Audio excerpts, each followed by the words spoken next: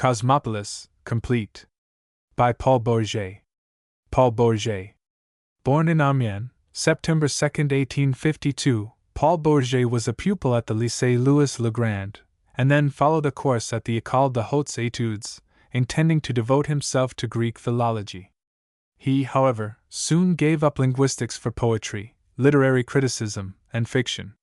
When yet a very young man, he became a contributor to various journals and reviews, among others to the Revue des Deux Mondes, La Renaissance, Le Parlement, La Nouvelle Revue, etc. He has since given himself up almost exclusively to novels and fiction, but it is necessary to mention here that he also wrote poetry. His poetical works comprise Poésies, 1872 to 876, La Vie en Quiet, 1875, Edel, 1878, and Les Hivers, 1882. With riper mind and to far better advantage, he appeared a few years later in literary essays on the writers who had most influenced his own development, the philosophers Renan, Taine, and Amiel, the poets Baudelaire and Leconte de Lisle, the dramatist Dumas Fils, and the novelists Turgenev, the Goncourts, and Stendhal. Brunetière says of Bourget that no one knows more, has read more, read better, or meditated more profoundly upon what he has read, or assimilated it more completely. So much reading and so much meditation, even when accompanied by strong assimilative powers, are not, perhaps, the most desirable and necessary tendencies in a writer of verse or of fiction.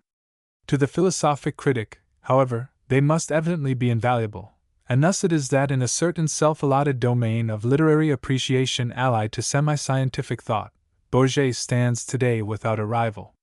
His Essays de Psychologie Contemporaine, 1883, Nouveaux Essays, 1885, and Études et Portraits, 1888, are certainly not the work of a week, but rather the outcome of years of self-culture and of protracted determined endeavor upon the sternest lines.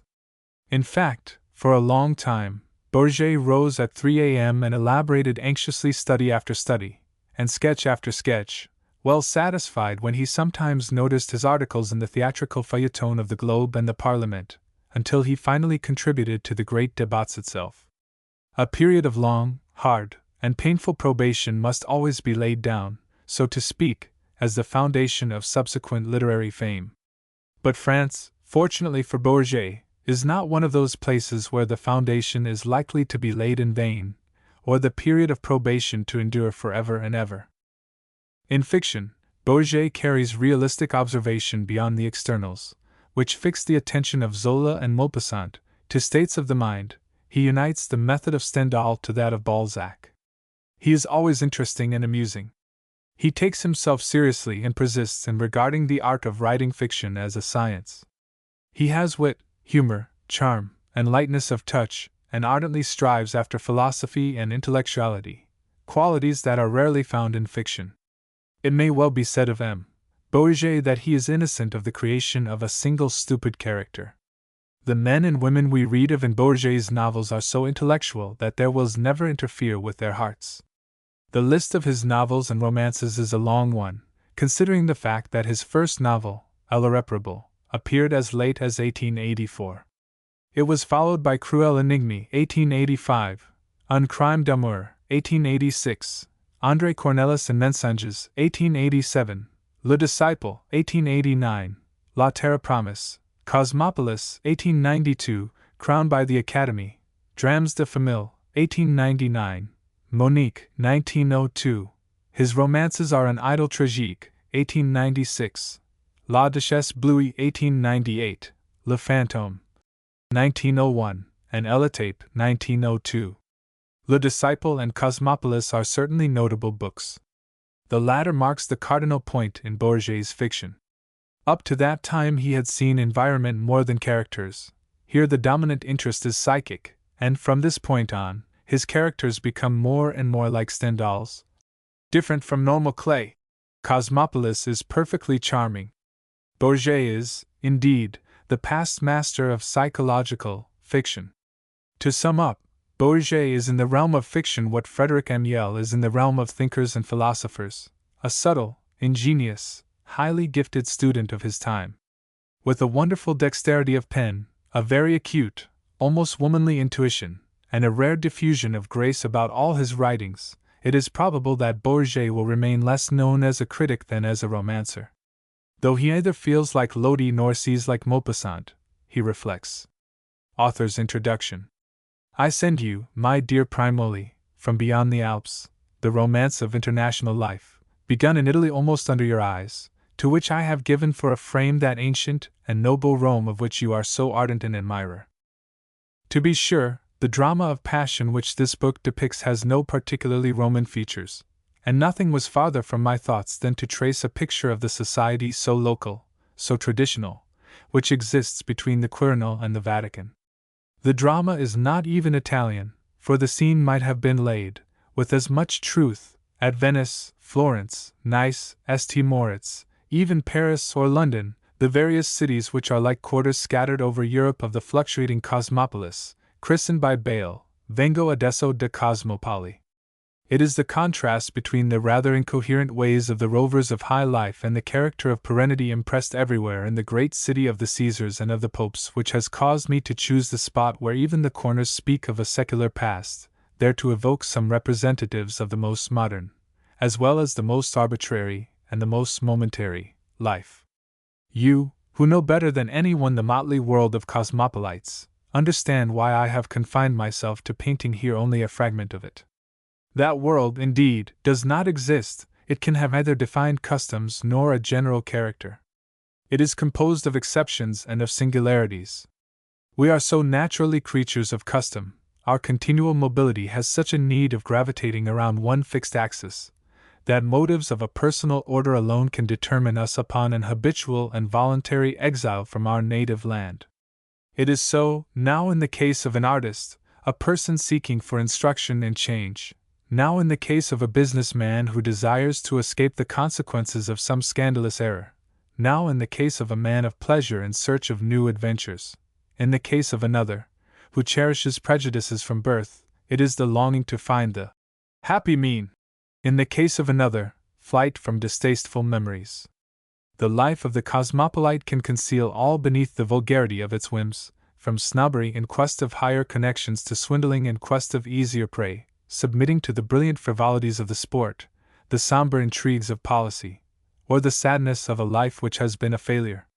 Such a variety of causes renders at once very attractive and almost impracticable the task of the author who takes as a model that ever-changing society so like unto itself in the exterior rites and fashions, so really, so intimately complex and composite in its fundamental elements. The writer is compelled to take from it a series of leading facts, as I have done, essaying to deduce a law which governs them. That law, in the present instance, is the permanence of race. Contradictory as may appear this result, the more one studies the cosmopolites, the more one ascertains that the most irreducible idea within them is that special strength of heredity which slumbers beneath the monotonous uniform of superficial relations, ready to reawaken as soon as love stirs the depths of the temperament. But there again a difficulty, almost insurmountable, is met with. Obliged to concentrate his action to a limited number of personages, the novelist cannot pretend to incarnate in them the confused whole of characters which the vague word race sums up. Again, taking this book as an example, you and I, my dear Primoli, know a number of Venetians and of English women, of Poles and of Romans, of Americans and of French who have nothing in common with Madame Steno, Maud and Bolsla's Gorka, Prince d'Ardia, Marquis Sibo, Lincoln Maitland, his brother-in-law, and the Marquis de Montfanon, while Justice Hafner only represents one phase out of 20 of the European adventurer, of whom one knows neither his religion, his family, his education, his point of setting out, nor his point of arriving, for he has been through various ways and means. My ambition would be satisfied were I to succeed in creating here a group of individuals not representative of the entire race to which they belong, but only as possibly existing in that race, or those races. For several of them, Justice Hafner and his daughter Fanny, Alba Steno, Florent Chapron, Lydia Maitland, have mixed blood in their veins. May these personages interest you, my dear friend, and become to you as real as they have been to me for some time, and may you receive them in your palace of Tor di Nona as faithful messengers of the grateful affection felt for you by your companion of last winter. Paris, November 16, 1892. Cosmopolis. Book 1. Chapter 1. A Dilettante and a Believer. Although the narrow stall, flooded with heaped-up books and papers, left the visitor just room enough to stir, and although that visitor was one of his regular customers, the old bookseller did not deign to move from the stool upon which he was seated, while writing on an unsteady desk. His odd head, with its long, white hair, peeping from beneath a once black felt hat with a broad brim, was hardly raised at the sound of the opening and shutting of the door. The newcomer saw an emaciated, shriveled face, in which, from behind spectacles, 2 brown eyes twinkled slyly. Then the hat again shaded the paper, which the knotty fingers, with their dirty nails, covered with uneven lines traced in a handwriting belonging to another age, and from the thin, tall form, enveloped in a greenish, worn-out coat, came a faint voice, the voice of a man afflicted with chronic laryngitis, uttering as an apology, with a strong Italian accent, this phrase in French. "One moment, Marquis, the muse will not wait." "Very well, I will. I am no muse." "Listen to your inspiration comfortably, Ribalta," replied, with a laugh, he whom the vendor of old books received with such original unconstraint. He was evidently accustomed to the eccentricities of the strange merchant. In Rome, for this scene took place in a shop at the end of one of the most ancient streets of the Eternal City, a few paces from the Place d'Espagne, so well known to tourists, in the city which serves as a confluent for so many from all points of the world. Has not that sense of the odd been obliterated by the multiplicity of singular and anomalous types stranded and sheltering there? You will find there revolutionists like boorish Ribalta, who is ending in a curiosity shop a life more eventful than the most eventful of the 16th century. Descended from a Corsican family, this personage came to Rome when very young, about 1835, and at first became a seminarist. On the point of being ordained a priest, he disappeared only to return, in 1849, so rabid a republican that he was outlawed at the time of the re-establishment of the pontifical government. He then served as secretary to Mazzini, with whom he disagreed for reasons which clashed with Ribalta's honor. Would passion for a woman have involved him in such extravagance? In 1870 Ribalta returned to Rome, where he opened, if one may apply such a term to such a hole, a bookshop. But he is an amateur bookseller, and will refuse you admission if you displease him. Having inherited a small income, he sells or he does not, following his fancy or the requirements of his own purchases, today asking you 20 francs for a wretched engraving for which he paid 10 sous, tomorrow giving you at a low price a costly book, the value of which he knows. Rabid gallophobe, he never pardoned his old general the campaign of Dijon any more than he forgave Victor Emmanuel for having left the Vatican to Pius IX. "The House of Savoy and the Papacy," said he, when he was confidential, "are 2 eggs which we must not eat on the same dish." And he would tell of a certain pillar of St. Peter's hollowed into a staircase by Bernin, where a cartouche of dynamite was placed. If you were to ask him why he became a book collector, he would bid you step over a pile of papers, of boarding and of folios. Then he would show you an immense chamber, or rather a shed, where thousands of pamphlets were piled up along the walls. "These are the rules of all the convents suppressed by Italy. I shall write their history." Then he would stare at you, for he would fear that you might be a spy sent by the king with the sole object of learning the plans of his most dangerous enemy, one of those spies of whom he has been so much in awe that for 20 years no one has known where he slept, where he ate, where he hid when the shutters of his shop in the Rue Borgonona were closed. He expected, on account of his past, and his secret manner, to be arrested at the time of the outrage of Passanante, as one of the members of those Circoli Barsanti, to whom a refractory corporal gave his name. But on examining the dusty cartoons of the old bookstall, the police discovered nothing except a prodigious quantity of grotesque verses directed against the Piedmontese and the French, against the Germans and the Triple Alliance, against the Italian Republicans and the ministers, against Cavour and Signor Crispi, against the University of Rome and the Inquisition, against the monks and the Capitalists. It was, no doubt, one of those pasquinades which his customers watched him at work upon, thinking, as he did so, how Rome abounded in paradoxical meetings. For, in 1867, that same old Garibaldian exchanged shots at Mentana with the Pope's Zouaves, among whom was Marquis de Montfanon, for so was called the visitor awaiting Ribalta's pleasure. 23 years had sufficed to make of the two impassioned soldiers of former days two inoffensive men, one of whom sold old volumes to the other. And there is a figure such as you will not find anywhere else, the French nobleman who has come to dine near St. Peter's. Would you believe, to see him with his coarse boots, dressed in a simple coat somewhat threadbare, a round hat covering his grey head, that you have before you one of the famous Parisian dandies of 1864?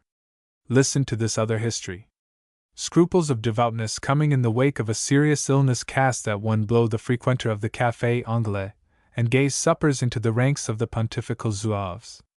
A first sojourn in Rome during the last 4 years of the government of Pius IX, in that incomparable city to which the presentiment of the approaching termination of a secular rule, the advent of the council, and the French occupation gave a still more peculiar character, was enchantment. All the germs of piety instilled in the nobleman by the education of the Jesuits of Brigitti ended by reviving a harvest of noble virtues, in the days of trial which came only too quickly. Montfanon made the campaign of France with the other zouaves, and the empty sleeve which was turned up in place of his left arm attested with what courage he fought at Patay, at the time of that sublime charge when the heroic General de Sonis unfurled the banner of the Sacred Heart. He had been a duelist, sportsman, gambler, lover, but to those of his old companions of pleasure whom chance brought to Rome he was only a devotee who lived economically, notwithstanding the fact that he had saved the remnants of a large fortune for alms, for reading and for collecting. Every one has that vice, more or less, in Rome, which is in itself the most surprising museum of history and of art. Montfanon is collecting documents in order to write the history of the French nobility and of the Church. His mistresses of the time when he was the rival of the Graymont Cateresses and the Demidovs would surely not recognize him any more than he would them. But are they as happy as he seems to have remained through his life of sacrifice? There is laughter in his blue eyes, which attest his pure Germanic origin, and which light up his face, one of those feudal faces such as one sees in the portraits hung upon the walls of the priories of Malta, where plainness has race. A thick, white mustache, in which glimmers a vague reflection of gold, partly hides a scar which would give to that red face a terrible look were it not for the expression of those eyes, in which there is fervor mingled with merriment. For Montfanon is as fanatical on certain subjects as he is genial and jovial on others. If he had the power he would undoubtedly have Ribalta arrested, tried, and condemned within 24 hours for the crime of free thinking. Not having it, he amused himself with him, so much the more so as the vanquished Catholic and the discontented Socialists have several common hatreds. Even on this particular morning we have seen with what indulgence he bore the brusqueness of the old bookseller, at whom he gazed for 10 minutes without disconcerting him in the least. At length the revolutionist seemed to have finished his epigram, for with a quiet smile he carefully folded the sheet of paper, put it in a wooden box which he locked. Then he turned around. "What do you desire, Marquis?" he asked, without any further preliminary. "First of all, you will have to read me your poem, Old Redshirt," said Montfanon, "which will only be my recompense for having awaited your good pleasure more patiently than an ambassador. Let us see, whom are you abusing in those verses? Is it Don Ciccio or His Majesty? You will not reply? Are you afraid that I shall denounce you at the Quirinal? No flies enter a closed mouth," replied the old conspirator, justifying the proverb by the manner in which he shut his toothless mouth, into which, indeed, at that moment neither a fly nor the tiniest grain of dust could enter. "An excellent saying," returned the Marquis, with a laugh, "and one I should like to see engraved on the façade of all the modern parliaments. But between your poetry and your adages, have you taken the time to write for me to that bookseller at Vienna, who owns the last copy of the pamphlet on the trial of the bandit Hafner?" "Patience," said the merchant. "I will write.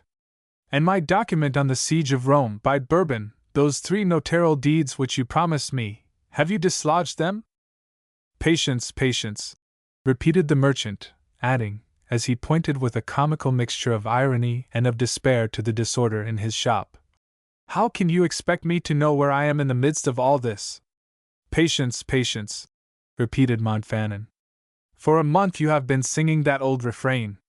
If, instead of composing wretched verses, you would attend to your correspondence, and if, instead of buying continually, you would classify this confused mass. But, said he, more seriously, with a brusque gesture, I am wrong to reproach you for your purchases, since I have come to speak to you of one of the last. Cardinal Gerolot told me that you showed him, the other day, an interesting prayer book, although in very bad condition, which you found in Tuscany. Where is it? Here it is, said Ribalta, who, leaping over several piles of volumes and thrusting aside with his foot an enormous heap of cartoons, opened the drawer of a tottering press. In that drawer he rummaged among an accumulation of odd, incongruous objects, old medals and old nails, bookbindings and discolored engravings, a large leather box gnawed by insects, on the outside of which could be distinguished a partly effaced coat of arms. He opened that box and extended toward Montfanon a volume covered with leather and studded. One of the clasps was broken, and when the Marquis began to turn over the pages, he could see that the interior had not been better taken care of than the exterior. Colored prints had originally ornamented the precious work; they were almost effaced. The yellow parchment had been torn in places. Indeed, it was a shapeless ruin which the curious nobleman examined, however, with the greatest care, while Ribalta made up his mind to speak. A widow of Montalcino, in Tuscany, sold it to me. She asked me an enormous price, and it is worth it, although it is slightly damaged. For those are miniatures by Matteo da Siena, who made them for Pope Pius II Piccolomini. Look at the one which represents Saint Blaise, who is blessing the lions and panthers. It is the best preserved. Is it not fine? Why try to deceive me, Ribalta? Interrupted Montfanon, with a gesture of impatience. You know as well as I that these miniatures are very mediocre, and that they do not in the least resemble Matteo's compact work, and another proof is that the prayer book is dated 1554. See, and with his remaining hand, very adroitly he showed the merchant the figures. And as I have quite a memory for dates, and as I am interested in Siena, I have not forgotten that Matteo died before 1500. I did not go to college with Machiavelli, continued he, with some brusqueness, but I will tell you that which the cardinal would have told you if you had not deceived him by your finesse, as you tried to deceive me just now. Look at this partly effaced signature, which you have not been able to read. I will decipher it for you. Blaise de Mo, and then AC, with several letters missing, just 3, and that makes Montluc in the orthography of the time, and the B is in a handwriting which you might have examined in the archives of that same Siena, since you come from there. Now, with regard to this coat of arms, and he closed the book to detail to his stupefied companion the arms hardly visible on the cover. Do you see a wolf, which was originally of gold, and turtles of Gales? Those are the arms which Montluc has borne since the year 1554, when he was made a citizen of Siena for having defended it so bravely against the terrible Marquis de Marignan. As for the box, he took it in its turn to study it. These are really the half-moons of the Piccolominis. But what does that prove? That after the siege, and just as it was necessary to retire to Montalcino, Montluc gave his prayer book, as a souvenir, to some of that family. The volume was either lost or stolen, and finally reduced to the state in which it now is. This book, too, is proof that a little French blood was shed in the service of Italy. But those who have sold it have forgotten that, like Magenta and Solferino, you have only memory for hatred. Now that you know why I want your prayer book, will you sell it to me for 500 francs? The bookseller listened to that discourse with 20 contradictory expressions upon his face. From force of habit he felt for Montfanon a sort of respect mingled with animosity, which evidently rendered it very painful for him to have been surprised in the act of telling an untruth. It is necessary, to be just, to add that in speaking of the great painter Matteo and of Pope Pius II in connection with that unfortunate volume, he had not thought that the Marquis, ordinarily very economical and who limited his purchases to the strict domain of ecclesiastical history, would have the least desire for that prayer book. He had magnified the subject with a view to forming a legend and to taking advantage of some rich, unversed amateur. On the other hand, if the name of Montluc meant absolutely nothing to him, it was not the same with the direct and brutal allusion which his interlocutor had made to the War of 1859. It is always a thorn in the flesh of those of our neighbors from beyond the Alps who do not love us. The pride of the Garibaldian was not far behind the generosity of the former Zo. With an abruptness equal to that of Montfanon, he took up the volume and grumbled as he turned it over and over in his inky fingers. I would not sell it for 600 francs. No, I would not sell it for 600 francs. It is a very large sum, said Montfanon. No, continued the good man, I would not sell it. Then extending it to the Marquis, in evident excitement, he cried, But to you I will sell it for 400 francs. But I have offered you 500 francs for it, said the nonplussed purchaser. You know that is a small sum for such a curiosity. Take it for 4, insisted Ribalta, growing more and more eager. Not a sou less, not a sou more. It is what it costs me. And you shall have your documents in 2 days and the Hafner papers this week. But was that Bourbon who sacked Rome a Frenchman? He continued. And Charles d'Anjou, who fell upon us to make himself king of the 2 Sicilies? And Charles VIII, who entered by the Porte du Peuple? Were they Frenchmen? Why did they come to meddle in our affairs? Ah, if we were to calculate closely, how much you owe us! Was it not we who gave you Mazarin, Messina, Bonaparte, and many others who have gone to die in your army in Russia, in Spain and elsewhere? And at Dijon? Did not Garibaldi stupidly fight for you, who would have taken from him his country? We are quits on the score of service. But take your prayer book, good evening, good evening. You can pay me later. And he literally pushed the Marquis out of the stall, gesticulating and throwing down books on all sides. Montfanon found himself in the street before having been able to draw from his pocket the money he had got ready. What a madman! My God, what a madman! Said he to himself, with a laugh. He left the shop at a brisk pace, with the precious book under his arm. He understood, from having frequently come in contact with them, those southern natures, in which swindling and chivalry elbow without harming one another, Don Quixotes who set their own windmills in motion. He asked himself, how much would he still make after playing the magnanimous with me? His question was never to be answered, nor was he to know that Ribalta had bought the rare volume among a heap of papers, engravings, and old books, paying 25 francs for all. Moreover, 2 encounters which followed one upon the other on leaving the shop prevented him from meditating on that problem of commercial psychology. He paused for a moment at the end of the street to cast a glance at the Place d'Espagne, which he loved as one of those corners unchanged for the last 30 years. On that morning in the early days of May, the square, with its sinuous edge, was indeed charming with bustle and light, with the houses which gave it a proper contour, with the double staircase of La Trinite-de-Monts lined with idlers, with the water which gushed from a large fountain in the form of a bark placed in the center, one of the innumerable caprices in which the fancy of Bernin, that elusive decorator, delighted to indulge. Indeed, at that hour and in that light, the fountain was as natural in effect as were the nimble hawkers who held in their extended arms baskets filled with roses, narcissus, red anemones, fragile cyclamens, and dark pansies. Barefooted, with sparkling eyes, entreaties upon their lips, they glided among the carriages which passed along rapidly, fewer than in the height of the season, still quite numerous, for spring was very late this year, and it came with delightful freshness. The flower sellers besieged the hurried passers-by, as well as those who paused at the shop windows, and devout Catholic as Montfanon was, he tasted, in the face of the picturesque scene of a beautiful morning in his favorite city, the pleasure of crowning that impression of a bright moment by a dream of eternity. He had only to turn his eyes to the right, toward the Collège de la Propagande, a seminary from which all the missions of the world set out. But it was decreed that the impassioned nobleman should not enjoy undisturbed the bibliographical trifle obtained so cheaply and which he carried under his arm, nor that feeling so thoroughly Roman. A sudden apparition surprised him at the corner of a street, at an angle of the sidewalk. His bright eyes lost their serenity when a carriage passed by him, a carriage, perfectly appointed, drawn by 2 black horses, and in which, notwithstanding the early hour, sat 2 ladies.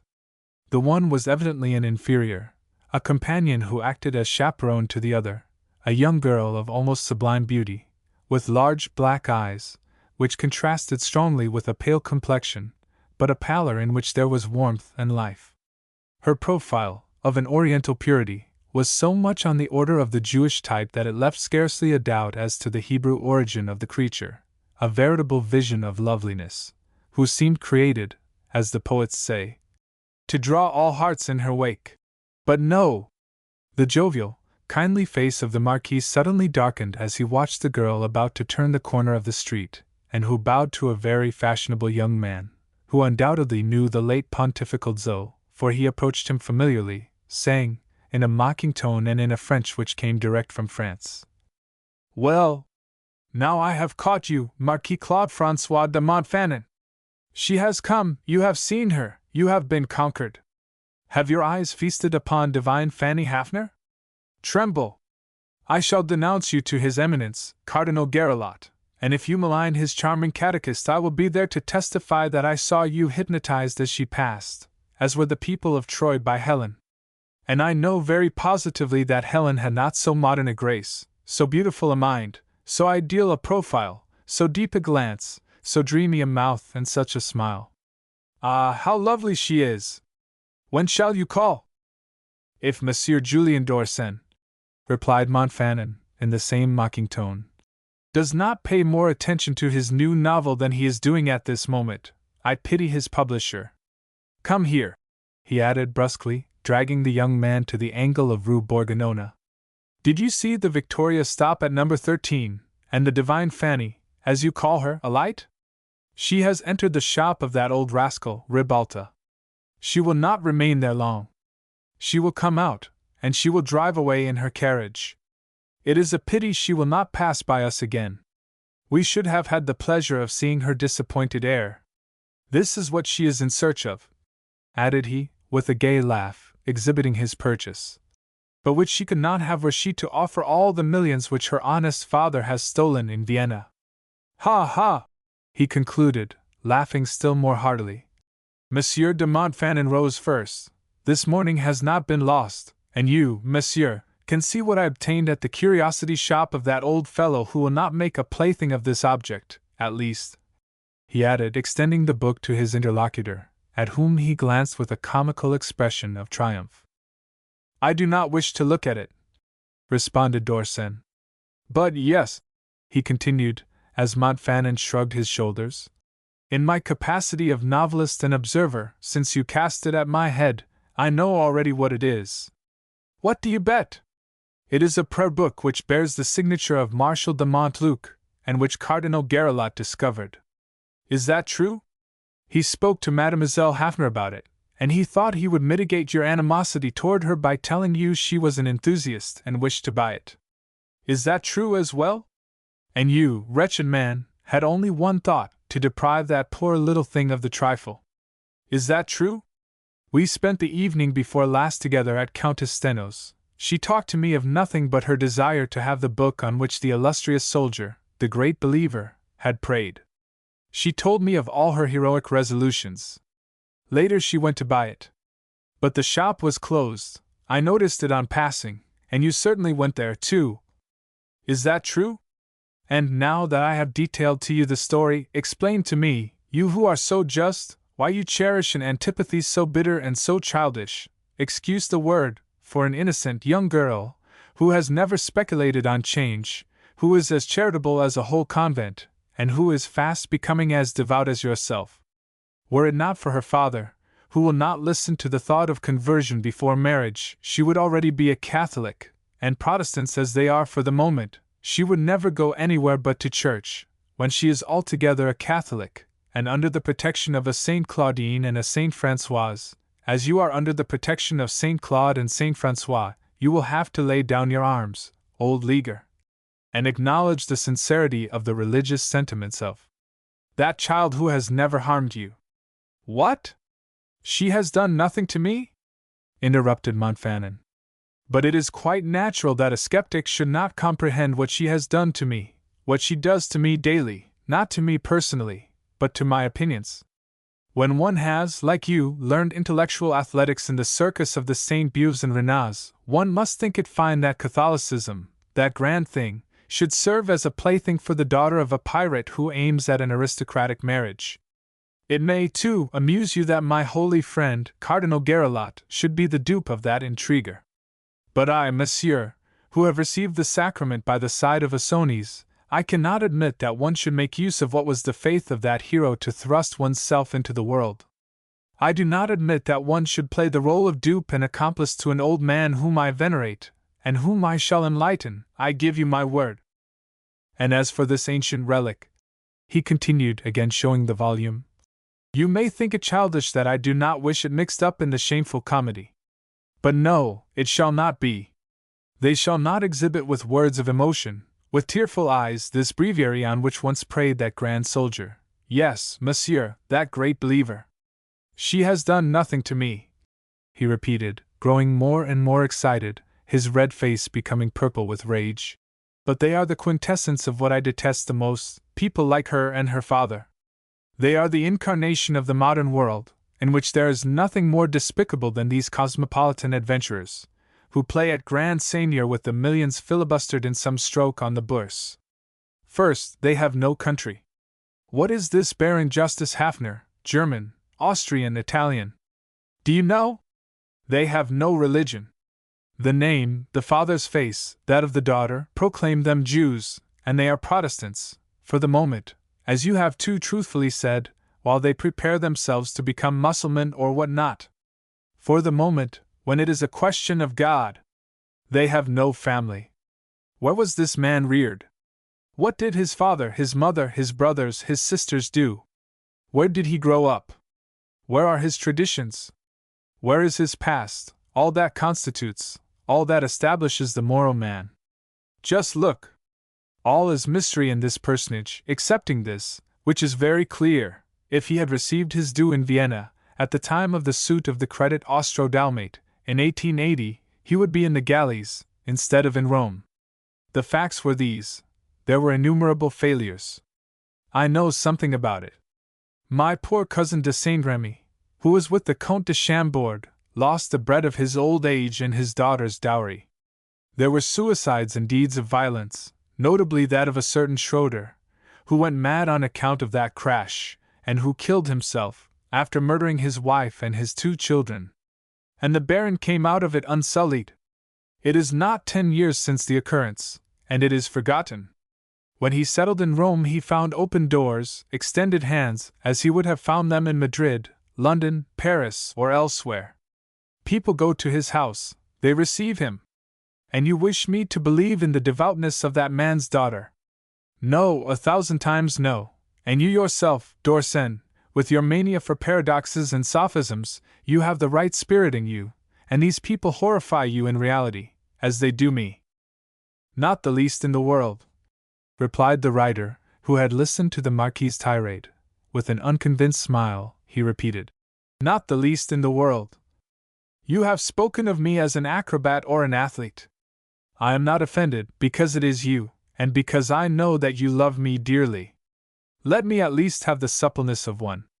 First, before passing judgment on a financial affair, I shall wait until I understand it. Hafner was acquitted. That is enough, for one thing. Were he even the greatest rogue in the universe, that would not prevent his daughter from being an angel, for another. As for that cosmopolitanism for which you censure him, we do not agree there. It is just that which interests me in him. Thirdly, I should not consider that I had lost the 6 months spent in Rome, if I had met only him. Do not look at me as if I were one of the patrons of the circus, Uncle Beuve, or poor Monsieur Renat himself, he continued, tapping the Marquis's shoulder. I swear to you that I am very serious. Nothing interests me more than these exceptions to the general rule, than those who have passed through 2, 3, 4 phases of existence. Those individuals are my museum, and you wish me to sacrifice to your scruples one of my finest subjects. Moreover, and the malice of the remark he was about to make caused the young man's eyes to sparkle. Revile Baron Hafner as much as you like, he continued. Call him a thief and a snob, an intriguer and a knave, if it pleases you.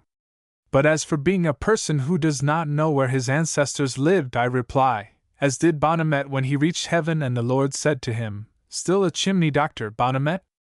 And you, Lord? For you were born in Bourgogne, Monsieur de Montfanon, of an ancient family, related to all the nobility upon which I congratulate you, and you have lived here in Rome for almost 24 years, in the Cosmopolis which you revile. First of all, replied the Pope's former soldier, holding up his mutilated arm, I might say that I no longer count, I do not live. And then, his face became inspired, and the depths of that narrow mind, often blinded but very exalted, suddenly appeared. And then, my Rome to me, monsieur, has nothing in common with that of Monsieur Hafner nor with yours, since you are come, it seems, to pursue studies of moral teratology. Rome to me is not Cosmopolis, as you say, it is Metropolis, it is the mother of cities. You forget that I am a Catholic in every fibre, and that I am at home here. I am here because I am a monarchist, because I believe in old France as you believe in the modern world, and I serve her in my fashion, which is not very efficacious, but which is one way, nevertheless. The post of trustee of St. Louis, which I accepted from Courcelles, is to me my duty, and I will sustain it in the best way in my power. Ah! That ancient France, how one feels her grandeur here, and what a part she is known to have had in Christianity. It is that chord which I should like to have heard vibrate in a fluent writer like you, and not eternally those paradoxes, those sophisms. But what matters it to you who date from yesterday and who boast of it?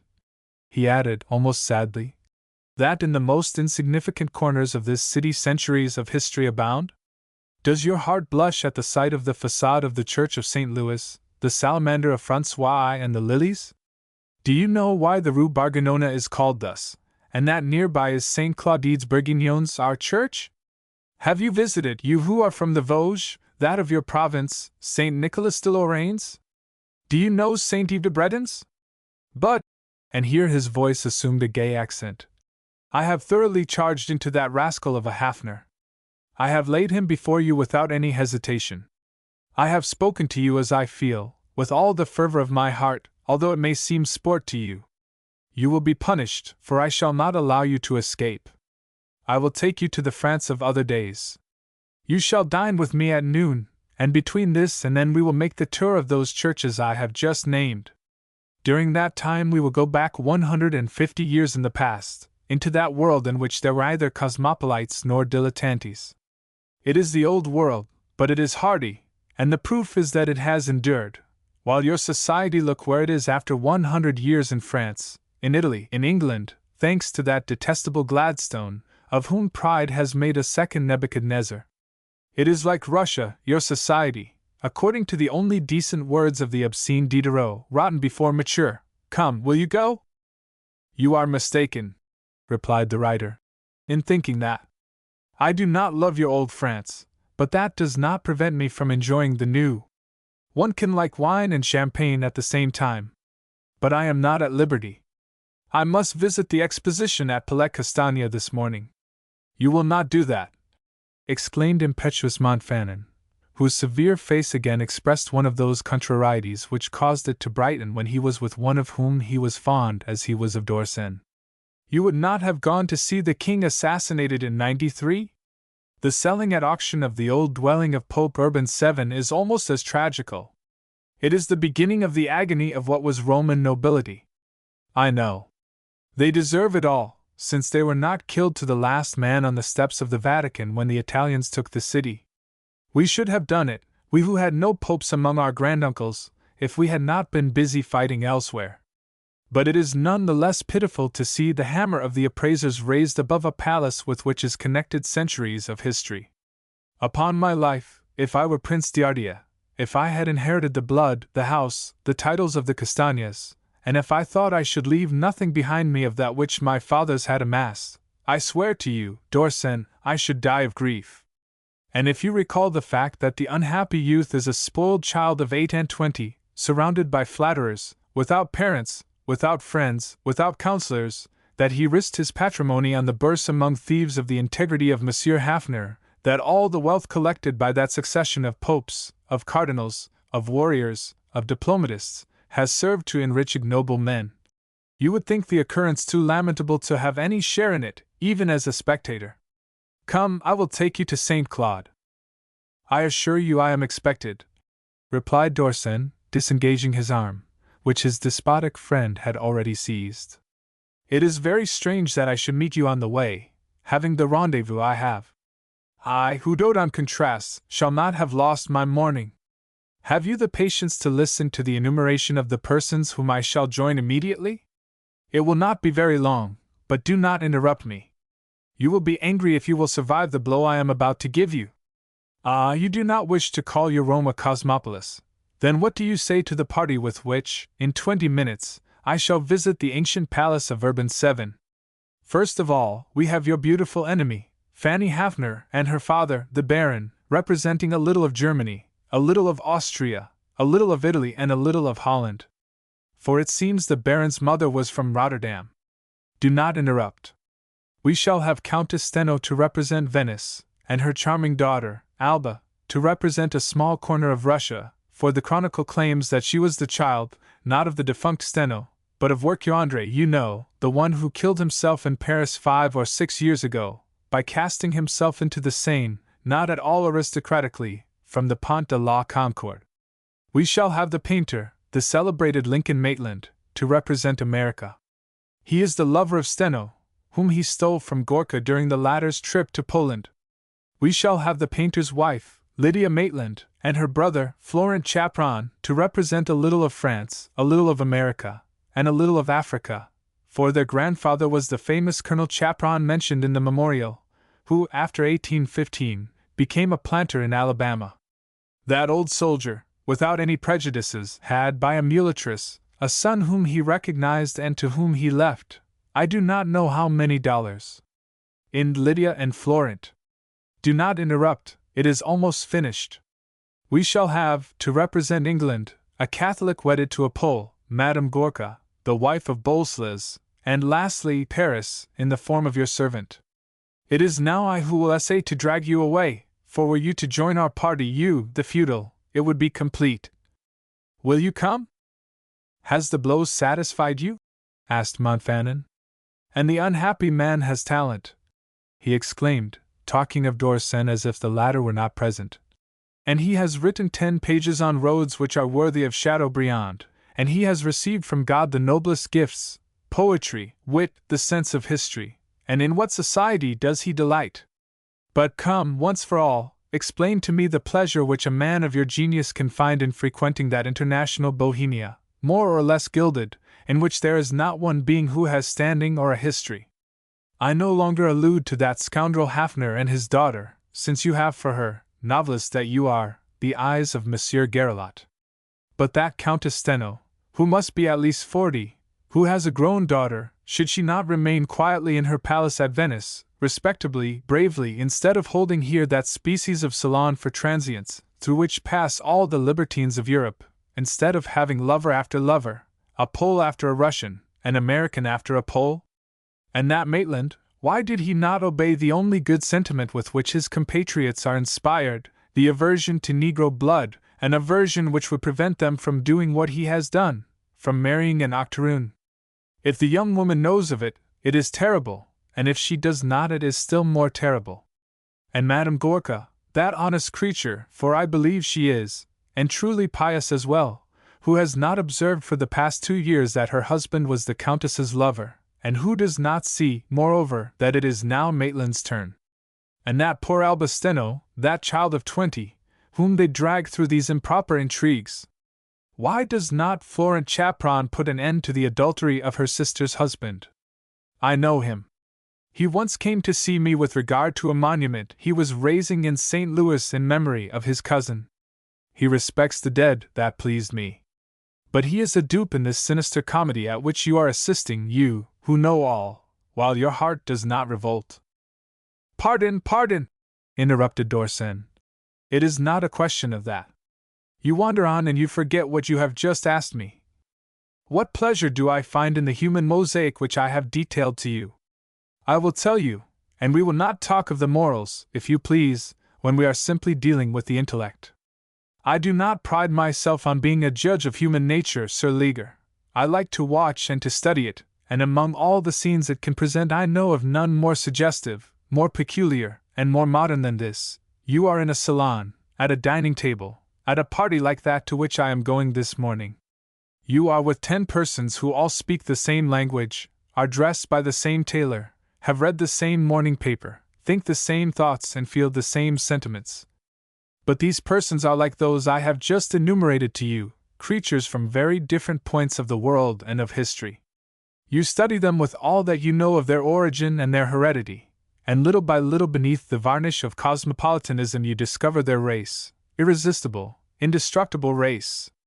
In the mistress of the house, very elegant, very cultured, for example, a Madame Steno, you discover the descendant of the Doges, the patrician of the 15th century, with the form of a queen, strength in her passion and frankness in her incomparable immorality, while in a Florent chaperon or a Lydia you discover the primitive slave, the black hypnotized by the white, the unfreed being produced by centuries of servitude, while in a Madame Gorka you recognize beneath her smiling amiability the fanaticism of truth of the Puritans.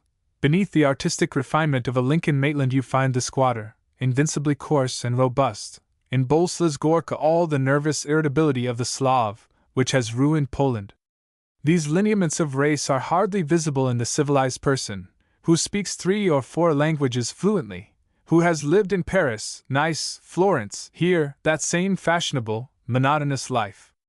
But when passion strikes its blow, when the man is stirred to his inmost depths, then occurs the conflict of characteristics, more surprising when the people thus brought together have come from afar, and that is why, he concluded with a laugh, I have spent 6 months in Rome without hardly having seen a Roman, busy, observing the little clan which is so revolting to you.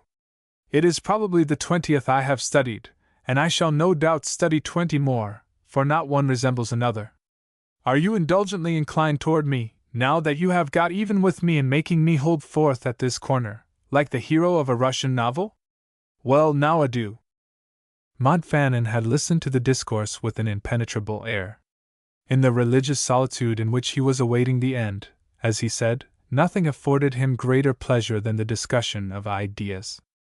But he was inspired by the enthusiasm of a man who feels with extreme ardor, and when he was met by the partly ironical dilettantism of Dorsen he was almost pained by it, so much the more so as the author and he had some common theories, notably an extreme fancy for heredity and race. A sort of discontented grimace distorted his expressive face. He clicked his tongue in ill humor and said, One more question! And the result of all that, the object? To what end does all this observation lead you? To what should it lead me? To comprehend, as I have told you, replied Dorsen. And then? There is no then, answered the young man. One debauchery is like another. But among the people whom you see living thus, said Montfanon after a pause, there are some surely whom you like and whom you dislike, for whom you entertain esteem and for whom you feel contempt? Have you not thought that you have some duties toward them, that you can aid them in leading better lives? That, said Dorsen, is another subject which we will treat of some other day, for I am afraid now of being late. Adieu. Adieu, said the Marquis, with evident regret at parting. Then, brusquely, I do not know why I like you so much, for in the main you incarnate one of those vices of mind which inspire me with the most horror, that dilettantism set in vogue by the disciples of Monsieur Renan, and which is the very foundation of the decline. You will recover from it, I hope. You are so young! Then becoming again jovial and mocking. May you enjoy yourself in your descent of Courtille. I almost forgot that I had a message to give to you for one of the supernumeraries of your troop. Will you tell Gorka that I have dislodged the book for which he asked me before his departure? Gorka, replied Julian, has been in Poland 3 months on family business. I just told you how that trip cost him his mistress. What? Said Montfanon. In Poland? I saw him this morning as plainly as I see you. He passed the Fountain du Triton in a cab. If I had not been in such haste to reach Ribalta's in time to save the Montluc, I could have stopped him, but we were both in too great a hurry. You are sure that Gorka is in Rome, Boleslas Gorka? Insisted Dorsen. What is there surprising in that? Said Montfanon. It is quite natural that he should not wish to remain away long from a city where he has left a wife and a mistress. I suppose your Slav and your Anglo-Saxon have no prejudices, and that they share their Venetian with a dilettantism quite modern. It is cosmopolitan, indeed. Well, once more adieu. Deliver my message to him if you see him, and his face again expressed a childish malice. Do not fail to tell Mademoiselle Hafner that her father's daughter will never have this volume. It is not for intriguers. And laughing like a mischievous schoolboy, he pressed the book more tightly under his arm, repeating, She shall not have it. Listen. And tell her plainly. She shall not have it. Chapter 2. The beginning of a drama. There is an intelligent man, who never questions his ideas, said Dorsen to himself, when the Marquis had left him. He is like the socialists. What vigor of mind in that old worn-out machine! And for a brief moment he watched, with a glance in which there was at least as much admiration as pity, the Marquis, who was disappearing down the Rue de la Propagande, and who walked at the rapid pace characteristic of monomaniacs. They followed their thoughts instead of heeding objects. However, the care he exercised in avoiding the sun's line for the shade attested the instincts of an old Roman, who knew the danger of the first rays of spring beneath that blue sky. For a moment Montfanon paused to give alms to one of the numerous mendicants who abound in the neighborhood of the Place d'Espagne, meritorious in him, for with his one arm and burdened with the prayer book it required a veritable effort to search in his pocket. Dorsen was well enough acquainted with that original personage to know that he had never been able to say no to any one who asked charity, great or small, of him. Thanks to that system, the enemy of beautiful Fanny Hafner was always short of cash with 40,000 francs income and leading a simple existence. The costly purchase of the relic of Montluc proved that the antipathy conceived for Baron Justice's charming daughter had become a species of passion. Under any other circumstances, the novelist, who delighted in such cases, would not have failed to meditate ironically on that feeling, easy enough of explanation. There was much more irrational instinct in it than Montfanon himself suspected. The old leaguer would not have been logical if he had not had in point of race and Inquisition partiality, and the mere suspicion of Jewish origin should have prejudiced him against Fanny.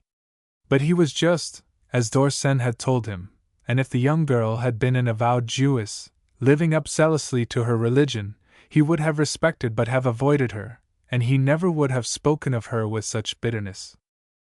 The true motive of his antipathy was that he loved Cardinal Garelot, as was his habit in all things, with passion and with jealousy, and he could not forgive Mademoiselle Hafner for having formed an intimacy with the holy prelate in spite of him, Montfanon, who had vainly warned the old Bishop de Clermont against her whom he considered the most wily of intriguers. For months vainly did she furnish proofs of her sincerity of heart, the Cardinal reporting them in due season to the Marquis, who persisted in discrediting them, and each fresh good deed of his enemy augmented his hatred by aggravating the uneasiness which was caused him, notwithstanding all, by a vague sense of his iniquity. But Dorsen no sooner turned toward the direction of the Palais Castagne than he quickly forgot both Mademoiselle Hafner's and Montfanon's prejudices, in thinking only of one sentence uttered by the latter, that which related to the return of Boleslas Gorka. The news was unexpected, and it awakened in the writer such grave fears that he did not even glance at the shop window of the French bookseller at the corner of the Corso to see if the label of the 40,000 flamed upon the yellow cover of his last book, the Eclogue Mondaine, brought out in the autumn, with a success which his absence of 6 months from Paris had, however, detracted from. He did not even think of ascertaining if the regimen he practiced, in imitation of Lord Byron, against embonpoint, would preserve his elegant form, of which he was so proud, and yet mirrors were numerous on the way from the Place d'Espagne to the Palais Castagne, which rears its sombre mass on the margin of the Tiber, at the extremity of the Via Giulia, like a pendant of the Palais Sacchetti, the masterwork of San Gallo. Dorsen did not indulge in his usual pastime of examining the souvenirs along the streets which met his eye, and yet he passed in the 20 minutes which it took him to reach his rendezvous a number of buildings teeming with centuries of historical reminiscences. There was first of all the vast Palais Borghese, the piano of the Borghese, as it has been called, from the form of a clavecin adopted by the architect, a monument of splendor, which was, less than 2 years later, to serve as the scene of a situation more melancholy than that of the Palais Castagne. D'Orsen had not an absent glance for the sumptuous building. He passed unheeding the facade of St. Louis, the object of Montfanon's admiration. If the writer did not profess for that relic of ancient France the piety of the Marquis, he never failed to enter there to pay his literary respects to the tomb of Madame de Beaumont, to that qui non sunt of an epitaph which Chateaubriand inscribed upon her tombstone, with more vanity, alas, than tenderness. For the first time D'Orsen forgot it. He forgot also to gaze with delight upon the Rococo fountain on the Place Navon, that square upon which Domitian had his circus, and which recalls the cruel pageantries of imperial Rome. He forgot, too, the mutilated statue which forms the angle of the Palais Braschi. 2 paces farther, 2 paces still farther, the grand artery of the Corso Victor Emmanuel demonstrated the effort at regeneration of present Rome. 2 paces farther yet, the Palais Farnese recalls the grandeur of modern art, and the tragedy of contemporary monarchies. Does not the thought of Michelangelo seem to be still imprinted on the somber crossbeam of that immense sarcophagus, which was the refuge of the last king of Naples? But it requires a mind entirely free to give oneself up to the charm of historical dilettantism which cities built upon the past conjure up, and although Julian prided himself, not without reason, on being above emotion, he was not possessed of his usual independence of mind during the walk which took him to his human mosaic, as he picturesquely expressed it, and he pondered and repondered the following questions. Boleslas Gorka returned? And 2 days ago I saw his wife, who did not expect him until next month. Montfanon is not, however, imaginative. Boleslas Gorka returned? At the moment when Madame Steno is mad over Maitland, for she is mad. The night before last, at her house at dinner, she looked at him. It was scandalous. Gorka had a presentiment of it this winter. When the American attempted to take Alba's portrait the first time, the Pole put a stop to it. It was fine for Montfanon to talk of division between these 2 men. When Boleslas left here, Maitland and the Countess were barely acquainted, and now, if he has returned, it is because he has discovered that he has a rival. Someone has warned him, an enemy of the Countess, a confrère of Maitland. Such pieces of infamy occur among good friends. If Gorka, who is a shot like Casal, kills Maitland in a duel, it will make one deceiver less. If he avenges himself upon his mistress for that treason, it would be a matter of indifference to me, for Catherine Steno is a great rogue. But my little friend, my poor, charming Alba, what would become of her if there should be a scandal, bloodshed, perhaps, on account of her mother's folly? Gorka returned? And he did not write it to me who have received several letters from him since he went away, to me, whom he selected last autumn as the confidant of his jealousies, under the pretext that I knew women, and with the vain hope of inspiring me. His silence and return no longer seem like a romance, they savor rather of a drama, and with a Slav, as much a Slav as he is, one may expect anything. I know not what to think of it, for he will be at the Palais Castagna. Poor, charming Alba! The monologue did not differ much from a monologue uttered under similar circumstances by any young man interested in a young girl whose mother does not conduct herself becomingly. It was a touching situation, but a very common one, and there was no necessity for the author to come to Rome to study it, one entire winter and spring. If that interest went beyond a study, D'Orsen possessed a very simple means of preventing his little friend, as he said, from being rendered unhappy by the conduct of that mother whom age did not conquer. Why not propose for her hand? He had inherited a fortune, and his success as an author had augmented it. For, since the first book which had established his reputation, the Études de Femmes, published in 1879, not a single one of the 15 novels or selections from novels had remained unnoticed. His personal celebrity could, strictly speaking, combine with it family celebrity, for he boasted that his grandfather was a cousin of that brave General D'Orsen whom Napoleon could only replace at the head of his guard by Friant. All can be told in a word. Although the heirs of the hero of the empire had never recognized the relationship, Julian believed in it, and when he said, in reply to compliments on his books, "At my age my granduncle, the colonel of the guard, did greater things," he was sincere in his belief. But it was unnecessary to mention it, for, situated as he was, Countess Steno would gladly have accepted him as a son-in-law. As for gaining the love of the young girl, with his handsome face, intelligent and refined, and his elegant form, which he had retained intact in spite of his 37 years, he might have done so.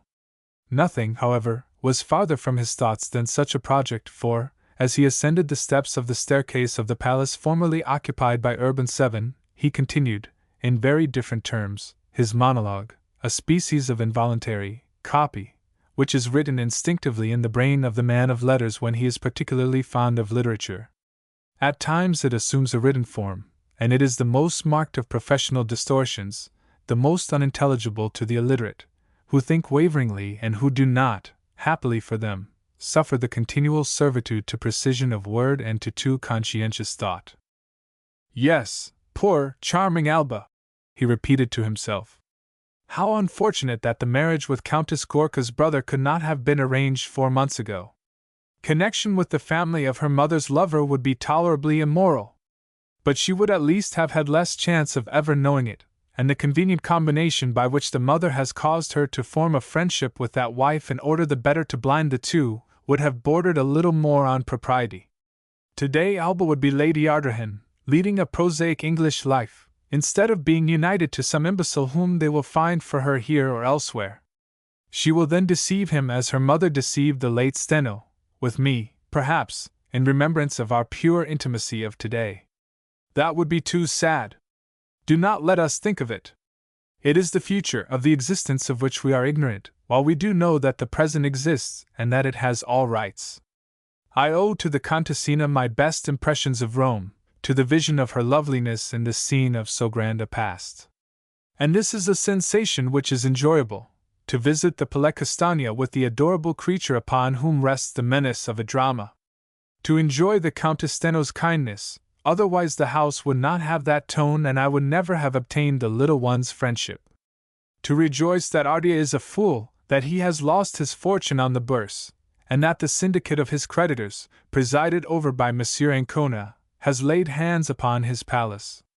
For otherwise I should not have ascended the steps of this papal staircase, nor have seen this debris of Grecian sarcophagi fitted into the walls, and this garden of so intense a green. As for Gorka, he may have returned for 36 other reasons than jealousy, and Montfanon is right, Caterina is cunning enough to inveigle both the painter and him. She will make Maitland believe that she received Gorka for the sake of Madame Gorka, and to prevent him from ruining that excellent woman at gaming. She will tell Bolslas that there was nothing more between her and Maitland than platonic discussions on the merits of Raphael and Perugino. And I should be more of a dupe than the other two for missing the visit. It is not every day that one has a chance to see auctioned, like a simple bohemian, the grand-nephew of a pope. The second suite of reflections resembled more than the first the real Dorsen, who was often incomprehensible even to his best friends. The young man with the large, black eyes, the face with delicate features, the olive complexion of a Spanish monk, had never had but one passion, too exceptional not to baffle the ordinary observer, and developed in a sense so singular that to the most charitable it assumed either an attitude almost outrageous or else that of an abominable egotism and profound corruption. Dorsen had spoken truly. He loved to comprehend as the gamester loves to game, the miser to accumulate money, the ambitious to obtain position. There was within him that appetite, that taste, that mania for ideas which makes the scholar and the philosopher. But a philosopher united by a caprice of nature to an artist, and by that of fortune and of education to a worldly man and a traveler. The abstract speculations of the metaphysician would not have sufficed for him, nor would the continuous and simple creation of the narrator who narrates to amuse himself, nor would the ardor of the semi-animal of the man of pleasure who abandons himself to the frenzy of vice.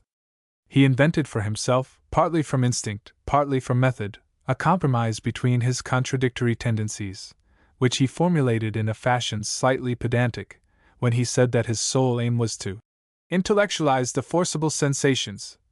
In clearer terms, he dreamed of meeting with, in human life, the greatest number of impressions it could give and to think of them after having met them.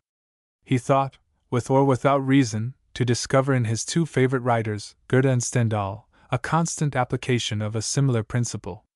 His studies had, for the past 14 years when he had begun to live and to write, passed through the most varied spheres possible to him. But he had passed through them, lending his presence without giving himself to them, with this idea always present in his mind, that he existed to become familiar with other customs, to watch other characters, to clothe other personages and the sensations which vibrated within them.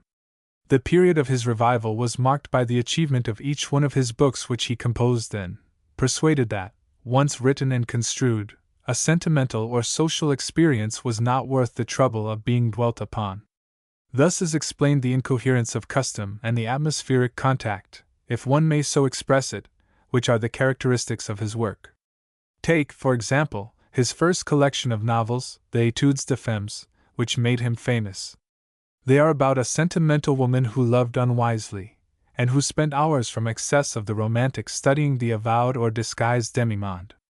By the side of that, Sans Dieu, the story of a drama of scientific consciousness, attests a continuous frequenting of the Museum, the Sorbonne and the College of France, while Monsieur de Premier presents one of the most striking pictures of the contemporary political world, which could only have been traced by a familiar of the Palais Bourbon. On the other hand, the three books of travel pretentiously named Tourisme, Les Profils d'Étrangers and the Eclogue Mondaine, which fluctuated between Florence and London, St. Moritz and Bayreuth, revealed long sojourns out of France, a clever analysis of the Italian, English, and German worlds, a superficial but true knowledge of the languages, the history and literature, which in no way accords with l'odeur de femina, exhale from every page. These contrasts are brought out by a mind endowed with strangely complex qualities, dominated by a firm will and, it must be said, a very mediocre sensibility. The last point will appear irreconcilable with the extreme and almost morbid delicacy of certain of d'Orsay's works. It is thus, however. He had very little heart. But, on the other hand, he had an abundance of nerves, and their irritability suffice for him who desires to paint human passions, above all, love, with its joys and its sorrows, of which one does not speak to a certain extent when one experiences them. Success had come to Julian too early not to have afforded him occasion for several adventures. In each of the centers traversed in the course of his sentimental vagabondage he tried to find a woman in whom was embodied all the scattered charms of the district. He had formed innumerable intimacies. Some had been frankly affectionate. The majority were platonic. Others had consisted of the simple coquetry of friendship, as was the case with Mademoiselle Steno. The young man had never employed more vanity than enthusiasm. Every woman, mistress or friend, had been to him, 9 times out of 10, a curiosity, then a model. But, as he held that the model could not be recognized by any exterior sign, he did not think that he was wrong in making use of his prestige as a writer, for what he called his culture. He was capable of justice, the defense which he made of Fanny Hafner to Montfanon proved it, of admiration, his respect for the noble qualities of that same Montfanon testified to it, of compassion, for without it he would not have apprehended at once with so much sympathy the result which the return of Count Gorka would have on the destiny of innocent Alba Steno.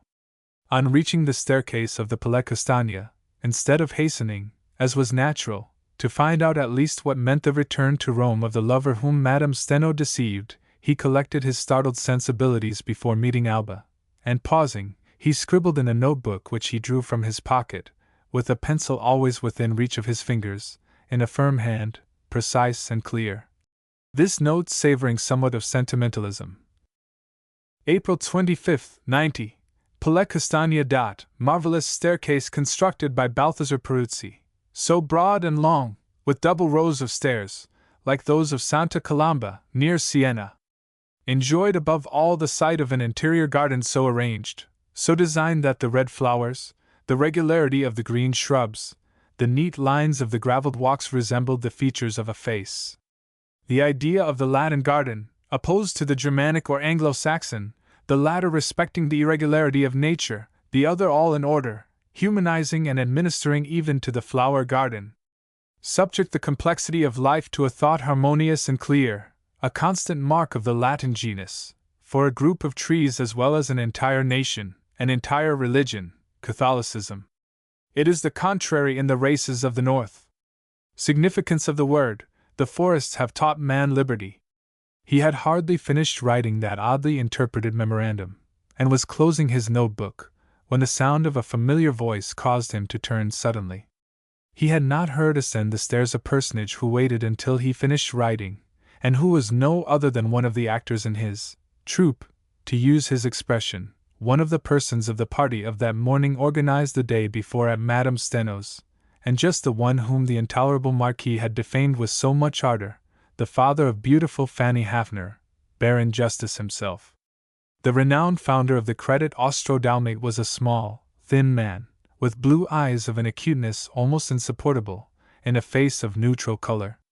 His ever courteous manner, his attire, simple and neat, his speech serious and discreet, gave to him that species of distinction so common to old diplomatists.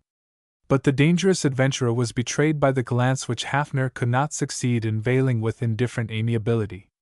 The man of the world, which he prided himself upon having become, was visible through all by certain indefinable trifles, and above all by those eyes, of a restlessness so singular and so wealthy a man, indicating an enigmatical and obscure past of dark and contrasting struggles, of covetous sharpness, of cold calculation and indomitable energy.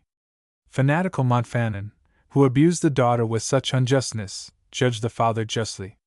The son of a Jew of Berlin and of a Dutch Protestant, Justice Hafner was inscribed on the civil state registers as belonging to his mother's faith. But the latter died when Justice was very young, and he was not reared in any other liturgy than that of money. From his father, a persevering and skilful jeweler, but too prudent to risk or gain much, he learned the business of precious stones, to which he added that of laces, paintings, old materials, tapestries, rare furniture. An infallible eye, the patience of a German united with his Israelitish and Dutch extraction, soon amassed for him a small capital, which his father's bequest augmented. At 27 Justice had not less than 500,000 marks. Two imprudent operations on the Bourse, enterprises to force fortune and to obtain the first million, ruined the too audacious courtier, who began again the building up of his fortune by becoming a diamond broker. He went to Paris, and there, in a wretched little room on the Rue Montmartre, in 3 years, he made his second capital. He then managed it so well that in 1870, at the time of the war, he had made good his losses.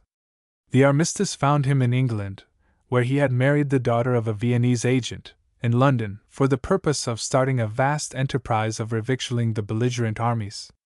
The enormous profits made by the father-in-law and the son-in-law during that year determined them to found a banking house which should have its principal seat in Vienna and a branch in Berlin. Justice Hafner, a passionate admirer of Herr von Bismarck, controlled, besides, a newspaper. He tried to gain the favor of the great statesman, who refused to aid the former diamond merchant in gratifying political ambitions cherished from an early age. It was a bitter disappointment to the persevering man, who, having tried his luck in Prussia, emigrated definitively to Vienna. The establishment of the Credit Austro-Dalmate, launched with extraordinary claims, permitted him at length to realize at least one of his chimeras. His wealth, while not equaling that of the mighty financiers of the epoch, increased with a rapidity almost magical to a cipher high enough to permit him, from 1879, to indulge in the luxurious life which cannot be led by any one with an income short of 500,000 francs. Contrary to the custom of speculators of his genus, Hafner in time invested his earnings safely. He provided against the coming demolition of the structure so laboriously built up. The Credit Austro-Dalmate had suffered in great measure owing to innumerable public and private disasters and scandals, such as the suicide and murder in the Schroeder family. Suits were begun against a number of the founders, among them Justice Hafner. He was acquitted, but with such damage to his financial integrity, and in the face of such public indignation, that he abandoned Austria for Italy and Vienna for Rome. There, heedless of first rebuffs, he undertook to realize the third great object of his life, the gaining of social position. To the period of avidity had succeeded, as it frequently does with those formidable handlers of money, the period of vanity. Being now a widower, he aimed at his daughter's marriage with a strength of will and a complication of combinations equal to his former efforts, and that struggle for connection with high life was disguised beneath the cloak of the most systematically adopted politeness of deportment. How had he found the means, in the midst of struggles and hardships, to refine himself so that the primitive broker and speculator were almost unrecognizable and the Baron of 54, decorated with several orders, installed in a magnificent palace, the father of a charming daughter, and himself an agreeable conversationalist, a courteous gentleman, an ardent sportsman? It is the secret of those natures created for social conquest, like a Napoleon for war and a Talleyrand for diplomacy. Dorsen asked himself the question frequently, and he could not solve it. Although he boasted of watching the Baron with an intellectual curiosity, he could not restrain a shudder of antipathy each time he met the eyes of the man. And on this particular morning it was especially disagreeable to him that those eyes had seen him making his unoffending notes, although there was scarcely a shade of gentle condescension, that of a great lord who patronizes a great artist, in the manner in which Hafner addressed him. "Do not inconvenience yourself from me, dear sir," said he to Dorsen.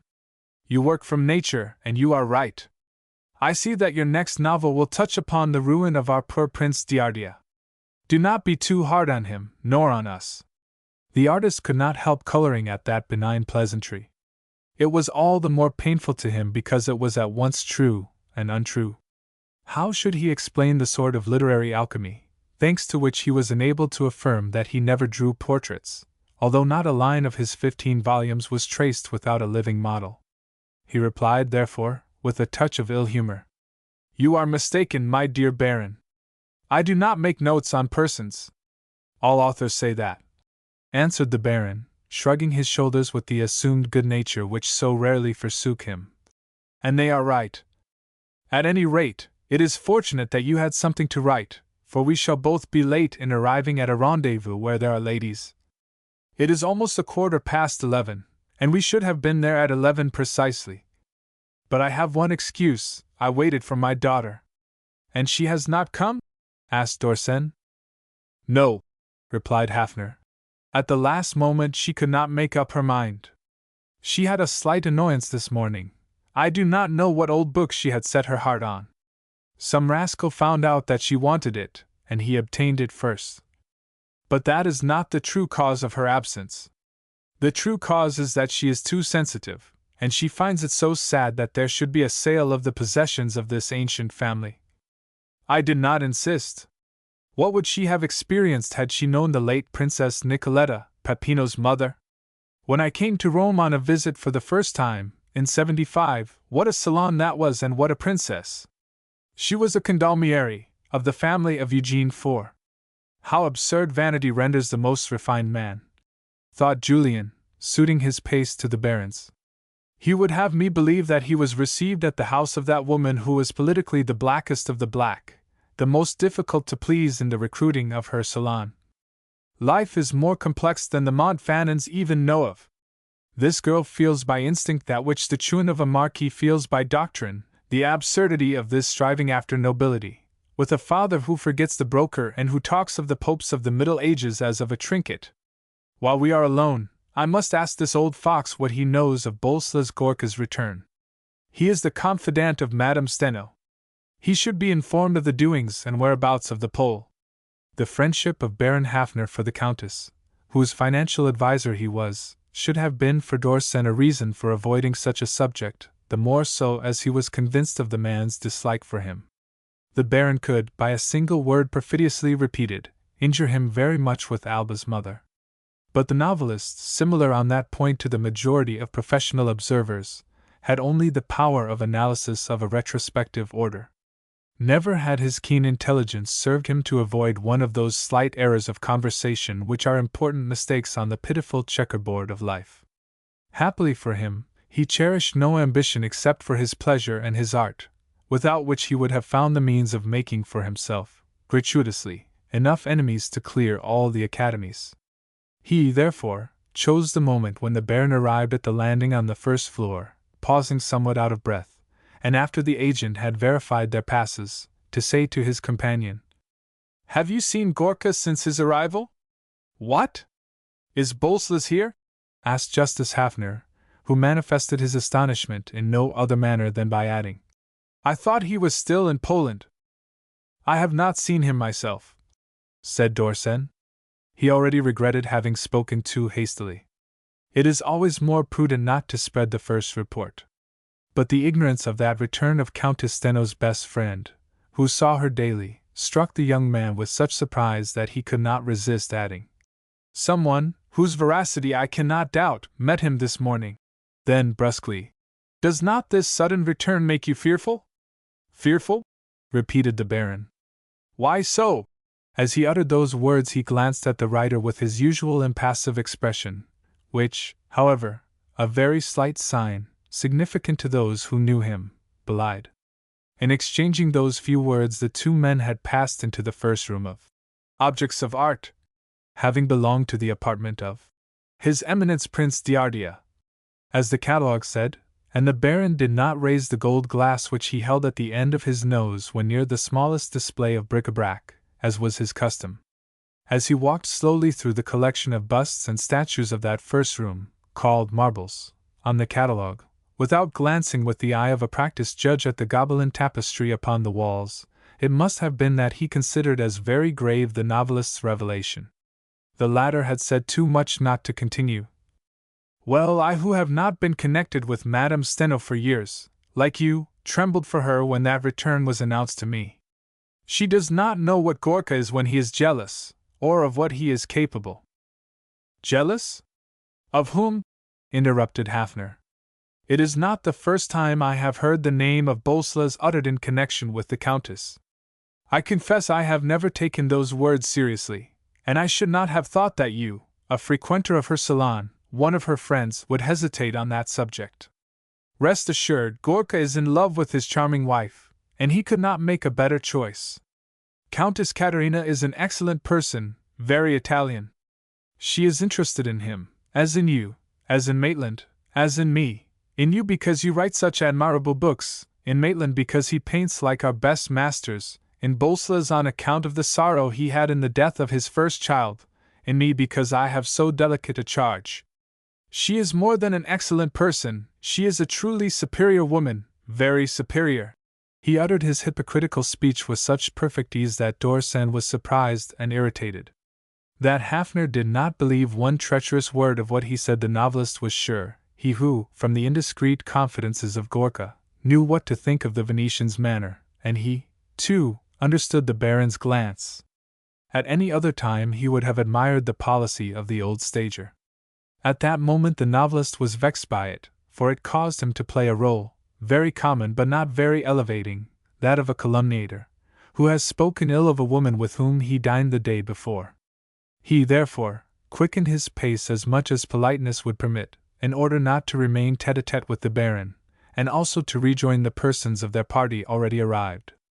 They emerged from the first room to enter a second, marked porcelain, then a third, frescoes of Perino del Vaga, on account of the ceiling upon which the master painted a companion to his vigorous piece at Genoa, Jupiter crushing the giants, and lastly into a fourth called the Arazzi, from the wonderful panels with which it was decorated. A few visitors were lounging there, for the season was somewhat advanced, and the date which M. Ancona had chosen for the execution proved either the calculation of profound hatred or else the adroit ruse of a syndicate of retailers. All the magnificent objects in the palace were adjudged at half the value they would have brought a few months sooner or later. The small group of curios stood out in contrast to the profusion of furniture, materials, objects of art of all kinds, which filled the vast rooms. It was the residence of 500 years of power and of luxury, where masterpieces, worthy of the great Medicis, and executed in their time, alternated with the gewgaws of the 18th century and bronzes of the First Empire, with silver trinkets ordered but yesterday in London. Baron Justice could not resist these. He raised his glass and called d'Orsan to show him a curious armchair, the carving of a cartel, the embroidery on some material. One glance sufficed for him to judge. If the novelist had been capable of observing, he would have perceived in the detailed knowledge the banker had of the catalogue the trace of a study too deep not to accord with some mysterious project. "There are treasures here," said he. "See these two Chinese vases with convex lids, with the orange ground decorated with gilding. Those are pieces no longer made in China. It is a lost art. And this tete-a-tete decorated with flowers, and this pluvial cope in this case. What a marvel! It is as good as the one of Pius II, which was at Pienza and which has been stolen. I could have bought it at one time for 1,500 francs. It is worth 15,000, 20,000, all of that. Here is some faience. It was brought from Spain when Cardinal Castagna came from Madrid, when he took the place of Pius V as sponsor of Infanta Isabella. Ah, what treasures! But you go like the wind, he added, and perhaps it is better, for I would stop, and Cavalier Fossati, the auctioneer, to whom those terrible creditors of Peppino have given charge of the sale, has spies everywhere. You notice an object, you are marked as a solid man, as they say in Germany. You are noted. I shall be down on his list. I have been caught by him enough. Ha! He is a very shrewd man. But come, I see the ladies. We should have remembered that they were here. And smiling, but at whom? At Fossati, at himself or his companion. He made the latter read the notice hung on the door of a transversal room, which bore this inscription: Salon of Marriage Chests. There were, indeed, ranged along the walls about 15 of those wooden cases painted and carved, of those cassoni in which it was the fashion, in grand Italian families, to keep the trousseaux destined for the brides. Those of the Castagnas proved, by their escutcheons, what alliances the last of the grand-nephews of Urban VII, the actual Prince d'Ardea, entered into. 3 very elegant ladies were examining the chests. In them d'Orsen recognized at once fair and delicate Alba Steno, Madame Gorka, with her tall form, her fair hair, too, and her strong English profile, and pretty Madame Maitland, with her olive complexion, who did not seem to have inherited any more Negro blood than just enough to tint her delicate face. Florent Chapron, the painter's brother-in-law, was the only man with those 3 ladies. Countess Steno and Lincoln Maitland were not there, and one could hear the musical voice of Alba spelling the heraldry carved on the coffers, formerly opened with tender curiosity by young girls, laughing and dreaming by turns like her. Look, Maud, said she to Madame Gorka. There is the oak of the Della Rovere, and there the stars of the Altieri. And I have found the column of the Colonna, replied Maud Gorka. And you, Lydia? Said Mademoiselle Steno to Madame Maitland. And I, the bees of the Barberini. And I, the lilies of the Farnese, said in his turn Florent Chapron, who, having raised his head first, perceived the newcomers. He greeted them with a pleasant smile, which was reflected in his eyes and which showed his white teeth. We no longer expected you, sirs. Every one has disappointed us. Lincoln did not wish to leave his atelier. It seems that Mademoiselle Hafner excused herself yesterday to these ladies. Countess Steno has a headache. We did not even count on the Baron, who is usually promptness personified. I was sure d'Orsen would not fail us, said Elba, gazing at the young man with her large eyes of a blue as clear as those of Madame Gorka were dark.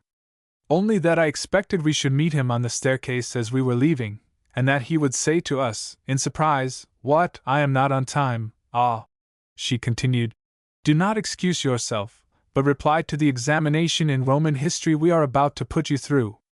We have to follow here a veritable course studying all these old chests. What are the arms of this family? She asked, leaning with d'Orsen over one of the cassoni. You do not know? The Carafa, famous man! And what pope did they have? You do not know that either? Paul IV, Sir Novelist. If ever you visit us in Venice, you will be surprised at the Doges. She employed so affectionate a grace in that speech, and she was so apparently in one of her moods, so rare, alas, of childish joyousness, that d'Orsen, preoccupied as he was, felt his heart contract on her account.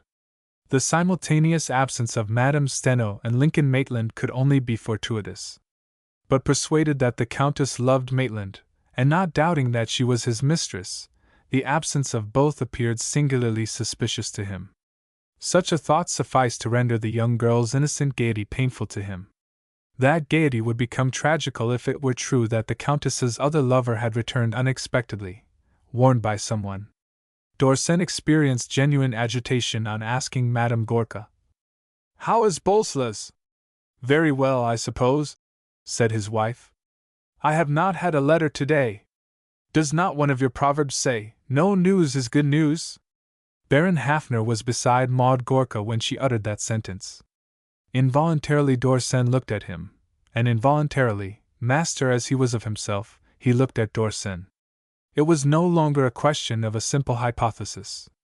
That Boleslas Gorka had returned to Rome unknown to his wife constituted, for any one who knew of his relations with Madame Steno, and of the infidelity of the latter, an event full of formidable consequences. Both men were possessed by the same thought. Was there still time to prevent a catastrophe? But each of them in this circumstance, as is so often the case in important matters of life, was to show the deepness of his character. Not a muscle of Hafner's face quivered. It was a question, perhaps, of rendering a service to a woman in danger, whom he loved with all the feeling of which he was capable. That woman was the mainspring of his social position in Rome. She was still more. A plan for Fanny's marriage, as yet secret, but on the point of being consummated, depended upon Madame Steno. But he felt it impossible to attempt to render her any service before having spent half an hour in the rooms of the Palais Castagna, and he began to employ that half hour in a manner which would be most profitable to his possible purchases, for he turned to Madame Gorka and said to her, with the rather exaggerated politeness habitual to him, Countess, if you will permit me to advise you, do not pause so long before these coffers, interesting as they may be. First, as I have just told Dorsen, Cavalier Fossati, the agent, has his spies everywhere here. Your position has already been remarked, you may be sure, so that if you take a fancy for one, he will know it in advance, and he will manage to make you pay double, triple, and more for it. And then we have to see so much, notably a cartoon of 12 designs by old masters, which Ardea did not even suspect he had, and which Fossati discovered, would you believe, worm-eaten, in a cupboard in one of the granaries. There is someone whom your collection would interest, said Florent. My brother-in-law. Well, replied Madame Gorka to Hafner with her habitual good nature. There are at least 2 of these coffers that I like and wish to have. I said it in so loud a tone that it is not worth the trouble of hoping that your Cavalier Fossati does not know it, if he really has that mode of espionage in practice. But 40 or 50 pounds more make no difference, nor 40,000 even. Baron Hafner will warn you that your tone is not low enough, laughed Alba Steno. And he will add his great phrase, you will never be diplomatic, but, added the girl, turning toward Dorsen, having drawn back from silent Lydia Maitland, and arranging to fall behind with the young man.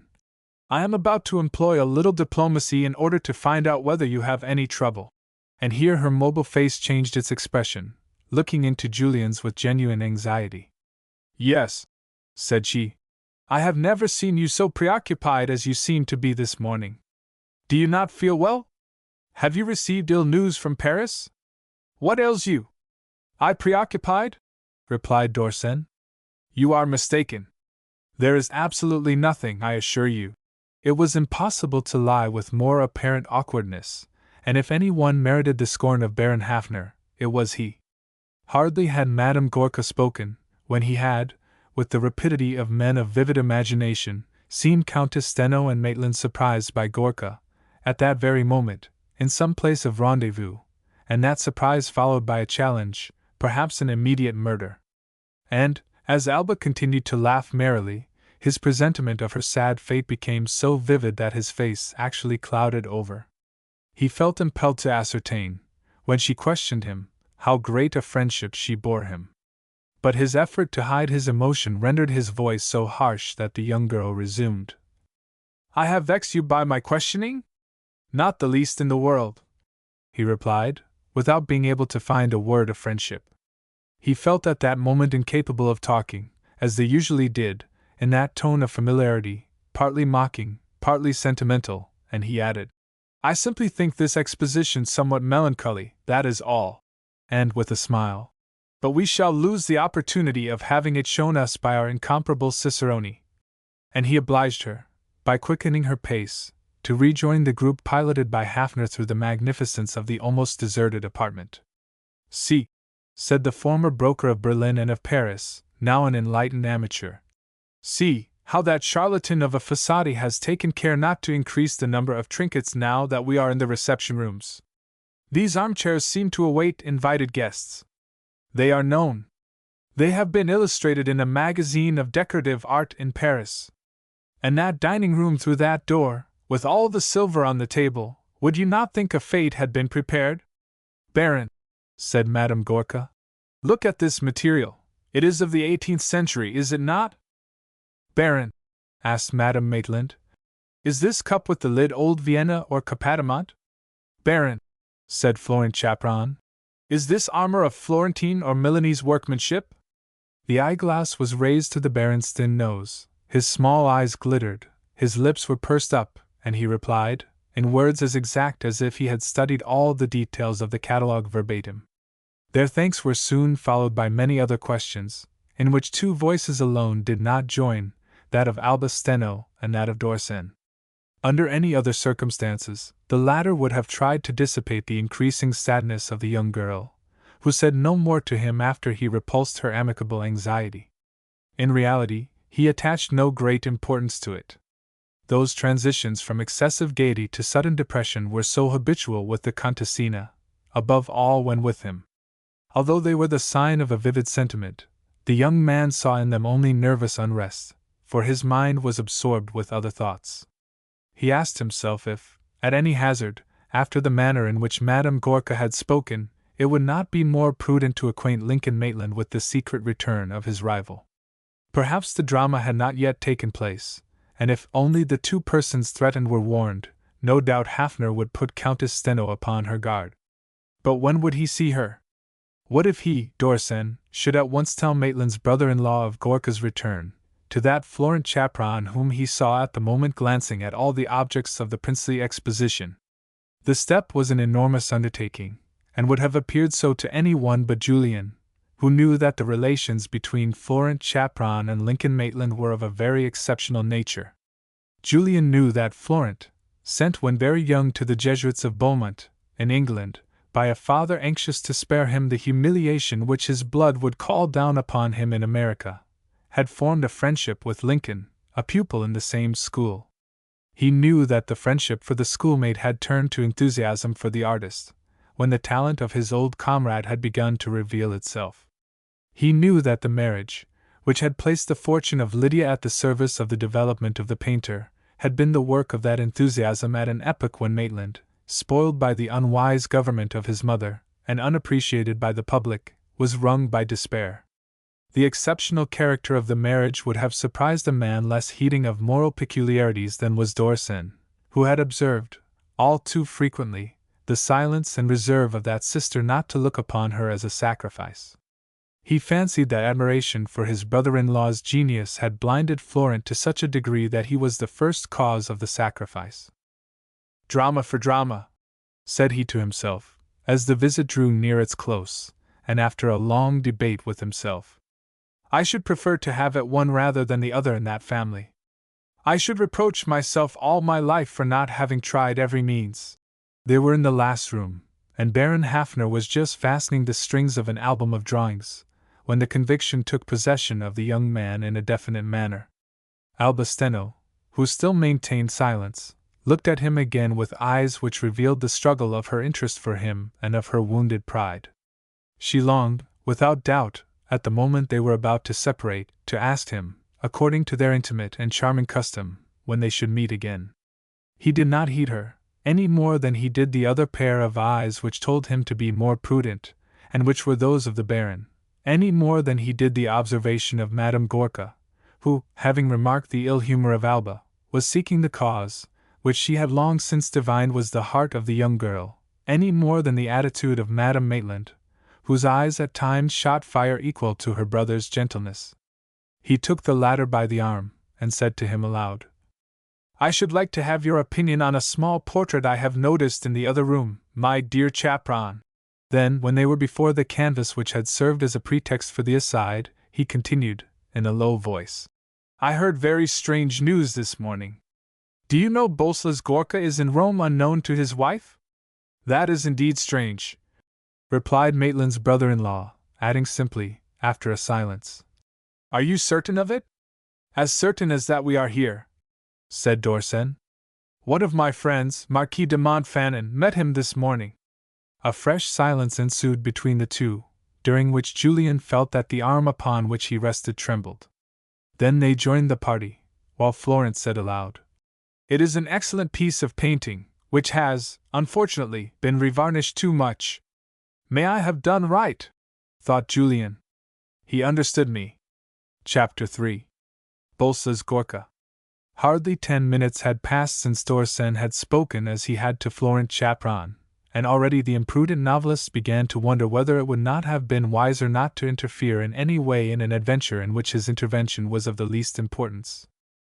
The apprehension of an immediate drama which had possessed him, for the first time, after the conversation with Montfanon, for the second time, in a stronger manner, by proving the ignorance of Madame Gorka on the subject of the husband's return, that frightful and irresistible evocation in a clandestine chamber, suddenly deluged with blood, was banished by the simplest event.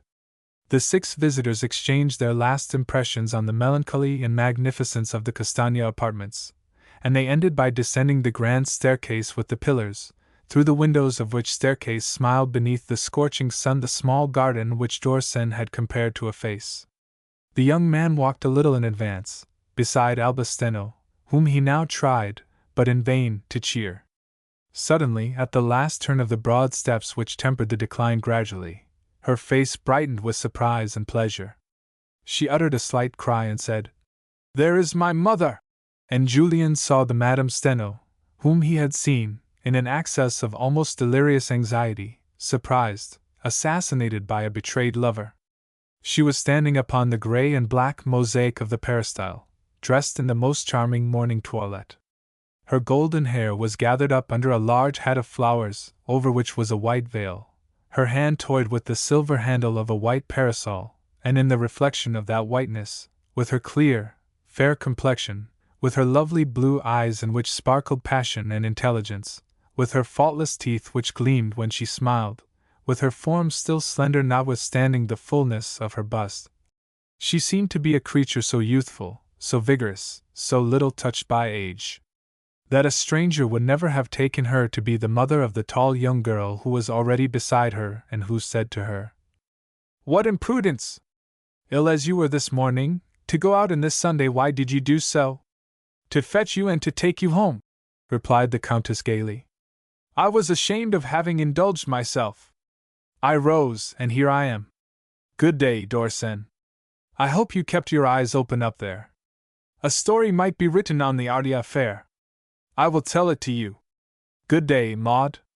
How kind of you to make lazy Alba exercise a little. She would have quite a different color if she walked every morning. Good day, Florent.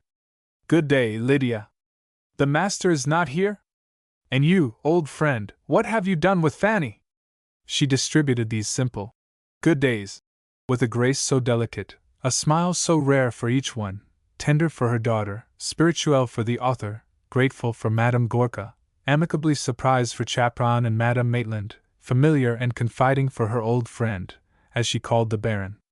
She was evidently the soul of the small party, for her mere presence seemed to have caused animation to sparkle in every eye. All talked at once, and she replied, as they walked toward the carriages, which waited in a court of honor capable of holding 70 gala chariots. One after the other these carriages advanced. The horses pawed the ground, the harnesses shone, the footmen and coachmen were dressed in perfect liveries. The porter of the Palais Castagna, with his long redingote, on the buttons of which were the symbolical chestnuts of the family, had beneath his laced hat such a dignified bearing that Julian suddenly found it absurd to have imagined an impassioned drama in connection with such people.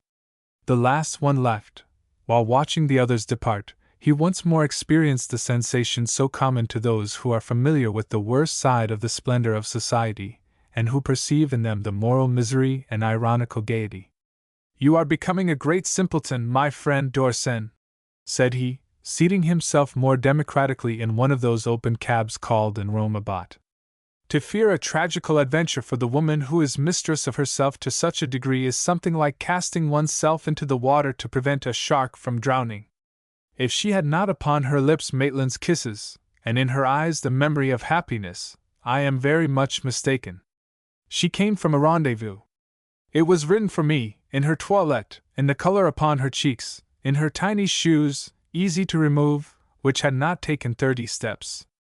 And with what mastery she uttered her string of falsehoods! Her daughter, Madame Gorka, Madame Maitland, how quickly she included them all! That is why I do not like the theatre, where one finds the actress who employs that tone to utter her, "Is the master not here?" He laughed aloud, then his thoughts, relieved of all anxiety, took a new course, and using the word of German origin familiar to cosmopolitans, to express an absurd action, he said, "I have made a pretty schlemmelade, as Hafner would say, in relating to Florent Gorka's unexpected arrival. It was just the same as telling him that Maitland was the Countess's lover. That is a conversation at which I should like to assist, that which will take place between the two brothers-in-law. Should I be very much surprised to learn that this unattached Negro is the confidant of his great friend? It is a subject to paint, which has never been well treated, the passionate friendships of a Tatat for a Musset, of an Eckermann for a Goethe, of an Assolino for a Baudelaire, the total absorption of the admirer in the admired. Florent found that the genius of the great painter had need of a fortune, and he gave him his sister. Were he to find that that genius required a passion in order to develop still more, he would not object. My word of honor!" He glanced at the Countess just now with gratitude. "Why not, after all? Lincoln is a colorist of the highest order, although his desire to be with the tide has led him into too many imitations. But it is his race. Young Madame Maitland has as much sense as the handle of a basket, and Madame Steno is one of those extraordinary women truly created to exalt the ideals of an artist. Never has he painted anything as he painted the portrait of Alba. I can hear this dialogue. You know the Pole has returned? What Pole? The Countess's. What? You believe those calumnies? Ah, what comedies here below! Gad! The cabman has also committed his schlemmelade. I told him Rue Sistina, near La Trinite-de-Mons, and here he is going through Place Barberini instead of cutting across Capo Lucchese. It is my fault as well. I should not have heeded it had there been an earthquake. Let us at least admire the Triton of Bernin. What a sculptor that man was! Yet he never thought of nature except to falsify it." These incoherent remarks were made with a good nature decidedly optimistic, as could be seen, when the fiacre finally drew up at the given address. It was that of a very modest restaurant decorated with this signboard, Trattoria al Marzocco, and the Marzocco, the lion symbolical of Florence, was represented above the door, resting his paw on the escutcheon ornamented with the national lists. The appearance of that front did not justify the choice which the elegant Dorsen had made of the place at which to dine when he did not dine in society. But his dilettantism liked nothing better than those sudden leaps from society, and E.g. Sprancadori, who kept the Marzocco, was one of those unconscious buffoons of whom he was continually in search in real life, one of those whom he called his Thebans, in reference to King Lear. "I'll talk a word with this same learned Theban," cried the mad king, one knows not why, when he meets Poor Tom on the heath. That Dorsen's Parisian friends, the Casals, the Michaults, the Devards, those habitués of the club, might not judge him too severely. He explained that the Theban born in Florence was a cook of the first order and that the modest restaurant had its story. It amused so paradoxical an observer as Julian was. He often said, "Who will ever dare to write the truth of the history?" This, for example, Pope Pius IX, having asked the emperor to send him some troops to protect his dominions, the latter agreed to do so, an occupation which bore two results: a Corsican hatred of the half of Italy against France, and the founding of the Marzocco by E.G. Sprancadori, says the Theban or the doctor. It was one of the pleasantries of the novelist to pretend to have cured his dyspepsia in Italy, thanks to the wise and wholesome cooking of the said Egist. In reality, and more simply, Brancadori was the old cook of a Russian lord, one of the Worcus, the cousin of pretty Alba Steno's real father. That Worcu, renowned in Rome for the daintiness of his dinners, died suddenly in 1866. Several of the frequenters of his house, advised by a French officer of the Army of Occupation, and tired of clubs, hotels, and ordinary restaurants, determined to form a syndicate and to employ his former cook. They, with his cooperation, established a sort of superior cafe, to which with some pride they gave the name of the Culinary Club. By assuring to each one a minimum of 16 meals for 7 francs, they kept for 4 years an excellent table, at which were to be found all the distinguished tourists in Rome. The year 1870 had disbanded that little society of connoisseurs and of conversationalists, and the club was metamorphosed into a restaurant, almost unknown, except to a few artists or diplomats who were attracted by the ancient splendors of the place, and above all, by the knowledge of the doctor's talents. It was not unusual at 8 o'clock for the 3 small rooms which composed the establishment to be full of men in white cravats, white waistcoats, and evening coats. To cosmopolitan d'Orsay this was a singularly interesting sight. A member of the English embassy here, of the Russian embassy farther on, 2 German attachés elsewhere, 2 French secretaries near at hand from St. Siege, another from the Quirinal. What interested the novelist still more was the conversation of the doctor himself, genial Brancodori, who could neither read nor write. But he had preserved a faithful remembrance of all his old customers, and when he felt confidential, standing erect upon the threshold of his kitchen, of the possession of which he was so insolently proud, he repeated curious stories of Rome in the days of his youth. His gestures, so conformable to the appearance of things, his mobile face and his Tuscan tongue, which softened into H all the harsh E's between 2 vowels, gave a savor to his stories which delighted a seeker after local truths. It was in the morning especially, when there was no one in the restaurant, that he voluntarily left his ovens to chat, and if d'Orsay gave the address of the Marzocco to his cabman, it was in the hope that the old cook would in his manner sketch for him the story of the ruin of Ardea. Brancodori was standing by the bar where was enthroned his niece, Signorina Sabattina, with a charming Florentine face, chin a trifle long, forehead somewhat broad, nose somewhat short, a sinuous mouth, large black eyes, an olive complexion and waving hair, which recalled in a forcible manner the favorite type of the first of the Ghirlandaio's.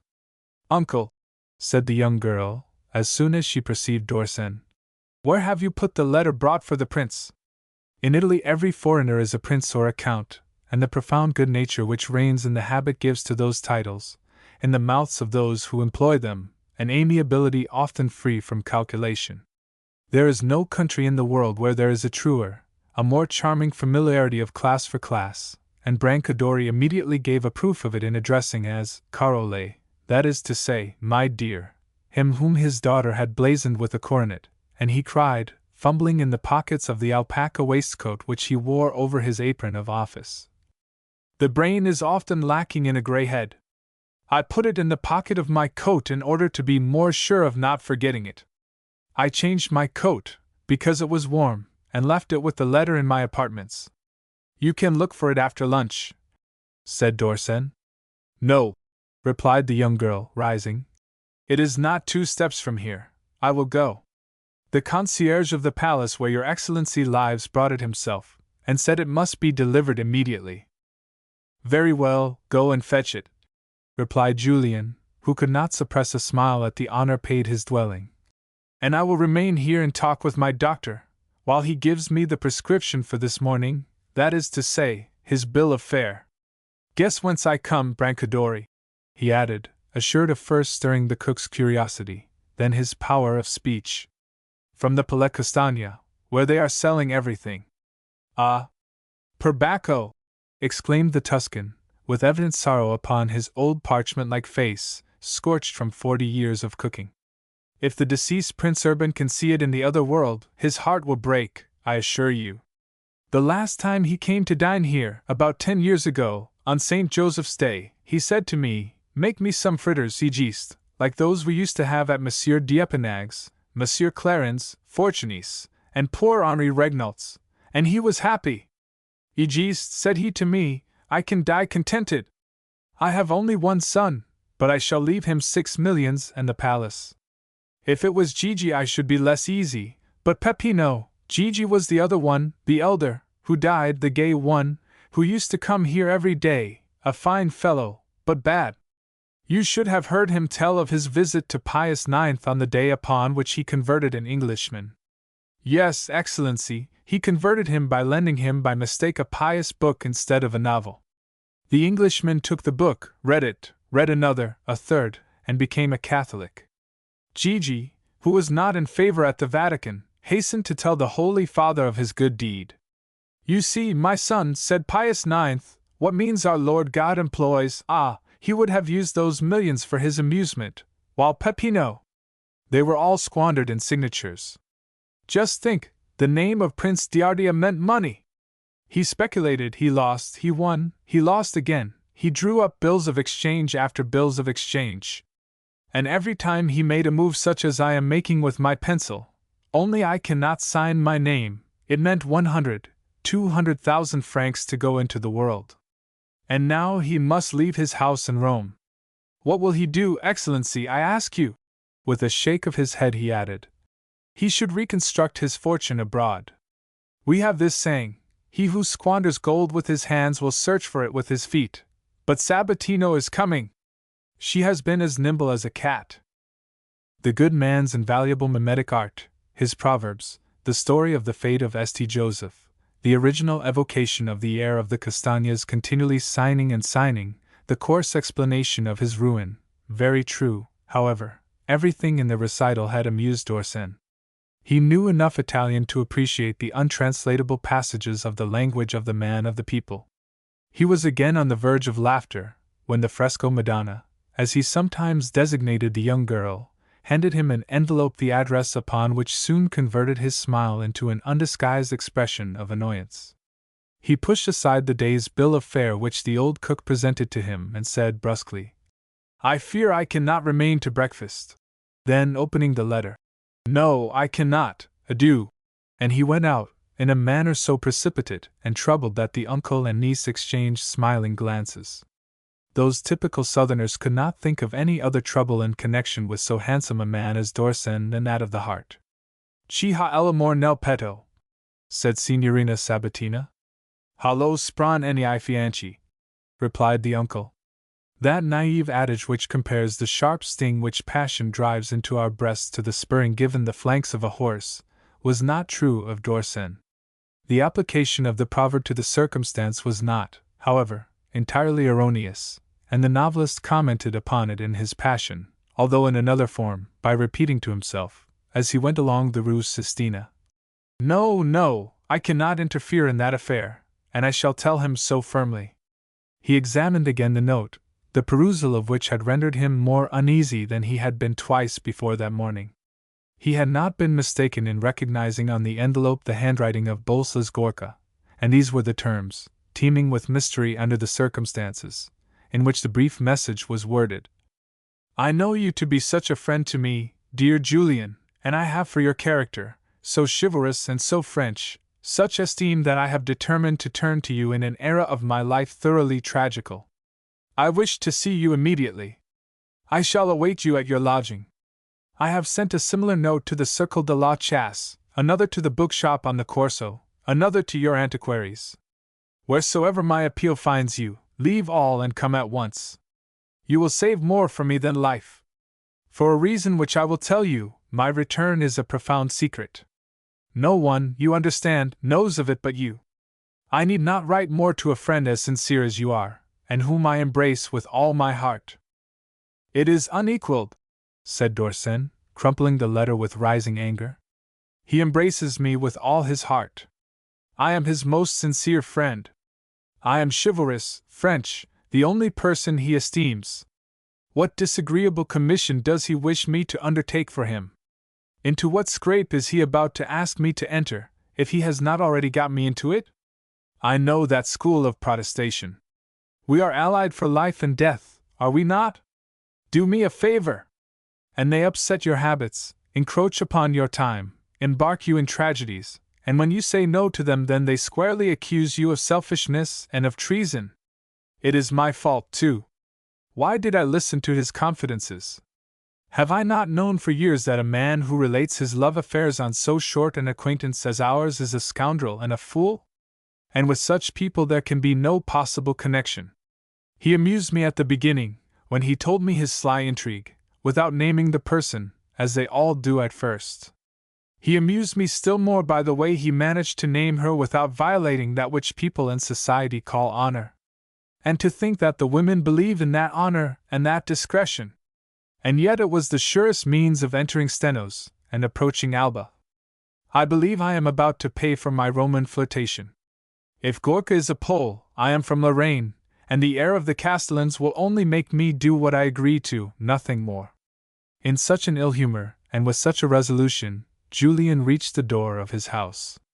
If that dwelling was not the palace alluded to by Signorina Sabattina, it was either the usually common house as common today in New Rome as in contemporary Paris, modern Berlin, and in certain streets of London opened of late in the neighborhood of Hyde Park.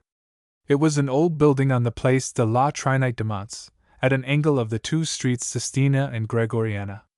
Although reduced to the state of a simple pension, more or less bourgeois, that house had its name marked in certain guidebooks, and like all the corners of ancient Rome it preserved the traces of a glorious, artistic history.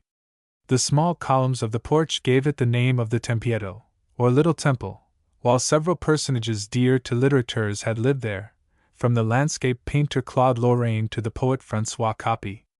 A few paces distant, almost opposite, lived Poussin, and one of the greatest among modern English poets, Keats, died quite nearby, the John Keats whose tomb is to be seen in Rome, with that melancholy epitaph upon it, written by himself.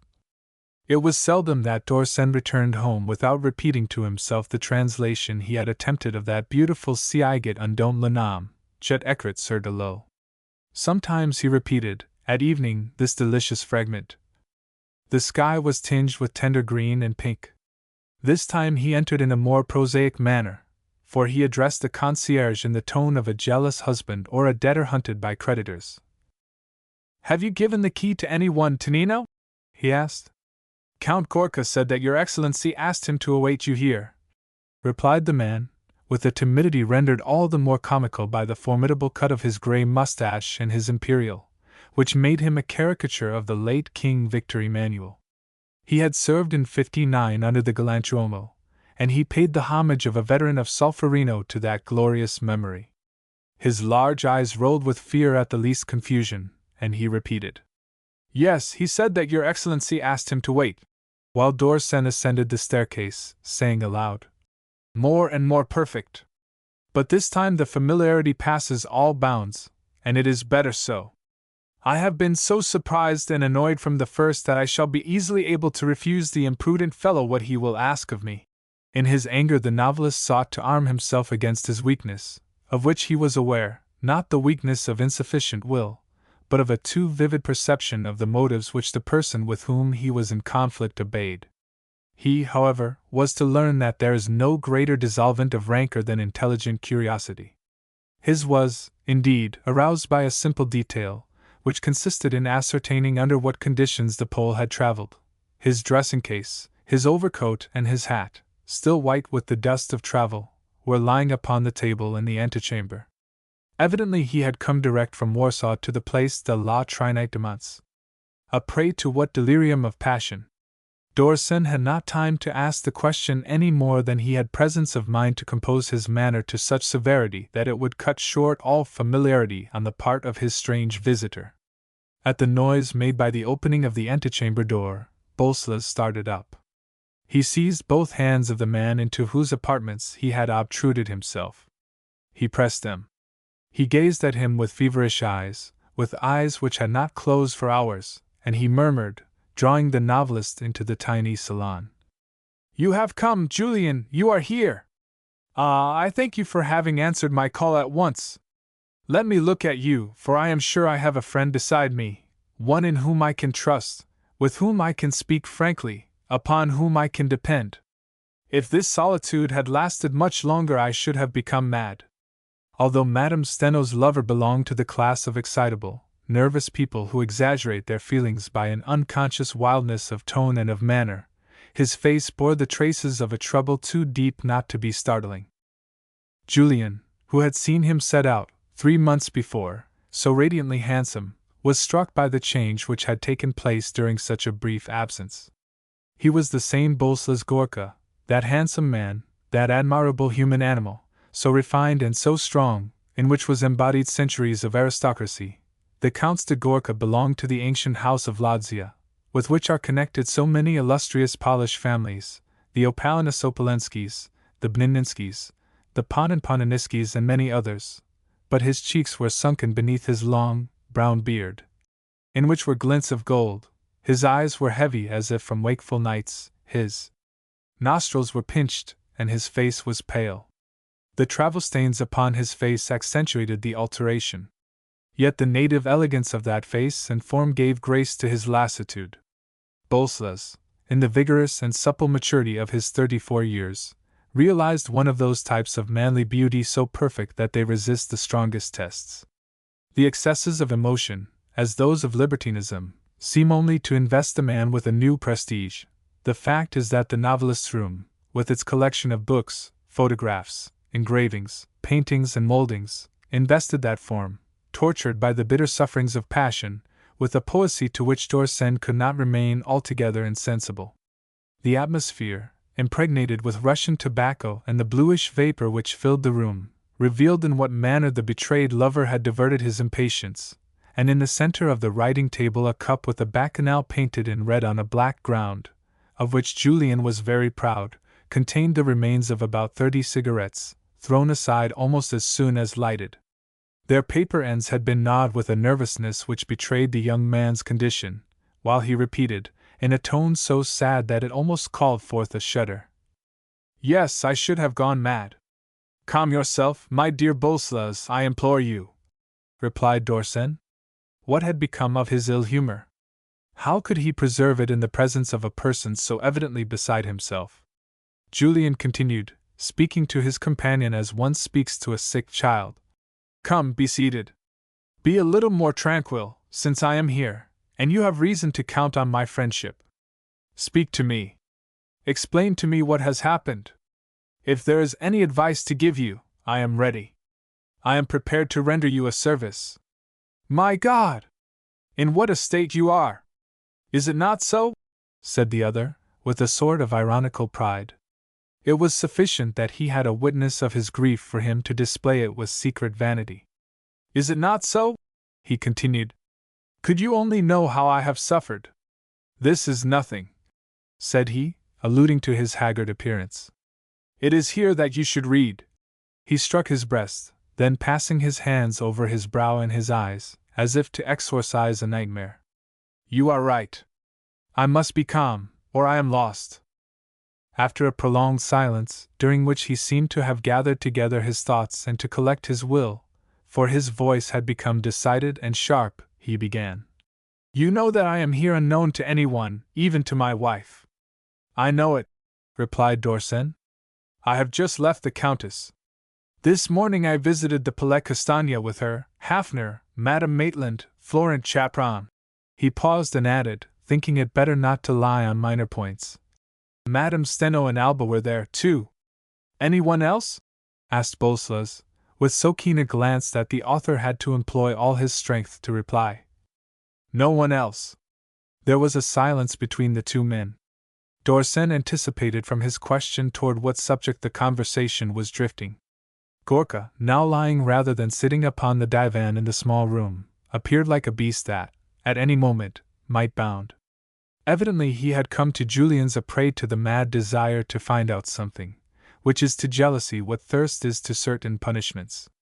When one has tasted the bitter draught of certainty, one does not suffer less. Yet one walks toward it, barefooted, on the heated pavement, heedless of the heat. The motives which led Boleslas to choose the French novelist as the one from whom to obtain his information demonstrated that the feline character of his physiognomy was not deceptive. He understood Dorsen much better than Dorsen understood him. He knew him to be nervous, on the one hand, and perspicacious on the other. If there was an intrigue between Maitland and Madame Steno, Julian had surely observed it, and approached in a certain manner, he would surely betray it. Moreover, for that violent and crafty nature abounded in perplexities, Boleslas, who passionately admired the author's talent, experienced a sort of indefinable attraction in exhibiting himself before him in the role of a frantic lover. He was one of the persons who would have his photograph taken on his deathbed, so much importance did he attach to his person. He would, no doubt, have been insulted if the author of Un Eglogue Mondain had portrayed in a book himself and his love for Countess Steno, and yet he had only approached the author, had only chosen him as a confidant with the vague hope of impressing him. He had even thought of suggesting to him some creation resembling himself. Yes, Gorka was very complex, for he was not contented with deceiving his wife. He allowed the confiding creature to form a friendship with the daughter of her husband's mistress. Still, he deceived her with remorse, and had never ceased bearing her an affection as sorrowful as it was respectful. But it required d'Orsay to admit the like anomalies, and the rare sensation of being observed in his passionate frenzy attracted the young man to someone who was at once a sure confidant, a possible portrayer, a moral accomplice. It was necessary now, but it would not be an easy matter, to make of him his involuntary detective. You see, resumed he suddenly, to what miserable, detailed inquiries I have descended, I who always had a horror of espionage, as of some terrible degradation. I shall question you frankly, for you are my friend. And what a friend! I intended to use artifice with you at first, but I was ashamed. Passion takes possession of me and distorts me. No matter what infamy presents itself, I rush into it, and then I am afraid. Yes, I am afraid of myself. But I have suffered so much. You do not understand? Well, listen, continued he, covering d'Orsay with one of those glances so scrutinizing that not a gesture, not a quiver of his eyelids, escaped him. And tell me if you have ever imagined for one of your romances a situation similar to mine. You remember the mortal fear in which I lived last winter, with the presence of my brother-in-law, and the danger of his denouncing me to my poor Maud, from stupidity, from a British sense of virtue, from hatred.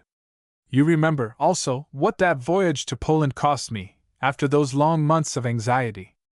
The press of affairs and the illness of my aunt coming just at the moment when I was freed from Ardahan, inspired me with miserable forebodings. I have always believed in presentiments. I had one. I was not mistaken.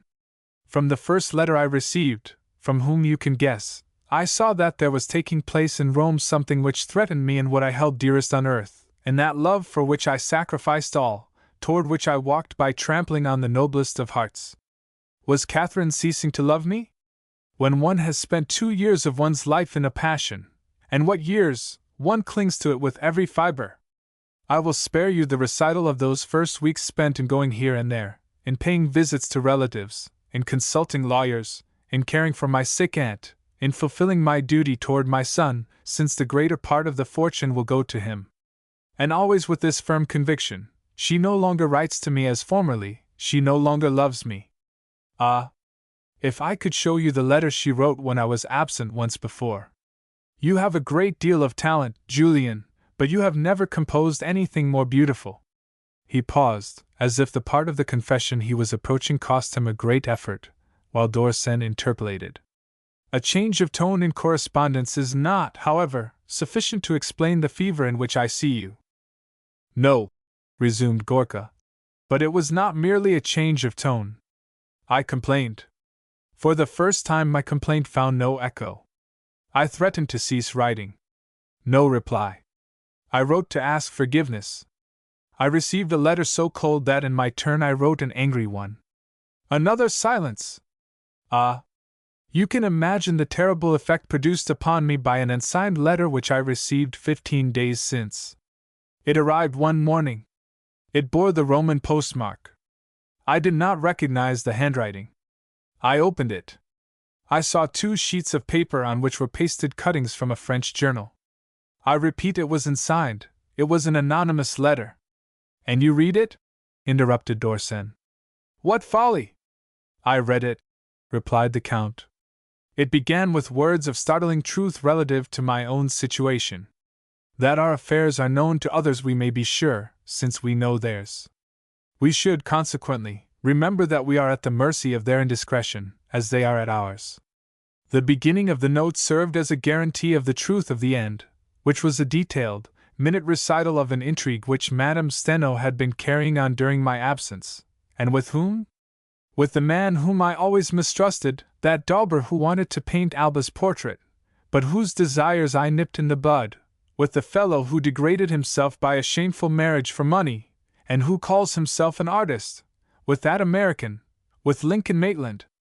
Although the childish and unjust hatred of the jealous, the hatred which degrades us in lowering the one we love, had poisoned his discourse with its bitterness, he did not cease watching Dorsen. He partly raised himself on the couch and thrust his head forward as he uttered the name of his rival, glancing keenly at the novelist meanwhile. The latter fortunately had been rendered indignant at the news of the anonymous letter, and he repeated, with an astonishment which in no way aided his interlocutor. "Wait," resumed Bolslas. "That was merely a beginning. The next day I received another letter, written and sent under the same conditions, the day after, a third. I have 12 of them, do you hear? 12, in my portfolio, and all composed with the same atrocious knowledge of the circle in which we move, as was the first. At the same time I was receiving letters from my poor wife, and all coincided, in the terrible series, in a frightful concordance. The anonymous letter told me, today they were together 2 hours and a quarter, while Maud wrote, I could not go out today, as agreed upon, with Madame Steno, for she had a headache, then the portrait of Alba, of which they told me incidentally. The anonymous letters detailed to me the events, the prolongation of sitting, while my wife wrote, we again went to see Alba's portrait yesterday. The painter erased what he had done. Finally it became impossible for me to endure it. With their abominable minuteness of detail, the anonymous letters gave me even the address of their rendezvous. I set out. I said to myself, if I announce my arrival to my wife they will find it out, they will escape me. I intended to surprise them. Do I know what I wanted? I wanted to suffer no longer the agony of uncertainty. I took the train. I stopped neither day nor night. I left my valet yesterday in Florence, and this morning I was in Rome. My plan was made on the way. I would hire apartments near theirs, in the same street, perhaps in the same house. I would watch them 1-2 days a week. And then, would you believe it? It was in the cab which was bearing me directly toward that street that I saw suddenly, clearly within me, and that I was startled. I had my hand upon this revolver. He drew the weapon from his pocket and laid it upon the divan, as if he wished to repulse any new temptation. I saw myself as plainly as I see you, killing those 2 beings like 2 animals, should I surprise them. At the same time I saw my son and my wife. Between murder and me there was, perhaps, just the distance which separated me from the street, and I felt that it was necessary to fly at once, to fly that street, to fly from the guilty ones, if they were really guilty, to fly from myself. I thought of you, and I have come to say to you, my friend, this is how things are. I am drowning, I am lost, save me. You have yourself found the salvation, replied Dorsen. It is in your son and your wife. See them first, and if I cannot promise you that you will not suffer any more, you will no longer be tempted by that horrible idea. And he pointed to the pistol, which gleamed in the sunlight that entered through the casement. Then he added, and you will have the idea still less when you will have been able to prove divisive what those anonymous letters were worth. 12 letters in 15 days, and cuttings from how many papers? And they claim that we invent heinousness in our books. If you like, we will search together for the person who can have elaborated that little piece of villainy. It must be a Judas, a Rodin, an Iago, or Iaga. But this is not the moment to waste in hypotheses. Are you sure of your valet? You must send him a dispatch, and in that dispatch the copy of another addressed to Madame Gorka, which your man will send this very evening. You will announce your arrival for tomorrow, making allusion to a letter written, so to speak, from Poland, and which was lost. This evening from here you will take the train for Florence, from which place you will set out again this very night. You will be in Rome again tomorrow morning. You will have avoided, not only the misfortune of having become a murderer, though you would not have surprised anyone, I am sure, but the much more grave misfortune of awakening Madame Gorka's suspicions. Is it a promise? Dorsen rose to prepare a pen and paper.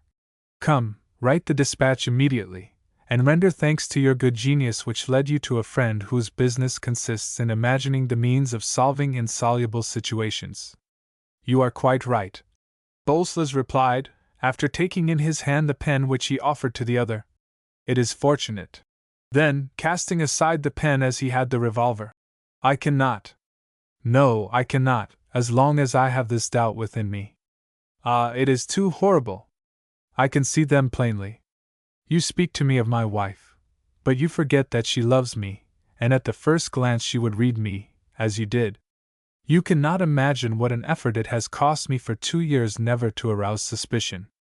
I was happy, and it is easy to deceive when one has nothing to hide but happiness. Today we should not be together 5 minutes before she would seek, and she would find. No, no, I cannot. I need something more. Unfortunately, replied Julian, I cannot give it to you. There is no opium to lull asleep doubts such as those horrible anonymous letters have awakened. What I know is this, that if you do not follow my advice, Madame Gorka will not have a suspicion, but certainty. It is now perhaps too late. Do you wish me to tell you what I concealed from you on seeing you so troubled? You did not lose much time in coming from the station hither, and probably you did not look out of your cab twice. But you were seen. By whom? By Montfanon. He told me so this morning almost on the threshold of the Palais Castagne. If I had not gathered from some words uttered by your wife that she was ignorant of your presence in Rome, do you hear, I should have told her of it. Judge now of your situation. He spoke with an agitation which was not assumed, so much was he troubled by the evidence of danger which Gorka's obstinacy presented. The latter, who had begun to collect himself, had a strange light in his eyes. Without doubt his companion's nervousness marked the moment he was awaiting to strike a decisive blow. He rose with so sudden a start that Dorsen drew back. He seized both of his hands, but with such force that not a quiver of the muscles escaped him. Yes, Julian, you have the means of consoling me, you have it, said he in a voice again hoarse with emotion. What is it? Asked the novelist. What is it? You are an honest man, Dorsen. You are a great artist. You are my friend, and a friend allied to me by a sacred bond, almost a brother in arms. You, the grandnephew of a hero who shed his blood by the side of my grandfather at Samosierra. Give me your word of honor that you are absolutely certain Madame Steno is not Maitland's mistress, that you never thought it, have never heard it said, and I will believe you, I will obey you. Come, continued he, pressing the writer's hand with more fervor. I see you hesitate. No, said Julian, disengaging himself from the wild grasp. I do not hesitate. I am sorry for you. Were I to give you that word, would it have any weight with you for 5 minutes? Would you not be persuaded immediately that I was perjuring myself to avoid a misfortune? You hesitate, interrupted Bolslas. Then, with a burst of wild laughter, he said, It is then true. I like that better. It is frightful to know it, but one suffers less, to know it as if I did not know she had lovers before me, as if it were not written on Alba's every feature that she is Worcue's child, as if I had not heard it said 70 times before knowing her that she had loved Branciforte, San Giabi, Strabane, 10 others. Before, during, or after, what difference does it make? Ah, I was sure on knocking at your door, at this door of honor, I should hear the truth, that I would touch it as I touch this object. And he laid his hand upon a marble bust on the table. You see, I hear it like a man. You can speak to me now. Who knows? Disgust is a great cure for passion. I will listen to you. Do not spare me. You are mistaken, Gorka, replied Dorsen. What I have to say to you, I can say very simply. I was, and I am, convinced that in a quarter of an hour, in an hour, tomorrow, the day after, you will consider me a liar or an imbecile. But since you misinterpreted my silence, it is my duty to speak, and I do so. I give you my word of honor I have never had the least suspicion of a connection between Madame Steno and Maitland, nor have their relations seemed changed to me for a second since your absence. I give you my word of honor that no one, do you hear, no one has spoken of it to me. And now, act as you please, think as you please. I have said all I can say. The novelist uttered those words with a feverish energy which was caused by the terrible strain he was making upon his conscience. But Gorka's laugh had terrified him so much the more as at the same instant the jealous lover's disengaged hand was voluntarily or involuntarily extended toward the weapon which gleamed upon the couch. The vision of an immediate catastrophe, this time inevitable, rose before Julian. His lips had spoken, as his arm would have been outstretched, by an irresistible instinct, to save several lives, and he had made the false statement, the first and no doubt the last in his life, without reflecting. He had no sooner uttered it than he experienced such an excess of anger that he would at that moment almost have preferred not to be believed. It would indeed have been a comfort to him if his visitor had replied by one of those insulting negations which permit one man to strike another, so great was his irritation. On the contrary, he saw the face of Madame Steno's lover turned toward him with an expression of gratitude upon it. Boleslas's lips quivered, his hands were clasped, 2 large tears gushed from his burning eyes and rolled down his cheeks. When he was able to speak, he moaned, "Ah, my friend, how much good you have done me! From what a nightmare you have relieved me! Ah! Now I am saved! I believe you, I believe you! You are intimate with them. You see them every day. If there had been anything between them, you would know it. You would have heard it talked of. Ah! Thanks! Give me your hand that I may press it. Forget all I said to you just now, the slander I uttered in a moment of delirium. I know very well it was untrue. And now, let me embrace you as I would if you had really saved me from drowning. Ah, my friend, my only friend!" And he rushed up to clasp to his bosom the novelist, who replied with the words uttered at the beginning of this conversation. "Calm yourself, I beseech you, calm yourself!" And repeating to himself, brave and loyal man that he was, "I could not act differently, but it is hard." Book 2. Chapter 4. Approaching Danger. "I could not act differently," repeated Dorsen on the evening of that eventful day. He had given his entire afternoon to caring for Gorka. He made him lunch. He made him lie down. He watched him. He took him in a closed carriage to Portonaccio, the first stopping place on the Florence line. Indeed, he made every effort not to leave alone for a moment the man whose frenzy he had rather suspended than appeased, at the price, alas, of his own peace of mind.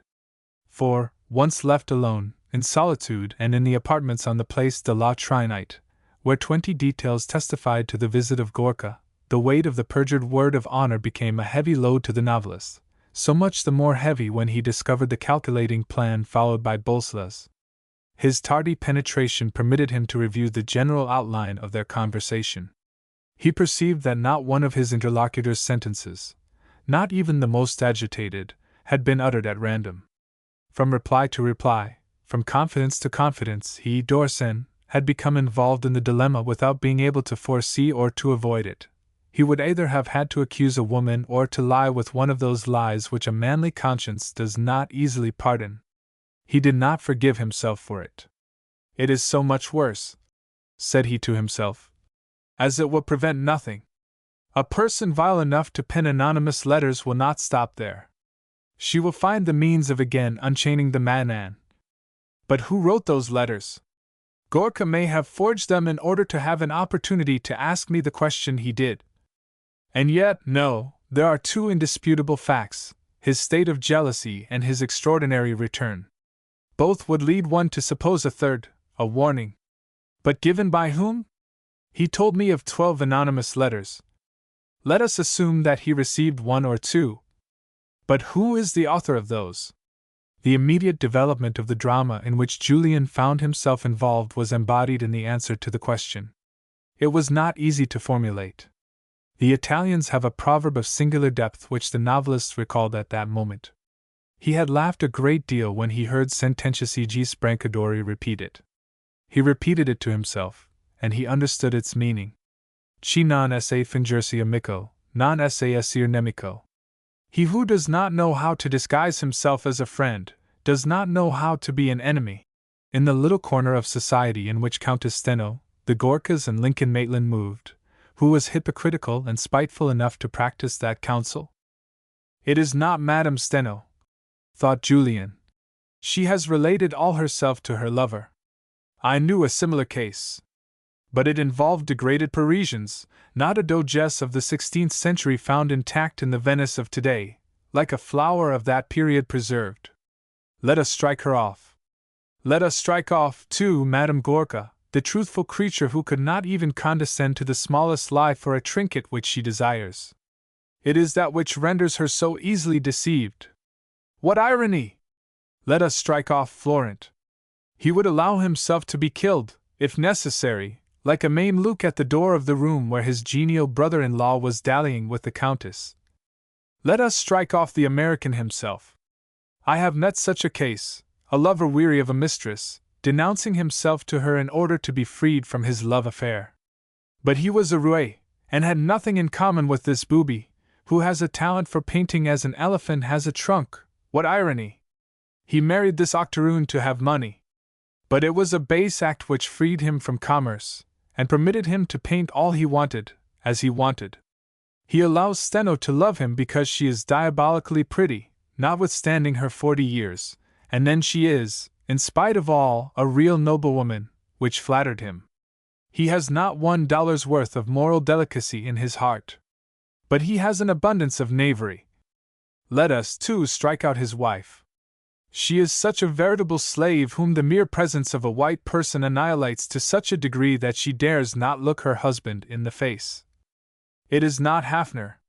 The sly fox is capable of doing anything by cunning, but is he capable of undertaking a useless and dangerous piece of rascality? Never. Fanny is a saint escaped from the golden legend, no matter what Maud Fannin thinks. I have now reviewed the entire coterie. I was about to forget Alba. It is too absurd even to think of her. Too absurd? Why?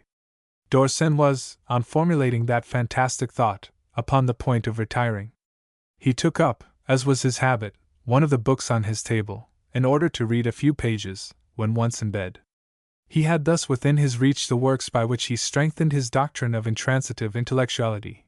They were Goethe's Memoirs, a volume of George Sand's correspondence, in which were the letters to Flaubert, the Discours de la Methode by Descartes, and the essay by Burckhardt on the Renaissance.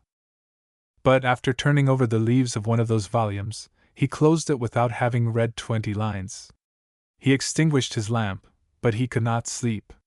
The strange suspicion which crossed his mind had something monstrous about it, applied thus to a young girl. What a suspicion, and what a young girl! The preferred friend of his entire winter, she on whose account he had prolonged his stay in Rome, for she was the most graceful vision of delicacy and of melancholy in the framework of a tragical and solemn past. Any other than Dorsen would not have admitted such an idea without being inspired with horror. But Dorsen, on the contrary, suddenly began to dive into that sinister hypothesis, to help it forward, to justify it. No one more than he suffered from a moral deformity which the abuse of a certain literary work inflicts on some writers. They are so much accustomed to combining artificial characters with creations of their imaginations that they constantly fulfill an analogous need with regard to the individuals they know best. They have some friend who is dear to them, whom they see almost daily, who hides nothing from them and from whom they hide nothing.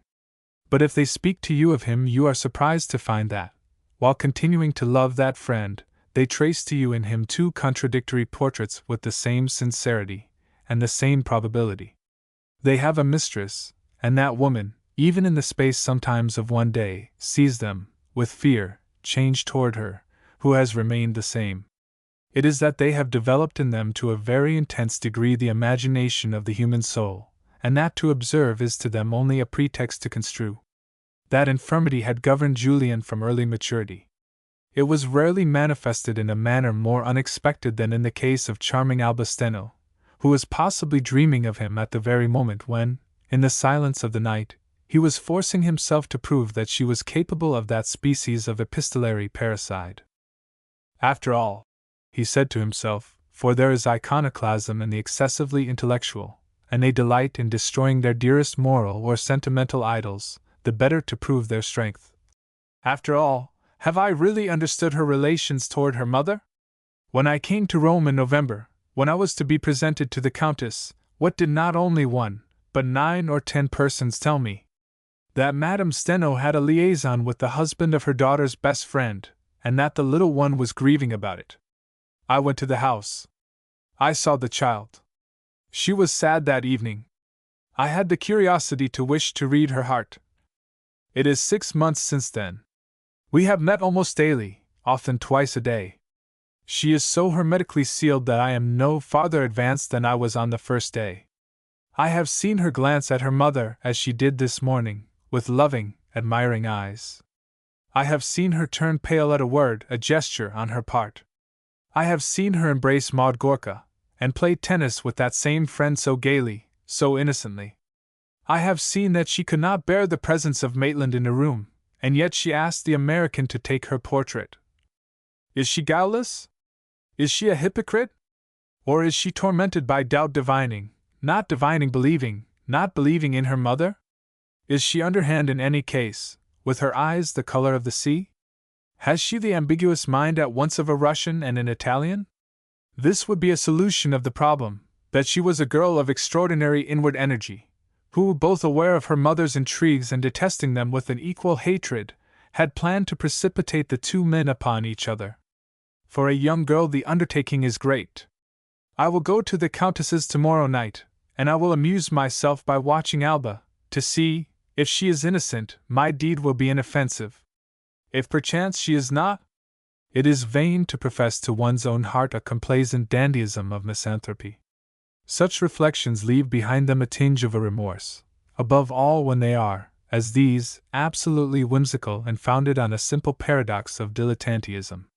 Dorsen experienced a feeling of shame when he awoke the following morning, and thinking of the mystery of the letters received by Gorka, he recalled the criminal romance he had constructed around the charming and tender form of his little friend, happily for his nerves, which were strained by the consideration of the formidable problem. If it is not someone in the Countess's circle, who has written those letters? He received, on rising, a voluminous package of proofs with the inscription, "Urgent." He was preparing to give to the public a collection of his first articles, under the title of Poussière d'idées. Dorsen was a faithful literary worker. Usually, involved titles served to hide in a bookstall shop, made goods, and romance writers or dramatic authors who pride themselves on living to write, and who seek inspiration elsewhere than in regularity of habits and the work-table, have their efforts marked from the first by sterility. Obscure or famous, rich or poor, an artist must be an artisan and practice these fruitful virtues: patient application, conscientious technicality, absorption in work. When he seated himself at his table, Dorsen was heart and soul in his business. He closed his door, he opened no letters nor telegrams, and he spent 10 hours without taking anything but 2 eggs and some black coffee, as he did on this particular day, when looking over the essays of his 25th year with the talent of his 35th, retouching here a word, rewriting an entire page, dissatisfied here, smiling there at his thought. The pen flew, carrying with it all the sensibility of the intellectual man who had completely forgotten Madame Steno, Gorka, Maitland, and the calumniated Contessina, until he should awake from his lucid intoxication at nightfall. As he counted, in arranging the slips, the number of articles prepared, he found there were 12. "Like Gorka's letters," said he aloud, with a laugh. He now felt coursing through his veins the lightness which all writers of his kind feel when they have labored on a work they believe good. "I have earned my evening," he added, still in a loud voice. "I must now dress and go to Madame Steno's. A good dinner at the doctor's. A half-hour's walk the night promises to be divine. I shall find out if they have news of the Palatine," the name he gave Gorka in his moments of gaiety. "I shall talk in a loud voice of anonymous letters. If the author of those received by Bolslas is there, I shall be in the best position to discover him, provided that it is not Alba. Decidedly, that would be sad." It was 10 o'clock in the evening, when the young man, faithful to his programme, arrived at the door of the large house on the Rue du 20 Septembre occupied by Madame Steno. It was an immense modern structure, divided into 2 distinct parts. To the left a revenue building and to the right a house on the order of those which are to be seen on the borders of Parc Monceau. The Villa Steno, as the inscription in gold upon the black marble door indicated, told the entire story of the Countess's fortune, that fortune appraised by rumor, with its habitual exaggeration, now at 20, now at 30 millions. She had in reality 250,000 francs income. But as, in 1873, Count Michel Steno, her husband, died, leaving only debts, a partly ruined palace at Venice and much property heavily mortgaged, the amount of that income proved the truth of the title, Superior Woman, applied by her friends to Alba's mother. Her friends likewise added, "She has been the mistress of Hafner, who has aided her with his financial advice." An atrocious slander which was so much the more false as it was before ever knowing the Baron that she had begun to amass her wealth. This is how she managed it. At the close of 1873, when, as a young widow, living in retirement in the sumptuous and ruined dwelling on the Grand Canal, she was struggling with her creditors, one of the largest bankers in Rome came to propose to her a very advantageous scheme. It dealt with a large piece of land which belonged to the Steno estate, a piece of land in Rome, in one of the suburbs, between the Porta Salera and the Porta Pia, a sort of village which the deceased Cardinal Steno, Count Michel's uncle, had begun to lay out. After his demise, the land had been rented in lots to kitchen gardeners, and it was estimated that it was worth about 40 centimes a square meter. The financier offered 4 francs for it, under the pretext of establishing a factory on the site. It was a large sum of money. The Countess required 24 hours in which to consider, and, at the end of that time, she refused the offer, which won for her the admiration of the men of business who knew of the refusal. In 1882, less than 10 years later, she sold the same land for 90 francs a meter. She saw, on glancing at a plan of Rome, and in recalling the history of modern Italy, first, that the new masters of the Eternal City would center all their ambition in rebuilding it, then that the portion comprised between the Quirinal and the 2 gates of Salera and Pia would be one of the principal points of development. Finally, that if she waited she would obtain a much greater sum than the first offer. And she had waited, applying herself to watching the administration of her possessions like the severest of intendants, depriving herself, stopping up gaps with unhoped-for profits. In 1875, she sold to the National Gallery a suite of 4 panels by Carpaccio, found in one of her country houses, for 120,000 francs. She had been as active and practical in her material life as she had been light and audacious in her sentimental experiences. The story circulated of her infidelity to Steno with Worku at St. Petersburg, where the diplomatist was stationed, after 1 year of marriage, was confirmed by the wantonness of her conduct, of which she gave evidence as soon as free. At Rome, where she lived a portion of the year after the sale of her land, out of which she retained enough to build the double house, she continued to increase her fortune with the same intelligence. A very advantageous investment in Aqua Marcia enabled her to double in 5 years the enormous profits of her first operation. And what proved still more the exceptional good sense with which the woman was endowed, when love was not in the balance, she stopped on those 2 gains, just at the time when the Roman aristocracy, possessed by the delirium of speculation, had begun to buy stocks which had reached their highest value. To spend the evening at the Villa Steno, after spending all the morning of the day before at the Palais Castagna, was to realize one of those paradoxes of contradictory sensations such as Dorsen loved, for poor Ardea had been ruined in having attempted to do a few years later that which Countess Catherine had done at the proper moment. He, too, had hoped for an increase in the value of property. Only he had bought the land at 70 francs a meter, and in 90 it was not worth more than 25. He, too, had calculated that Rome would improve, and on the high-priced land he had begun to build entire streets, imagining he could become like the Dukes of Bedford and of Westminster in London, the owner of whole districts. His houses finished, they did not rent, however. To complete the rest he had to borrow. He speculated in order to pay his debts, lost, and contracted more debts in order to pay the difference. His signature, as the proprietor of the Marzocco had said, was put to innumerable bills of exchange. The result was that on all the walls of Rome, including that of the Rue 20 Septembre on which was the Villa Steno, were posted multicolored placards announcing the sale, under the management of Cavalier Fossati, of the collection of art and of furniture of the Palais Castagna. To foresee is to possess power, said d'Orsay to himself, ringing at Madame Steno's door and summing up thus the invincible association of ideas which recalled to him the palace of the ruined Roman prince at the door of the villa of the triumphant Venetian. It is the real Alpha and Omega. The comparison between the lot of Madame Steno and that of the heir of the Castagnas had almost caused the writer to forget his plan of inquiry as to the author of the anonymous letters. It was to be impressed upon him, however, when he entered the hall where the Countess received every evening. Ardea himself was there, the center of a group composed of Alba Steno, Madame Maitland, Fanny Hafner, and the wealthy Baron, who, standing aloof and erect, leaning against a console, seemed like a beneficent and venerable man in the act of blessing youth. Julien was not surprised on finding so few persons in the vast salon, any more than he was surprised at the aspect of the room filled with old tapestry, bric-a-brac, furniture, flowers, and divans with innumerable cushions. He had had the entire winter in which to observe the interior of that house, similar to hundreds of others in Vienna, Madrid, Florence, Berlin, anywhere, indeed, where the mistress of the house applies herself to realizing an ideal of Parisian luxury. He had amused himself many an evening in separating from the almost international framework local features, those which distinguish the room from others of the same kind. No human being succeeds in being absolutely factitious in his home or in his writings. The author had thus noted that the salon bore a date, that of the Countess's last journey to Paris in 1880. It was to be seen in the plush and silk of the curtains.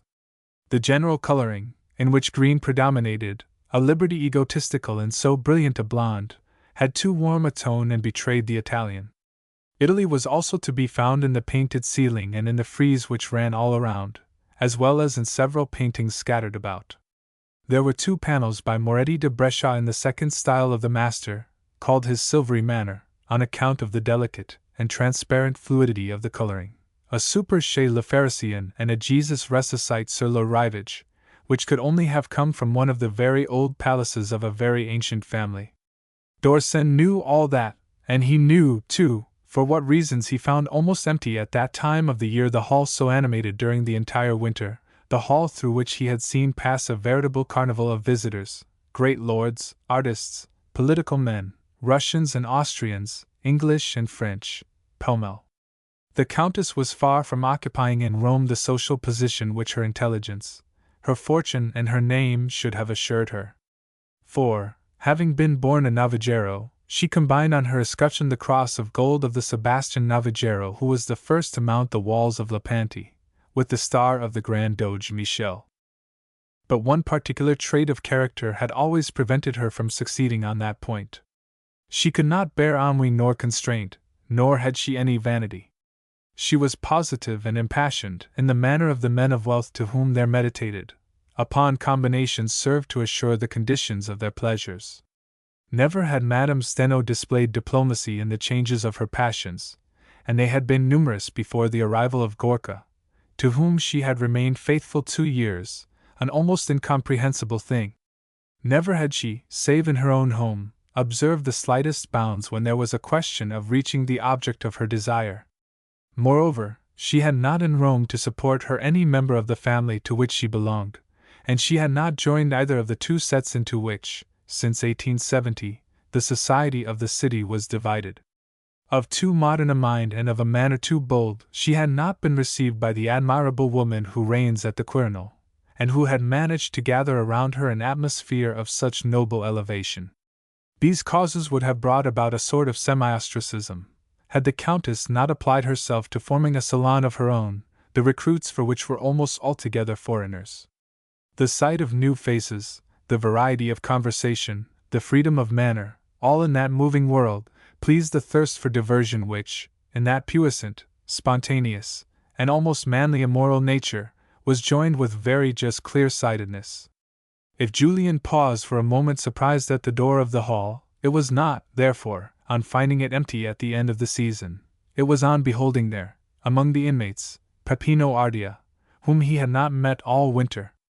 Truly, it was a strange time to appear in new scenes when the hammer of the appraiser was already raised above all which had been the pride and the splendor of his name. But the grand-nephew of Urban VII, seated between sublime Fanny Hafner, in pale blue, and pretty Alba Steno, in bright red, opposite Madame Maitland, so graceful in her mauve toilette, had in no manner the air of a man crushed by adversity. The subdued light revealed his proud manly face, which had lost none of its gay hauteur. His eyes, very black, very brilliant, and very unsteady, seemed almost in the same glance to scorn and to smile, while his mouth, beneath its brown mustache, wore an expression of disdain, disgust, and sensuality. The shaven chin displayed a bluish shade, which gave to the whole face a look of strength, belied by the slender and nervous form. The heir of the Castagnas was dressed with an affectation of the English style, peculiar to certain Italians. He wore too many rings on his fingers, too large a bouquet in his buttonhole, and above all he made too many gestures to allow for a moment, with his dark complexion, of any doubt as to his nationality. It was he who, of all the group, first perceived Julian, and he said to him, or rather called out familiarly, "Ah, d'Orsay! I thought you had gone away. We have not seen you at the club for 15 days. He has been working," replied Hafner, "at some new masterpiece, at a romance which is laid in Roman society, I am sure. Mistrust him, Prince, and you, ladies, disarm the portrayer.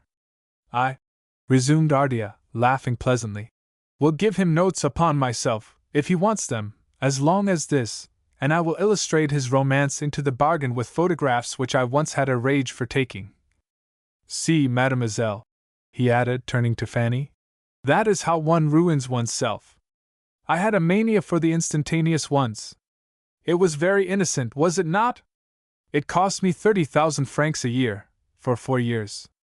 D'Orsay had heard that it was a watchword between Peppino Ardea and his friends to take lightly the disaster which came upon the Castagna family in its last and only scion. He was not expecting such a greeting. He was so disconcerted by it that he neglected to reply to the Baron's remark, as he would have done at any other time. Never did the founder of the Credit Osterdalmate fail to manifest in some such way his profound aversion for the novelist. Men of his species, profoundly cynical and calculating, fear and scorn at the same time a certain literature. Moreover, he had too much tact not to be aware of the instinctive repulsion with which he inspired Julian. But to Hafner, all social strength was tariffed, and literary success as much as any other. As he was afraid, as on the staircase of the Palais Castagna, that he had gone too far, he added, laying his hand with its long, supple fingers familiarly upon the author's shoulder, "This is what I admire in him, it is that he allows profane persons, such as we are, to plague him, without ever growing angry. He is the only celebrated author who is so simple. But he is better than an author, he is a veritable man of the world. Is not the Countess here?" asked D'Orsay, addressing Alba Steno, and without replying any more to the action, so involuntarily insulting, of the Baron than he had to his sly malice or to the Prince's facetious offer. Madame Steno's absence had again inspired him with an apprehension which the young girl dissipated by replying, "My mother is on the terrace. We were afraid it was too cool for Fanny." It was a very simple phrase, which the Contessina uttered very simply, as she fanned herself with a large fan of white feathers. Each wave of it stirred the meshes of her fair hair, which she wore curled upon her rather high forehead. Julian understood her too well not to perceive that her voice, her gestures, her eyes, her entire being, betrayed a nervousness at that moment almost upon the verge of sadness. Was she still reserved from the day before, or was she a prey to one of those inexplicable transactions which had led d'Orsay in his meditations of the night to such strange suspicions? Those suspicions returned to him with the feeling that, of all the persons present, Alba was the only one who seemed to be aware of the drama which undoubtedly was brewing. He resolved to seek once more for the solution of the living enigma which that singular girl was. How lovely she appeared to him that evening with those two expressions which gave her an almost tragical look. The corners of her mouth drooped somewhat, her upper lip, almost too short, disclosed her teeth, and in the lower part of her pale face was a bitterness so prematurely sad. Why? It was not the time to ask the question. First of all, it was necessary for the young man to go in search of Madame Steno on the terrace, which terminated in a paradise of Italian voluptuousness, the salon furnished in imitation of Paris. Shrubs blossomed in large terracotta vases. Statuettes were to be seen on the balustrade, and beyond, the pines of the Villa Bonaparte outlined their black umbrellas against a sky of blue velvet, strewn with large stars. A vague aroma of acacias, from a garden nearby, floated in the air, which was light, caressing, and warm. The soft atmosphere sufficed to convict of falsehood the Contessina, who had evidently wished to justify the tête-à-tête of her mother and of Maitland. The two lovers were indeed together in the perfume, the mystery and the solitude of the obscure and quiet terrace. It took d'Orsay, who came from the bright glare of the salon, a moment to distinguish in the darkness the features of the Countess who, dressed all in white, was lying upon a willow couch with soft cushions of silk. She was smoking a cigarette, the lighted end of which, at each breath she drew, gave sufficient light to show that, notwithstanding the coolness of the night, her lovely neck, so long and flexible, about which was clasped a collar of pearls, was bare, as well as her fair shoulders and her perfect arms, laden with bracelets, which were visible through her wide, flowing sleeves. On advancing, Julian recognized, through the vegetable odors of that spring night, the strong scent of the Virginian tobacco which Madame Steno had used since she had fallen in love with Maitland, instead of the Russian papyrus, to which Gorka had accustomed her. It is by such insignificant traits that amorous women recognize a love profoundly, insatiably sensual, the only one of which the Venetian was capable. Their passionate desire to give themselves up still more leads them to espouse, so to speak, the slightest habits of the men whom they love in that way. Thus are explained those metamorphoses of tastes, of thoughts, even of appearance, so complete, that in 6 months, in 3 months of separation, they become like different people. By the side of that graceful and supple vision, Lincoln Maitland was seated on a low chair. But his broad shoulders, which his evening coat set off in their amplitude, attested that before having studied art, and even while studying it, he had not ceased to practice the athletic sports of his English education. As soon as he was mentioned, the term, large, was evoked. Indeed, above the large frame was a large face, somewhat red, with a large red mustache, which disclosed, in broad smiles, his large strong teeth. Large rings glistened on his large fingers. He presented a type exactly opposite to that of Boleslaus Gorka. If the grandson of the Polish castellan recalled the dangerous finesse of a feline, of a slender and beautiful panther, Maitland could be compared to one of those mastiffs in the legends, with a jaw and muscles strong enough to strangle lions. The painter in him was only in the eye and in the hand, in consequence of a gift as physical as the voice to a tenor. But that instinct, almost abnormal, had been developed, cultivated to excess, by the energy of will and refinement, a trait so marked in the Anglo-Saxons of the New World when they like Europe, instead of detesting it. For the time being, the longing for refinement seemed reduced to the passionate inhalations of that divine, fair rose of love which was Madame Steno, a rose almost too full-blown, and which the autumn of 40 years had begun to fade. But she was still charming. And how little Maitland heeded the fact that his wife was in the room nearby, the windows of which cast forth a light which caused to stand out more prominently the shadow of the voluptuous terrace. He held his mistress's hand within his own, but abandoned it when he perceived d'Orsay, who took particular pains to move a chair noisily on approaching the couple, and to say, in a loud voice, with a merry laugh, "I should have made a poor gallant abbé of the last century, for at night I can really see nothing. If your cigarette had not served me as a beacon light I should have run against the balustrade." "Ah, it is you, d'Orsay," replied Madame Steno, with a sharpness contrary to her habitual amiability, which proved to the novelist that first of all he was the inconvenient third of the classical comedies, then that Hafner had reported his imprudent remarks of the day before. "So much the better," thought he. "I shall have forewarned her. On reflection she will be pleased." It is true that at this moment there is no question of reflection. As he said those words to himself, he talked aloud of the temperature of the day, of the probabilities of the weather for the morrow, of Ardia's good humor. He made, indeed, 20 trifling remarks, in order to manage to leave the terrace and to leave the lovers to their tête-à-tête, without causing his withdrawal to become noticeable by indiscreet haste, as disagreeable as suggestive. When may we come to your atelier to see the portrait finished, Maitland? He asked, still standing, in order the better to manage his retreat. Finished? Exclaimed the Countess, who added, employing a diminutive which she had used for several weeks. Do you then not know that Linko has again effaced the head? Not the entire head, said the painter, but the face is to be done over. You remember, Dorsen, those 2 canvases by Pier delta Francesca, which are at Florence, Duke Federigo d'Urbino and his wife Battista Sforza. Did you not see them in the same room with La Calumny by Botticelli, with a landscape in the background? It is drawn like this. And he made a gesture with his thumb.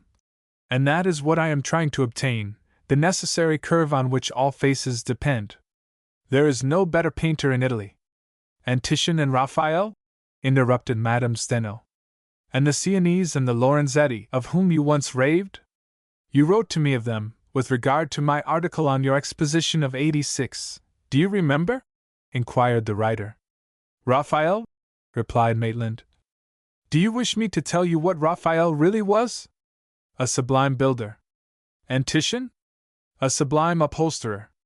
It is true, I admired the Sienese very much, he added, turning toward Dorsen. I spent 3 months in copying the Simone Martini of the municipality, the Guido Riccio, who rides between 2 strongholds on a grey heath, where there is not a sign of a tree or a house, but only lances and towers. Do I remember Lorenzetti? Above all, the fresco at San Francesco, in which Saint Francois presents his order to the Pope, that was his best work. Then, there is a cardinal, with his fingers on his lips thus. Another gesture. Well, I remember it, you see, because there is an anecdote. It is portrayed on a wall, oh, a grand portrayal, but without the subject, flut. And he made a hissing sound with his lips. While Pier della Francesca, Carnevale, Milazzo. He paused to find a word which would express the very complicated thought in his head, and he concluded. That is painting. But the Assumption by Titian, and the Transfiguration by Raphael, resumed the Countess, who added in Italian, with an accent of enthusiasm. Ah, the bellezza! Do not worry, Countess, said Dorsen, laughing heartily. Those are an artist's opinions. 10 years ago, I said that Victor Hugo was an amateur and Alfred de Musset a bourgeois. But, he added, as I am not descended from the Doges nor the Pilgrim Fathers, I, a poor, degenerate Gallo-Roman, fear the dampness on account of my rheumatism, and asked your permission to re-enter the house. Then, as he passed through the door of the salon, Raphael, a builder. Titian, an upholsterer. Lorenzetti, a reproducer, he repeated to himself. And the descendant of the Doges, who listened seriously to those speeches, her ideal should be a Madonna en chromo, of the first order. As for Gorka, if he had not made me lose my entire day yesterday, I should think I had been dreaming, so little is there any question of him. And Ardea, who continues to laugh at his ruin. He is not bad for an Italian. But he talks too much about his affairs, and it is in bad taste. Indeed, as he turned toward the group assembled in a corner of the salon, he heard the prince relating a story about Cavalier Fossati, to whom was entrusted the charge of the sale. How much do you think will be realized on all? I asked him, finally. Oh, he replied, very little. But a little and a little more end by making a great deal. With what an air he added, E gia il machino e conti, already the gnat is a count. The gnat was himself. A few more sales like yours, my prince, and my son, the Count of Fossati, will have 500,000. He will enter the club and address you with the familiar thou when playing Goffo against you. That is what there is in this Gia already. On my honor, I have not been happier than since I have, not a so. You are an optimist, prince, said Hafner. And whatsoever our friend Dorsen here present may claim, it is necessary to be optimistic. You are attacking him again, father, interrupted Fanny in a tone of respectful reproach. Not the man, returned the Baron. But his ideas, yes, and above all those of his school. Yes, yes, he continued, either wishing to change the conversation, which Ardea persisted in turning upon his ruin, or finding very well organized a world in which strokes like that of the credit Austro-Dalmate are possible, he really felt a deep aversion to the melancholy and pessimism with which Julian's works were tinged. And he continued, "On listening to you, Ardea, just now, and on seeing this great writer enter, I am reminded by contrast of the fashion now in vogue of seeing life in a gloomy light." "Do you find it very gay?" asked Alba brusquely. "Good," said Hafner. "I was sure that, in talking against pessimism, I should make the Contessina talk." "Very gay?" he continued. "No, but when I think of the misfortunes which might have come to all of us here, for instance, I find it very tolerable. Better than living in another epoch, for example. 150 years ago, Contessina, in Venice, you would have been liable to arrest any day under a warrant of the Council of Ten. And you, d'Orsen, would have been exposed to the cudgel like Monsieur de Voltaire, by some jealous lord. And Prince d'Ardea would have run the risk of being assassinated or beheaded at each change of pope. And I, in my quality of Protestant, should have been driven from France, persecuted in Austria, molested in Italy, burned in Spain." As can be seen, he took care to choose between his two inheritances. He had done so with an enigmatical good nature which was almost ironical. He paused, in order not to mention what might have come to Madame Maitland before the suppression of slavery. He knew that the very pretty and elegant young lady shared the prejudices of her American compatriots against Negro blood, and that she made every effort to hide the blemish upon her birth to the point of never removing her gloves. It may, however, in justice be added, that the slightly olive tinge in her complexion, her wavy hair, and a vague bluish reflection in the whites of her eyes would scarcely have betrayed the mixture of race. She did not seem to have heeded the Baron's pause, but she arranged, with an absent air, the folds of her mauve gown, while d'Orsen replied, "It is a fine and specious argument. Its only fault is that it has no foundation. For I defy you to imagine yourself what you would have been in the epoch of which you speak. We say frequently, if I had lived 100 years ago. We forget that 100 years ago we should not have been the same, that we should not have had the same ideas, the same tastes, nor the same requirements. It is almost the same as imagining that you could think like a bird or a serpent. One could very well imagine what it would be never to have been born," interrupted Alba Steno. She uttered the sentence in so peculiar a manner that the discussion begun by Hafner was nipped in the bud. The words produced their effect upon the chatter of the idlers who only partly believed in the ideas they put forth. Although there is always a paradox in condemning life amid a scene of luxury when one is not more than 20, the Contessina was evidently sincere. Whence came that sincerity? From what corner of her youthful heart, wounded almost to death? d'Orsen was the only person who asked himself the question, for the conversation turned at once, Lydia Maitland having touched with her fan the sleeve of Alba, who was 2 seats from her, to ask her this question with an irony as charming, after the young girl's words, as it was involuntary. "It is silk muslin, is it not?" "Yes," replied the Contessina, who rose and leaned over, to offer to the curious gaze of her pretty neighbor her arm, which gleamed frail, nervous, and softly fair through the transparent red material, with a bow of ribbon of the same color tied at her slender shoulder and her graceful wrist, while Ardea, by the side of Fanny, could be heard saying to the daughter of Baron Justice, more beautiful than ever that evening, in her pallor slightly tinged with pink by some secret agitation, "You visited my palace yesterday, mademoiselle?" "No," she replied. "Ask her why not, Prince," said Hafner. "Father!" cried Fanny, with a supplication in her black eyes which Ardea had the delicacy to obey, as he resumed. "It is a pity. Everything there is very ordinary. But you would have been interested in the chapel. Indeed, I regret that those objects before which my ancestors have prayed so long, and which end by being listed in a catalogue. They even took the reliquary from me, because it was by Ugolina de Siena. I will buy it back as soon as I can. Your father applauds my courage. I could not part from those objects without real sorrow. But it is the feeling she has for the entire palace," said the Baron. "Father!" again implored Fanny. "Come, compose yourself, I will not betray you," said Hafner, while Alba, taking advantage of having risen, left the group. She walked toward a table at the other extremity of the room, set in the style of an English table, with tea and iced drinks, saying to Julian, who followed her, "Shall I prepare your brandy and soda, Dorsen?" "What ails you, Contessina?"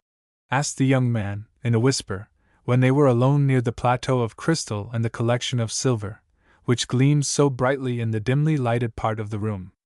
"Yes," he persisted. "What ails you? Are you still vexed with me?" "With you?" said she. "I have never been." "Why should I be?" she repeated. "You have done nothing to me." "Someone has wounded you?" asked Julian. He saw that she was sincere, and that she scarcely remembered the ill humor of the preceding day. "You cannot deceive a friend such as I am," he continued. "On seeing you fan yourself, I knew that you had some annoyance." "I know you so well." "I have no annoyance," she replied, with an impatient frown. "I cannot bear to hear lies of a certain kind. That is all." "And who has lied?" resumed Dorsen. "Did you not hear Ardia speak of his chapel just now, he who believes in God as little as Hafner, of whom no one knows whether he is a Jew or a Gentile? Did you not see poor Fanny look at him the while? And did you not remark with what tact the Baron made the allusion to the delicacy which had prevented his daughter from visiting the Palais Castagna with us? And did that comedy enacted between the two men give you no food for thought?" "Is that why Peppino is here?" asked Julian. "Is there a plan on foot for the marriage of the heiress of Papa Hafner's millions and the grandnephew of Pope Urban VII?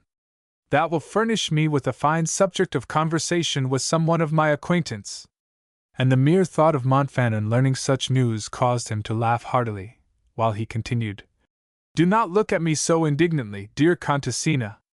But I see nothing so sad in the story. Fanny to marry Peppino? Why not?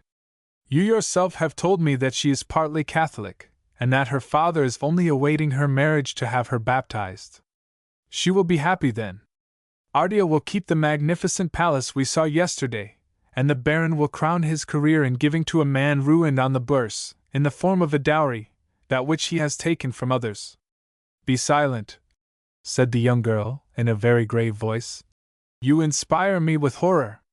That Ardia should have lost all scruples, and that he should wish to sell his title of a Roman prince at as high a price as possible, to no matter what bidder, is so much the more a matter of indifference, for we Venetians do not allow ourselves to be imposed upon by the Roman nobility.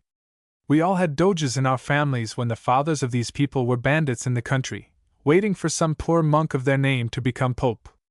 That Baron Hafner sells his daughter as he once sold her jewels is also a matter of indifference to me. But you do not know her.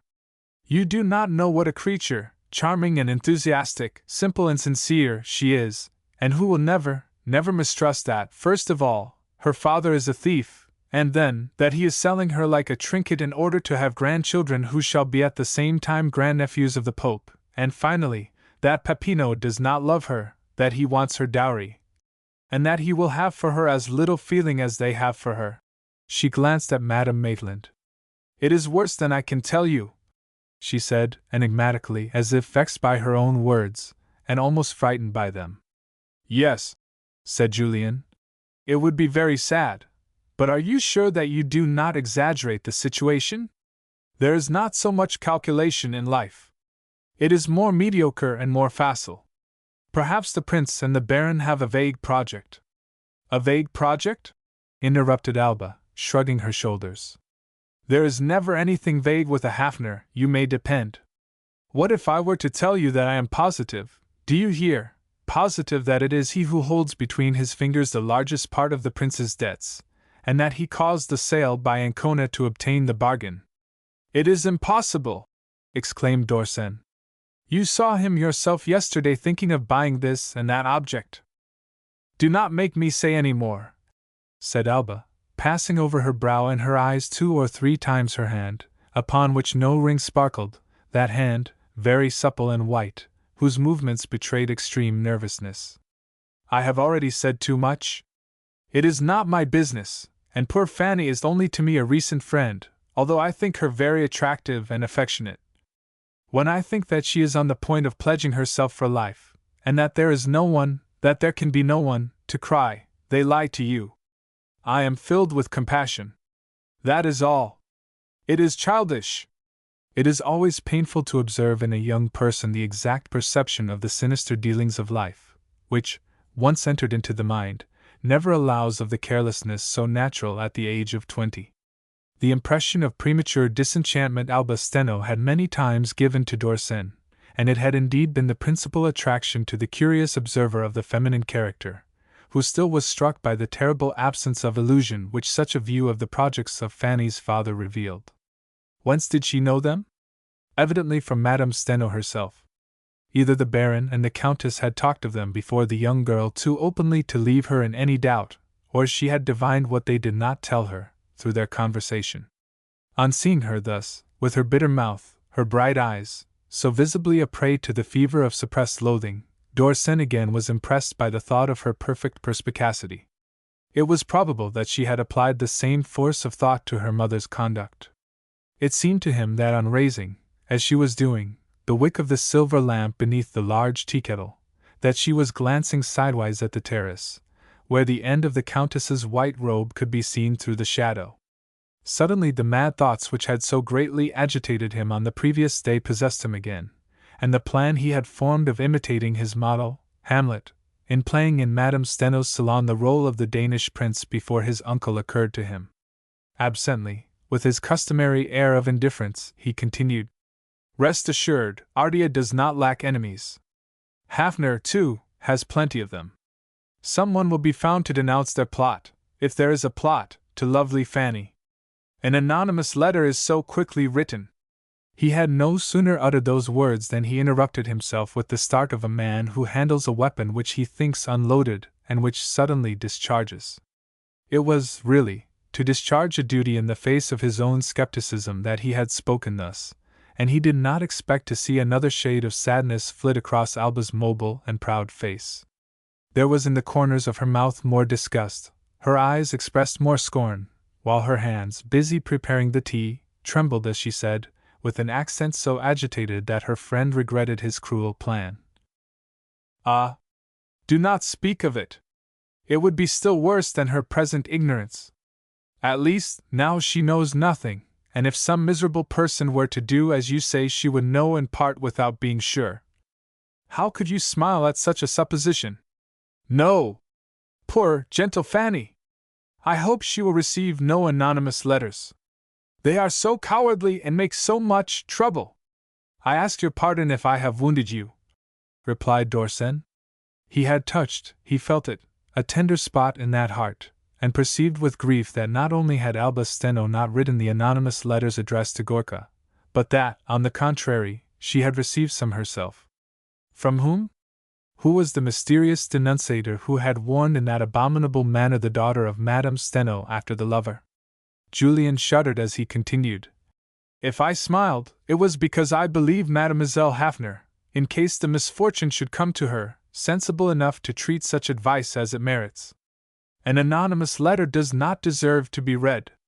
Anyone infamous enough to make use of weapons of that sort does not deserve that one should do him the honor even to glance at what he has written. Is it not so?" said the girl. There was in her eyes, the pupils of which suddenly dilated, a gleam of genuine gratitude which convinced her companion that he had seen correctly. He had uttered just the words of which she had need. In the face of that proof, he was suddenly overwhelmed by an access of shame and of pity, of shame, because in his thoughts he had insulted the unhappy girl, of pity, because she had to suffer a blow so cruel, if, indeed, her mother had been exposed to her. It must have been on the preceding afternoon or that very morning that she had received the horrible letter, for, during the visit to the Palais Castagne, she had been, by turns, gay and quiet, but so childish, while on that particular evening it was no longer the child who suffered, but the woman. Dorsen resumed, "You see, we writers are exposed to those abominations. A book which succeeds, a piece which pleases, an article which is extolled calls forth from the envious and signed letters which wound us or those whom we love. In such cases, I repeat, I burn them unread, and if ever in your life such come to you, listen to me, little Countess, and follow the advice of your friend Dorsen, for he is your friend. You know it, do you not, your true friend? Why should I receive anonymous letters? asked the girl, quickly. I have neither fame, beauty, nor wealth, and am not to be envied. As Dorsen looked at her, regretting that he had said so much, she forced her sad lips to smile, and added, If you are really my friend, instead of making me lose time by your advice, of which I shall probably never have need, for I shall never become a great authoress, help me to serve the tea, will you? It should be ready. And with her slender fingers she raised the lid of the kettle, saying, Go and ask Madame Maitland if she will take some tea this evening, and Fanny too. Ardea takes whiskey and the Baron mineral water. You can ring for his glass of Vichy. There. You have delayed me. There are more callers and nothing is ready. Ah! She cried. It is Maud! Then, with surprise, and her husband! Indeed, the folding doors of the hall opened to admit Maud Gorka, a robust British beauty, radiant with happiness, attired in a gown of black crepe de chine with orange ribbons, which set off to advantage her fresh color. Behind her came Bolslas. But he was no longer the traveler who, 36 hours before, had arrived at the Place de la Trinite de Mons, mad with anxiety, wild with jealousy, soiled by the dust of travel, his hair disordered, his hands and face dirty. It was, though somewhat thinner, the elegant Gorka whom Dorsen had known, tall, slender, and perfumed, in full dress, a bouquet in his buttonhole, his lips smiling. To the novelist, knowing what he knew, the smile and the composure had something in them more terrible than the frenzy of the day before. He comprehended it by the manner in which the Pole gave him his hand. One night and a day of reflection had undermined his work, and if Bolslas had enacted the comedy to the point of lulling his wife's suspicions and of deciding on the visit of that evening, it was because he had resolved not to consult any one and to lead his own inquiry. He was succeeding in the beginning. He had certainly perceived Madame Steno's white gown upon the terrace, while radiant Maud explained his unexpected return with her usual ingenuousness. This is what comes of sending to a doting father accounts of our boy's health. I wrote him the other day that Luke had a little fever. He wrote to ask about its progress. I did not receive his letter. He became uneasy, and here he is. I will tell Mamma, said Alba, passing out upon the terrace, but her haste seemed too slow to Dorsen. He had such a presentiment of danger that he did not think of smiling, as he would have done on any other occasion, at the absolute success of the deception which he and Bolslas had planned on the preceding day, and of which the Count had said, with a fatuity now proven, Maud will be so happy to see me that she will believe all. It was a scene both simple and tragical, of that order in which in society the most horrible incidents occur without a sound, without a gesture, amid phrases of conventionality, and in a festal framework. Two of the spectators, at least, besides Julian, understood its importance, Ardea and Hafner. For neither the one nor the other had failed to notice the relations between Madame Steno and Maitland, much less her position with regard to Gorka. The writer, the Grand Seigneur, and the business man had, notwithstanding the differences of age and of position, a large experience of analogous circumstances. They knew of what presence of mind a courageous woman was capable, when surprised, as was the Venetian. All these have declared since that they had never imagined more admirable self-possession, a composure more superbly audacious, than that displayed by Madame Steno, at that decisive moment. She appeared on the threshold of the French window, surprised and delighted, just in the measure she conformably should be. Her fair complexion, which the slightest emotion tinged with carmine, was bewitchingly pink. Not a quiver of her long lashes veiled her deep blue eyes, which gleamed brightly.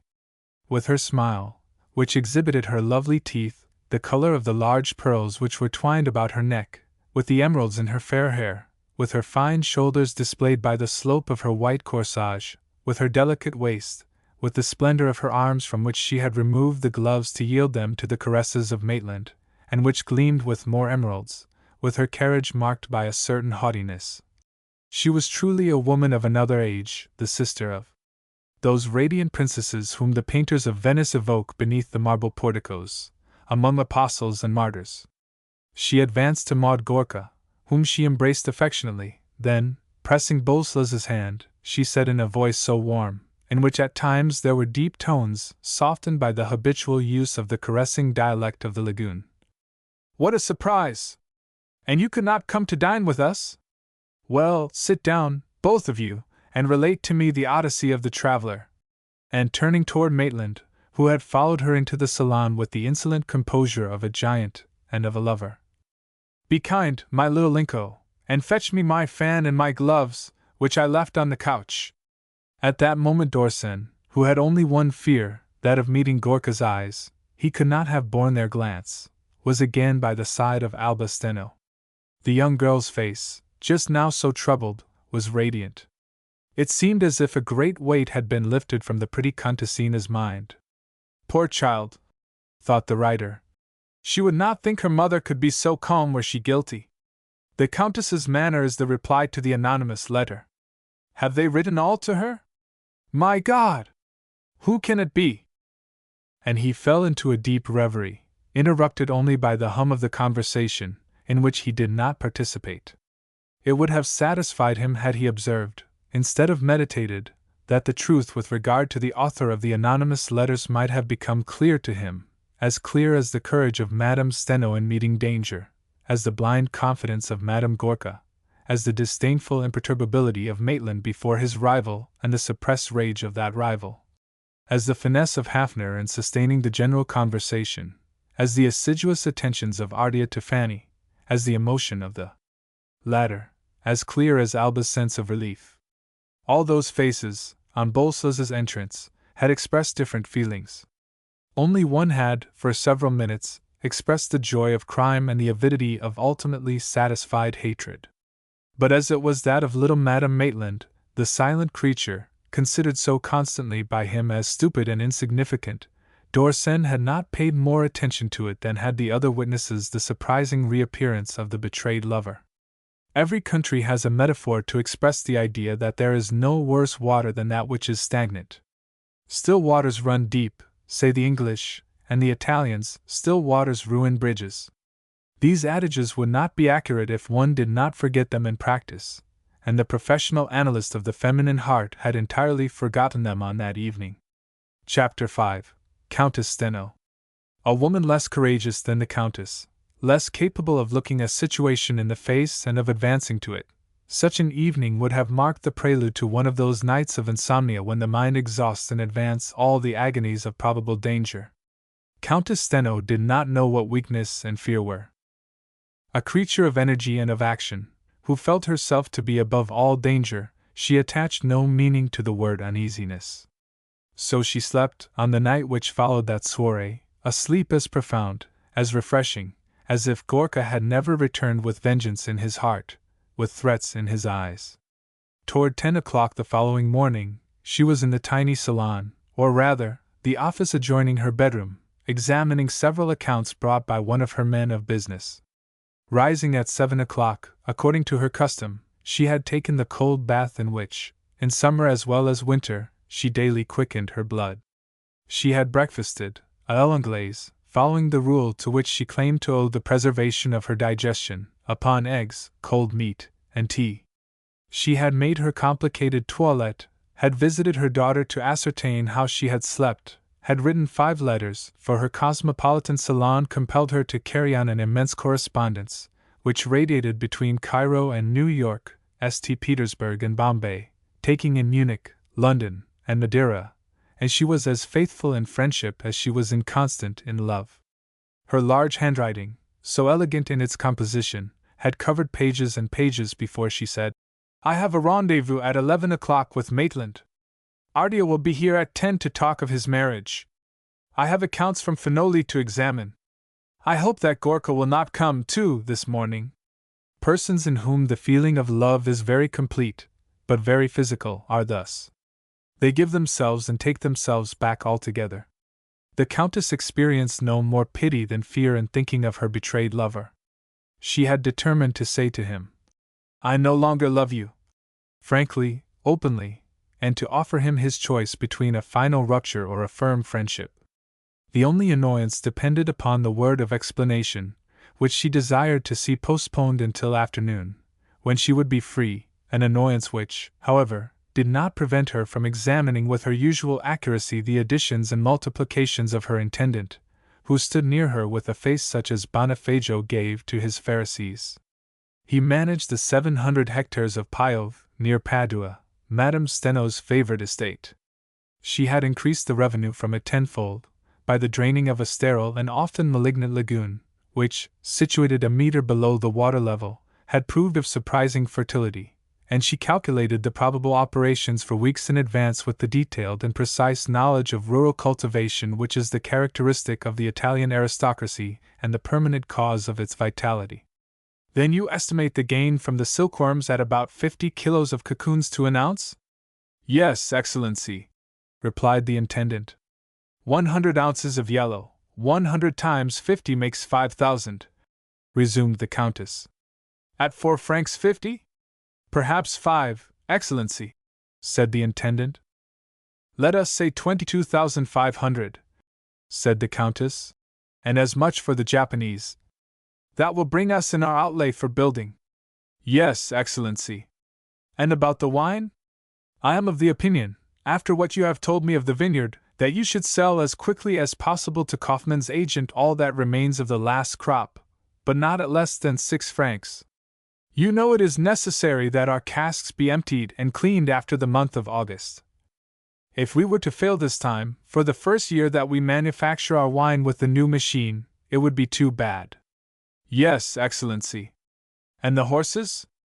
I think that is an opportunity we should not let escape. My advice is that you take the express to Florence today at 2 o'clock. You will reach Verona tomorrow morning. You will conclude the bargain.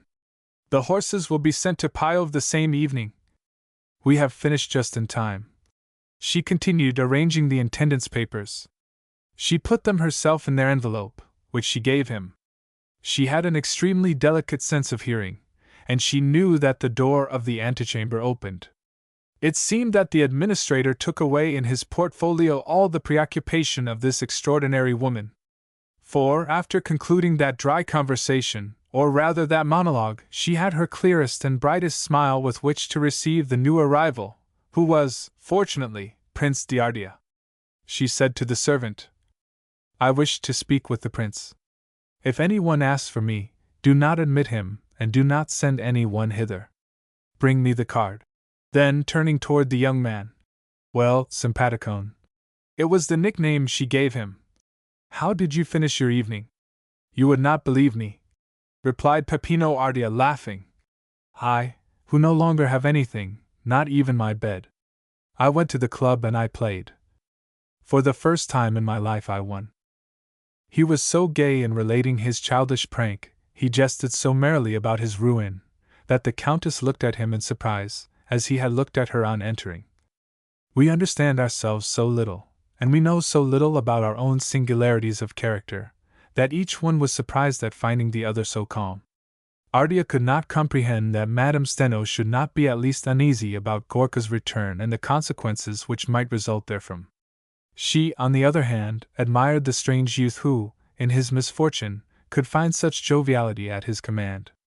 He had evidently expended as much care upon his toilette as if he had not to take some immediate steps to assure his future, and his waistcoat, the color of his shirt, his cravat, his yellow shoes, the flower in his buttonhole, all united to make of him an amiable and incorrigibly frivolous dandy.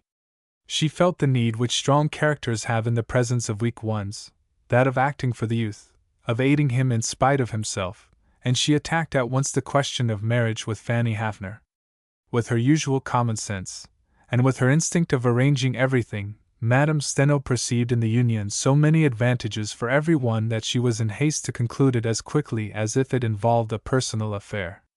The marriage was earnestly desired by the Baron, who had spoken of it to her for months. It suited Fanny, who would be converted to Catholicism with the consent of her father. It suited the prince, who at one stroke would be freed from his embarrassment.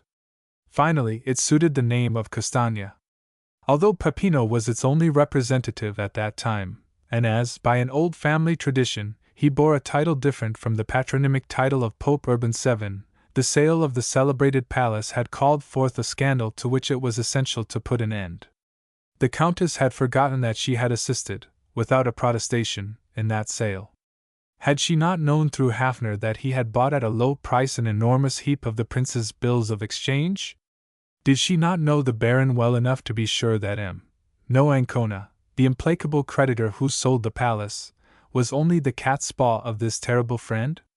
In a fit of ill humor at the Baron, had she not herself accused him in Alba's presence of this very simple plan, to bring Ardea to a final catastrophe in order to offer him salvation in the form of the union with Fanny, and to execute at the same time an excellent operation? For, once freed from the mortgages which burdened them, the prince's lands and buildings would regain their true value, and the imprudent speculator would find himself again as rich, perhaps richer. "Come," said Madame Steno to the prince, after a moment's silence and without any preamble. "It is now time to talk business. You dined by the side of my little friend yesterday. You had the entire evening in which to study her. Answer me frankly, would she not make the prettiest little Roman princess who could kneel in her wedding gown at the tomb of the apostles? Can you not see her in her white gown, under her veil, alighting at the staircase of St. Peter's from the carriage with the superb horses which her father has given her? Close your eyes and see her in your thoughts. Would she not be pretty? Would she not?" "Very pretty," replied Ardea, smiling at the tempting vision Madame Steno had conjured up. "But she is not fair. And you know, to me, a woman who is not fair, Countess! What a pity that in Venice, 5 years ago, on a certain evening, do you remember? How much like you that is!" interrupted she, laughing her deep, clear laugh. "You came to see me this morning to talk to me of a marriage, unhoped for with your reputation of gamester, of supper giver, of mauvais sujet, of a marriage which fulfills conditions most improbable, so perfect are they: beauty, youth, intelligence, fortune, and even, if I have read my little friend aright, the beginning of an interest, of a very deep interest. And for a little, you would make a declaration to me. Come, come!" And she extended to him for a kiss her beautiful hand, on which gleamed large emeralds. "You are forgiven. But answer, yes or no, shall I make the proposal? If it is yes, I will go to the Palace Savarelli at 2 o'clock. I will speak to my friend Hafner. He will speak to his daughter, and it will not depend upon me if you have not their reply this evening or tomorrow morning. Is it yes? Is it no? This evening? Tomorrow?" exclaimed the prince, shaking his head with a most comical gesture. "I cannot decide like that. It is an ambush. I come to talk, to consult you." "And on what?" asked Madame Steno, with a vivacity almost impatient. "Can I tell you anything you do not already know? In 24 hours, in 48, in 6 months, what difference will there be, I pray you? We must look at things as they are, however. Tomorrow, the day after, the following days, will you be less embarrassed?" "No," said the prince. "But—" "There is no but," she resumed, allowing him to say no more than she had allowed her intendant. The despotism natural to puissant personalities scorned to be disguised in her, when there were practical decisions in which she was to take part. "The only serious objection you made to me when I spoke to you of this marriage 6 months ago was that Fanny was not a Catholic. I know today that she has only to be asked to be converted. So do not let us speak of that." "No," said the prince. "But—" "As for Hafner," continued the Countess, "you will say he is my friend and that I am partial, but that partiality even is an opinion. He is precisely the father-in-law you need. Do not shake your head. He will repair all that needs repairing in your fortune. You have been robbed, my poor Peppino. You told me so yourself. Become the Baron's son-in-law, and you will have news of your robbers. I know. There is the Baron's origin and the suit of 10 years ago with all the pettegolezzi to which it gave rise. All that has not the common meaning. The Baron began life in a small way. He was from a family of Jewish origin, you see, I do not deceive you, but converted 2 generations back, so that the story of his change of religion since his stay in Italy is a calumny, like the rest. He had a suit in which he was acquitted. You would not require more than the law, would you? No, but— For what are you waiting, then? Concluded Madame Steno. That it may be too late? How about your lands? Ah, Let me breathe, let me fan myself, said Ardea, who, indeed, took one of the Countess's fans from the desk. I, who have never known in the morning what I would do in the evening, I, who have always lived according to my pleasure, you ask me to take in 5 minutes the resolution to bind myself forever. I ask you to decide what you wish to do, returned the Countess. It is very amusing to travel at one's pleasure. But when it is a question of arranging one's life, this childishness is too absurd. I know of only one way, to see one's aim and to march directly to it. Yours is very clear, to get out of this dilemma. The way is not less clear, it is marriage with a girl who has 5 millions dowry. Yes or no, will you have her? Ah, said she, suddenly interrupting herself. I shall not have a moment to myself this morning, and I have an appointment at 11 o'clock. She looked at the timepiece on her table, which indicated 25 minutes past 10. She had heard the door open. The footman was already before her, and presented to her a card upon a salver. She took the card, looked at it, frowned, glanced again at the clock, seemed to hesitate, then.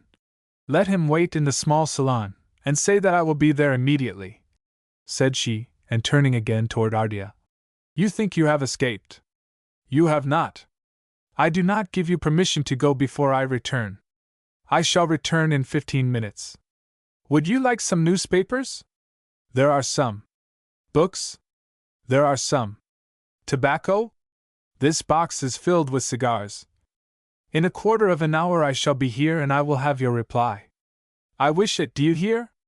I wish it. And on the threshold with another smile, using that time a term of patois common in northern Italy and which is only a corruption of schiavo or servant, ciao simpaticone. What a woman! Said Peppino Ardea, when the door was closed upon the Countess. Yes, what a pity that 5 years ago in Venice I was not free. Who knows?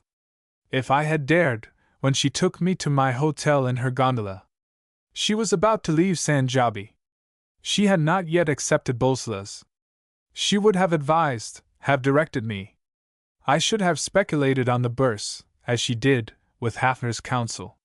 But not in the quality of son-in-law. I should not have been obliged to marry. And she would not now have such bad tobacco. He was on the point of lighting one of the Virginian cigarettes, a present from Maitland. He threw it away, making a grimace with his air of a spoiled child, at the risk of scorching the rug which lay upon the marble floor, and he passed into the antechamber in order to fetch his own case in the pocket of the light overcoat he had prudently taken on coming out after 8 o'clock. As he lighted one of the cigarettes in that case, filled with so-called Egyptian tobacco, mixed with opium and saltpetre, which he preferred to the tobacco of the American, he mechanically glanced at the card which the servant had left on going from the room, the card of the unknown visitor for whom Madame Steno had left him. Ardea read upon it, with astonishment, these words. Count Bolsa's Gorka. She is better than I thought her, said he, on re-entering the deserted office. She had no need to bid me not to go. I think I should wait to see her return from that conversation. It was indeed Bolsola's whom the Countess found in the salon, which she had chosen as the room the most convenient for the stormy explanation she anticipated. It was isolated at the end of the hall, and was like a pendant to the terrace. It formed, with the dining room, the entire ground floor, or rather, the entresol of the house. Madame Steno's apartments, as well as the other small salon in which Peppino was, were on the first floor, together with the rooms set apart for the Contessina and her German governess, Fräulein Weber, for the time being on a journey. The Countess had not been mistaken. At the first glance exchanged on the preceding day with Gorka, she had divined that he knew all. She would have suspected it, nevertheless, since Hafner had told her the few words indiscreetly uttered by Dorsen on the clandestine return of the Pole to Rome. She had not at that time been mistaken in Bolsola's intentions, and she had no sooner looked in his face than she felt herself to be in peril. When a man has been the lover of a woman as that man had been hers, with the vibrating communion of a voluptuousness unbroken for 2 years, that woman maintains a sort of physiological, quasi-animal instinct. A gesture, the accent of a word, a sigh, a blush, a pallor, are signs for her that her intuition interprets with infallible certainty. How and why is that instinct accompanied by absolute oblivion of former caresses? It is a particular case of that insoluble and melancholy problem of the birth and death of love. Madame Steno had no taste for reflection of that order. Like all vigorous and simple creatures, she acknowledged and accepted it. As on the previous day, she became aware that the presence of her former lover no longer touched in her being the chord which had rendered her so weak to him during 25 months, so indulgent to his slightest caprices. It left her as cold as the marble of the bas-relief by Mino da Fiesole fitted into the wall just above the high chair upon which he leaned. Bolslas, notwithstanding the paroxysm of lucid fury which he suffered at that moment, and which rendered him capable of the worst violence, had on his part a knowledge of the complete insensibility in which his presence left her. He had seen her so often, in the course of their long liaison, arrive at their morning rendezvous at that hour, in similar toilettes, so fresh, so supple, so youthful in her maturity, so eager for kisses, tender and ardent. She had now in her blue eyes, in her smile, in her entire person, something at once so gracious and so inaccessible, which gives to an abandoned lover the mad longing to strike, to murder, a woman who smiles at him with such a smile. At the same time she was so beautiful in the morning light, subdued by the lowered blinds, that she inspired him with an equal desire to clasp her in his arms whether she would or no. He had recognized, when she entered the room, the aroma of a preparation which she had used in her bath, and that trifle alone had aroused his passion far more than when the servant told him Madame Steno was engaged. And he wondered whether she was not alone with Maitland. Those impassioned, but suppressed, feelings trembled in the accent of the very simple phrase with which he greeted her. At certain moments words are nothing, it is the tone in which they are uttered. And to the Countess that of the young man was terrible. "I am disturbing you?" he asked, bowing and barely touching with the tips of his fingers the hand she had extended to him on entering.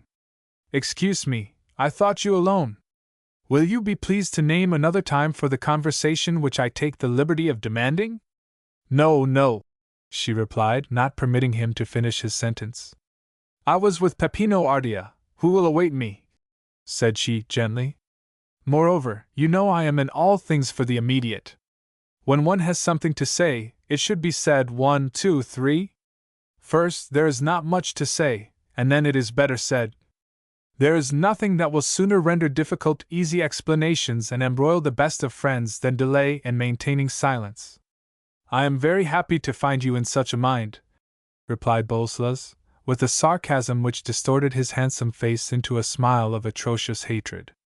The good nature displayed by her cut him to the heart, and he continued, already less self-possessed. "It is indeed an explanation which I think I have the right to ask of you, and which I have come to claim." "To claim, my dear?" said the Countess, looking him fixedly in the face without lowering her proud eyes, in which those imperative words had kindled a flame. If she had been admirable the preceding evening in facing as she had done the return of her discarded lover, on coming direct from the tete-a-tete with her new one, perhaps, at that moment, she was doubly so, when she did not have her group of intimate friends to support her. She was not sure that the man who confronted her was not armed, and she believed him perfectly capable of killing her, while she could not defend herself. But a part had to be played sooner or later, and she played it without flinching.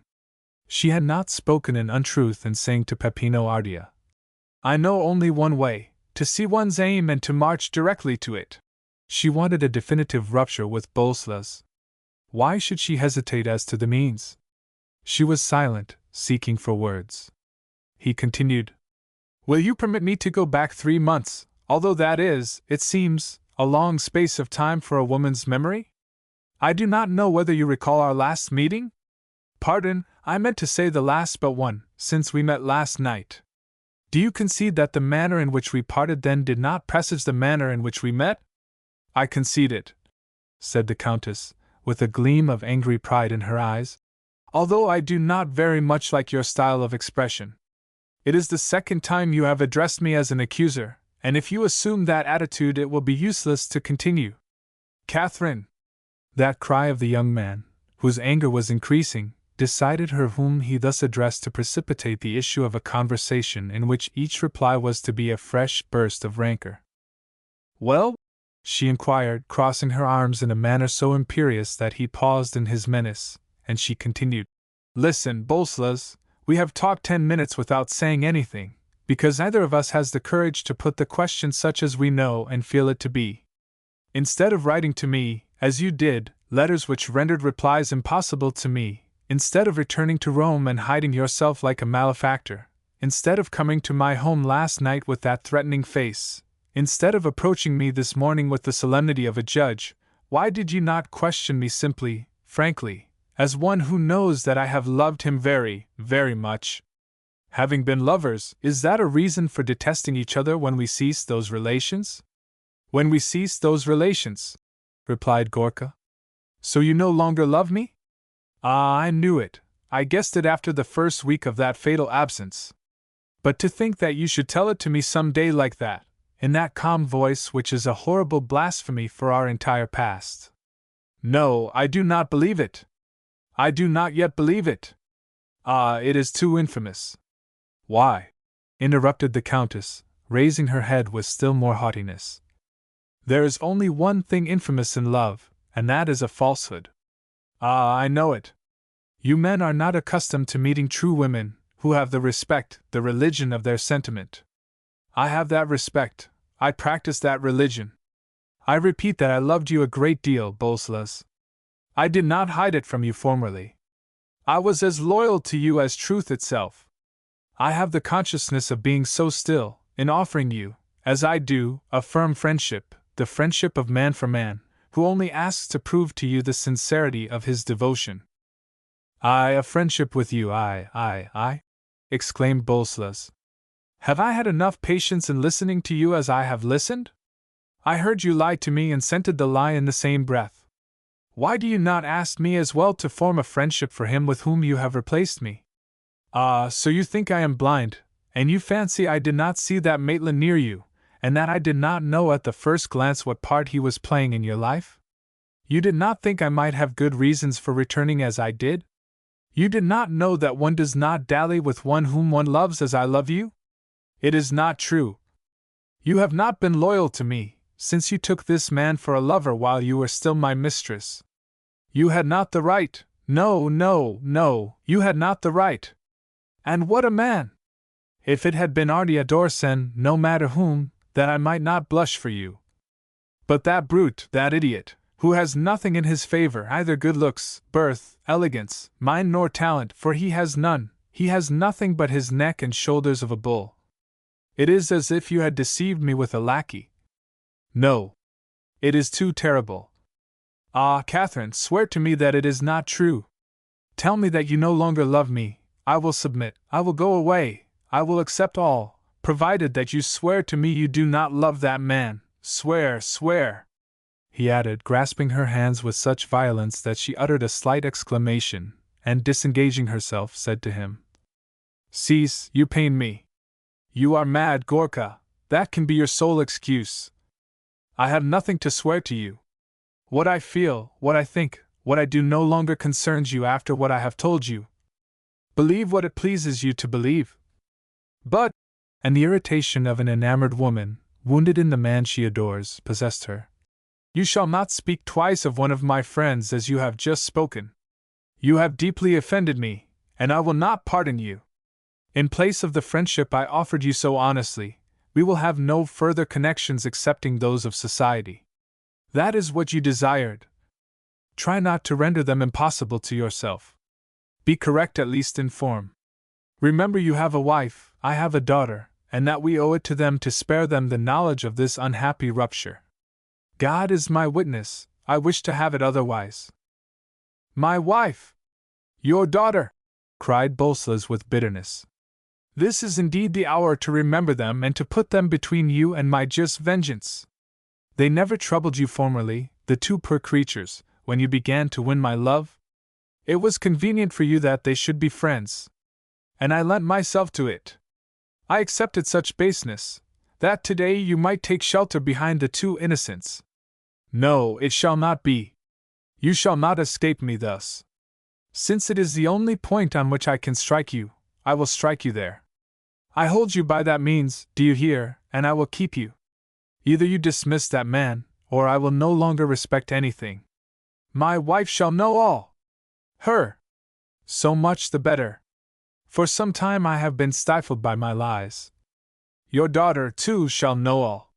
She shall judge you now as she would judge you one day. As he spoke, he advanced to her with a manner so cruel that she recoiled. A few more moments, and the man would have carried out his threat. He was about to strike her, to break objects around him, to call forth a terrible scandal. She had the presence of mind of an audacity more courageous still. An electric bell was near at hand. She pressed it, while Gorka said to her, with a scornful laugh, "That was the only affront left you to offer me, to summon your servants to defend you." "You are mistaken," she replied. "I am not afraid. I repeat, you are mad, and I simply wish to prove it to you by recalling you to the reality of your situation." "Bid Mademoiselle Alba come down," said she to the footman whom her ring had summoned. That phrase was the drop of cold water which suddenly broke the furious jet of vapor. She had found the only means of putting an end to the terrible scene. For, notwithstanding his menace, she knew that Maud's husband always recoiled before the young girl, the friend of his wife, of whose delicacy and sensibility he was aware. Gorka was capable of the most dangerous and most cruel deeds, in an excess of passion augmented by vanity.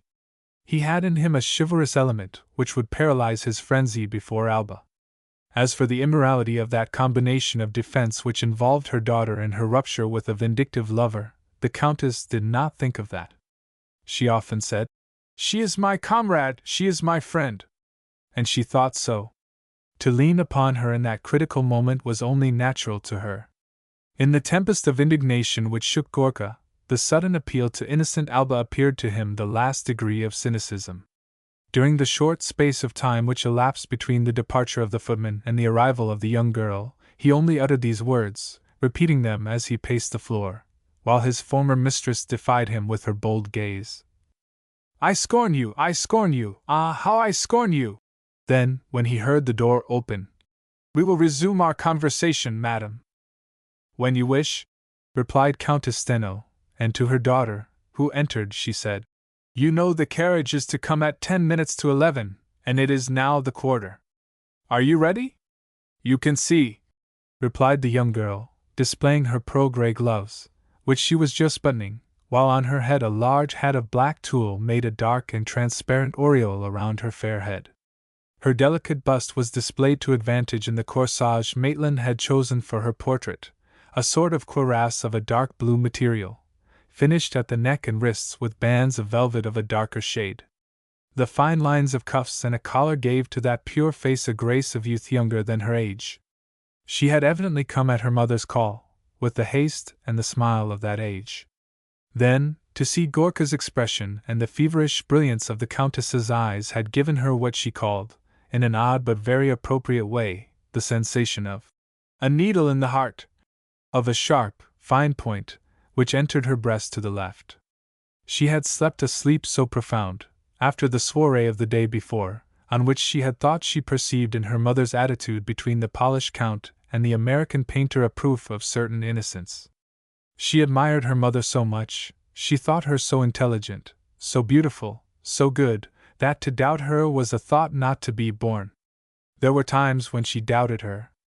A terrible conversation about the Countess, overheard in a ballroom, a conversation between two men, who did not know Alba to be behind them, had formed the principal part of the doubt, which, by turns, had increased and diminished, which had abandoned and tortured her, according to the signs, as little decisive as Madame Steno's tranquillity of the preceding day or her confusion that morning.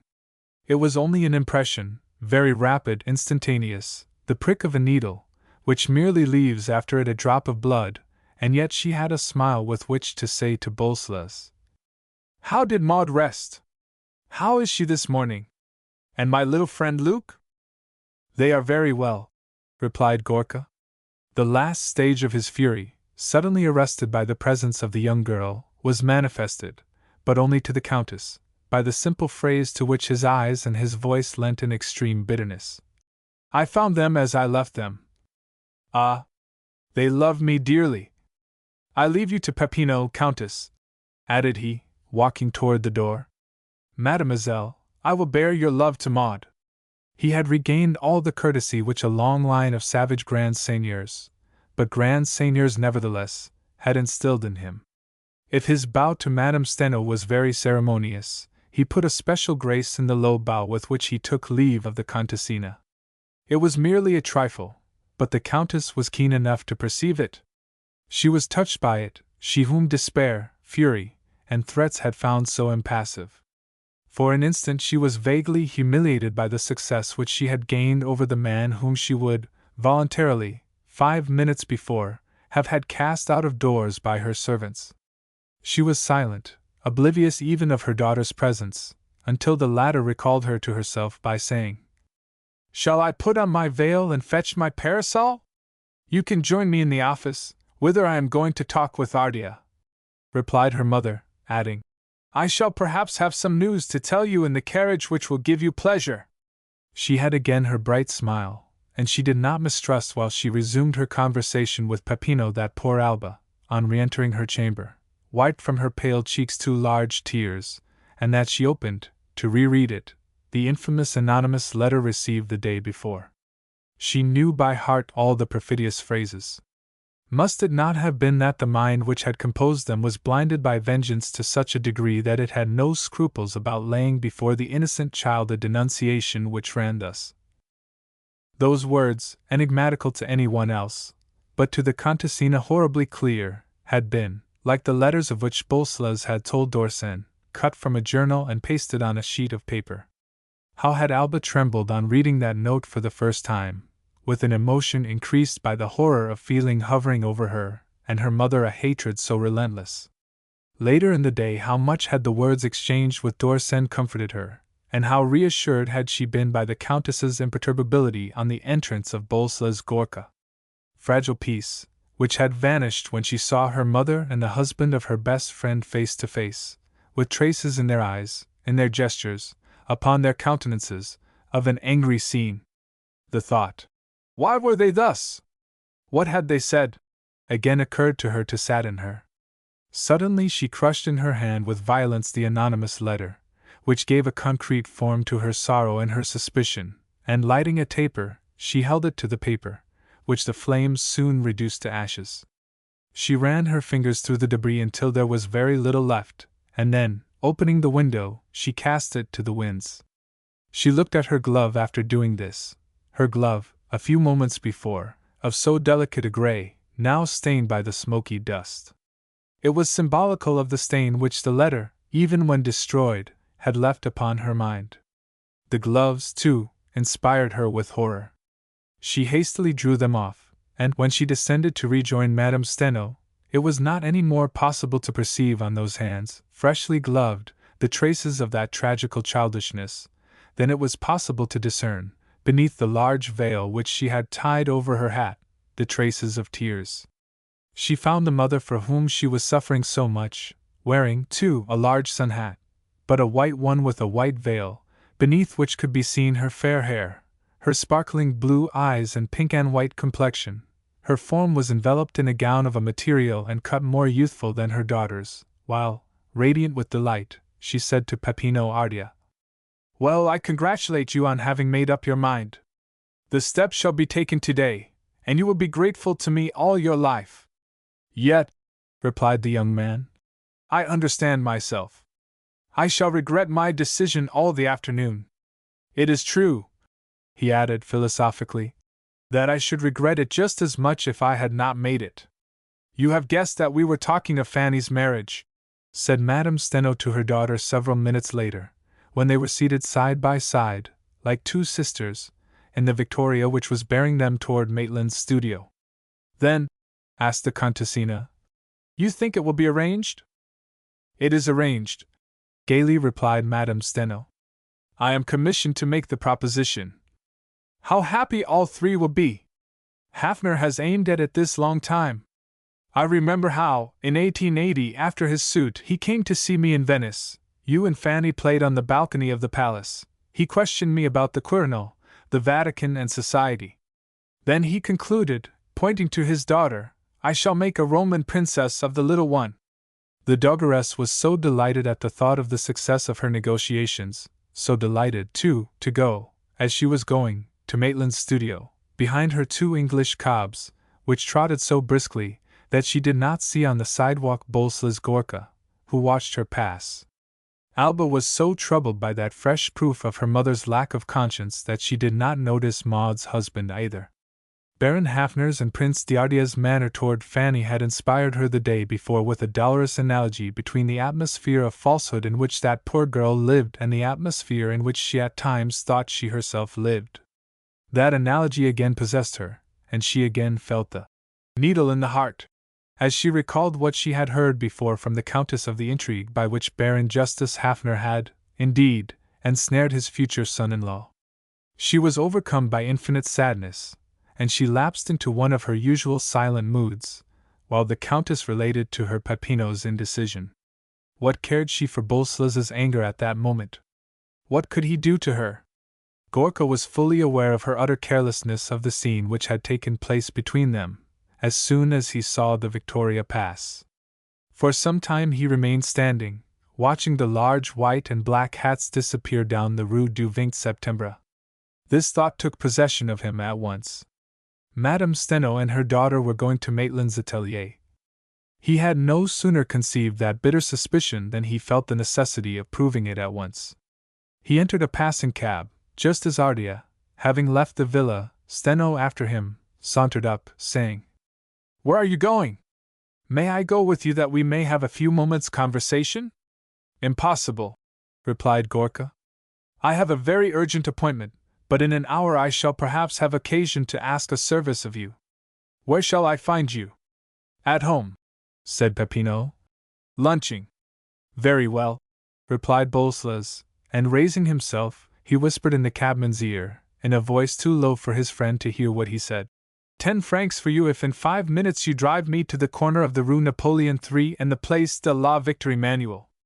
The man gathered up his reins, and by some sleight of hand, the jaded horse which drew the bot was suddenly transformed into a fine Roman steed, the bot itself into a light carriage as swift as the Tuscan carousel, and the whole disappeared in a cross street, while Peppino said to himself, "There is a fine fellow who would do so much better to remain with his friend Ardea than to go whither he is going. This affair will end in a duel. If I had not to liquidate that folly," and he pointed out with the end of his cane a placard relative to the sale of his own palace, "I would amuse myself by taking Caterina from both of them. But those little amusements must wait until after my marriage." As we have seen, the cunning prince had not been mistaken as to the course taken by the cab Gorka had hailed. It was indeed into the neighborhood of the atelier occupied by Maitland that the discarded lover hastened, but not to the atelier. The madman wished to prove to himself that the exhibition of his despair had availed him nothing, and that, scarcely rid of him, Madame Steno had repaired to the other. What would it avail him to know it, and what would the evidence prove? Had the Countess concealed those sittings, those convenient sittings, as the jealous lover had told d'Orsen? The very thought of them caused the blood to flow in his veins much more feverishly than did the thoughts of the other meetings. For those he could still doubt, notwithstanding the anonymous letters, notwithstanding the tete-a-tete on the terrace, notwithstanding the insolent Linko, whom she had addressed thus before him, while of the long intimacies of the studio he was certain. They maddened him, and, at the same time, by that strange contradiction which is characteristic of all jealousy, he hungered and thirsted to prove them. He alighted from his cab at the corner he had named to his cabman, and from which point he could watch the Rue Leopardi, in which was his rival's house. It was a large structure in the Moorish style, built by the celebrated Spanish artist, Juan Santagosa, who had been obliged to sell all 5 years before, house, studio, horses, completed paintings, sketches begun, in order to pay immense losses at gaming.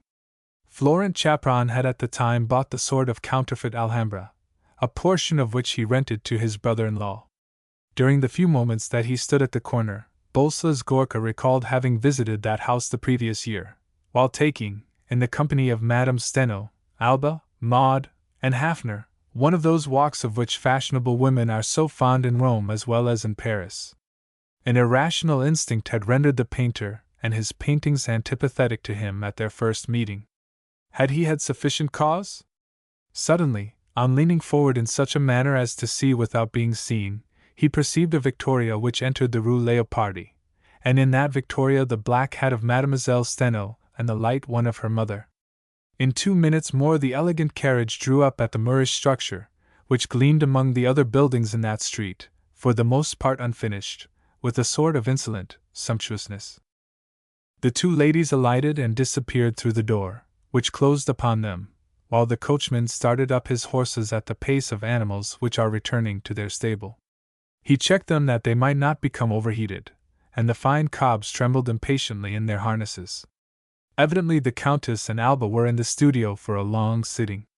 What had Bolsas learned that he did not already know? Was he not ridiculous, standing upon the sidewalk of the square in the center of which rose the ruin of an antique reservoir, called, for a reason more than doubtful, the Trophy of Marius? With one glance the young man took in this scene, the empty victoria turning in the opposite direction, the large square, the ruin, the row of high houses, his cab. He appeared to himself so absurd for being there to spy out that of which he was only too sure, that he burst into a nervous laugh and re-entered his cab, giving his own address to the cabman, Palazzetto Doria, Place de Venise.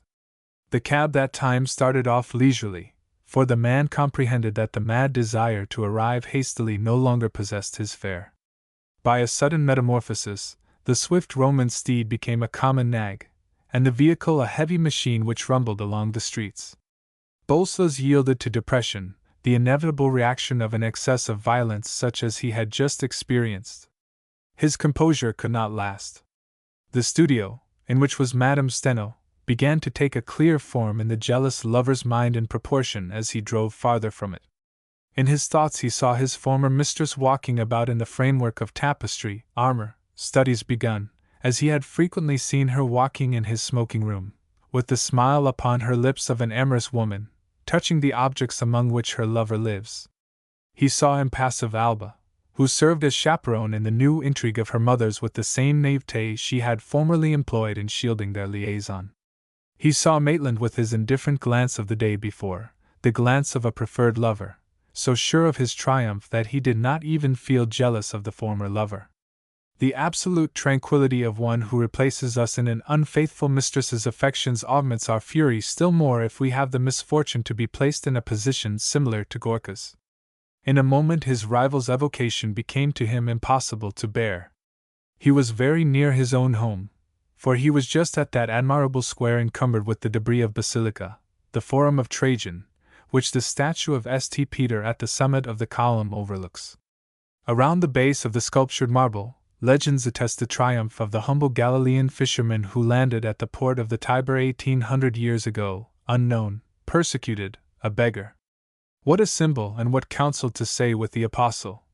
"Whither shall we go, Lord? Thou alone hast the words of eternal life." But Gorka was neither a Montfanon nor a Dorsen to hear within his heart or his mind the echo of such precepts. He was a man of passion and of action, who only saw his passion and his actions in the position in which fortune threw him. A fresh access of fury recalled to him Maitland's attitude of the preceding day. This time he would no longer control himself. He violently pulled the surprised coachman's sleeve, and called out to him the address of the Rue Leopardi in so imperative a tone that the horse began again to trot as he had done before, and the cab to go quickly through the labyrinth of streets. A wave of tragical desire rolled into the young man's heart. No, he would not bear that affront. He was too bitterly wounded in the most sensitive chords of his being, in his love as well as his pride. Both struggled within him, and another instinct as well, urging him to the mad step he was about to take. The ancient blood of the Palatines, with regard to which Dorsen always jested, boiled in his veins. If the Poles have furnished many heroes for dramas and modern romances, they have remained, through their faults, so dearly atoned for, the race the most chivalrously, the most madly brave in Europe. When men of so intemperate, and so complex an excitability are touched to a certain depth, they think of a duel as naturally as the descendants of a line of suicides think of killing themselves. Joyous Ardea, with his Italian keenness, had seen at a glance the end to which Gorka's nature would lead him. The betrayed lover required a duel to enable him to bear the treason.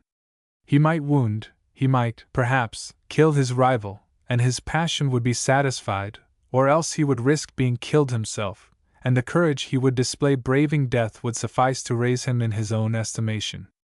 A mad thought possessed him and caused him to hasten toward the Rue Leopardi, to provoke his rival suddenly and before Madame Steno. Ah, what pleasure it would give him to see her tremble, for she surely would tremble when she saw him enter the studio. But he would be correct, as she had so insolently asked him to be. He would go, so to speak, to see Alba's portrait. He would dissemble, then he would be better able to find a pretext for an argument. It is so easy to find one in the simplest conversation, and from an argument a quarrel is soon born. He would speak in such a manner that Maitland would have to answer him. The rest would follow. But would Alba Steno be present? Ha, so much the better. He would be so much more at ease, if the altercation arose before her, to deceive his own wife as to the veritable reason of the duel. Ah, he would have his dispute at any price, and from the moment that the seconds had exchanged visits the American's fate would be decided. He knew how to render it impossible for the fellow to remain longer in Rome. The young man was greatly wrought up by the romance of the provocation and the duel. "How it refreshes the blood to be avenged upon two fools," said he to himself, descending from his cab and inquiring at the door of the Moorish house. "Monsieur Maitland?" he asked the footman, who at one blow dissipated his excitement by replying with this simple phrase, the only one of which he had not thought in his frenzy. "Monsieur is not at home. He will be at home to me," replied Bolslas. "I have an appointment with Madame and Mademoiselle Steno, who are awaiting me." "Monsieur's orders are strict," replied the servant. Accustomed, as are all servants entrusted with the defense of an artist's work, to a certain rigor of orders, he yet hesitated, in the face of the untruth which Gorka had invented on the spur of the moment, and he was about to yield to his importunity when someone appeared on the staircase of the hall. That someone was none other than Florent Chapron. Chance decreed that the latter should send for a carriage in which to go to lunch, and that the carriage should be late. At the sound of wheels stopping at the door, he looked out of one of the windows of his apartment, which faced the street. He saw Gorka alight. Such a visit, at such an hour, with the persons who were in the atelier, seemed to him so dangerous that he ran downstairs immediately. He took up his hat and his cane, to justify his presence in the hall by the very natural excuse that he was going out. He reached the middle of the staircase just in time to stop the servant, who had decided to go and see, and bowing to Bolslas with more formality than usual. "My brother-in-law is not there, monsieur," said he, and he added, turning to the footman, in order to dispose of him in case an altercation should arise between the importunate visitor and himself. "Nero, fetch me a handkerchief from my room. I have forgotten mine." "That order could not be meant for me, monsieur," insisted Bolslas. "Monsieur Maitland has made an appointment with me, with Madame Steno, in order to show us Alba's portrait." "It is no order," replied Florent. "I repeat to you that my brother-in-law has gone out. The studio is closed, and it is impossible for me to undertake to open it to show you the picture, since I have not the key. As for Madame and Mademoiselle Steno, they have not been here for several days. The sittings have been interrupted." "What is still more extraordinary, monsieur," replied the other, "is that I saw them with my own eyes 5 minutes ago, enter this house, and I, too, saw their carriage drive away." He felt his anger increase and direct itself altogether against the watchdog so suddenly raised upon the threshold of his rival's house. Florent, on his part, had begun to lose patience. He had within him the violent irritability of the Negro blood, which he did not acknowledge, but which slightly tinted his complexion. The manner of Madame Steno's former lover seemed to him so outrageous that he replied very dryly, as he opened the door, in order to oblige the caller to leave. "You are mistaken, monsieur, that is all." "You are aware, monsieur," replied Bolslas, "of the fact that you just addressed me in a tone which is not the one which I have a right to expect from you. When one charges oneself with a certain business, it is at least necessary to introduce a little form." "And I, monsieur," replied Chapron, "would be very much obliged to you if, when you address me, you would not do so in enigmas." I do not know what you mean by a certain business, but I know that it is unbefitting a gentleman to act as you have acted at the door of a house which is not yours, and for reasons that I cannot comprehend. You will comprehend them very soon, monsieur, said Bolslas beside himself. And you have not constituted yourself your brother's slave without motives. He had no sooner uttered that sentence than Florent, incapable any longer of controlling himself, raised his cane with a menacing gesture, which the polished Count arrested just in time, by seizing it in his right hand. It was the work of a second, and the two men were again face to face, both pale with anger, ready to collar one another rudely, when the sound of a door closing above their heads recalled to them their dignity. The servant descended the stairs. It was Chapron who first regained his self-possession, and he said to Bolslas, in a voice too low to be heard by any one but him, "No scandal, monsieur, eh? I shall have the honor of sending 2 of my friends to you." "It is I, monsieur," replied Gorka. "Who will send you 2? You shall answer to me for your manner, I assure you." "Ha! Whatsoever you like," said the other. "I accept all your conditions in advance. But one thing I ask of you," he added, "that no names be mentioned. There would be too many persons involved. Let it appear that we had an argument on the street, that we disagreed, and that I threatened you." "So be it," said Bolslas, after a pause. "You have my word. There is a man," said he to himself 5 minutes later, when again rolling through the streets in his cab, after giving the cabman the address of the Palais Castagne.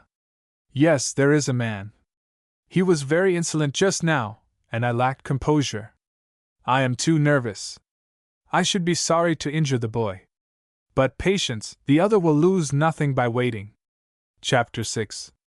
The Inconsistency of an Old Chouan. While the madman, Bolslas, hastened to Ardea to ask his cooperation in the most unreasonable of encounters, with a species of savage delight, Florent Chapron was possessed by only one thought: at any price to prevent his brother-in-law from suspecting his quarrel with Madame Steno's former lover and the duel which was to be the result.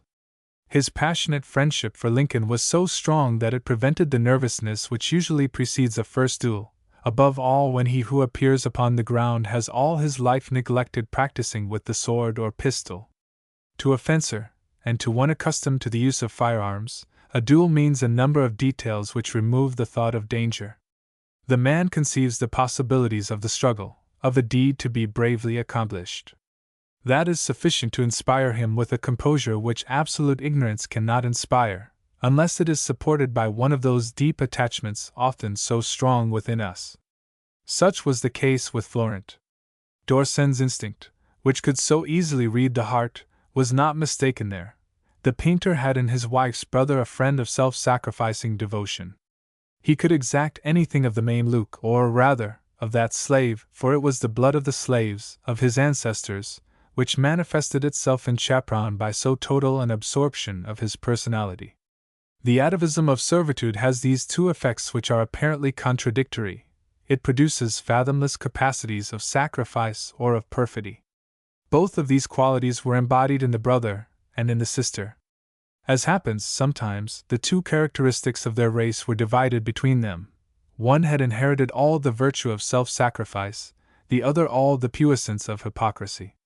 But the drama called forth by Madame Steno's infidelity, and finally by Gorka's rashness, would only expose to light the moral conditions which Dorsen had foreseen without comprehending. He was completely ignorant of the circumstances under which Florent had developed, of those under which Maitland and he had met, of how Maitland had decided to marry Lydia. Finally, an exceptional and lengthy history which it is necessary to sketch here at least, in order to render clear the singular relations of those 3 beings.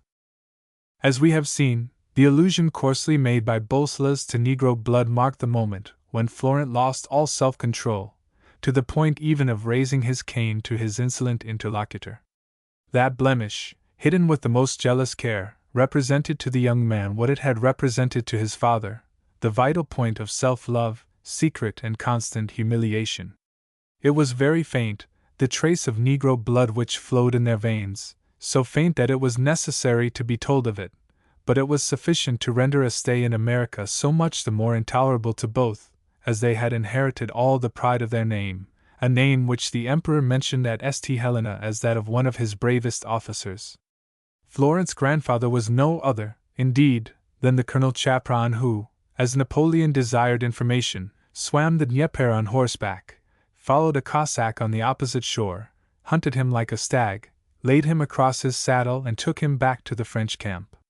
When the Empire fell, that hero, who had compromised himself in an irreparable manner in the army of the Loire, left his country and, accompanied by a handful of his old comrades, went to found in the southern part of the United States, in Alabama, a sort of agricultural colony, to which they gave the name, which it still preserves, of Arcola, a naive and melancholy tribute to the fabulous epoch which, however, had been dear to them. Who would have recognized the brilliant colonel, who penetrated by the side of Montbrun the heart of the Grande Redoute, and the planter of 45, busy with his cotton and his sugar cane, who made a fortune in a short time by dint of energy and good sense? His success, told of in France, was the indirect cause of another emigration to Texas, led by General Laumand, and which terminated so disastrously. Colonel Chapron had not, as can be believed, acquired in roaming through Europe very scrupulous notions in the relations of the two sexes. Having made the mother of his child a pretty and sweet-tempered mulatress whom he met on a short trip to New Orleans, and whom he brought back to Arcola, he became deeply attached to the charming creature and to his son, so much the more so as, with a simple difference of complexion and of hair, the child was the image of him. Indeed, the old warrior, who had no relatives in his native land, on dying, left his entire fortune to that son, whom he had christened Napoleon. While he lived, not one of his neighbors dared to treat the young man differently from the way in which his father treated him. But it was not the same when the prestige of the Emperor's soldier was not there to protect the boy against that aversion to race which is morally a prejudice, but socially interprets an instinct of preservation of infallible surety. The United States has grown only on that condition. The mixture of blood would there have dissolved the admirable Anglo-Saxon energy which the struggle against a nature at once very rich and very mutinous has exalted to such surprising splendor. It is not necessary to ask those who are the victims of such an instinct to comprehend the legal injustice. They only feel its ferocity. Napoleon Chapron, rejected in several offers of marriage, thwarted in his plans, humiliated under 20 trifling circumstances by the colonel's former companions, became a species of misanthrope. He lived, sustained by a twofold desire, on the one hand to increase his fortune, and on the other to wed a white woman. It was not until 1857, at the age of 35, that he realized the second of his two projects. In the course of a trip to Europe, he became interested on the steamer in a young English governess, who was returning from Canada, summoned home by family troubles. He met her again in London. He helped her with such delicacy in her distress, that he won her heart, and she consented to become his wife. From that union were born, 1 year apart, Florent and Lydia. Lydia had cost her mother her life, at the moment when the War of Secession jeoparded the fortune of Chapron, who, fortunately for him, had, in his desire to enrich himself quickly, invested his money a little on all sides. He was only partly ruined, but that semi-ruin prevented him from returning to Europe, as he had intended. He was compelled to remain in Alabama to repair that disaster, and he succeeded, for at his death, in 1880, his children inherited more than $400,000 each. The incomparable father's devotion had not limited itself to the building up of a large fortune. He had the courage to deprive himself of the presence of the two beings whom he adored, to spare them the humiliation of an American school, and he sent them after their 12th year to England, the boy to the Jesuits of Beaumont, the girl to the Convent of the Sacred Heart, at Roehampton. After 4 years there, he sent them to Paris, Florent to Vaugirard, Lydia to the Rue de Varenne, and just at the time that he had realized the amount he considered requisite, when he was preparing to return to live near them in a country without prejudices, a stroke of apoplexy took him off suddenly. The double wear of toil and care had told upon one of those organisms which the mixture of the black and white races often produces, athletic in appearance, but of a very keen sensibility, in which the vital resistance is not in proportion to the muscular vigor. Whatever care the man, so deeply grieved by the blemish upon his birth, had taken to preserve his children from a similar experience, he had not been able to do so, and soon after his son entered Beaumont his trials began. The few boys with whom Florent was thrown in contact, in the hotels or in his walks, during his sojourn in America, had already made him feel that humiliation from which his father had suffered so much. The youth of 12, silent and absurdly sensitive, who made his appearance on the lawn of the peaceful English college on an autumn morning, brought with him a self-love already bleeding, to whom it was a delightful surprise to find himself among comrades of his age who did not even seem to suspect that any difference separated them from him. It required the perception of a Yankee to discern, beneath the nails of the handsome boy with the dark complexion, the tiny drops of Negro blood, so far removed. Between an octoroon and a Creole, a European can never tell the difference. Florent had been represented as what he really was, the grandson of one of the Emperor's best officers. His father had taken particular pains to designate him as French, and his companions only saw in him a pupil like themselves, coming from Alabama, that is to say, from a country almost as chimerical as Japan or China. All who in early youth have known the torture of apprehension will be able to judge of the poor child's agony when, after 4 months of a life amid the warmth of sympathy, one of the Jesuit fathers who directed the college announced to him, thinking it would afford him pleasure, the expected arrival of an American, of young Lincoln Maitland. This was to Florent so violent a shock that he had a fever for 48 hours. In after years he could remember what thoughts possessed him on the day when he descended from his room to the common refectory, sure that as soon as he was brought face to face with the new pupil he would have to sustain the disdainful glance suffered so frequently in the United States. There was no doubt in his mind that, his origin once discovered, the atmosphere of kindness in which he moved with so much surprise would soon be changed to hostility. He could again see himself crossing the yard, could hear himself called by Father Roberts, the master who had told him of the expected new arrival, and his surprise when Lincoln Maitland had given him the hearty handshake of one demi-compatriot who meets another. He was to learn later that that reception was quite natural, coming from the son of an Englishman, educated altogether by his mother, and taken from New York to Europe before his 5th year, there to live in a circle as little American as possible. Chaperon did not reason in that manner. He had an infinitely tender heart. Gratitude entered it, gratitude as impassioned as had been his fear. 1 week later Lincoln Maitland and he were friends, and friends so intimate that they never parted. The affection, which was merely to the indifferent nature of Maitland a simple college episode, became to Florent the most serious, most complete sentiment of his life. Those fraternities of election, the loveliest and most delicate of the heart of man, usually dawn thus in youth.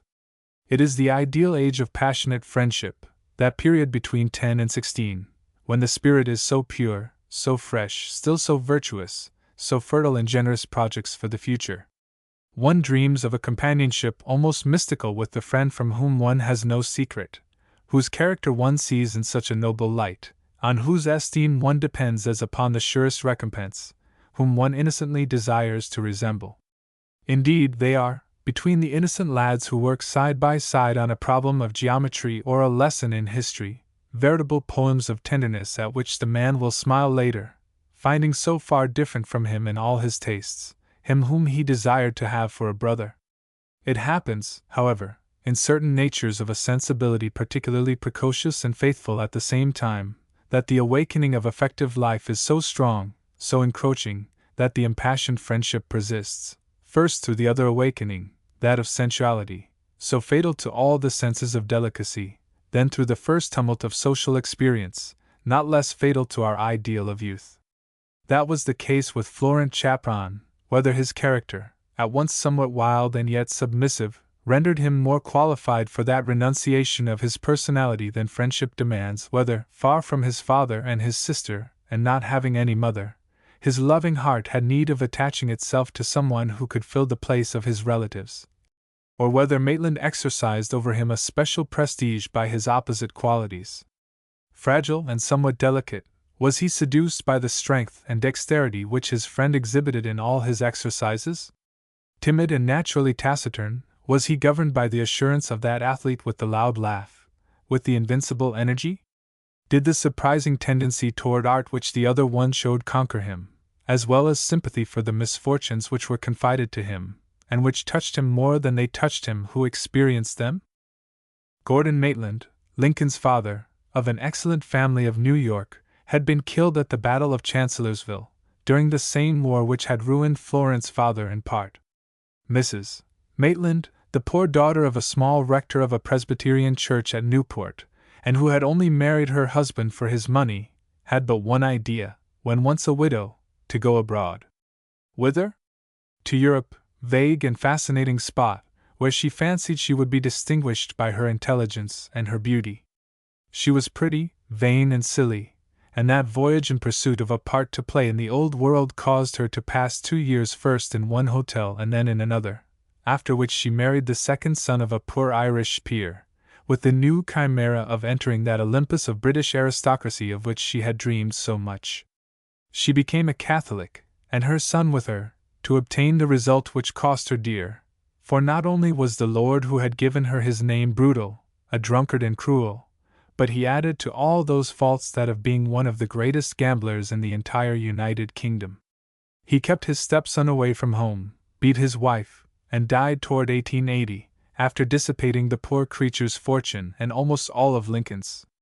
At that time the latter, whom his stepfather had naturally left to develop in his own way, and who, since leaving Beaumont, had studied painting at Venice, Rome, and Paris, was in the latter city and one of the first pupils in Bonnet's studio. Seeing his mother ruined, without resources at 44 years of age, persuaded himself of his glorious future, he had one of those magnificent impulses such as one has in youth, and which prove much less the generosity than the pride of life. Of the 15,000 francs of income remaining to him, he gave up to his mother 12,500. It is expedient to add that in less than a year afterward he married the sister of his college friend and $400,000. He had seen poverty, and he was afraid of it. His action with regard to his mother seemed to justify in his own eyes the purely interested character of the combination, which freed his brush forever. There are, moreover, such artistic consciences. Maitland would not have pardoned himself a concession of art. He considered rascals the painters who begged success by compromise in their style, and he thought it quite natural to take the money of Mademoiselle Chaperon, whom he did not love, and for whom, now that he had grown to manhood and knew several of her compatriots, he likewise felt the prejudice of race. The glory of the Colonel of the Empire and friendship for that good Florent, as he said, covered all. Poor and good Florent. That marriage was to him the romance of his youth realized. He had desired it since the first week that Maitland had given him the cordial handshake which had bound them. To live in the shadow of his friend, become at once his brother-in-law and his ideal, he did not dream of any other solution of his own destiny. The faults of Maitland, developed by age, fortune, and success, we recall the triumph of his femme and Violet Etienne Jeune in the Salon of 1884, found Florent as blind as at the epoch when they played cricket together in the fields at Beaumont. Dorsen very justly diagnosed there one of those hypnotisms of admiration such as artists, great or small, often inspire around them. But the author, who always generalized too quickly, had not comprehended that the admirer with Florent was grafted on a friend worthy to be painted by La Fontaine or by Balzac, the two poets of friendship, the one in his sublime and tragic Cousin Pons, the other in that short but fine fable, in which is this verse, one of the most tender in the French language. Florent did not love Lincoln because he admired him because he loved him. He was not wrong in considering the painter as one of the most gifted who had appeared for 30 years. But Lincoln would have had neither the bold elegance of his drawing, nor the vivid strength of coloring, nor the ingenious finesse of imagination if the other had lent himself with less ardor to the service of the work and to the glory of the artist. When Lincoln wanted to travel, he found his brother-in-law the most diligent of couriers. When he had need of a model, he had only to say a word for Florent to set about finding one. Did Lincoln exhibit at Paris or London, Florent took charge of the entire proceeding, seeing the journalists and picture dealers, composing letters of thanks for the articles, in a handwriting so like that of the painter that the latter had only to sign it. Lincoln desired to return to Rome. Florent had discovered the house on the Rue Leopardi, and he settled it even before Maitland, then in Egypt, had finished a large study begun at the moment of the departure of the other. Florent had, by virtue of the affection felt for his brother-in-law, come to comprehend the paintings as well as the painter himself. These words will be clear to those who have been around artists, and who know what a distance separates them from the most enlightened amateur. The amateur can judge and feel. The artist only, who has wielded the implements, knows, before a painting, how it is done, what stroke of the brush has been given, and why, in short, the trituration of the matter by the workman. Florent had watched Maitland work so much, he had rendered him so many effective little services in the studio, that each of his brother-in-law's canvases became animated to him, even to the slightest details. When he saw them on the wall of the gallery, they told him of an intimacy which was at once his greatest joy and his greatest pride. In short, the absorption of his personality in that of his former comrade was so complete that it had led to this anomaly, that d'Orsay himself, notwithstanding his indulgence for psychological singularities, had not been able to prevent himself from finding almost monstrous. Florent was Lincoln's brother-in-law, and he seemed to find it perfectly natural that the latter should have adventures outside, if the emotion of those adventures could be useful to his talent. Perhaps this long and yet incomplete analysis will permit us the better to comprehend what emotions agitated the young man as he reascended the staircase of their house, Lincoln's and his, after his unexpected dispute with Bolsla's Gorka. It will attenuate, at least with respect to him, the severity of simple minds. All passion, when developed in the heart, has the effect of etiolating around it the vigor of other instincts. Chaperon was too fanatical a friend to be a very equitable brother. It seemed to him very simple and very legitimate that his sister should be at the service of the genius of Lincoln, as he himself was. Moreover, if, since the marriage with her brother's friend, his sister had been stirred by the tempest of a moral tragedy, Florent did not suspect it. When had he studied Lydia, the silent, reserved Lydia, of whom he had once for all formed an opinion, as is the almost invariable custom of relative with relative? Those who have seen us when young are like those who see us daily. The images which they trace of us always reproduce what we were at a certain moment, scarcely ever what we are. Florent considered his sister very good, because he had formerly found her so; very gentle, because she had never resisted him; not intelligent, because she did not seem sufficiently interested in the painter's work. As for the suffering and secret rebellion of the oppressed creature, crushed between his blind partiality and the selfishness of a scornful husband, he did not even suspect them, much less the terrible resolution of which that apparent resignation was capable.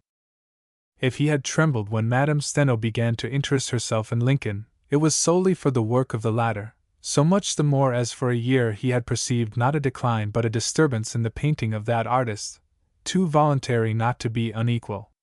Then Florent had seen, on the other hand, the nerve of Maitland reawakened in the warmth of that little intrigue. The portrait of Alba promised to be a magnificent study, worthy of being placed beside the famous Femme and Violet Etienne John, which those envious of Lincoln always remembered. Moreover, the painter had finished with unparalleled ardor 2 large compositions partly abandoned. In the face of that proof of a fever of production more and more active, how would not Florent have blessed Madame Steno, instead of cursing her, so much the more that it sufficed him to close his eyes and to know that his conscience was in repose when opposite his sister. He knew all, however. The proof of it was in his shudder when d'Orsay announced to him the clandestine arrival in Rome of Madame Steno's other lover, and one proof still more certain, the impulse which had precipitated him upon Bolsla's, who was parleying with the servant, and now it was he who had accepted the duel which an exasperated rival had certainly come to propose to his dear Lincoln, and he thought only of the latter. He must know nothing until afterward. He would take the affair upon himself, and I have a chance to kill him, that Gorka, to wound him, at least. In any case, I will arrange it so that a second duel will be rendered difficult to that lunatic. But first of all, let us make sure that we have not spoken too loudly and that they have not heard upstairs the ill-bred fellow's loud voice. It was in such terms that he qualified his adversary of the morrow. For very little more he would have judged Gorka unpardonable not to thank Lincoln, who had done him the honor to supplant him in the Countess's favor. In the meantime, let us cast a glance at the atelier. When the friend, devoted to complicity, but also to heroism, entered the vast room, he could see at the first glance that he had been mistaken and that no sound of voices had reached that peaceful retreat. The atelier of the American painter was furnished with a harmonious sumptuousness which real artists know how to gather around them. The large strip of sky seen through the windows looked down upon a corner veritably Roman, of the Rome of today, which attests an uninterrupted effort toward forming a new city by the side of the old one. One could see an angle of the old garden and the fragment of an antique building, with a church steeple beyond. It was on a background of azure, of verdure and of ruins, in a horizon larger and more distant, but composed of the same elements, that was to arise the face of the young girl, designed after the manner, so sharp and so modeled, of the Pier della Francesca, with whom Maitland had been preoccupied for 6 months. All great composers, of an originality more composite than genitive, have these infatuations. Maitland was at his easel, dressed with that correct elegance which is the almost certain mark of Anglo-Saxon artists. With his little varnished shoes, his fine black socks spotted with red, his coat of quilted silk, his light cravat and the purity of his linen, he had the air of a gentleman who applied himself to an amateur effort, and not of the patient and laborious worker he really was. But his canvases and his studies, hung on all sides, among tapestries, arms and trinkets, bespoke patient labor. It was the history of an energy bent upon the acquisition of a personality constantly fleeting. Maitland manifested in a supreme degree the trait common to almost all his compatriots, even those who came in early youth to Europe, that intense desire not to lack civilization, which is explained by the fact that the American is a being entirely new, endowed with an activity incomparable, and deprived of traditional saturation. He is not born cultivated, matured, already fashioned virtually, if one may say so, like a child of the old world. He can create himself at his will.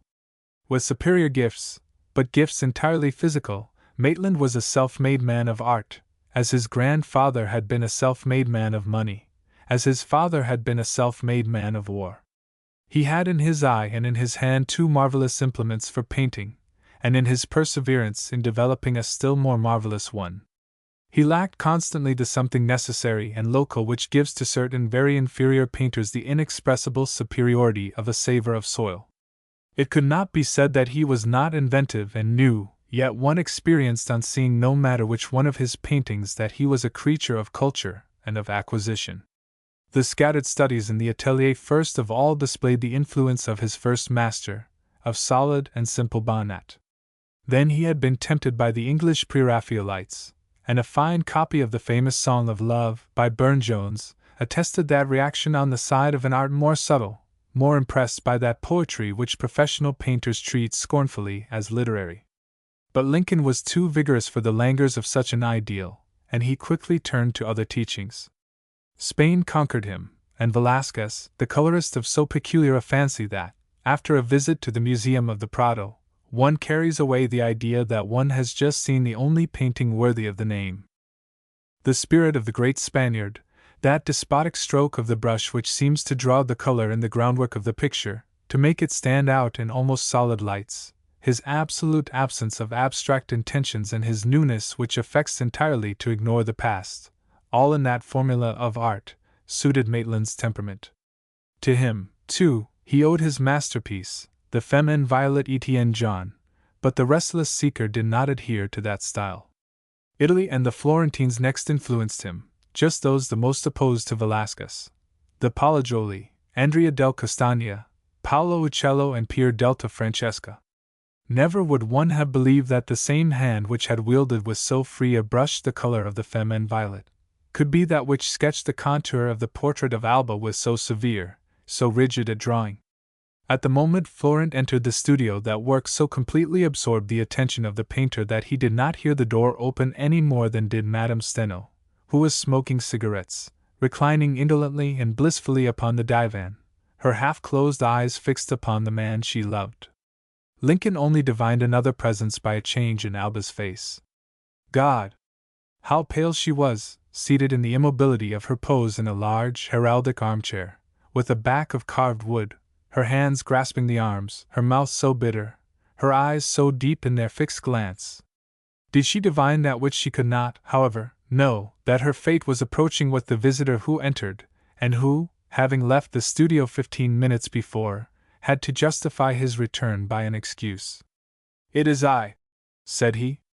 "I forgot to ask you, Lincoln, if you wished to buy Ardia's 3 drawings at the price they offer."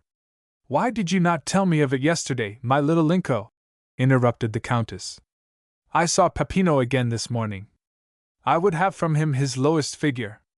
"That would only be lacking," replied Maitland, laughing his large laugh. "He does not acknowledge those drawings, dear Doggeress. They are a part of the series of trinkets he carefully subtracted from his creditor's inventory and put in different places. There are some at 7 or 8 antiquaries, and we may expect that for the next 10 years all the cockneys of my country will be allured by this phrase, 'This is from the Palais Castagne.' I have it by a little arrangement." His eyes sparkled as he imitated one of the most celebrated bric-a-brac dealers in Rome, with the incomparable art of imitation which distinguishes all the old habitués of Parisian studios. "At present these 3 drawings are at an antiquary's of Bubuno, and very authentic. Except when they are represented as Vinci's," said Florent. "When Leonardo was left-handed, and their hatchings are made from left to right." "And you think Ardea would not agree with me in it?" resumed the Countess. "Not even with you," said the painter. "He had the assurance last night, when I mentioned them before him, to ask me the address in order to go to see them." "How did you learn their production?" questioned Madame Steno. "Ask him," said Maitland, pointing to Chaperon with the end of his brush. "When there is a question of enriching his old Maitland's collection, he becomes more of a merchant than the merchants themselves. They tell him all. Vinci or no Vinci, it is the pure Lombard style. Buy them. I want them. I will go, then," replied Florent. "Countess. Countessina." He bowed to Madame Steno and her daughter. The mother bestowed upon him her pleasantest smile. She was not one of those mistresses to whom their lovers' intimate friends are always enemies. On the contrary, she enveloped them in the abundant and blissful sympathy which love awoke in her. Besides, she was too cunning not to feel that Florent approved of her love. But, on the other hand, the intense aversion which Alba at that moment felt toward her mother's suspected intrigues was expressed by the formality with which she inclined her head in response to the farewell of the young man, who was too happy to have found that the dispute had not been heard. "From now until tomorrow," thought he, on redescending the staircase, "there will be no one to warn Lincoln. The purchase of the drawings was an invention to demonstrate my tranquility. Now I must find 2 discreet seconds." Florent was a very deliberate man, and a man who had at his command perfect evenness of temperament whenever it was not a question of his enthusiastic attachment to his brother-in-law. He had the power of observation habitual to persons whose sensitive amour propre has frequently been wounded. He therefore deferred until later his difficult choice and went to luncheon, as if nothing had happened, at the restaurant where he was expected. Certainly the proprietor did not mistrust, in replying to the questions of his guests relative to the most recent portraits of Lambach, that the young man, so calm, so smiling, had on hand a duel which might cost him his life. It was only on leaving the restaurant that Florent, after mentally reviewing 10 of his older acquaintances, resolved to make a first attempt upon Dorsen. He recalled the mysterious intelligence given him by the novelist, whose sympathy for Maitland had been publicly manifested by an eloquent article. Moreover, he believed him to be madly in love with Alba Steno. That was one probability more in favor of his discretion. Dorsen would surely maintain silence with regard to a meeting in connection with which, if it were known, the cause of the contest would surely be mentioned. It was only too clear that Gorka and Chaperon had no real reason to quarrel and fight a duel. But at 10:30, that is to say, 3 hours after the unreasonable altercation in the vestibule, Florent rang at the door of Julien's apartments. The latter was at home, busy upon the last correction of the proofs of Poussière d'Ides. His visitor's confidence upset him to such a degree that his hands trembled as he arranged his scattered papers. He remembered the presence of Bolslas on that same couch, at the same time of the day, 48 hours before. How the drama would progress if that madman went away in that mood! He knew only too well that Maitland's brother-in-law had not told him all. "It is absurd," he cried. "It is madness, it is folly! You are not going to fight about an argument such as you have related to me? You talked at the corner of the street, you exchanged a few angry words, and then, suddenly, seconds a duel. Ah, it is absurd. You forget that I offered him a violent insult in raising my cane to him," interrupted Florent. "And since he demands satisfaction, I must give it to him. Do you believe," said the writer, "that the public will be contented with those reasons? Do you think they will not look for the secret motives of the duel? Do I know the story of a woman? You see, I ask no questions. I rely upon what you confide in me. But the world is the world, and you will not escape its remarks. It is precisely for that reason that I ask absolute discretion of you," replied Florent, "and for that reason that I have come to ask you to serve me as a second. There is no one in whom I trust as implicitly as I do in you. It is the only excuse for my step." "I thank you," said Dorsen. He hesitated a moment. Then the image of Alba, which had haunted him since the previous day, suddenly presented itself to his mind. He recalled the somber anguish he had surprised in the young girl's eyes, then her comforted glance when her mother smiled at once upon Gorka and Maitland. He recalled the anonymous letter, and the mysterious hatred which impended over Madame Steno. If the quarrel between Bolslas and Florent became known, there was no doubt that it would be said generally that Florent was fighting for his brother-in-law on account of the Countess. No doubt, too, that the report would reach the poor Contessina. It was sufficient to cause the writer to reply, "Very well! I accept. I will serve you. Do not thank me. We are losing valuable time. You will require another second. Of whom have you thought?" "Of no one," returned Florent. "I confess I have counted on you to aid me." "Let us make a list," said Julien. "It is the best way, and then cross off the names." Dorsen wrote down a number of their acquaintances, and they indeed crossed them off, according to his expression, so effectually that after a minute examination they had rejected all of them. They were then as much perplexed as ever, when suddenly Dorsen's eyes brightened. He uttered a slight exclamation, and said brusquely, "What an idea! But it is an idea! Do you know the Marquis de Montfanon?" he asked Florent.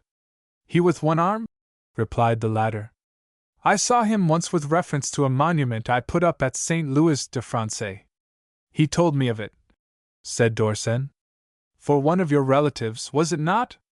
"Oh, a distant cousin," replied Florent.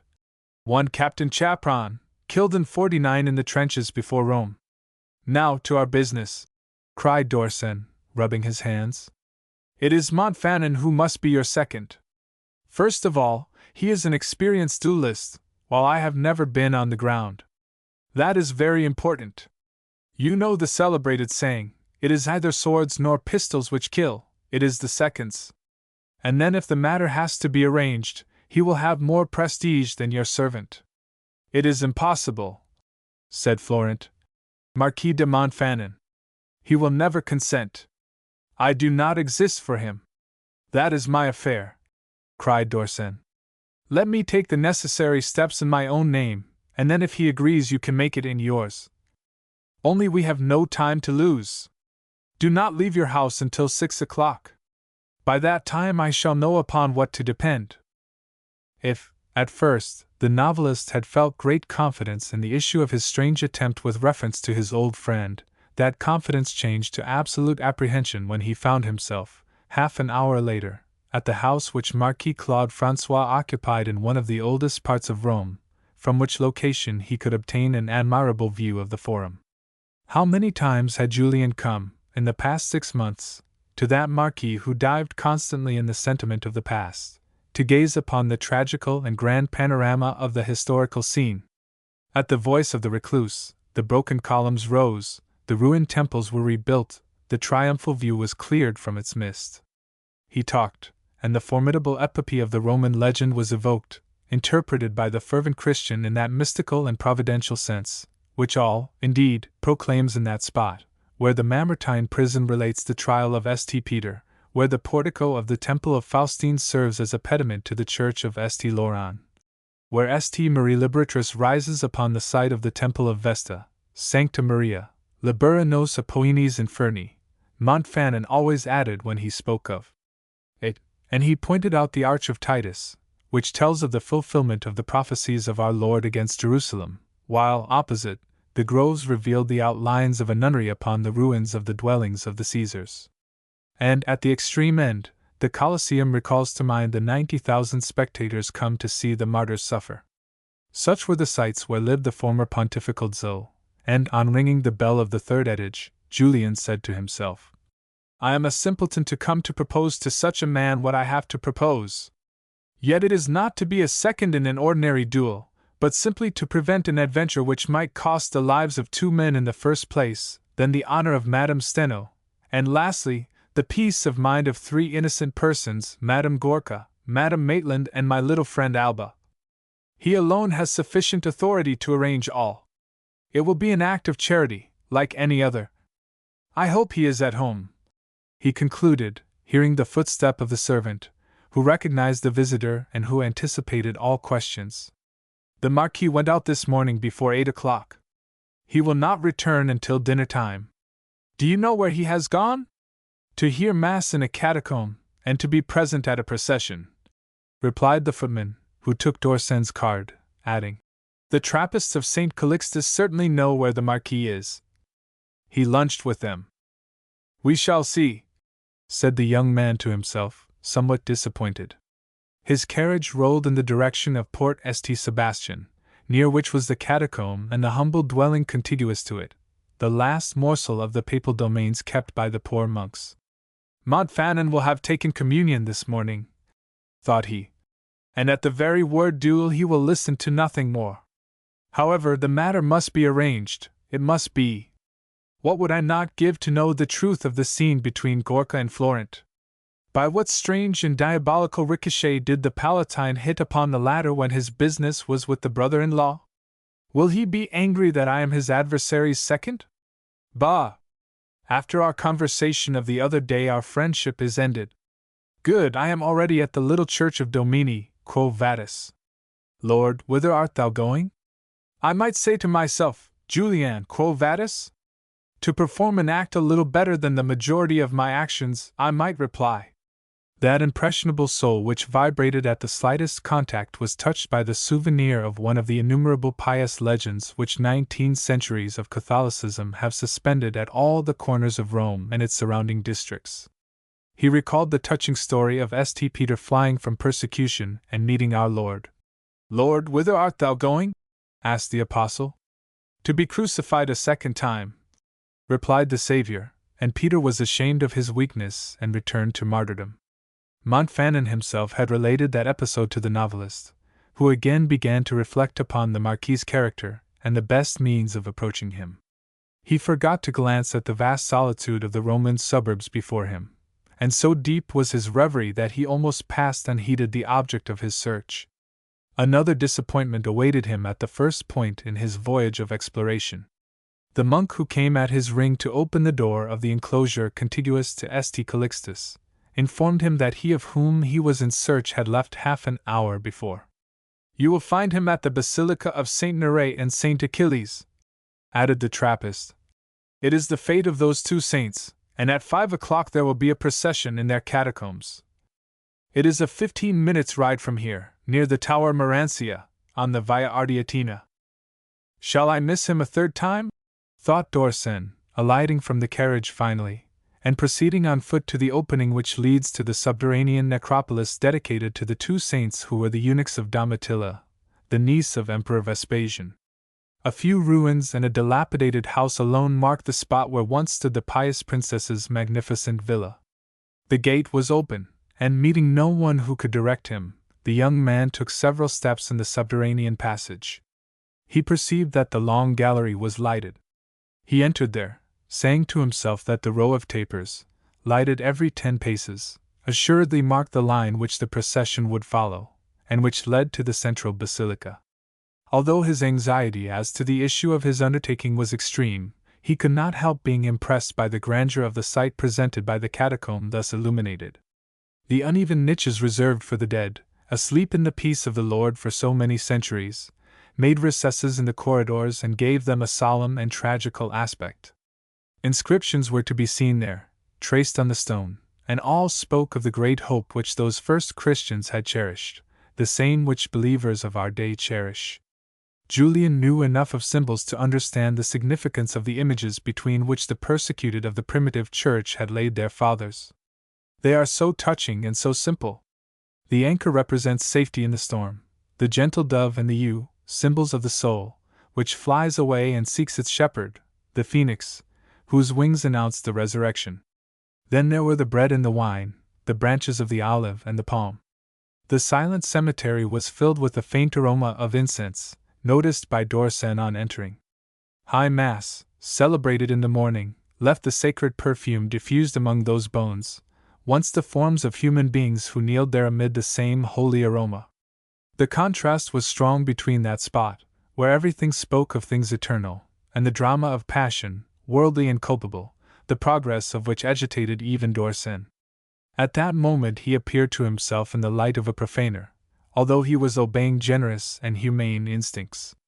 He experienced a sense of relief when, at a bend in one of the corridors which he had selected from among many others, he found himself face to face with a priest, who held in his hand a basket filled with the petals of flowers, destined, no doubt, for the procession. Dorsen inquired of him the way to the basilica in Italian, while the reply was given in perfect French. "Perhaps you know the Marquis de Montfanon, father?" asked the novelist. "I am one of the chaplains of St. Louis," said the priest, with a smile, adding, "You will find him in the basilica." Now the moment has come, thought Dorsen. I must be subtle. After all, it is charity I am about to ask him to do. Here I am.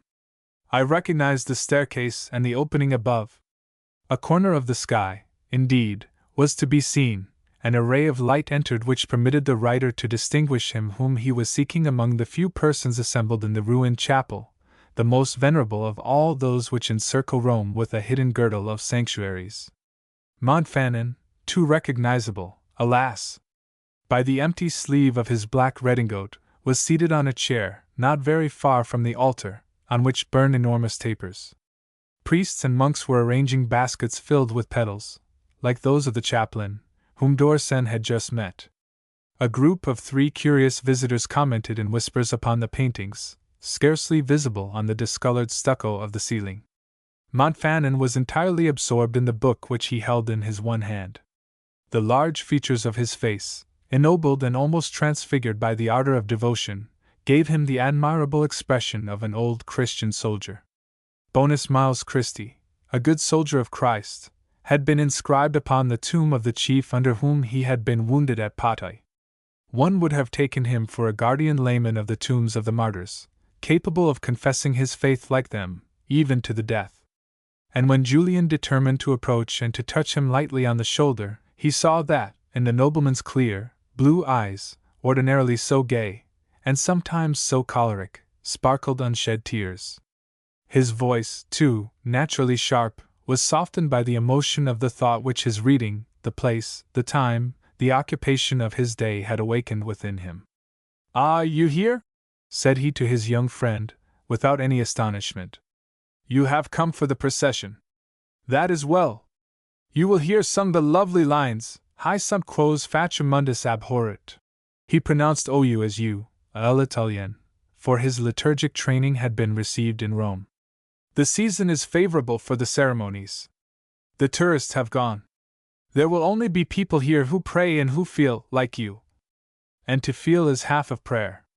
The other half is to believe. You will become one of us.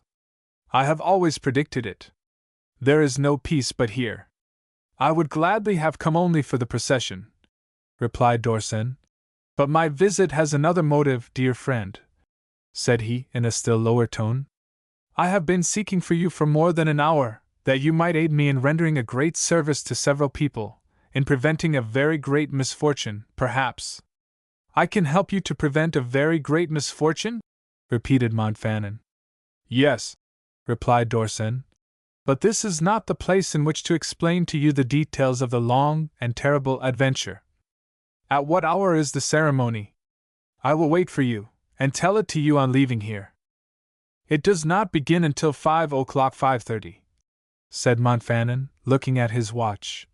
And it is now 15 minutes past 4. Let us leave the catacomb, if you wish, and you can repeat your story to me up above. A very great misfortune? Well, he added, pressing the hand of the young man whom, personally, he liked as much as he detested his views. Rest assured, my dear child, we will prevent it. There was in the manner in which he uttered those words the tranquillity of a mind which knows not uneasiness, that of a believer who feels sure of always accomplishing all that he wishes to do. It would not have been Montfanon, that is to say, a species of visionary, who loved to argue with Dorsen, because he knew that in spite of all he was understood, if he had not continued, as they walked along the lighted corridor, while remounting toward daylight. If it is all the same to you, Sir Apologist of the modern world, I should like to pause here and ask you frankly, do you not feel yourself more contemporary with all the dead who slumber within these walls than with a radical elector or a Freemason deputy? Do you not feel that if these martyrs had not come to pray beneath these vaults 1800 years ago, the best part of your soul would not exist? Where will you find a poetry more touching than that of these symbols and of these epitaphs? That admirable de Rossi showed me one at St. Calixtus last year. My tears flow as I recall it. Pete pro Phoebe et pro Virginio Aegis. Pray for Phoebus and for, how do you translate the word Virginius, the husband who has known only one wife, the virgin husband of a virgin spouse? Your youth will pass, Dorsen. You will one day feel what I feel, the happiness which is wanting on account of bygone errors, and you will comprehend that it is only to be found in Christian marriage, whose entire sublimity is summed up in this prayer, pro Virginio Aegis. You will be like me then, and you will find in this book. He held up Eucolage, which he clasped in his hand. Something through which to offer up to God your remorse and your regrets. Do you know the hymn of the Holy Sacrament, Adoro te devote? No, yet you are capable of feeling what is contained in these lines. Listen.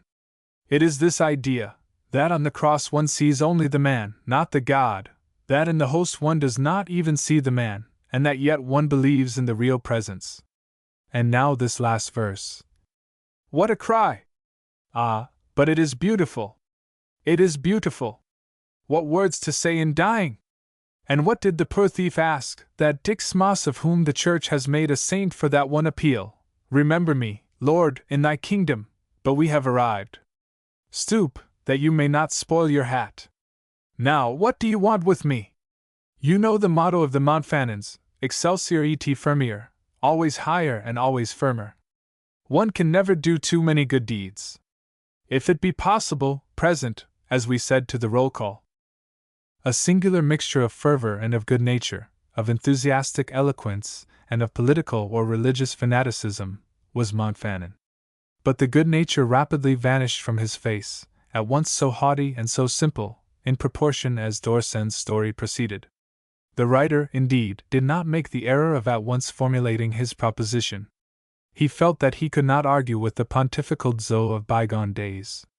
Either the latter would look upon it as monstrous and absurd, or he would see in it a charitable duty to be accomplished, and then, whatever annoyance the matter might occasion him, he would accept it, as he would bestow alms. It was that chord of generosity which Julian, diplomatic for once in his life, essayed to touch by his confidence. Gaining authority by their conversation of a few days before, he related all he could of Gorka's visit, concealing the fact of that word of honor so falsely given, which still oppressed him with a mortal weight. He told how he had soothed the madman, how he conducted him to the station, then he described the meeting of the two rivals 24 hours later. He dwelt upon Alba's manner that evening and the infamy of the anonymous letters written to Madame Steno's discarded lover and to her daughter. And after he had reported the mysterious quarrel which had suddenly arisen between Gorka and Chapron. I, therefore, promise to be his second, he concluded, because I believe it my absolute duty to do all I can to prevent the duel from taking place. Only think of it.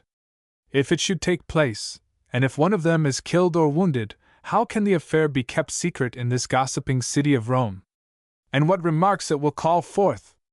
It is evident that these two boys have quarreled only on account of the relations between Madame Steno and Maitland. By what strange coincidence? Of that I know nothing. But there will not be a doubt in public opinion. And can you not see additional anonymous letters written to Alba, Madame Gorka, Madame Maitland? The men I do not care for. 2 out of 3 merit all that comes to them. But those innocent creatures, is it not frightful? Frightful, indeed, replied Montfanon. It is that which renders those adulterous adventures so hideous. There are many people who are affected by it besides the guilty ones. You see that, you who thought that society so pleasant, so refined, so interesting the day before yesterday? But it does no good to recriminate. I understand. You have come to ask me to advise you in your role of second. My follies of youth will enable me to direct you. Correctness in the slightest detail and no nerves, when one has to arrange a duel. Oh! You will have trouble. Gorka is mad. I know the Poles. They have great faults, but they are brave. Lord, but they are brave! And little Chapron, I know him, too.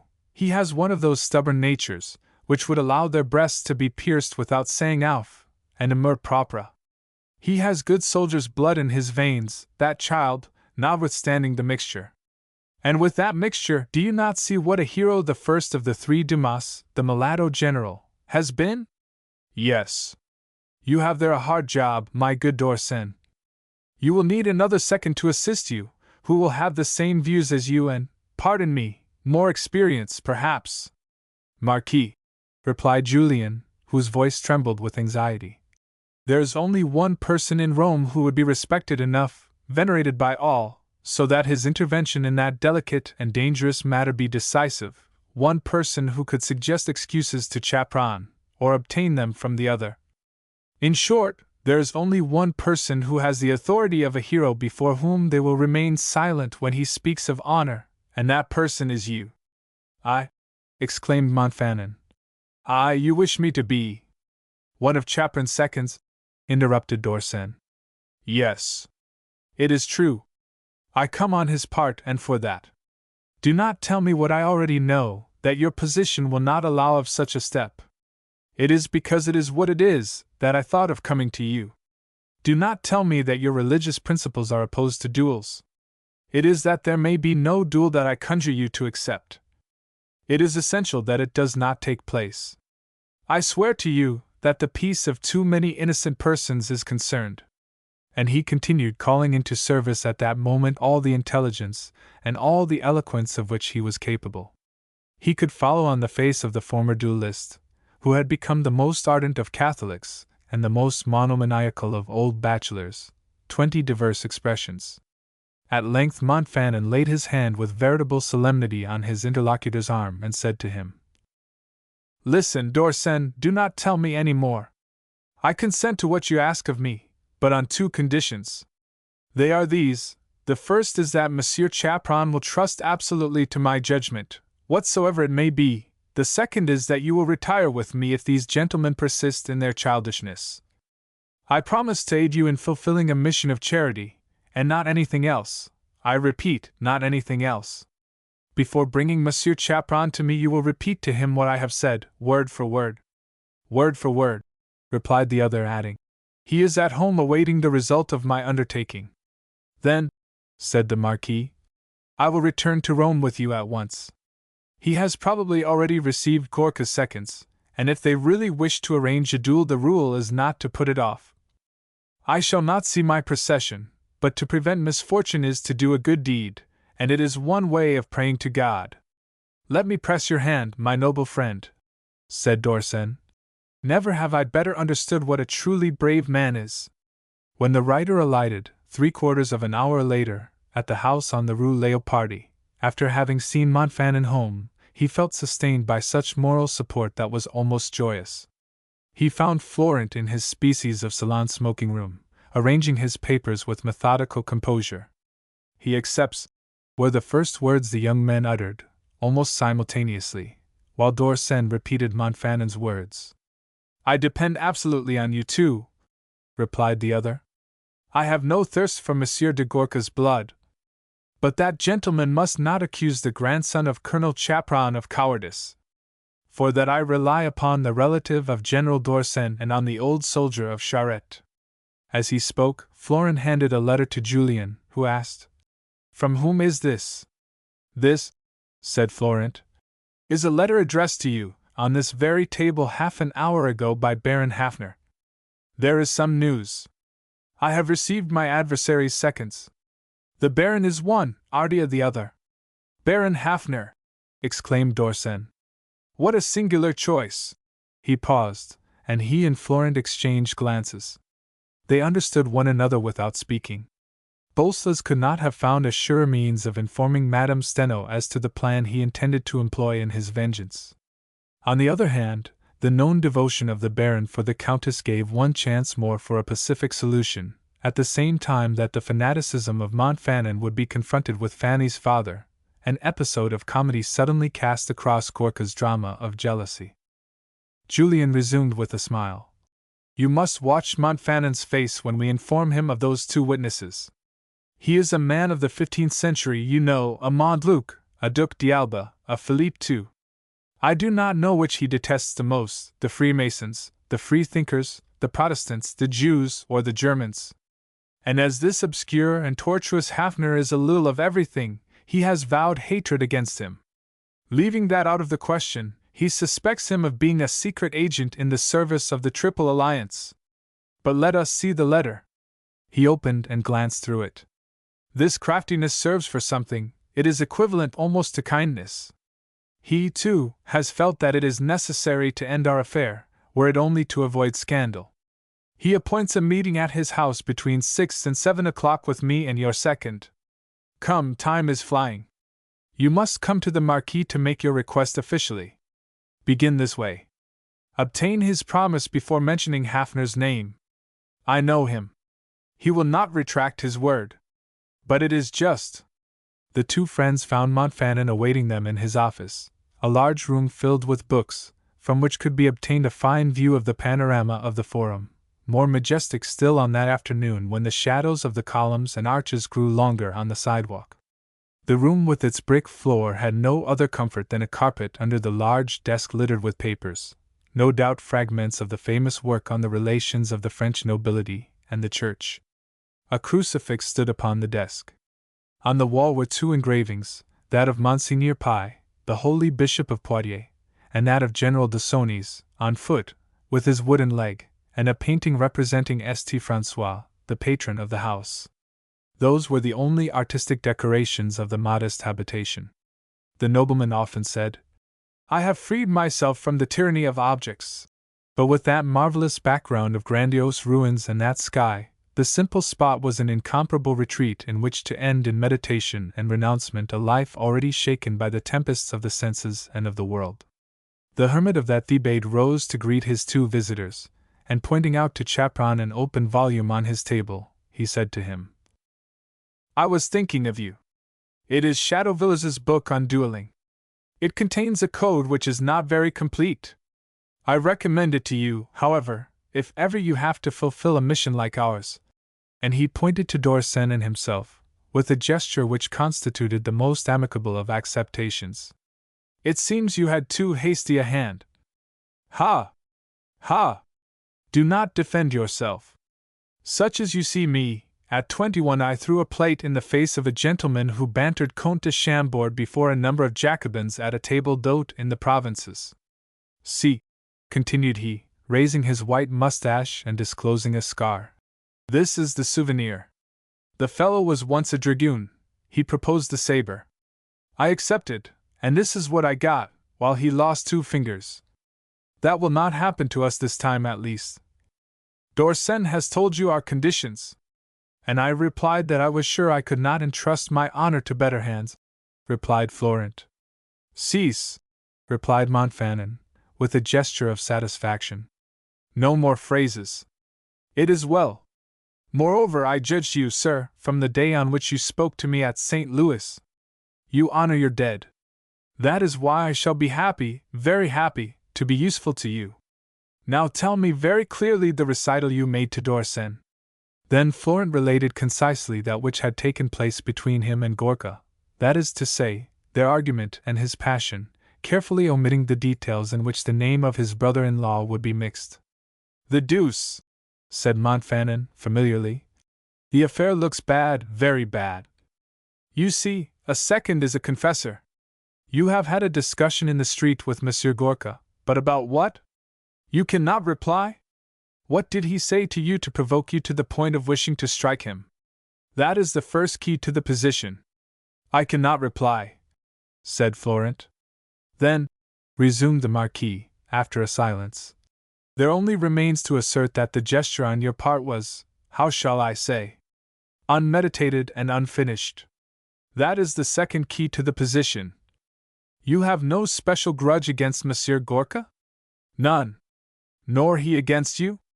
None. The affair looks better, said Montfanon, who was silent for a time, to resume, in the voice of a man who is talking to himself. Count Gorka considers himself offended? But is there any offense? It is that which we should discuss. An assault or the threat of an assault would afford occasion for an arrangement. But a gesture restrained, since it was not carried into effect. Do not interrupt me, he continued. I am trying to understand it clearly. We must arrive at a solution. We shall have to express our regret, leaving the field open to another reparation, if Gorka requires it. And he will not require it. The entire problem now rests on the choice of his seconds. Whom will he select? I have already received visits from them, said Florent. Half an hour ago.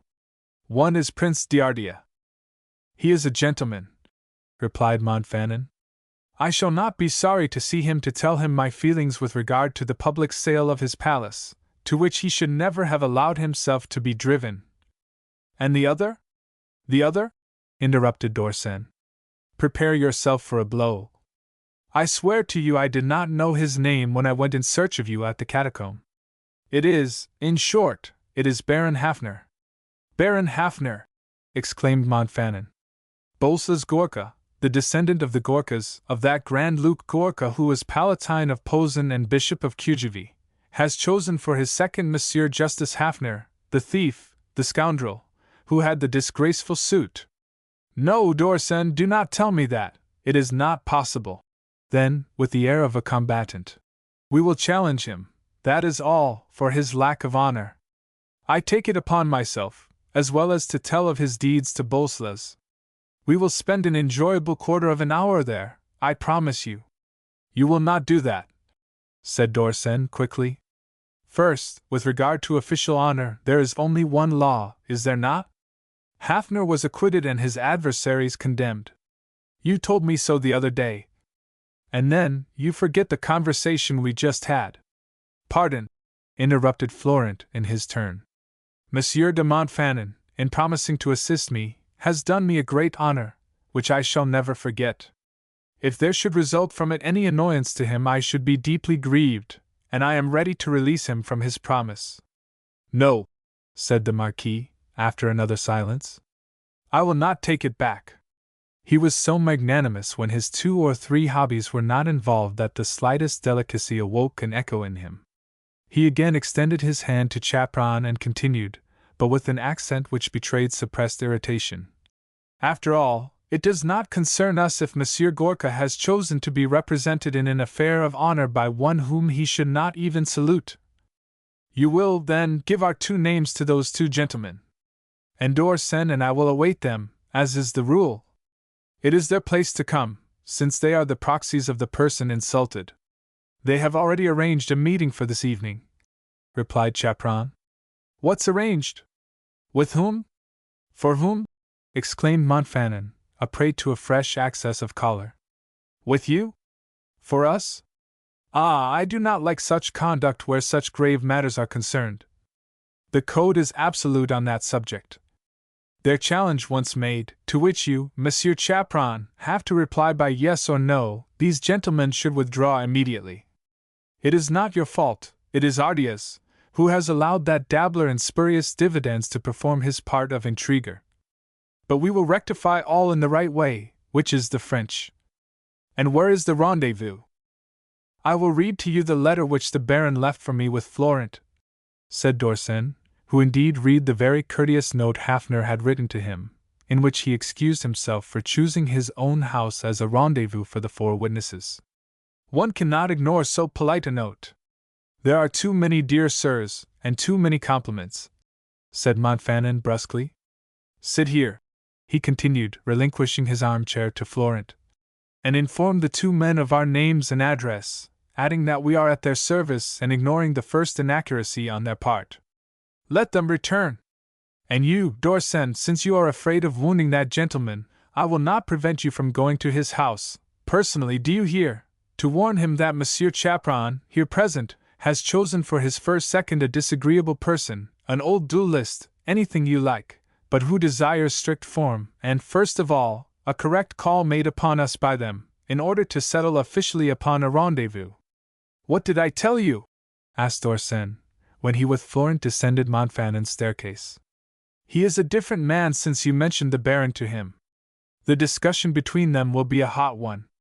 I hope he will not spoil all by his folly. On my honor, if I had guessed whom Gorka would choose, I should not have suggested to you the old leaguer, as I call him. And I, if Monsieur de Montfanon should make me fight at 5 paces, replied Chaperon with a laugh, would be grateful to you for having brought me into relations with him. He is a whole-souled man, as was my poor father, as is Maitland. I adore such people. Is there no means of having at once heart and head? Said Julien to himself, on reaching the Palais Savarelli, where Hafner lived, and recalling the Marquis's collar on the one hand, and on the other the egotism of Maitland, of which Florent's last words reminded him. His apprehension of the afternoon returned in a greater degree, for he knew Montfanon to be very sensitive on certain points, and it was one of those points which would be wounded to the quick by the forced relations with Gorka's witnesses. I do not trust Hafner, thought he. If the cunning fellow has accepted the mission utterly contrary to his tastes, his habits, almost to his age, it must be to connive with his future son-in-law and to conciliate all. Perhaps even the marriage had been already settled? I hope not. The Marquis would be so furious he would require the duel to a letter. The young man had guessed aright. Chance, which often brings one event upon another, decreed that Ardea, at the very moment that he was deliberating with Gorka as to the choice of another second, received a note from Madame Steno containing simply these words: Your proposal has been made, and the answer is yes.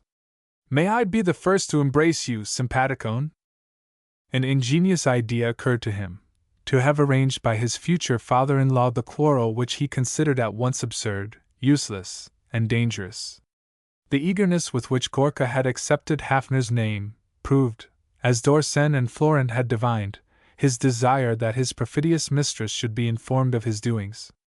As for the Baron, he consented, oh, irony of coincidences, by saying to Peppino Ardea words almost identical with those which Montfanon had uttered to d'Orsay. We will draw up, in advance, an official plan of conciliation, and if the matter cannot be arranged, we will withdraw. It was in such terms that the memorable conversation was concluded, a conversation truly worthy of the combinazione which poor Fanny's marriage represented. There had been less question of the marriage itself than that of the services to be rendered to the infidelity of the woman who presided over the sorry traffic. Is it necessary to add that neither Ardea nor his future father-in-law had made the shadow of an allusion to the true side of the affair? Perhaps at any other time the excessive prudence innate to the Baron, and his care never to compromise himself, would have deterred him from the possible annoyances which might arise from an interference in the adventure of an exasperated and discarded lover. But his joy at the thought that his daughter was to become a Roman princess, and with what a name, had really turned his brain. He had, however, the good sense to say to the stunned Ardea, Madame Steno must know nothing of it, at least beforehand.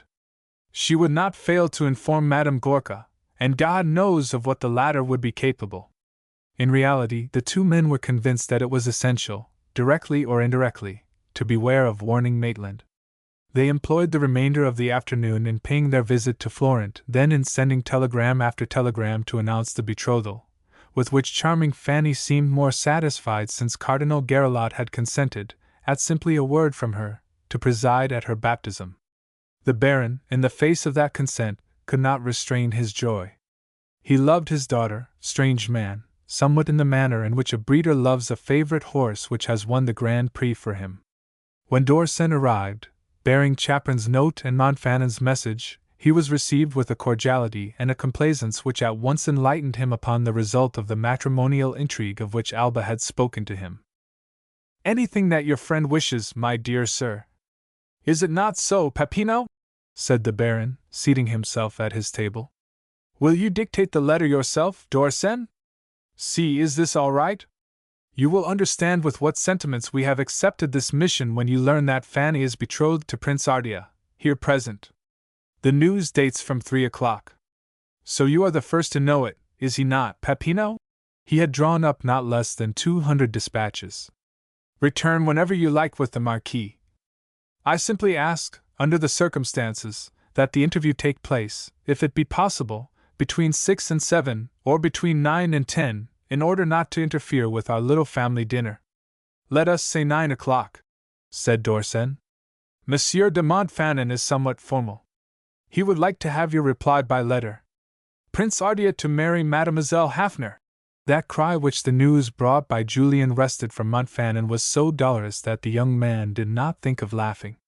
He had thought it wiser to prepare his irascible friend, lest the Baron might make some allusion to the grand event during the course of the conversation, and that the other might not make some impulsive remark. "Did I not tell you that the girl's Catholicism was a farce? Did I not tell Monseigneur Gerelot? This was what she aimed at all those years, with such perfect hypocrisy? It was the Palais Castagne. And she will enter there as mistress. She will bring there the dishonor of that pirated gold on which there are stains of blood. Warn them that they do not speak to me of it, or I will not answer for myself. The second of a Gorka, the father-in-law of an Ardea, he triumphs, the thief who should by rights be a convict. But we shall see. Will not all the other Roman princes who have no blots upon their escutcheons, the Orsinis, the Calanas, the Odescalcas, the Borgheses, the Rospiliosus, not combine to prevent this monstrosity? Nobility is like love, those who by those sacred things degrade them in paying for them, and those to whom they are given are no better than Meyer. Princess d'Ardea! That creature! Ah, what a disgrace! But we must remember our engagement relative to that brave young Chaperon. The boy pleases me, first, because very probably he is going to fight for someone else and out of a devotion which I cannot very well understand. It is devotion all the same, and it is chivalry. He desires to prevent that miserable Gorka from calling forth a scandal which would have warned his sister. And then, as I told him, he respects the dead. Let us. I have my wits no longer about me, that intelligence has so greatly disturbed me. Princess d'Ardea! Well, write that we will be at Monsieur Hafner's at 9 o'clock. I do not want any of those people at my house. At yours it would not be proper, you are too young. And I prefer going to the father-in-law's rather than to the son-in-law's. The rascal has made a good bargain in buying what he has bought with his stolen millions. But the other. And his great-great-uncle might have been Jules II, Pi V, Hildebrand. He would have sold all just the same. He cannot deceive himself. He has heard the suit against that man spoken of. He knows whence come those millions. He has heard their family, their lives spoken of. And he has not been inspired with too great a horror to accept the gold of that adventurer. Does he not know what a name is? Our name! It is ourselves, our honor, in the mouths, in the thoughts, of others. How happy I am, d'Orsen, to have been 52 years of age last month. I shall be gone before having seen what you will see, the agony of all the aristocrats and royalties. It was only in blood that they fell. But they do not fall. Alas! They fix themselves upon the ground, which is the saddest of all. Still, what matters it? The monarchy, the nobility, and the church are everlasting.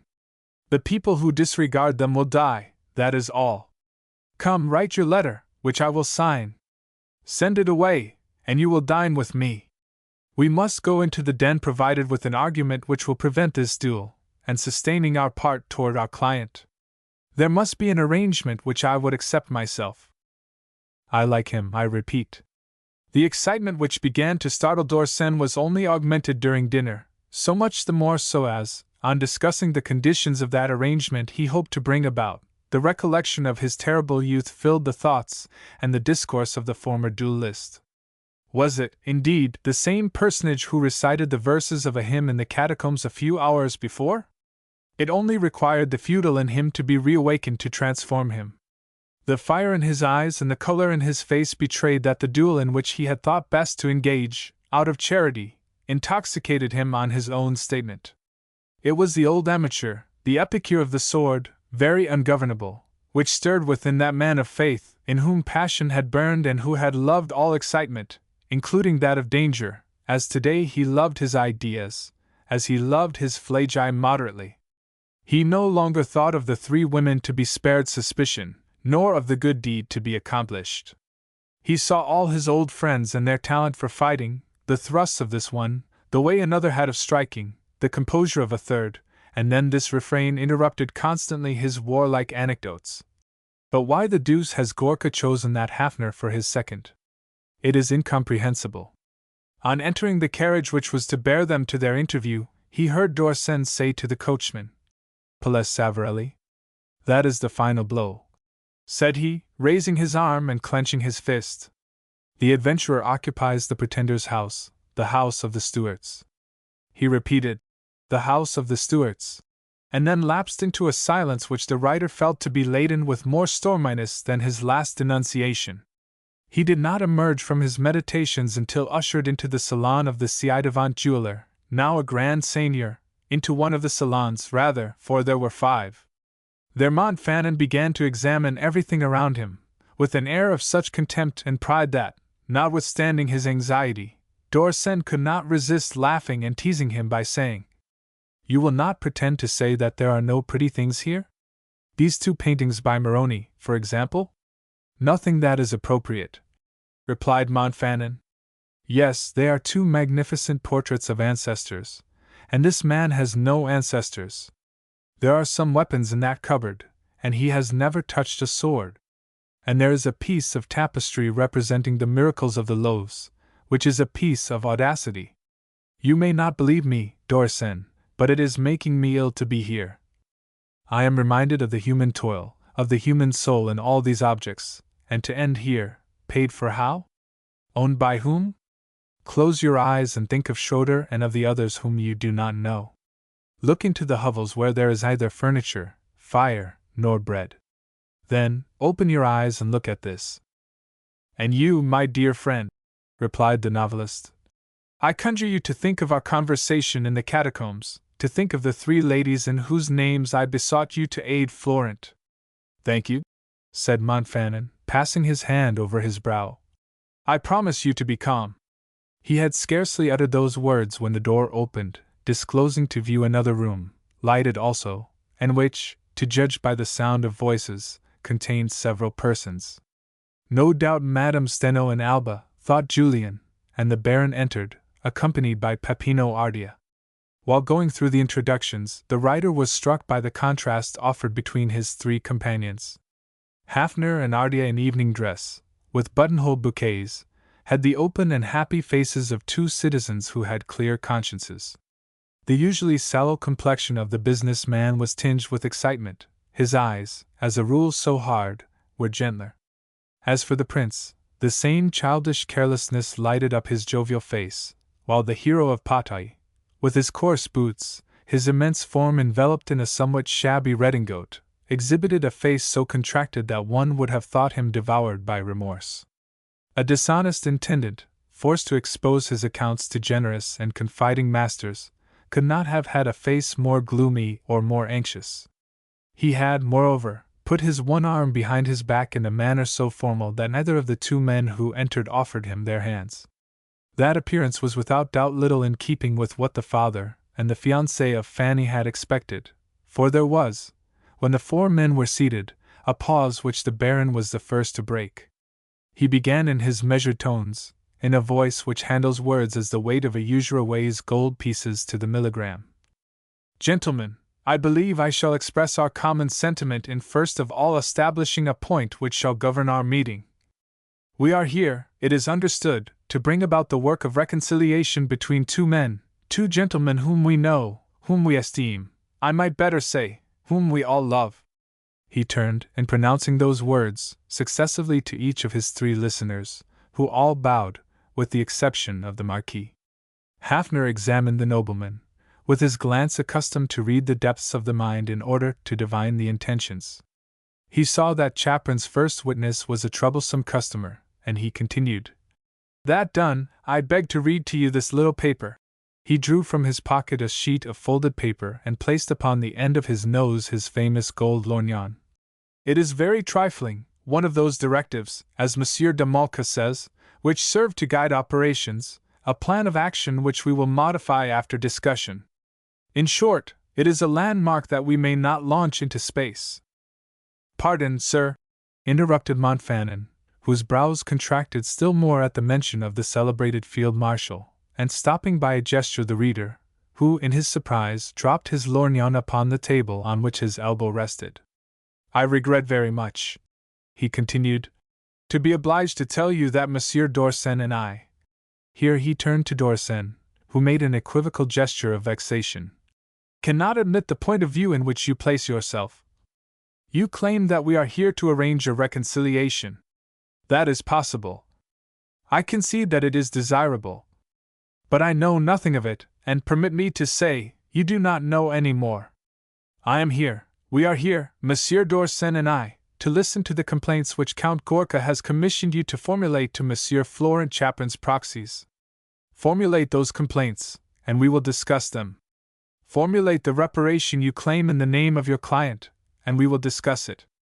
The papers will follow, if they follow at all, and once more, either you nor we know what will be the issue of this conversation, nor should we know it, before establishing the facts."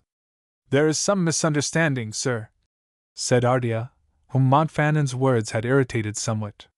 He could not, any more than Hafner, understand the very simple, but very singular, character of the Marquis, and he added, "I have been concerned in several rencontres, 4 times as second, and once as principal, and I have seen employed without discussion the proceeding which Baron Hafner has just proposed to you, and which of itself is, perhaps, only a more expeditious means of arriving at what you very properly call the establishment of facts." "I was not aware of the number of your affairs, sir," replied Montfanon, still more nervous since Hafner's future son-in-law joined in the conversation. "But since it has pleased you to tell us, I will take the liberty of saying to you that I have fought 7 times, and that I have been a second 14. It is true that it was at an epoch when the head of your house was your father, if I remember right, the deceased Prince Urban, whom I had the honor of knowing when I served in the Zouaves. He was a fine Roman nobleman, and did honor to his name. What I have told you is proof that I have some competence in the matter of a duel. Well, we have always held that seconds were constituted to arrange affairs that could be arranged, but also to settle affairs, as well as they can, that seem incapable of being arranged. Let us now inquire into the matter. We are here for that, and for nothing else." "Are these gentlemen of that opinion?" asked Hafner in a conciliatory voice, turning first to d'Orsen, then to Ardea. "I do not adhere to my method," he continued, again folding his paper. He slipped it into his vest pocket, and continued, "Let us establish the facts, as you say. Count Gorka, our friend, considers himself seriously, very seriously, offended by Monsieur Florent Chaperon in the course of the discussion in a public street. Monsieur Chaperon was carried away, as you know, sirs, almost to, what shall I say, hastiness, which, however, was not followed by consequences, thanks to the presence of mind of Monsieur Gorka. But, accomplished or not, the act remains. Monsieur Gorka was insulted, and he requires satisfaction. I do not believe there is any doubt upon that point which is the cause of the affair, or rather, the whole affair." "I again ask your pardon, sir," said Montfanon dryly, who no longer took pains to conceal his anger. "Monsieur d'Orsen and I cannot accept your manner of putting the question. You say that Monsieur Chaperon's hastiness was not followed by consequences by reason of Monsieur Gorka's presence of mind. We claim that there was only on the part of Monsieur Chaperon a scarcely indicated gesture, which he himself restrained. In consequence, you attribute to Monsieur Gorka the quality of the insulted party. You are over-hasty. He is merely the plaintiff, up to this time. It is very different. But by rights he is the insulted party, interrupted Ardea. Restrained or not, it constitutes a threat of assault. I did not wish to claim to be a duelist by telling you of my engagements. But this is the ABC of the Codice Cavalleresco. If the insult be followed by an assault, he who receives the blow is the offended party, and the threat of an assault is equivalent to an actual assault. The offended party has the choice of a duel, weapons, and conditions. Consult your authors and ours, Chateauvillers, Duverger, Angelini, and Gelli, all agree. I am sorry for their sakes, said Montfanon, and he looked at the prince with a contraction of the brows almost menacing. But it is an opinion which does not hold good generally, nor in this particular case. The proof is that a duelist, as you have just said, his voice trembled as he emphasized the insolence offered by the other. A bravo, to use the expression of your country, would only have to commit a justifiable murder by first insulting him at whom he aims with rude words. The insulted person replies by a voluntary gesture, on the signification of which one may be mistaken, and you will admit that the bravo is the offended party, and that he has the choice of weapons. But, Marquis, resumed Hafner, with evident disgust, so greatly did the cavilling and the ill will of the nobleman irritate him. Where are you wandering to? What do you mean by bringing up chicanery of this sort? Chicanery! Exclaimed Montfanon, half rising. Montfanon! Besought d'Orsen, rising in his turn and forcing the terrible man to be seated. I retract the word, said the Baron. If it has insulted you, nothing was farther from my thoughts. I repeat that I apologize, Marquis. But come, tell us what you want for your client, that is very simple. And then we will do all we can to make your demands agree with those of our client. It is a trifling matter to be adjusted. No, sir, said Montfanon, with insolent severity. It is justice to be rendered, which is very different. What we, Monsieur d'Orsen and I desire, he continued in a severe voice, is this: Count Gorka has gravely insulted Monsieur Chaperon. Let me finish, he added upon a simultaneous gesture on the part of Ardea and of Hafner.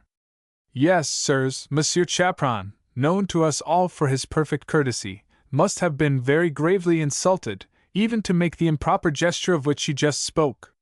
But it was agreed upon between these two gentlemen, for reasons of delicacy which we had to accept, it was agreed, I say, that the nature of the insult offered by Monsieur Gorka to Monsieur Chaperon should not be divulged.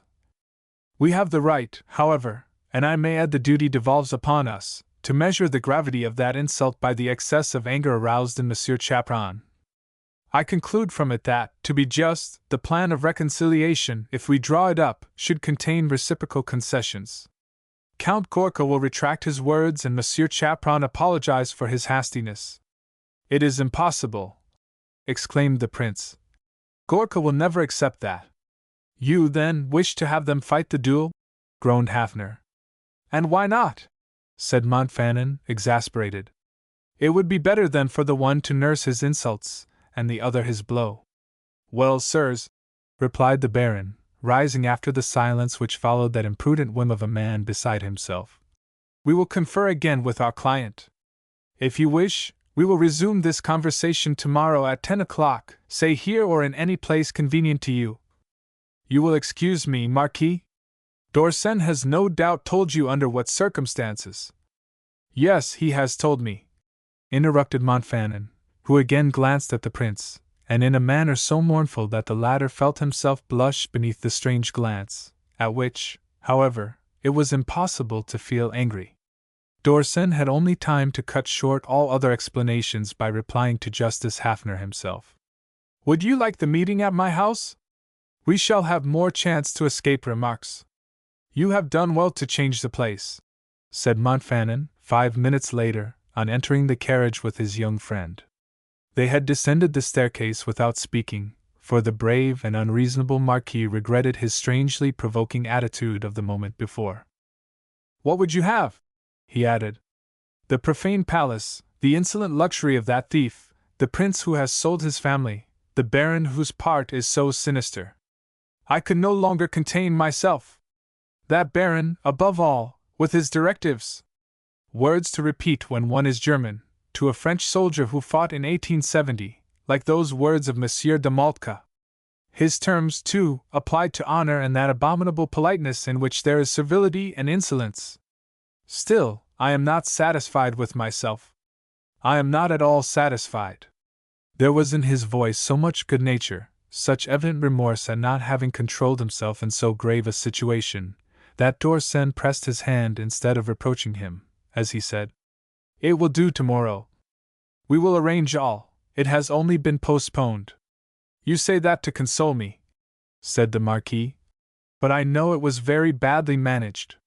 And it is my fault. Perhaps we shall have no other service to render our brave chaperon than to arrange a duel for him under the most dangerous conditions." Ah, but I became inopportunely angry. But why the deuce did Gorka select such a second? It is incomprehensible. Did you see what the cabalistic word gentleman means to those rascals? Steal, cheat, assassinate, but have carriages perfectly appointed, a magnificent mansion, well-served dinners, and fine clothes. No, I have suffered too much. Ah, it is not right, and on what a day, too! God! That the old man might die!" he added, in a voice so low that his companion did not hear his words. Book 3. Chapter 7. A little relative of Iago. The remorse which Montfanon expressed so naively, once acknowledged to himself, increased rapidly in the honest man's heart. He had reason to say from the beginning that the affair looked bad. A quarrel, together with assault, or an attempt at assault, would not be easily set right. It required a diplomatic miracle. The slightest lack of self-possession on the part of the seconds is equivalent to a catastrophe. As happens in such circumstances, events are hurried, and the pessimistic anticipations of the irritable Marquis were verified almost as soon as he uttered them. Dorsen and he had barely left the Palais Savarelli when Gorka arrived. The energy with which he repulsed the proposition of an arrangement which would admit of excuses on his part, served prudent Hafner, and the not less prudent Ardea, as a signal for withdrawal. It was too evident to the two men that no reconciliation would result from a collision of such a man with a personage so difficult as the most authorized of Florence proxies had shown himself to be.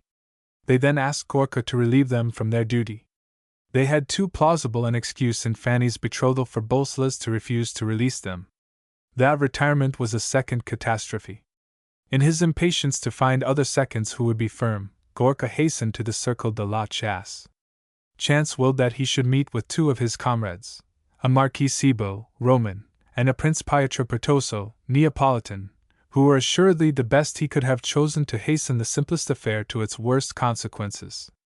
Those two young men of the best Italian families, both very intelligent, very loyal and very good, belonged to that particular class which is to be met with in Vienna, Madrid, St. Petersburg, as in Milan and in Rome, of foreign clubmen hypnotized by Paris.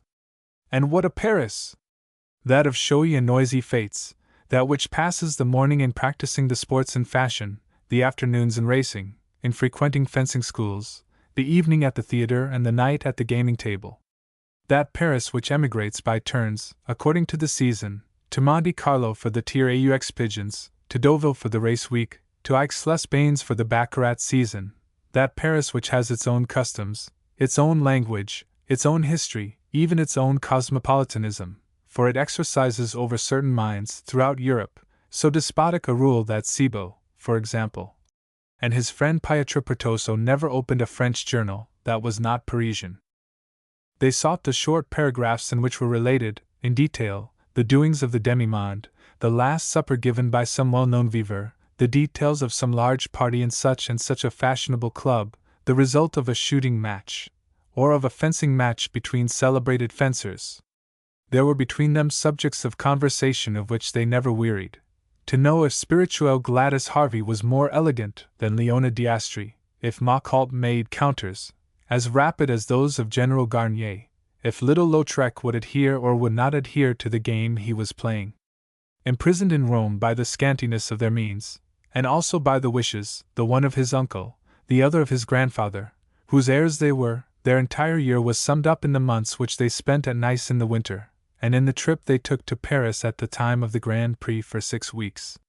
Jealous one of the other, with the most comical rivalry, of the least occurrence at the Cercle des Champs-Élysées or of the Rue Royale in the Eternal City, they affected, in the presence of their colleagues of La Chasse, the impassive manner of augurs when the telegraph brought them the news of some Parisian scandal. That an offensive mania which had made of stout, ruddy Cibot, and of thin, pale Pietro Pertoso 2 delightful studies for Dorsen during his Roman winter, made of them terrible proxies in the service of Gorka's vengeance. With what joy and what gravity they accepted that mission all those who have studied swordsmen will understand after this simple sketch, and with what promptness they presented themselves to confer at 9 o'clock in the morning with their client's adversary. In short, at 12:30 the duel was arranged in its slightest detail. The energy employed by Montfanon had only ended in somewhat tempering the conditions, 4 balls to be exchanged at 25 paces at the word of command. The duel was fixed for the following morning, in the enclosure which Cibot owned, with an inn adjoining, not very far distant from the classical tomb of Cecilia Metella. To obtain that distance, and the use of new weapons, it required the prestige with which the Marquis suddenly clothed himself in the eyes of Gorka's seconds by pronouncing the name, still legendary in the provinces and to the foreigner, of Graemont Cataris, sic transit gloria mundi. On leaving that rendezvous the excellent man really had tears in his eyes. "It is my fault," he moaned. "It is my fault. With that Hafner we should have obtained such a fine official plan by mixing in a little of ours. He offered it to us himself. Brave chap Ron! It is I who have brought him into this dilemma. I owe it to him not to abandon him, but to follow him to the end. Here I shall be assisting at a duel, at my age. Did you see how those young snobs lowered their voices when I mentioned my encounter with poor Cataris? 52 years and a month, and not to know yet how to conduct oneself. Let us go to the Rue Leopardi. I wish to ask pardon of our client, and to give him some advice. We will take him to one of my old friends who has a garden near the Villa Pamphili, very secluded. We will spend the rest of the afternoon practicing." "Ah! Accursed caller! Yes, it would have been so simple to accept the other's plan yesterday. By the exchange of 2 or 3 words, I am sure it could have been arranged." "Console yourself, Marquis," replied Florent, when the unhappy nobleman had described to him the deplorable result of his negotiations. "I like that better. Monsieur Gorka needs correction. I have only one regret, that of not having given it to him more thoroughly. Since I shall have to fight a duel, I would at least have had my money's worth." "And you have never used a pistol?" asked Montfanon. "Bah! I have hunted a great deal and I believe I can shoot." "That is like night and day," interrupted the Marquis. "Hold yourself in readiness. At 3 o'clock come for me and I will give you a lesson. And remember there is a merciful God for the brave." Although Florent deserved praise for the cheerfulness of which his reply was proof, the first moments, which he spent alone after the departure of his 2 witnesses, were very painful. That which Chaperon experienced during those few moments was simply very natural anxiety, the enervation caused by looking at the clock, and saying, "In 24 hours the hand will be on this point of the dial. And shall I still be living?" He was, however, manly, and knew how to control himself. He struggled against the feeling of weakness, and while awaiting the time to rejoin his friends, he resolved to write his last wishes. For years his intention had been to leave his entire fortune to his brother-in-law. He, therefore, made a rough draft of his will in that sense, with a pen at first rather unsteady, then quite firm. His will completed, he had courage enough to write 2 letters, addressed the one to that brother-in-law, the other to his sister. When he had finished his work the hands of the clock pointed to 10 minutes of 3. "Still 17 hours and a half to wait," said he, "but I think I have conquered my nerves. A short walk, too, will benefit me." So he decided to go on foot to the rendezvous named by Montfanon. He carefully locked the 3 envelopes in the drawer of his desk. He saw, on passing, that Lincoln was not in his studio. He asked the footman if Madame Maitland was at home. The reply received was that she was dressing, and that she had ordered her carriage for 3 o'clock. "Good," said he. "Neither of them will have the slightest suspicion. I am saved." How astonished he would have been could he, while walking leisurely toward his destination, have returned in thought to the smoking room he had just left. He would have seen a woman glide noiselessly through the open door, with the precaution of a malefactor. He would have seen her examine, without disarranging, all the papers on the table. She frowned on seeing d'Orsens and the Marquis's cards. She took from the blotting case some loose leaves and held them in front of the glass, trying to read the imprint left upon them. He would have seen finally the woman draw from her pocket a bunch of keys. She inserted one of them in the lock of the drawer which Florent had so carefully turned, and took from that drawer the 3 unsealed envelopes he had placed within it.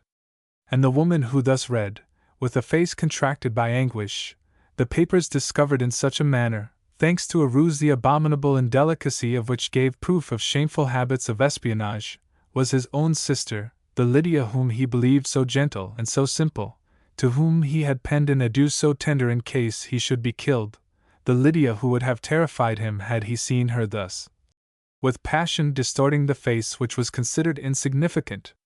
She herself, the audacious spy, trembled as if she would fall, her eyes dilated, her bosom heaved, her teeth chattered, so greatly was she unnerved by what she had discovered, by the terrible consequences which she had brought about.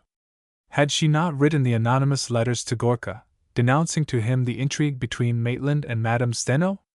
Was it not she who had chosen, the better to poison those terrible letters, phrases the most likely to strike the betrayed lover in the most sensitive part of his amour propre?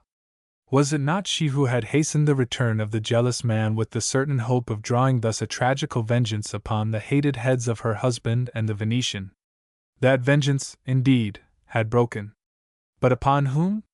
Upon the only person Lydia loved in the world, upon the brother whom she saw endangered through her fault, and that thought was to her so overwhelming that she sank into the armchair in which Florent had been seated 15 minutes before, repeating, with an accent of despair, "He is going to fight a duel.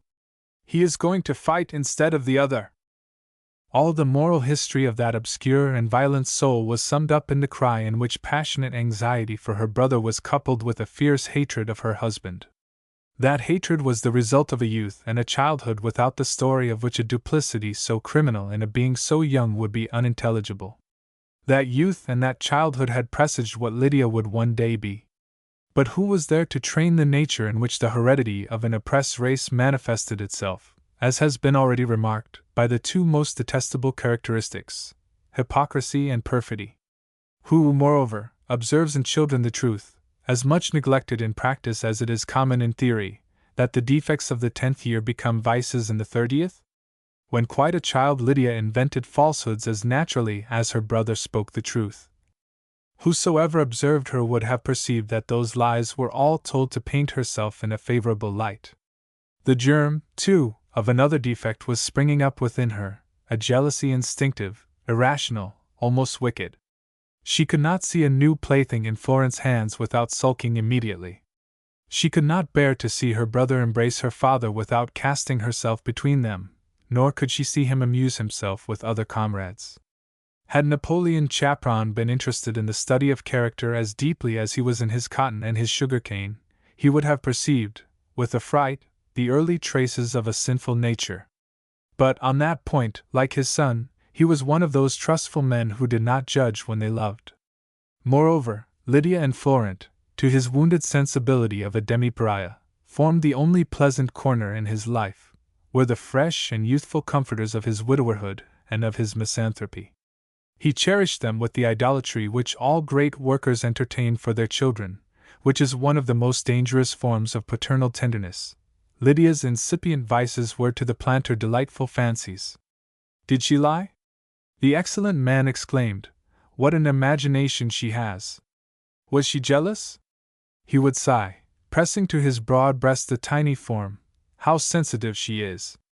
The result of that selfish blindness, for to love children thus is to love them for oneself and not for them, was that the girl, at the time of her entrance at Roehampton, was spoiled in the essential traits of her character.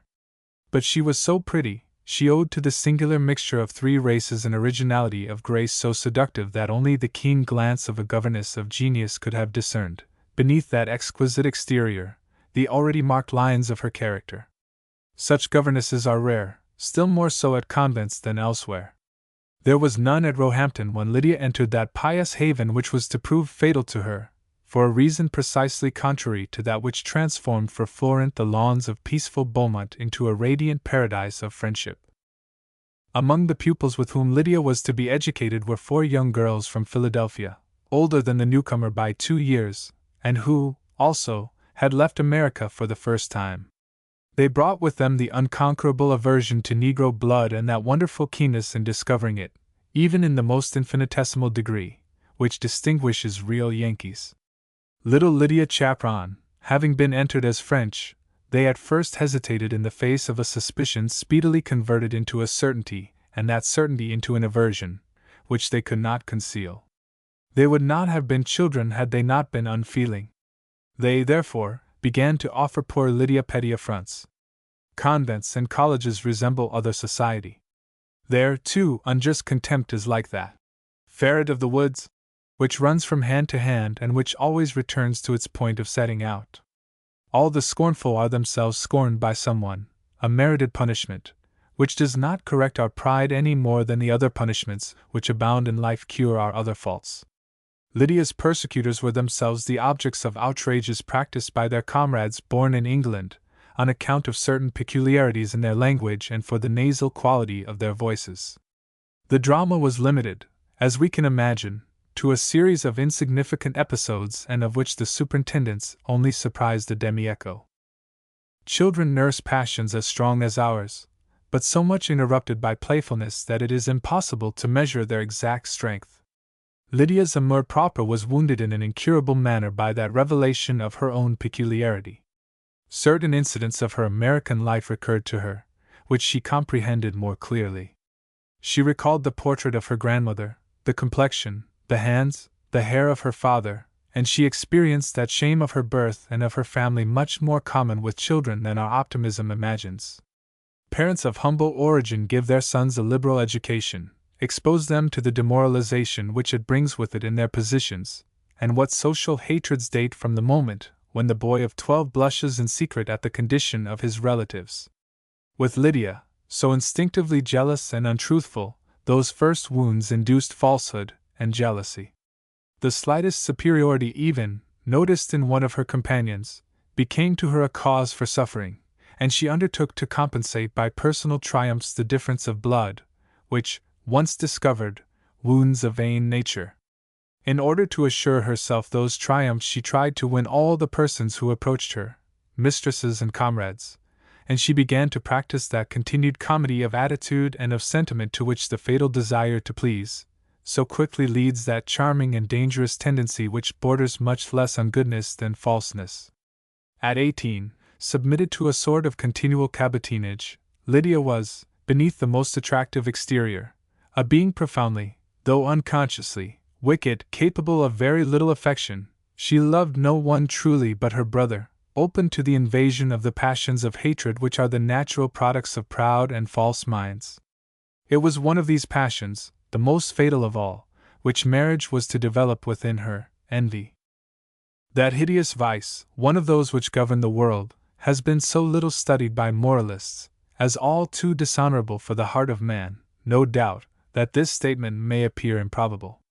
Madame Maitland, for years, had been envious of her husband, but envious as one of the rivals of an artist would be, envious as one pretty woman is of another, as one banker is of his opponent, as a politician of his adversary, with the fierce, implacable envy which writhes with physical pain in the face of success, which is transported with a sensual joy in the face of disaster. It is a great mistake to limit the ravages of that guilty passion to the domain of professional emulation. When it is deep, it does not alone attack the qualities of the person, but the person himself, and it was thus that Lydia envied Lincoln. Perhaps the analysis of this sentiment, very subtle in its ugliness, will explain to some a few of the antipathies against which they have struck in their relatives. For it is not only between husband and wife that these unavowed envies are met, it is between lover and mistress, friend and friend, brother and brother, sometimes, alas, father and son, mother and daughter. Lydia had married Lincoln Maitland partly out of obedience to her brother's wishes, partly from vanity, because the young man was an American, and because it was a sort of victory over the prejudices of race, of which she thought constantly, but of which she never spoke. It required only 3 months of married life to perceive that Maitland could not forgive himself for that marriage. Although he affected to scorn his compatriots, and although at heart he did not share any of the views of the country in which he had not set foot since his 5th year, he could not hear remarks made in New York upon that marriage without a pang. He disliked Lydia for the humiliation, and she felt it. The birth of a child would no doubt have modified that feeling, and if it would not have removed it, would at least have softened the embittered heart of the young wife. But no child was born to them. They had not returned from their wedding tour, upon which Florent accompanied them, before their lives rolled along in that silence which forms the base of all those households in which husband and wife, according to a simple and grand expression of the people, do not live heart against heart.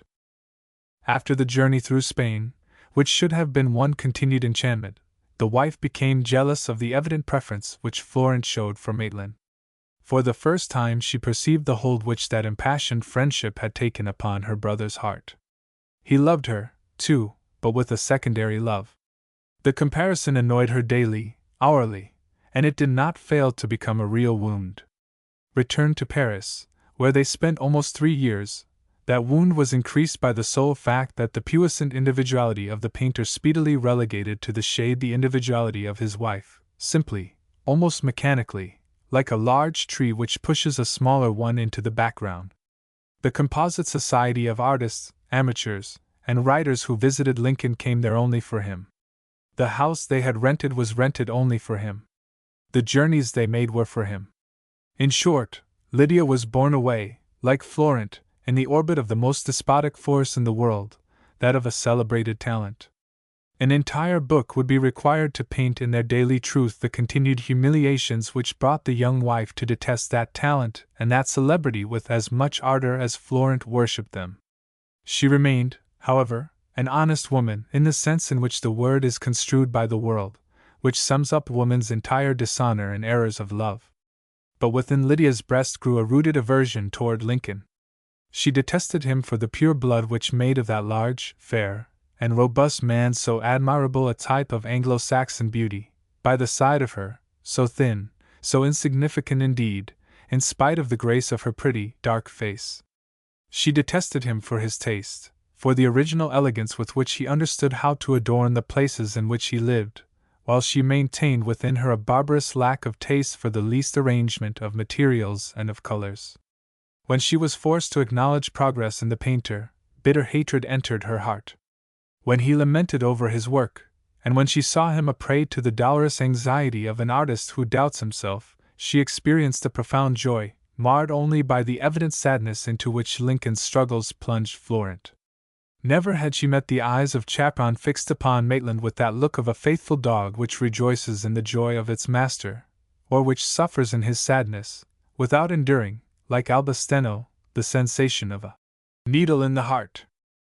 The idolatrous worship of her brother for the painter caused her to suffer still more as she comprehended, with the infallible perspicacity of antipathy, the immense Duperrey. She read the very depths of the souls of the 2 old comrades of Beaumont. She knew that in that friendship, as is almost always the case, one alone gave all to receive in exchange only the most brutal recognition, that with which a huntsman or a master gratifies a faithful dog. As for enlightening Florent with regard to Lincoln's character, she had vainly tried to do so by those fine and perfidious insinuations in which women excel. She only recognized her impotence, and myriads of hateful impressions were thus accumulated in her heart, to be summed up in one of those frenzies of taciturn rancor which bursts on the first opportunity with terrifying energy. Crime itself has its laws of development. Between the pretty little girl who wept on seeing a new toy in her brother's hand and the Lydia Maitland, forcer of locks, author of anonymous letters, driven by the thirst for vengeance, even to villainy, no dramatic revolution of character had taken place. The logical succession of days had sufficed. The occasion to gratify that deep and mortal longing to touch Lincoln on some point truly sensitive. How often Lydia had sought it in vain, before Madame Steno obtained an ascendancy over the painter. She had been reduced by it to those meannesses of feminine animosity to manage, as if accidentally, that her husband might read all the disagreeable articles written about his paintings, innocently to praise before him the rivals who had given him offense, to repeat to him with an air of embarrassment the slightest criticisms pronounced on one of his exhibits. All the unpleasantnesses which had the result of irritating Florent, above all, for Maitland was one of those artists too well satisfied with the results of his own work for the opinion of others to annoy him very much. On the other hand, before the passion for the dogeress had possessed him, he had never loved. Many painters are thus, satisfying with magnificent models an impetuosity of temperament which does not mount from the senses to the heart. Accustomed to regard the human form from a certain point, they find in beauty, which would appear to us simply animal, principles of plastic emotion which at times suffice for their amorous requirements. They are only more deeply touched by it, when to that rather coarse intoxication is joined, in the woman who inspires them, the refined graces of mind, the delicacy of elegance, and the subtleties of sentiment. Such was Madame Steno, who at once inspired the painter with a passion as complete as a first love. It was really such. The Countess, who was possessed of the penetration of voluptuousness, was not mistaken there. Lydia, who was possessed of the penetration of hatred, was not mistaken either. She knew from the first day how matters stood in the beginning, because she was as observing as she was dissimulating. Then, thanks to means less hypothetic, she had always had the habit of making those abominable inquiries which are natural, we venture to avow, to 9 women out of 10. And how many men are women, too, on this point, as said the fabulist. At school Lydia was one of those who ascended to the dormitory, or who re-entered the study to rummage in the cupboards and open trunks of her companions. When mature, never had a sealed letter passed through her hands without her having ingeniously managed to read through the envelope, or at least to guess from the postmark, the seal, the handwriting of the address, who was the author of it. The instinct of curiosity was so strong that she could not refrain, at a telegraph office, from glancing over the shoulders of the persons before her, to learn the contents of their dispatches. She never had her hair dressed or made her toilette without minutely questioning her maid as to the goings-on in the pantry and the antechamber. It was through a story of that kind that she learned the altercation between Florent and Gorka in the vestibule, which proves, between parentheses, that these espionages by the aid of servants are often efficacious. But they reveal a native baseness, which will not recoil before any piece of villainy. When Madame Maitland suspected the liaison of Madame Steno and her husband, she no more hesitated to open the latter's secretary than she later hesitated to open the desk of her brother. The correspondence which she read in that way was of a nature which exasperated her desire for vengeance almost to frenzy. For not only did she acquire the evidence of a happiness shared by them which humiliated in her the woman barren in all senses of the word, a stranger to voluptuousness as well as to maternity, but she gathered from it numerous proofs that the Countess cherished, with regard to her, a scorn of race as absolute as if Venice had been a city of the United States. That part of the Adriatic abounds in prejudices of blood, as do all countries which serve as confluents for every nation. It is sufficient to convince oneself of it, to have heard a Venetian treat of the Slavs as Ziavoni, and the Levantines as Grigugni. Madame Steno, in those letters she had written with all the familiarity and all the liberty of passion, never called Lydia anything but La Moratina, and by a very strange illogicalness never was the name of the brother of La Moratina mentioned without a formula of friendship. As the mistress treated Florent in that manner, it must be that she apprehended no hostility on the part of her lover's brother-in-law. Lydia understood it only too well as the fresh proof of Florent's sentiments for Lincoln. Once more he gave precedence to the friend over the sister, and on what an occasion!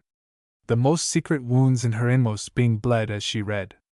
The success of Alba's portrait, which promised to be a masterpiece, ended by precipitating her into a fierce and abominable action.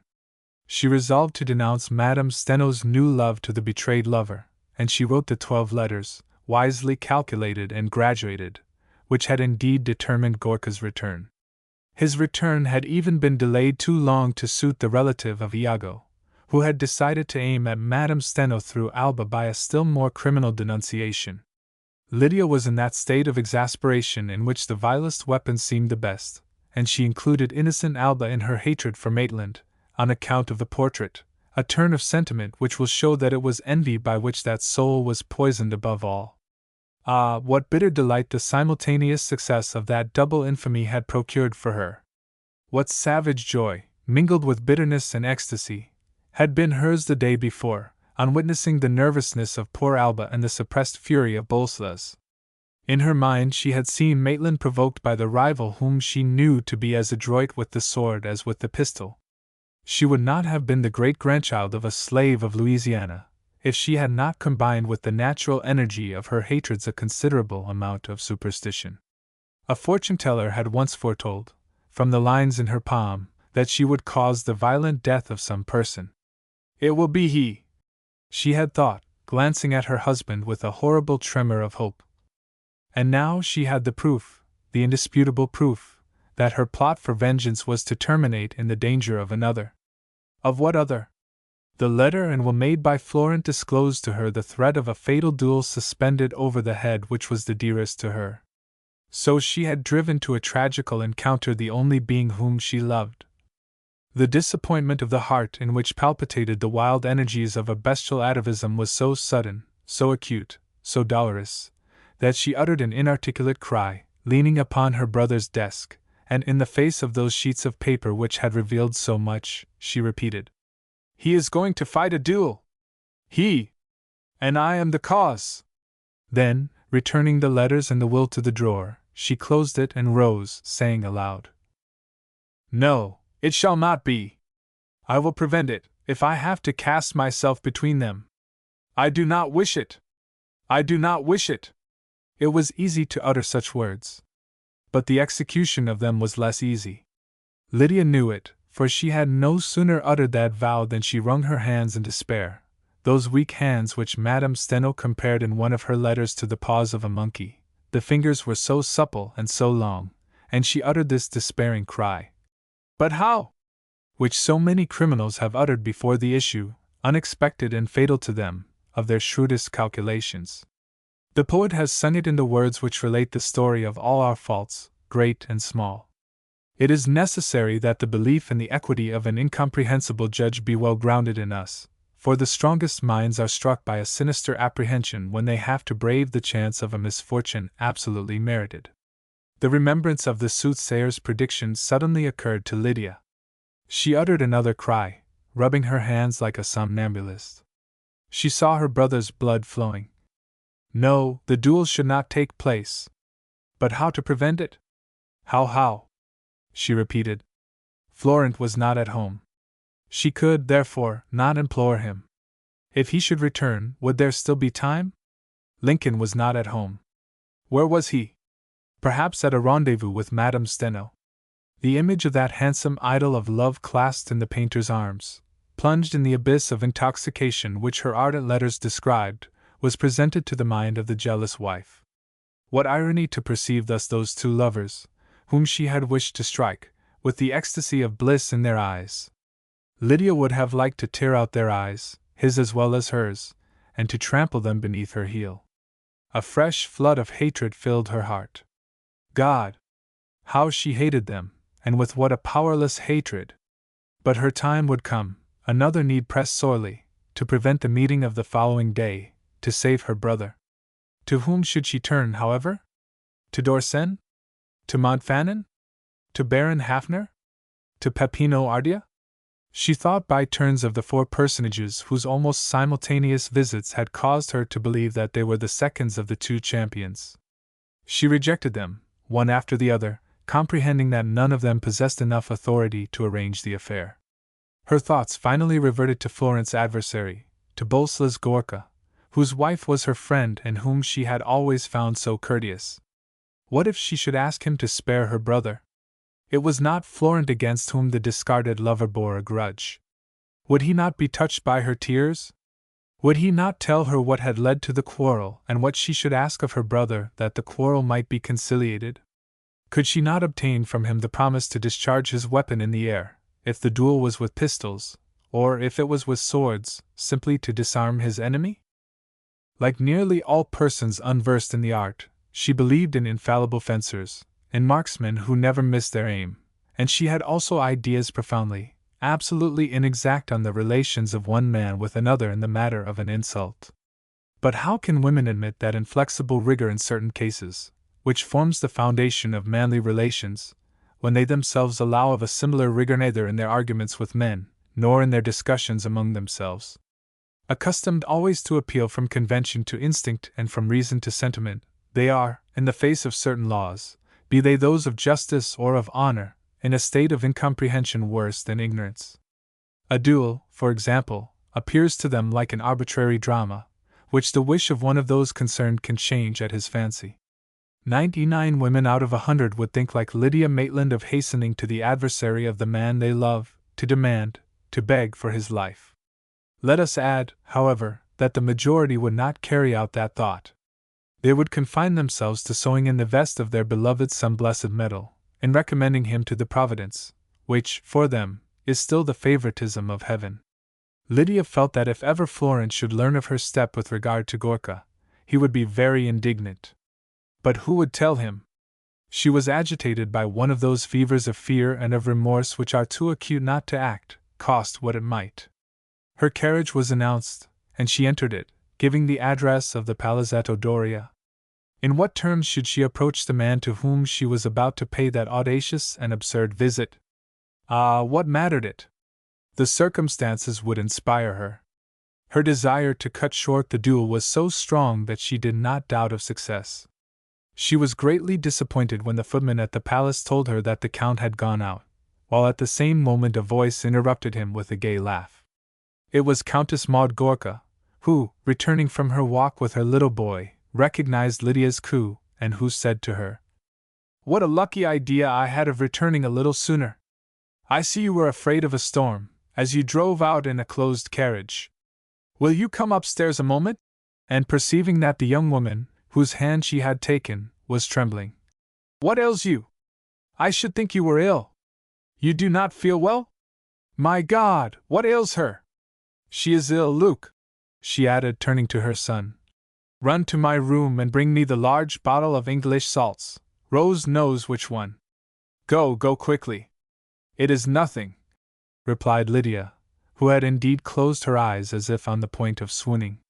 "See, I am better already. I think I will return home, it will be wiser." "I shall not leave you," said Maud, seating herself, too, in the carriage, and, as they handed her the bottle of salts, she made Madame Maitland inhale it, talking to her the while as to a sick child. "Poor little thing! How her cheeks burn! And you pay visits in this state! It is very venturesome! Rue Leopardi," she called to the coachman. "Quickly!" The carriage rolled away, and Madame Gorka continued to press the tiny hands of Lydia, to whom she gave the tender name, so ironical under the circumstances, of "poor little one." Maud was one of those women like whom England produces many, for the honor of that healthy and robust British civilization, who are at once all energy and all goodness. As large and stout as Lydia was slender, she would rather have borne her to her bed in her vigorous arms than to have abandoned her in the troubled state in which she had surprised her. Not less practical and, as her compatriots say, as matter-of-fact as she was charitable, she began to question her friend on the symptoms which had preceded that attack, when with astonishment she saw that altered face contract, tears gushing from the closed eyes, and the fragile form convulsed by sobs. Lydia had a nervous attack caused by anxiety, by the fresh disappointment of Bolsla's absence from home, and no doubt, too, by the gentleness with which Maud addressed her, and tearing her handkerchief with her white teeth, she moaned, "No, I am not ill. But it is that thought which I cannot bear. No, I cannot. Ah, it is maddening." And turning toward her companion, she in her turn pressed her hands, saying, "But you know nothing! You suspect nothing! It is that which maddens me, when I see you tranquil, calm, happy, as if the minutes were not valuable, every one, today, to you as well as to me. For if one is my brother, the other is your husband, and you love him. You must love him, to have pardoned him for what you have pardoned him. She had spoken in a sort of delirium, brought about by her extreme nervous excitement, and she had uttered, usually so dissembling, her very deepest thought. She did not think she was giving Madame Gorka any information by that allusion, so direct, to the liaison of Bolslas with Madame Steno. She was persuaded, as was entire Rome, that Maud knew of her husband's infidelities, and that she tolerated them by one of those heroic sacrifices which maternity justifies. How many women have immolated thus their wifely pride to maintain the domestic relation which the father shall at least not desert officially? All Rome was mistaken, and Lydia Maitland was to have an unexpected proof. Not a suspicion that such an intrigue could unite her husband with the mother of her best friend had ever entered the thoughts of Bolslas's wife. But to account for that, it is necessary to admit, as well, and to comprehend the depth of innocence of which, notwithstanding her 26 years, the beautiful and healthy Englishwoman, with her eyes so clear, so frank, was possessed. She was one of those persons who command the respect of the boldest of men, and before whom the most dissolute women exercised care. She might have seen the freedom of Madame Steno without being disillusioned. She had only a liking for acquaintances and positive conversation. She was very intellectual, but without any desire to study character. Dorsen said of her, with more justness than he thought, "Madame Bolslas Gorka is married to a man who has never been presented to her," meaning by that first of all she had no idea of her husband's character, and then of the treason of which she was the victim. However, the novelist was not altogether right. Bolslas's infidelity was of too long standing for the woman passionately, religiously loyal, who was his wife, not to have suffered by it. But there was an abyss between such sufferings and the intuition of a determined fact such as that which Lydia had just mentioned, and such a suspicion was so far from Maud's thoughts that her companion's words only aroused in her astonishment at the mysterious danger of which Lydia's troubles was a proof more eloquent still than her words. "Your brother? My husband?" she said. "I do not understand you." "Naturally," replied Lydia. "He has hidden all from you, as Florent hid all from me." "Well, they are going to fight a duel, and tomorrow morning. Do not tremble in your turn," she continued, twining her arms around Maud Gorka. "We shall be two to prevent the terrible affair, and we shall prevent it." "A duel? Tomorrow morning?" repeated Maud, in a fright. "Bolslas fights tomorrow with your brother?" "No, it is impossible." "Who told you so? How do you know it?" "I read the proof of it with my eyes," replied Lydia. "I read Florent's will. I read the letter which he prepared for Maitland and for me in case of accident. Should I be in the state in which you see me if it were not true?" "Oh, I believe you!" cried Maud, pressing her hands to her eyelids, as if to shut out a horrible sight. "But where can they be seen? Bolslas has been here scarcely any of the time for 2 days. What is there between them? What have they said to one another? One does not risk one's life for nothing when he has, like Bolslas, a wife and a son. Answer me, I conjure you. Tell me all. I desire to know all. What is there at the bottom of this duel?" "What could there be but a woman?" interrupted Lydia, who put into the 2 last words more savage scorn than if she had publicly spit in Caterina Steno's face. But that fresh access of anger fell before the surprise caused her by Madame Gorka's reply. "What woman? I understand you still less than I did just now." "When we are at home I will speak," replied Lydia, after having looked at Maud with a surprised glance, which was in itself the most terrible reply. The 2 women were silent. It was Maud who now required the sympathy of friendship, so greatly had the words uttered by Lydia startled her. The companion whose arm rested upon hers in that carriage, and who had inspired her with such pity 15 minutes before, now rendered her fearful. She seemed to be seated by the side of another person. In the creature whose thin nostrils were dilated with passion, whose mouth was distorted with bitterness, whose eyes sparkled with anger, she no longer recognized little Madame Maitland, so taciturn, so reserved that she was looked upon as insignificant. What had that voice, usually so musical, told her? That voice so suddenly become harsh, and which had already revealed to her the great danger suspended over Bolsla's. To what woman had that voice alluded, and what meant that sudden reticence? Lydia was fully aware of the grief into which she would plunge Maud without the slightest premeditation. For a moment she thought it almost a crime to say more to a woman thus deluded. But at the same time she saw in the revelation two certain results. In undeceiving Madame Gorka she made a mortal enemy for Madame Steno, and on the other hand, never would the woman so deeply in love with her husband allow him to fight for a former mistress. So, when they both entered the small salon of the Moorish mansion, Lydia's resolution was taken. She was determined to conceal nothing of what she knew from unhappy Maud, who asked her, with a beating heart, and in a voice choked by emotion, "Now will you explain to me what you want to say?" "Question me," replied the other. "I will answer you. I have gone too far to draw back. You claimed that a woman was the cause of the duel between your brother and my husband?" "I am sure of it," replied Lydia. "What is that woman's name?" "Madame Steno." "Madame Steno?" repeated Maud. "Catherine Steno is the cause of that duel?" "How?" "Because she is my husband's mistress," replied Lydia brutally.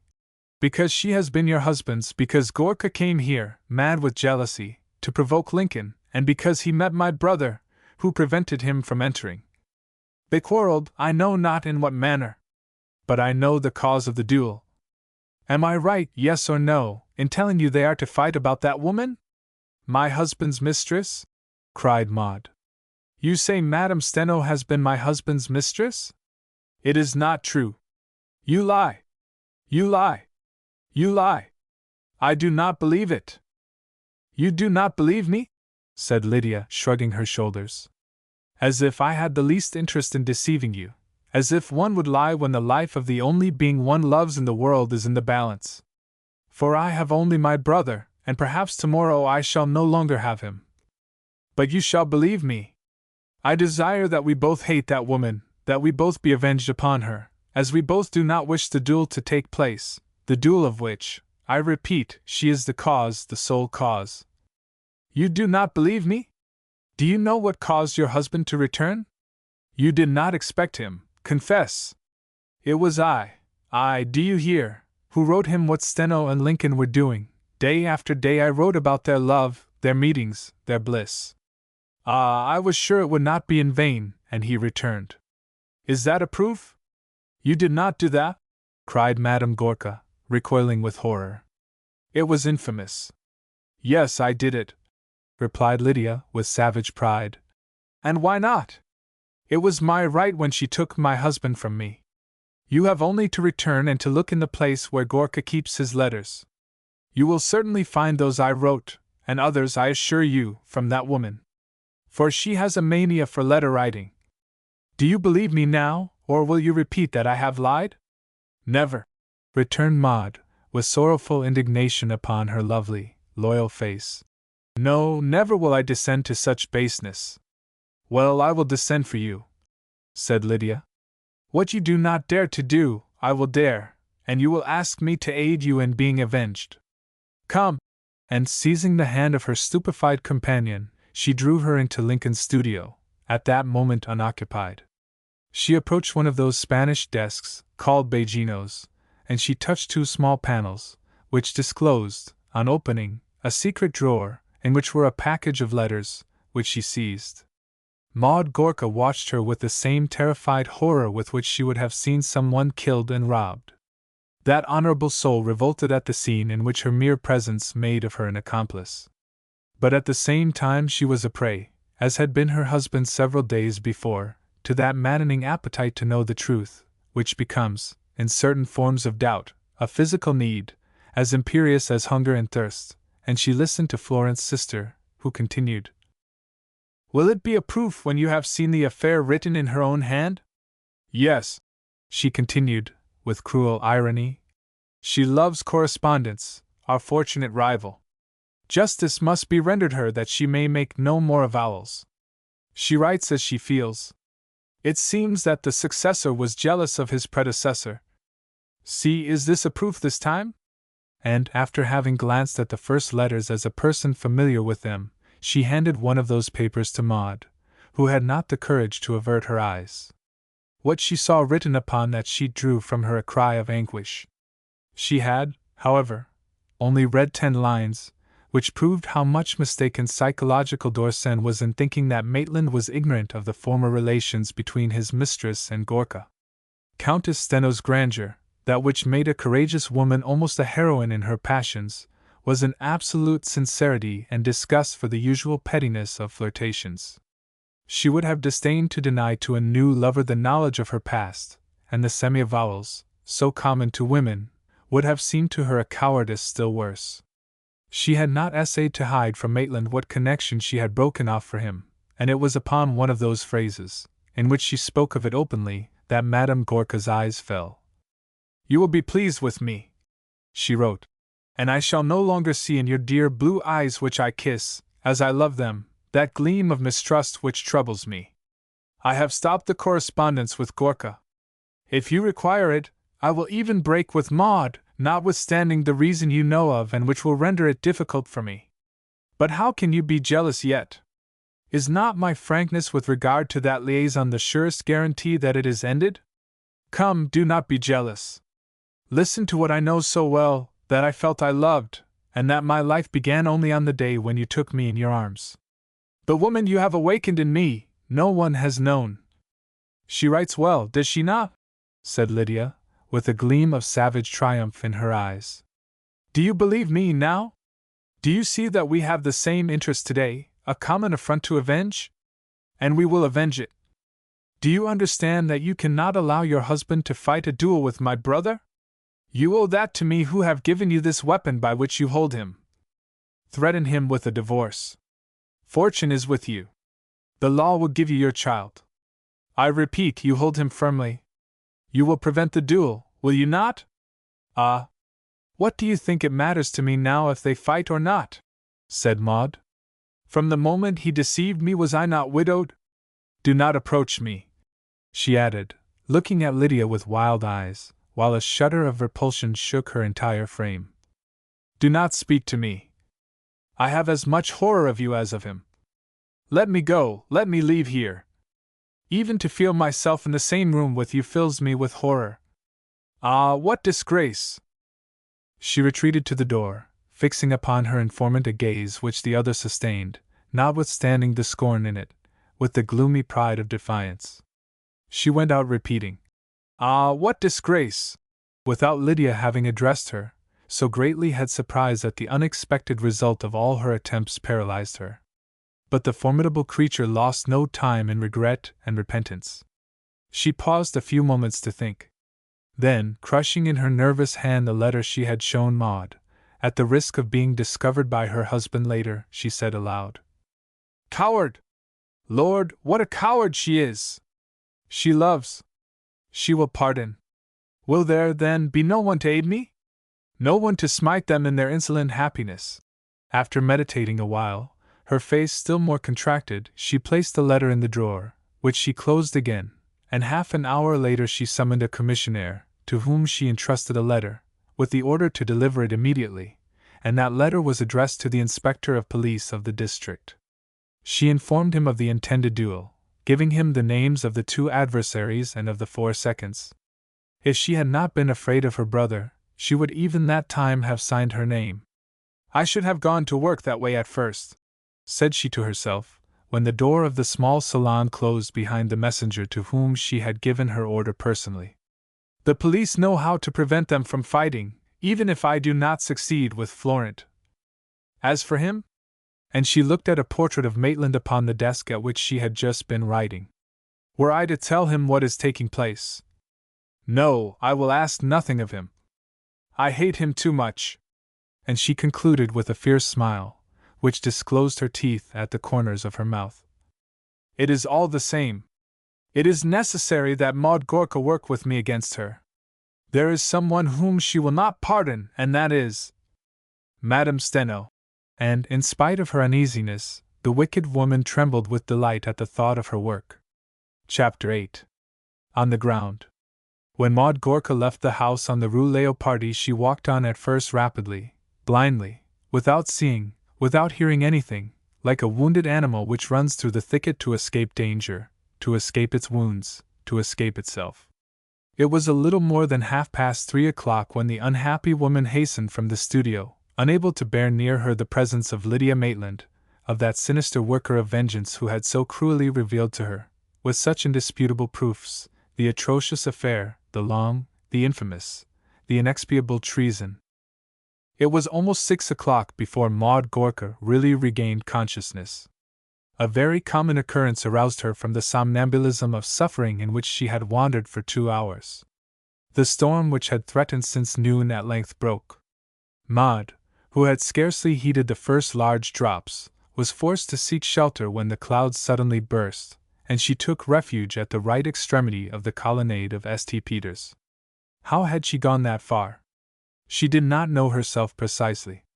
She remembered vaguely that she had wandered through a labyrinth of small streets, had crossed the Tiber, no doubt by the Garibaldi Bridge, had passed through a large garden, doubtless the Janicule, since she had walked along a portion of the ramparts. She had left the city by the Porte de Saint Pancrace, to follow by that of Cavalleggieri the sinuous line of the urban walls. That corner of Rome, with a view of the pines of the Villa Pamphili on one side, and on the other the back part of the Vatican, serves as a promenade during the winter for the few cardinals who go in search of the afternoon sun, certain there of meeting only a few strangers. In the month of May it is a desert, scorched by the sun, which glows upon the brick, discolored by 2 centuries of that implacable heat which caresses the scales of the green and grey lizards about to crawl between the bees of Pope Urbain VIII's escutcheon of the Barberini family. Madame Gorka's instinct had at least served her in leading her upon a route on which she met no one. Now the sense of reality returned. She recognized the objects around her, and that framework, so familiar to her piety of fervent Catholicism, the enormous square, the obelisk of Sixth Quint in the center, the fountains, the circular portico crowned with bishops and martyrs, the palace of the Vatican at the corner, and yonder the facade of the large papal cathedral, with the Saviour and the Apostles erect upon the august pediment. On any other occasion in life the pious young woman would have seen in the chance which led her thither, almost unconsciously, an influence from above, an invitation to enter the church, there to ask the strength to suffer of the God who said, "Let him who wishes follow me, let him renounce all, let him take up his cross and follow me." But she was passing through that first bitter paroxysm of grief in which it is impossible to pray, so greatly does the revolt of nature cry out within us. Later, we may recognize the hand of Providence in the trial imposed upon us. We see at first only the terrible injustice of fate, and we tremble in the deepest recesses of our souls with rebellion at the blow from which we bleed. That which rendered the rebellion more invincible and more fierce in Maud was the suddenness of the mortal blow. Daily some pure, honest woman, like her, acquires the proof of the treason of a husband whom she has not ceased to love. Ordinarily, the indisputable proof is preceded by a long period of suspicion. The faithless one neglects his hearth. A change takes place in his daily habits. Various hints reveal to the outraged wife the trace of a rival, which woman's jealousy distinguishes with a scent as certain as that of a dog which finds a stranger in the house. And finally, although there is in the transition from doubt to certainty a laceration of the heart, it is at least the laceration of a heart prepared. That preparation, that adaptation, so to speak, of her soul to the truth, Maud had been deprived of. The care taken by Madame Steno to strengthen the friendship between her and Alba had suppressed the slightest signs. Boleslas had no need to change his domestic life in order to see his mistress at his convenience, and in an intimacy entertained, provoked by his wife herself. The wife, too, had been totally, absolutely deceived. She had assisted in her husband's adultery with one of those illusions so complete that it seemed improbable to the indifferent, and to strangers. The awakening from such illusions is the most terrible. That man whom society considered a complaisant husband, that woman who seemed so indulgent a wife, suddenly find that they have committed a murder or a suicide, to the great astonishment of the world which, even then, hesitates to recognize in that access of folly the proof, the blow, more formidable, more instantaneous in its ravages, than those of love's sudden disillusion. When the disaster is not interrupted by acts of violence, it causes an irreparable destruction of the youthfulness of the soul. It is the idea instilled in us forever that all can betray, since we have been betrayed in that manner. It is for years, for life, sometimes, that powerlessness to be affected, to hope, to believe, which caused Maud Gorka to remain, on that afternoon, leaning against the pedestal of a column, watching the rain fall, instead of ascending to the basilica, where the confessional offers pardon for all sins and the remedy for all sorrows. Alas!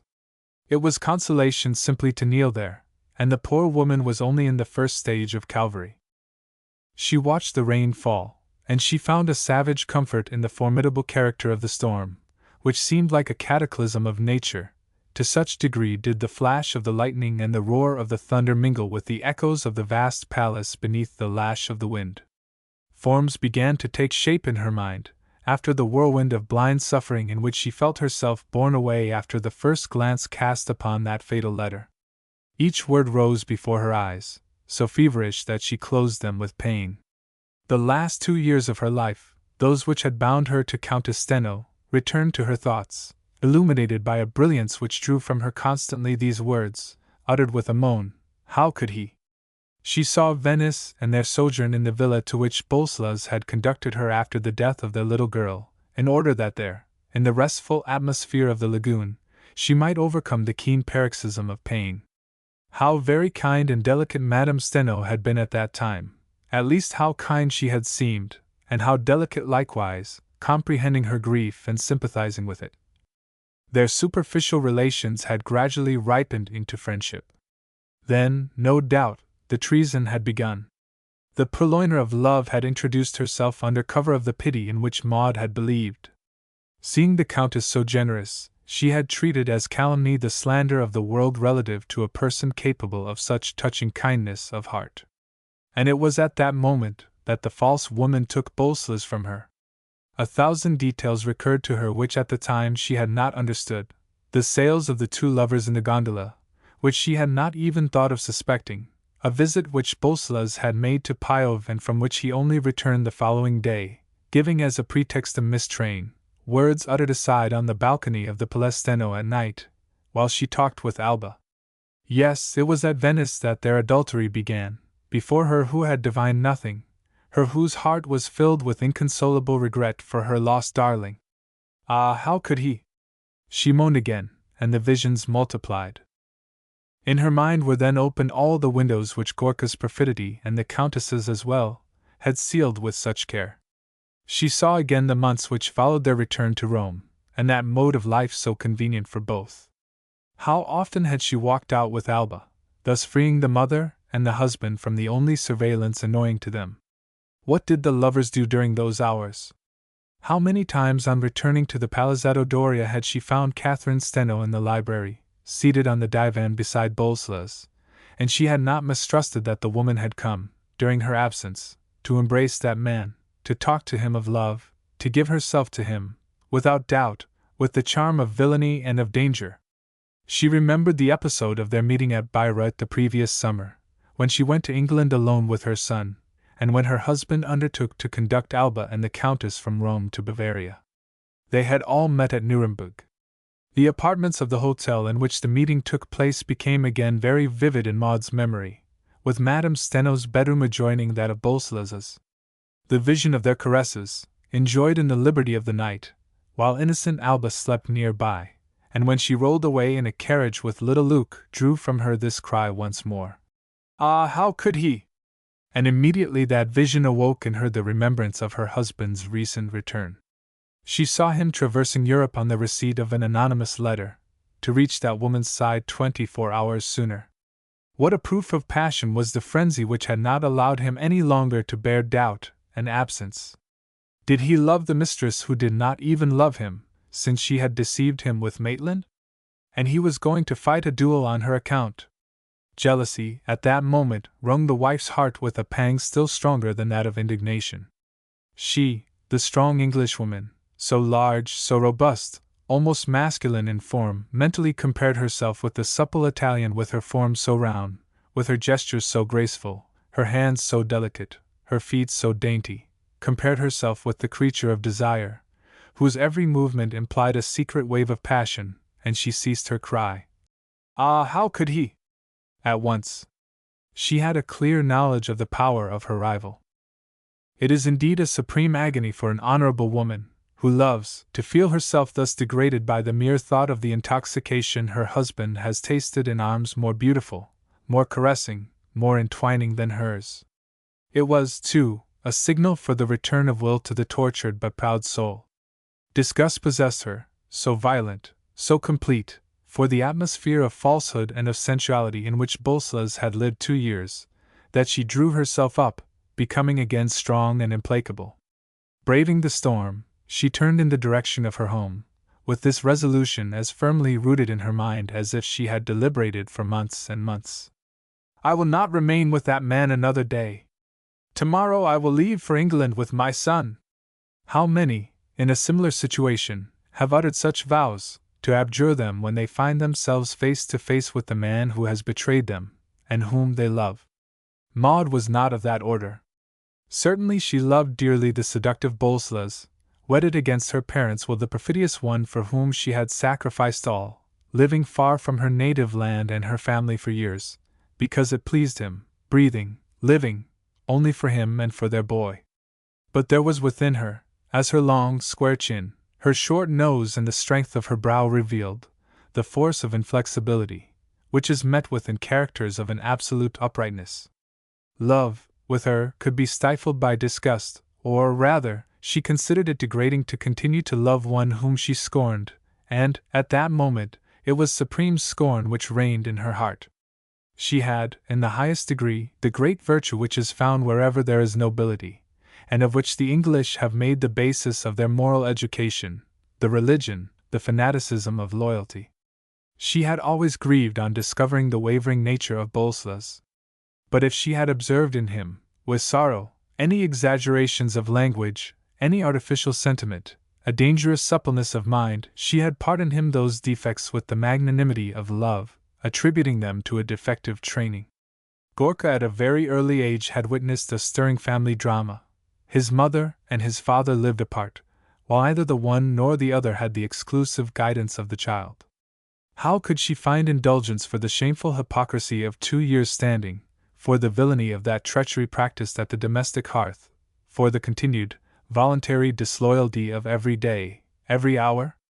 Though Maud experienced, in the midst of her despair, the sort of calmness which proves a firm and just resolution, when she re-entered the Palazzetto Doria, what a drama had been enacted in her heart since her going out, and it was in a voice almost as calm as usual that she asked, "Is the Count at home?"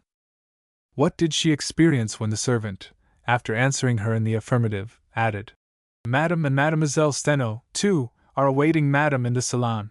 At the thought that the woman who had stolen from her husband was there, the betrayed wife felt her blood boil, to use a common but expressive phrase. It was very natural that Alba's mother should call upon her, as was her custom. It was still more natural for her to come there that day.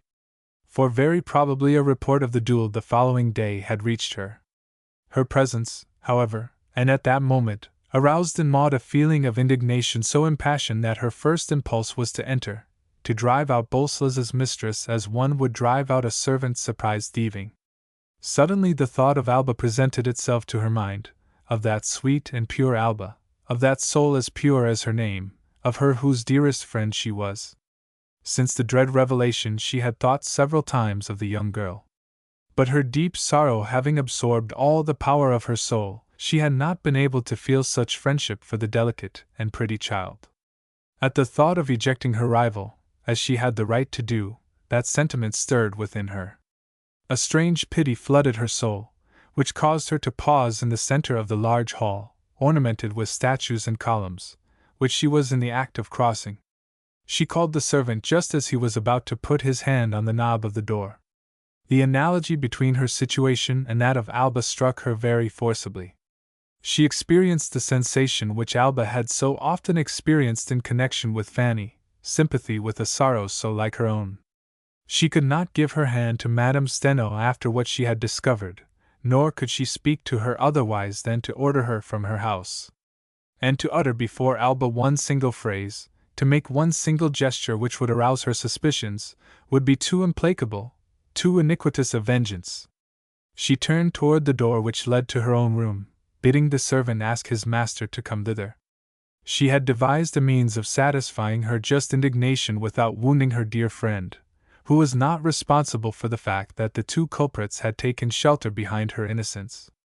Having entered the small, pretty boudoir which led into her bedroom, she seated herself at her desk, on which was a photograph of Madame Steno, in a group consisting of Bolslas, Alba, and herself.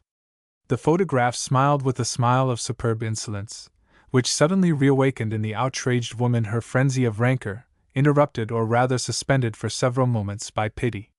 She took the frame in her hands, she cast it upon the ground, trampling the glass beneath her feet.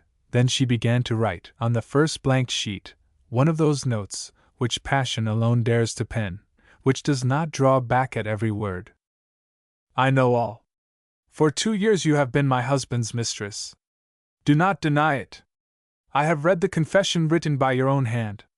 I do not wish to see nor to speak to you again. Never again set foot in my house. On account of your daughter I have not driven you out today. A second time I shall not hesitate.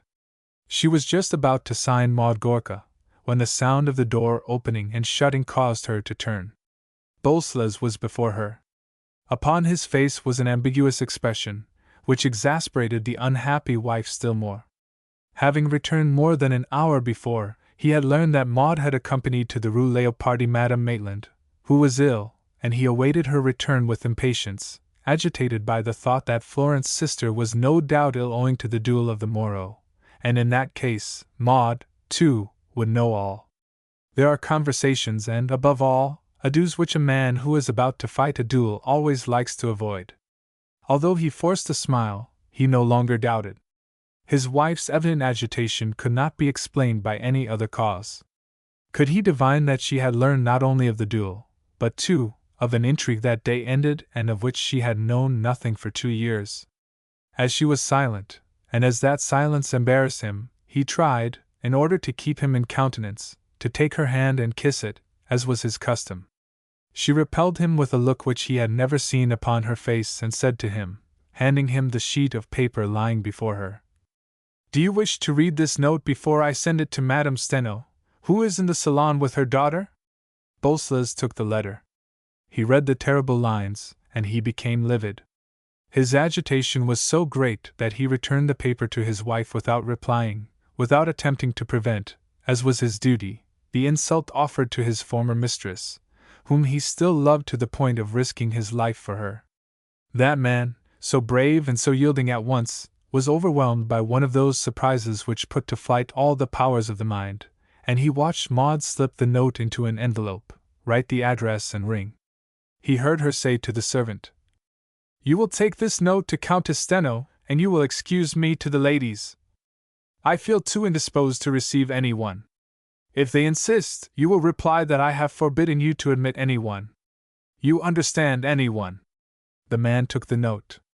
He left the room, and he had no doubt fulfilled his errand while the husband and wife stood there, face to face, neither of them breaking the formidable silence. They felt that the hour was a solemn one.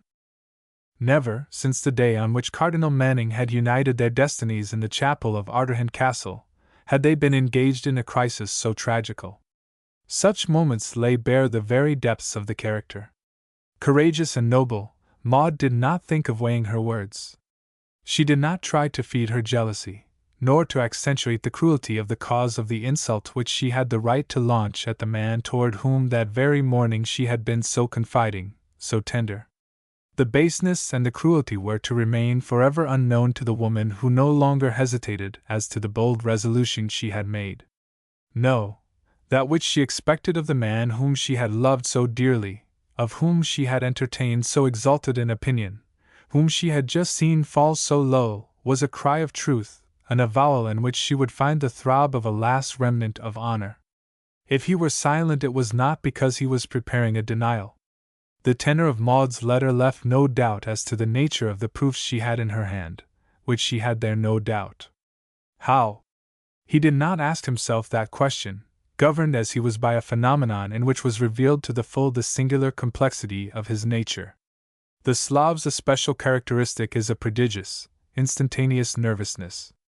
It seems that those beings with the uncertain hearts have a faculty of amplifying in themselves, to the point of absorbing the heart altogether, states of partial, passing, and yet sincere emotion.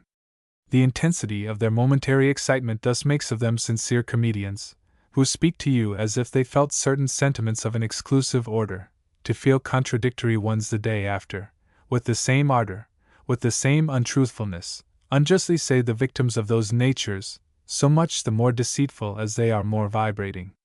He suffered, indeed, on discovering that Maud had been initiated into his criminal intrigue, but he suffered more for her than for himself.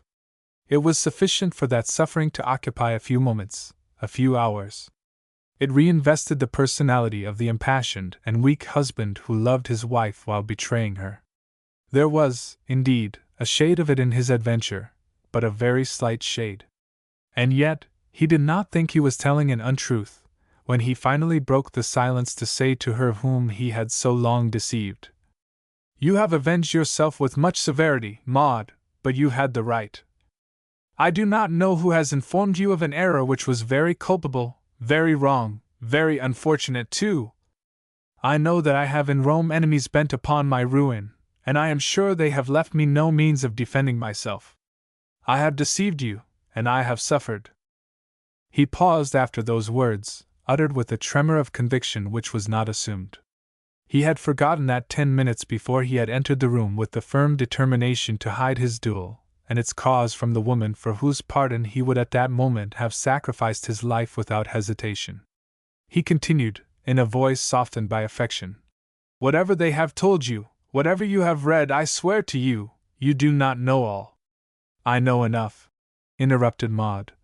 "Since I know that you have been the lover of that woman, of the mother of my intimate friend, at my side, under my very eyes. If you had suffered by that deception, as you say, you would not have waited to avow all to me until I held in my hands the undeniable proof of your infamy. You have cast aside the mask, or rather, I have wrested it from you. I desire no more.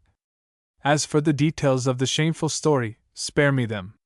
It was not to hear them that I re-entered a house every corner of which reminds me that I believed in you implicitly, and that you have betrayed me, not one day, but every day, that you betrayed me the day before yesterday, this morning, an hour ago. I repeat, that is sufficient." "But it is not sufficient for me," exclaimed Boleslas. "Yes, all you have just said is true, and I deserve to have you tell it to me.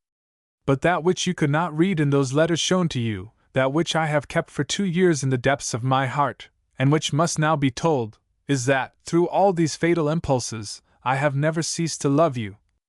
Ah, do not recoil from me, do not look at me thus. I feel it once more in the agony I have suffered since you are speaking to me. There is something within me that has never ceased being yours. That woman has been my aberration. She has had my madness, my senses, my passion, all the evil instincts of my being. You have remained my idol, my affection, my religion. If I lied to you, it was because I knew that the day on which you would find out my fault I should see you before me, despairing and implacable as you now are, as I cannot bear to have you be. Ah, judge me, condemn me, curse me, but feel that in spite of all I have loved you, I still love you." Again he spoke with an enthusiasm which was not feigned. Though he had deceived her, he recognized only too well the value of the loyal creature before him, whom he feared he should lose. If he could not move her at the moment when he was about to fight a duel, when could he move her? So he approached her with the same gesture of suppliant and impassioned adoration which he employed in the early days of their marriage, and before his treason, when he had told her of his love. No doubt that remembrance thrust itself upon Maud and disgusted her, for it was with veritable horror that she again recoiled, replying, "Be silent! That lie is the worst of all. It pains me. I blush for you, in seeing that you have not even the courage to acknowledge your fault. God is my witness, I should have respected you more, had you said, 'I have ceased loving you. I have taken a mistress.' It was convenient for me to lie to you. I have lied. I have sacrificed all to my passion, my honor, my duties, my vows in you. Ah, speak to me like that, that I may have with you the sentiment of truth. But that you dare to repeat to me words of tenderness after what you have done to me, inspires me with repulsion. It is too bitter. Yes, said Bolslas. You think thus. True and simple as you are, how could you have learned to understand what a weak will is, a will which wishes and which does not, which rises and which falls? And yet, if I had not loved you, what interest would I have in lying to you? Have I anything to conceal now? Ah, if you knew in what a position I am, on the eve of what day, I beseech you to believe that at least the best part of my being has never ceased to be yours. It was the strongest effort he could make to bring back the heart of his wife so deeply wounded, the allusion to his duel. For since she had not mentioned it to him, it was no doubt because she was still ignorant of it. He was once more startled by the reply she made, and which proved to him to what a degree indignation had paralyzed even her love. He resumed. Do you know it? I know that you fight a duel tomorrow, said she. And for your mistress I know, too. It is not true, he exclaimed. It is not for her. What? Asked Maud energetically. Was it not on her account that you went to the Rue Leopardi to provoke your rival? For she is not even true to you, and it is justice. Was it not on her account that you wished to enter the house, in spite of that rival's brother-in-law, and that a dispute arose between you, followed by this challenge? Was it not on her account, and to revenge yourself, that you returned from Poland, because you had received anonymous letters which told you all? And to know all has not disgusted you forever with that creature? But if she had deigned to lie to you, she would have you still at her feet, and you dare to tell me that you love me when you have not even cared to spare me the affront of learning all that villainy, all that baseness, all that disgrace, through someone else? Who was it? He asked. Name that Judas to me, at least. Do not speak thus, interrupted Maud bitterly. You have lost the right. And then do not seek too far. I have seen Madame Maitland today. Madame Maitland? Repeated Bolslas. Did Madame Maitland denounce me to you? Did Madame Maitland write those anonymous letters? She desired to be avenged, replied Maud, adding, she has the right, since your mistress robbed her of her husband. Well, I, too, will be avenged, exclaimed the young man. I will kill that husband for her, after I have killed her brother. I will kill them both, one after the other. His mobile countenance, which had just expressed the most impassioned of supplications, now expressed only hatred and rage, and the same change took place in his immoderate sensibility. Of what use is it to try to settle matters? He continued. I see only too well all is ended between us. Your pride and your rancor are stronger than your love. If it had been otherwise, you would have begged me not to fight, and you would only have reproached me, as you have the right to do, I do not deny. But from the moment that you no longer love me, woe to him whom I find in my path! Woe to Madame Maitland and to those she loves! This time at least you are sincere, replied Maud, with renewed bitterness. Do you think I have not suffered sufficient humiliation? Would you like me to supplicate you not to fight for that creature? And do you not feel the supreme outrage which that encounter is to me? Moreover, she continued with tragical solemnity, I did not summon you to have with you a conversation as sad as it is useless, but to tell you my resolution. I hope that you will not oblige me to resort for its execution to the means which the law puts in my power? I don't deserve to be spoken to thus, said Bolslas, haughtily. I will remain here tonight, resumed Maud, without heeding that reply, for the last time. Tomorrow evening I shall leave for England. You are free, said he, with a bow. And I shall take my son with me, she added. Our son, he replied, with the composure of a man overcome by an access of tenderness, and who controls himself. That? No, I forbid it. You forbid it? Said she. Very well, we will appeal it. I knew that you would force me, she continued haughtily in her turn, to have recourse to the law. But I shall not recoil before anything. In betraying me as you have done, you have also betrayed our child. I will not leave him to you, You are not worthy of him. Listen, Maud, said Bolslas sadly after a pause. Remember that it is perhaps the last time we shall meet. Tomorrow, if I am killed, you shall do as you like. If I live, I promise to consent to any arrangement that will be just. What I ask of you is, and I have the right, notwithstanding my faults, in the name of our early years of wedded life, in the name of that son himself, to leave me in a different way, to have a feeling, I don't say of pardon, but of pity. Did you have it for me? She replied. When you were following your passion by way of my heart? No! And she walked before him in order to reach the door, fixing upon him eyes so haughty that he involuntarily lowered his. You have no longer a wife, and I have no longer a husband. I am no Madame Maitland. I do not avenge myself by means of anonymous letters nor by denunciation. But to pardon you? Never, do you hear, never! With those words she left the room, with those words into which she put all the indomitable energy of her character. Bolslas did not essay to detain her. When, an hour after that horrible conversation, his valet came to inform him that dinner was served, the wretched man was still in the same place, his elbow on the mantelpiece and his forehead in his hand. He knew Maud too well to hope that she would change her determination, and there was in him, in spite of his faults, his folly and his complications, too much of the real gentleman to employ means of violence, and to detain her forcibly, when he had erred so gravely. So she went thus. If, just before, he had exaggerated the expression of his feelings in saying, in thinking rather, that he had never ceased loving her, it was true that amid all his errors he had maintained for her an affection composed particularly of gratitude, remorse, esteem, and, it must be said, of selfishness. He loved for the devotion of which he was absolutely sure, and then, like many husbands who deceive an irreproachable wife, he was proud of her, while unfaithful to her. She seemed to him at once the dignity and the charity of his life.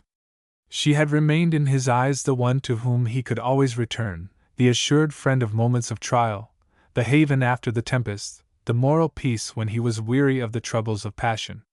What life would he lead when she was gone? For she would go. Her resolution was irrevocable. All dropped from his side at once.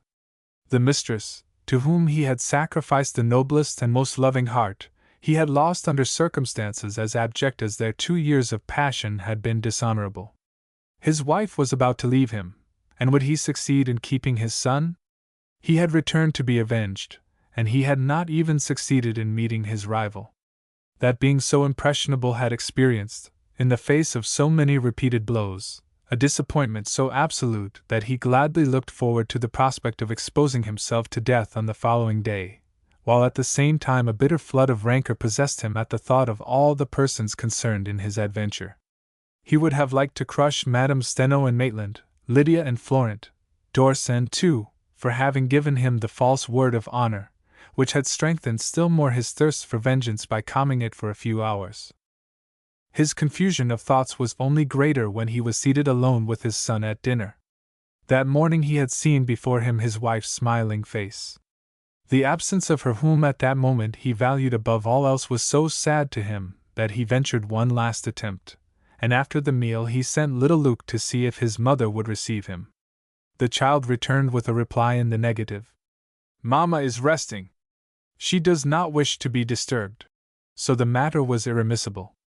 She would not see her husband until the morrow, if he lived.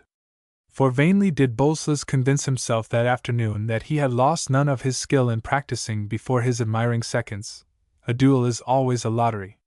He might be killed, and if the possibility of an eternal separation had not moved the injured woman, what prayer would move her? He saw her in his thoughts, her who at that moment, with blinds drawn, all lights subdued, endured in the semi-darkness that suffering which curses but does not pardon. Ah, but that sight was painful to him. And in order that she might at least know how he felt, he took their son in his arms, and pressing him to his breast said, "If you see your mother before I do, you will tell her that we spent a very lonesome evening without her, will you not?" "Why, what ails you?" exclaimed the child. "You have wet my cheeks with tears, you are sweeping." "You will tell her that, too, promise me," replied the father. so that she will take good care of herself, seeing how we love her. But, said the little boy, she was not ill when we walked together after breakfast. She was so gay. I think, too, it will be nothing serious, replied Gorka. He was obliged to dismiss his son and to go out. He felt so horribly sad that he was physically afraid to remain alone in the house. But whither should he go? Mechanically he repaired to the club, although it was too early to meet many of the members there. He came upon Pietro Pertosa and Sibo, who had dined there, and who, seated on one of the divans, were conferring in whispers with the gravity of two ambassadors discussing the Bulgarian or Egyptian question. You have a very nervous air, they said to Bolslas. You who were in such good form this afternoon. Yes, said Sibo. You should have dined with us as we asked you to. When one is to fight a duel, continued Pietro Pertosa, sententiously, one should see either one's wife nor one's mistress. Madame Gorka suspects nothing, I hope? Absolutely nothing, replied Bolslas. You are right. I should have done better not to have left you. But here I am. We will exorcise dismal thoughts by playing cards and supping. By playing cards and supping, exclaimed Pietro Pertosa. And your hand? Think of your hand. You will tremble, and you will miss your man. All right, dinner, said Sibo. To bed at 10 o'clock, up at 6:30, and 2 eggs with a glass of old port is the recipe Mockholt gives. And which I shall not follow, said Bolslas, adding, I give you my word that if I had no other cause for care than this duel, you would not see me in this condition.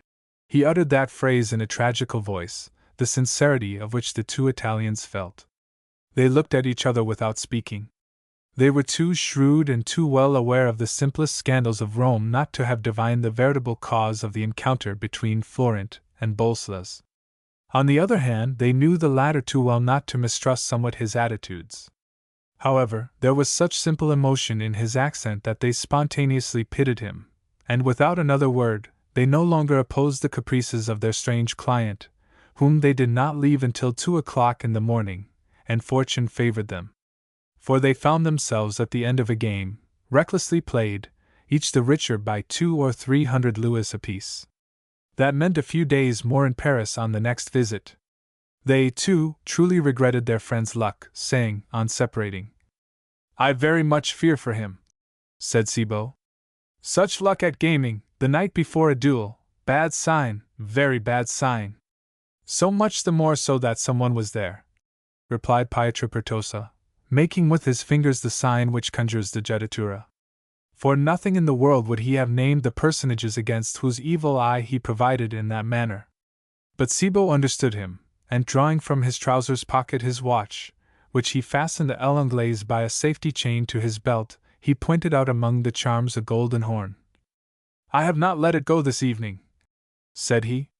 The worst is that Gorka will not sleep, and then his hand. Only the first of those two prognostics was to be verified. Returning home at that late hour, Bolslas did not even retire.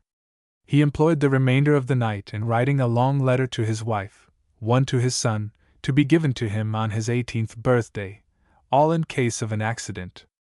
Then he examined his papers and he came upon the package of letters he had received from Madame Steno. Merely to reread a few of them, and to glance at the portraits of that faithless mistress again, heightened his anger to such a degree that he enclosed the whole in a large envelope, which he addressed to Lincoln Maitland. He had no sooner sealed it than he shrugged his shoulders, saying, Of what use? He raised the piece of material which stopped up the chimney, and placing the envelope on the fire-dogs, he set it on fire. He shook with the tongs the remains of that which had been the most ardent, the most complete passion of his life, and he relighted the flames under the pieces of paper still intact. The unreasonable employment of a night which might be his last had scarcely paled his face. But his friends, who knew him well, started on seeing him with that impassively sinister countenance when he alighted from his phaeton, at about 8 o'clock, at the inn selected for the meeting. He had ordered the carriage the day before to allay his wife's suspicions by the pretense of taking one of his usual morning drives. In his mental confusion he had forgotten to give a counter-order, and that accident caused him to escape the 2 policemen charged by the quaestorship to watch the Palazzetto Doria, on Lydia Maitland's denunciation. The hired Victoria, which those agents took, soon lost track of the swift English horses, driven as a man of his character and of his mental condition could drive. The precaution of Chaplain's sister was, therefore, baffled in that direction, and she succeeded no better with regard to her brother, who, to avoid all explanation with Lincoln, had gone, under the pretext of a visit to the country, to dine and sleep at the hotel. It was there that Montfanon and D'Orsay met him to conduct him to the rendezvous in the classical landau. Hardly had they reached the eminence of the Circus of Maxence, on the Appian Way, when they were passed by Bolsela's phaeton. "You can rest very easy," said Montfanon to Florent. "How can one aim correctly when one tires one's arm in that way?" That had been the only allusion to the duel made between the 3 men during the journey, which had taken about an hour. Florent talked as he usually did, asking all sorts of questions which attested his care for minute information, the most of which might be utilized by his brother-in-law, and the Marquis had replied by evoking, with his habitual erudition, several of the souvenirs which peopled that vast country, strewn with tombs, aqueducts, ruined villas, with the line of the Monts Albans enclosing them beyond. D'Orsay was silent. It was the first affair at which he had assisted, and his nervous anxiety was extreme. Tragical presentiments oppressed him, and at the same time he apprehended momentarily that, Montfanon's religious scruples reawakening, he would not only have to seek another second, but would have to defer a solution so near. However, the struggle which was taking place in the heart of the Old Leaguer, between the gentleman and the Christian, was displayed during the drive only by an almost imperceptible gesture. As the carriage passed the entrance to the catacomb of St. Calixtus, the former soldier of the Pope turned away his head. Then he resumed the conversation with redoubled energy, to pause in his turn, however, when the landau took, a little beyond the tomb of Cecilia, a transverse road in the direction of the Ardeatine Way. It was there that l'Osteria del Tempo Perso was built, upon the ground belonging to Cibo, on which the duel was to take place. Before l'Osteria, whose signboard was surmounted by the arms of Pope Innocent VIII, 3 carriages were already waiting: Gorka's phaeton, a landau which had brought Cibo, Pietro Pertosa and the doctor, and a simple botte, in which a porter had come. That unusual number of vehicles seemed likely to attract the attention of riflemen out for a stroll, but Cibo answered for the discretion of the innkeeper, who indeed cherished for his master the devotion of vassal to lord, still common in Italy. The 3 newcomers had no need to make the slightest explanation. Hardly had they alighted from the carriage, when the maid conducted them through the hall, where at that moment 2 huntsmen were breakfasting, their guns between their knees, and who, like true Romans, scarcely deigned to glance at the strangers, who passed from the common hall into a small court, from that court, through a shed, into a large field enclosed by boards, with here and there a few pine trees. That rather odd dueling ground had formerly served Cibo as a paddock. He had essayed to increase his slender income by buying at a bargain some jaded horses, which he intended fattening by means of rest and good fodder, and then selling to camp men, averaging a small profit. The speculation having miscarried, the place was neglected and unused, save under circumstances similar to those of this particular morning. "We have arrived last," said Montfanon, looking at his watch. "We are, however, 5 minutes ahead of time. Remember," he added in a low voice, turning to Florent, "to keep the body well in the background," these words being followed by other directions. "Thanks," replied Florent, who looked at the Marquis and D'Orsay with a glance which he ordinarily had only for Lincoln. "And you know that, whatever may come, I thank you for all from the depths of my heart."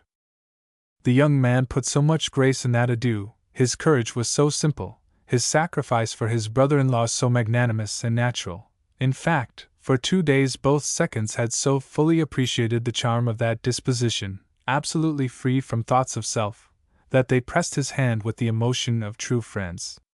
They were themselves, moreover, interested, and at once began the series of preparations without which the role of assistant would be physically insupportable to persons endowed with a little sensibility.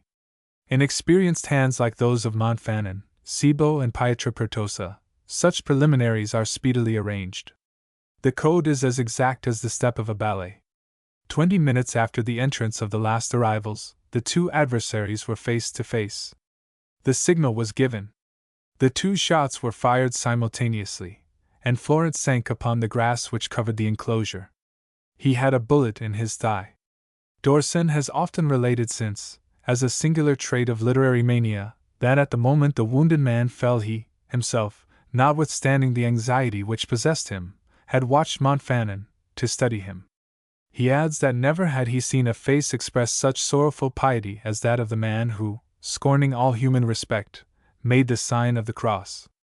It was the devotee of the catacombs, who had left the altar of the martyrs to accomplish a work of charity, then carried away by anger so far as to place himself under the necessity of participating in a duel, who was, no doubt, asking pardon of God. What remorse was stirring within the heart of the fervent, almost mystical Christian, so strangely mixed up in an adventure of that kind? He had at least this comfort, that after the first examination, and when they had borne Florent into a room prepared hastily by the care of Cibot, the doctor declared himself satisfied. The ball could even be removed at once, and as neither the bone nor the muscles had been injured, it was a matter of a few weeks at the most. All that now remains for us, concluded Cibot, who had brought back the news, is to draw up our official report. At that instant, and as the witnesses were preparing to re-enter the house for the last formality, an incident occurred, very unexpected, which was to transform the encounter, up to that time so simple, into one of those memorable duels which are talked over at clubs and in armories. If Pietro Pertosa and Cibot had ceased since morning to believe in the jetatura of the someone, whom neither had named, it must be acknowledged that they were very unjust, for the good fortune of having gained something wherewith to swell their Parisian purses was surely not by the side of this, to have to discuss with the Cavils, the Machalts and other professionals the case, almost unprecedented, in which they were participants.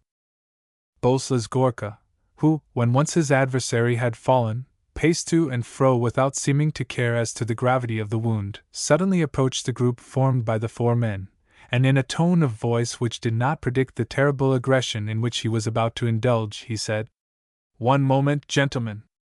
I desire to say a few words in your presence to Monsieur Dorsen." "I am at your service, Gorka," replied Julien, who did not suspect the hostile intention of his old friend. He did not divine the form which that hostility was about to take, but he had always upon his mind his word of honor falsely given, and he was prepared to answer for it. "It will not take much time, sir," continued Boleslas, still with the same insolently formal politeness. "You know we have an account to settle. But as I have some cause not to believe in the validity of your honor, I should like to remove all cause of evasion."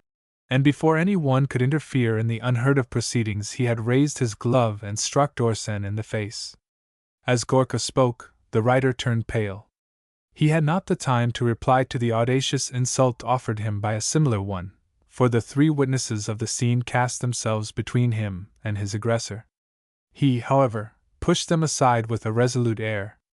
"Remember, sirs," said he, "that by preventing me from inflicting on Monsieur Gorka the punishment he deserves, you force me to obtain another reparation. And I demand it immediately. I will not leave this place," he continued, "without having obtained it." "Nor I, without having given it to you," replied Boleslas. "It is all I ask." "No, Dorsen," cried Montfanon, who had been the first to seize the raised arm of the writer. "You shall not fight thus. First, you have no right. It requires at least 24 hours between the provocation and the encounter. And you, sirs, must not agree to serve as seconds for Monsieur Gorka, after he has failed in a manner so grave in all the rules of the ground. If you lend yourselves to it, it is barbarous, it is madness, whatsoever you like. It is no longer a duel." "I repeat, Montfanon," replied Dorsen, "that I will not leave here and that I will not allow Monsieur Gorka to leave until I have obtained the reparation to which I feel I have the right." "And I repeat that I am at Monsieur Dorsen's service," replied Boleslas. "Very well, sirs," said Montfanon. "There only remains for us to leave you to arrange it one with the other as you wish, and for us to withdraw. Is not that your opinion?" he continued, addressing Sibo and Pietro Pertosa, who did not reply immediately. "Certainly," finally said one. "The case is difficult." "There are, however, precedents," insinuated the other.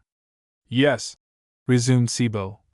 "If it were only the two successive duels of Henry Depine, which furnish authority," concluded Pietro Pertosa. "Authority has nothing to do with it," again exclaimed Montfanon. "I know, for my part, that I am not here to assist at a butchery, and that I will not assist at it. I am going, sirs, and I expect you will do the same, for I do not suppose you would select coachmen to play the part of seconds. Adieu, d'Orsen. You do not doubt my friendship for you. I think I am giving you a veritable proof of it by not permitting you to fight under such conditions."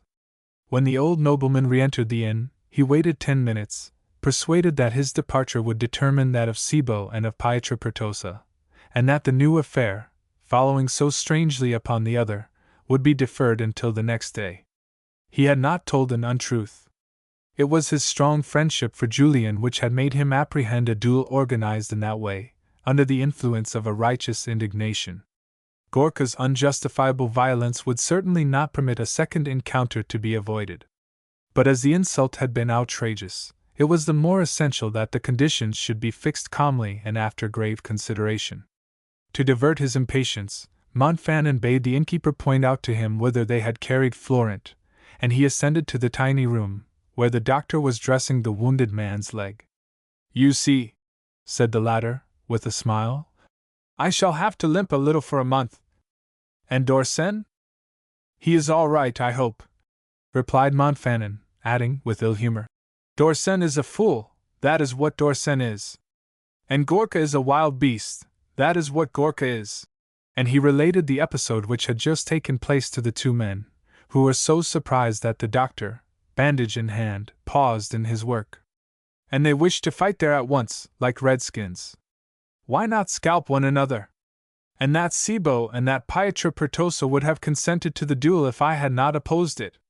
Fortunately they lacked 2 seconds, and it is not easy to find in this district 2 men who can sign an official report, for it is the mode nowadays to have those paltry scraps of paper. One of my friends and myself had 2 such witnesses at 20 francs apiece. But that was in Paris in '62, and he entered upon the recital of the old-time duel, to calm his anxiety, which burst forth again in these words. "It seems they do not decide to separate so quickly. It is not, however, possible that they will fight. Can we see them from here?" He approached the window, which indeed looked upon the enclosure. The sight which met his eyes caused the excellent man to stammer. "The miserable men! It is monstrous! They are mad! They have found seconds! Whom have they taken? Those 2 huntsmen! Ali, my God! My God!" He could say no more. The doctor had hastened to the window to see what was passing, regardless of the fact that Florent dragged himself thither as well. Did they remain there a few seconds, 15 minutes, or longer? They could never tell, so greatly were they terrified. As Montfanon had anticipated, the conditions of the duel were terrible. For Pietro Pertosa, who seemed to direct the combat, after having measured a space sufficiently long, of about 50 feet, was in the act of tracing in the center 2 lines scarcely 10 or 12 meters apart. "They have chosen the duel à marque interrompu," groaned the veteran duelist, whose knowledge of the ground did not deceive him. d'Orsen and Gorka, once placed, face to face, commenced indeed to advance, now raising, now lowering their weapons with the terrible slowness of 2 adversaries resolved not to miss their mark. A shot was fired. It was by Bolslas. d'Orsen was unharmed. Several steps had still to be taken in order to reach the limit. He took them, and he paused to aim at his opponent with so evident an intention of killing him that they could distinctly hear Sibo cry, "Fire! For God's sake, fire!" Julian pressed the trigger, as if in obedience to that order, incorrect, but too natural to be even noticed. The weapon was discharged, and the 3 spectators at the window of the bedroom uttered 3 simultaneous exclamations on seeing Gorka's arm fall and his hand drop the pistol. "It is nothing," cried the doctor, "but a broken arm. The good Lord has been better to us than we deserve." said the Marquis. Now at least the madman will be quieted. Brave d'Orsay! Cried Florent, who thought of his brother-in-law and who added gaily, leaning on Montfanon and the doctor in order to reach the couch. Finish quickly, doctor, they will need you below immediately. Book 4. Chapter 9. Lucid Alba. The doctor had diagnosed the case correctly. d'Orsay's ball had struck Gorka below the wrist. 2 centimeters more to the right or to the left, and undoubtedly Bolslas would have been killed. He escaped with a fracture of the forearm, which would confine him for a few days to his room, and which would force him to submit for several weeks to the annoyance of a sling. When he was taken home and his personal physician, hastily summoned, made him a bandage and prescribed for the first few days bed and rest, he experienced a new access of rage, which exceeded the paroxysms of the day before and of that morning. All parts of his soul, the noblest as well as the meanest, bled at once, and caused him to suffer with another agony than that occasioned by his wounded arm. Was he satisfied in the desire, almost morbid, to figure in the eyes of those who knew him as an extraordinary personage? He had hastened from Poland through Europe as an avenger of his betrayed love, and he had begun by missing his rival. Instead of provoking him immediately in the salon of Villa Steno, he had waited, and another had had time to substitute himself for the one he had wished to chastise. The other, whose death would at least have given a tragical issue to the adventure, Bolslas had scarcely touched. He had hoped in striking d'Orsay to execute at least one traitor whom he considered as having trifled with the most sacred of confidences. He had simply succeeded in giving that false friend occasion to humiliate him bitterly, leaving out of the question that he had rendered it impossible to fight again for many days. None of the persons who had wronged him would be punished for some time, either his coarse and cowardly rival, nor his perfidious mistress, nor monstrous Lydia Maitland, whose infamy he had just discovered.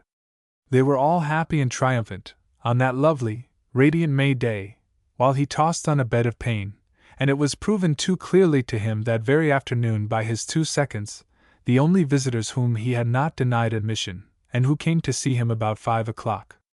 They came from the races of Tor di Quinto, which had taken place that day. All is well, began Cibo. I will guarantee that no one has talked.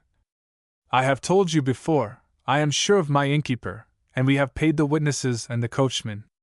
Were Madame Steno and her daughter at the races? Interrupted Bolslas. Yes, replied the Roman, whom the abruptness of the question surprised too much for him to evade it with his habitual diplomacy. With whom? Asked the wounded man.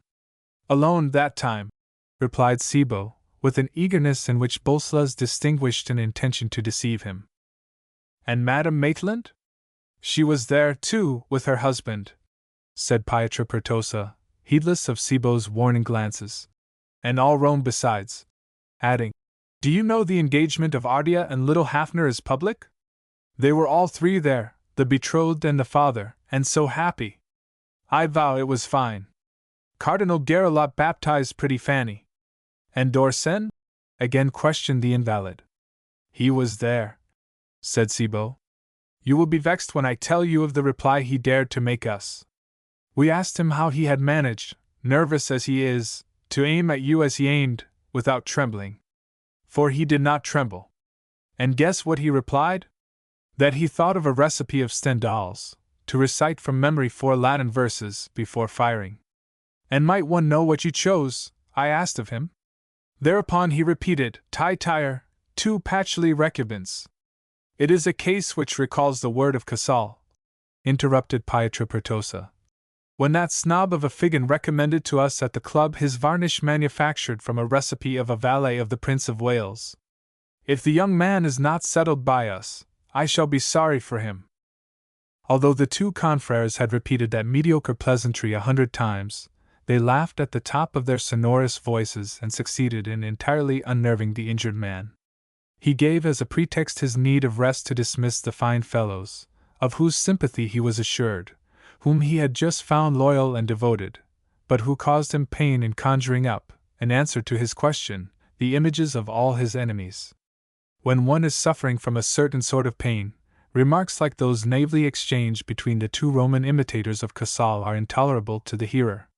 One desires to be alone to feed upon, at least in peace, the bitter food, the exasperating and inefficacious rancor against people and against fate, with which Gorka at that moment felt his heart to be so full.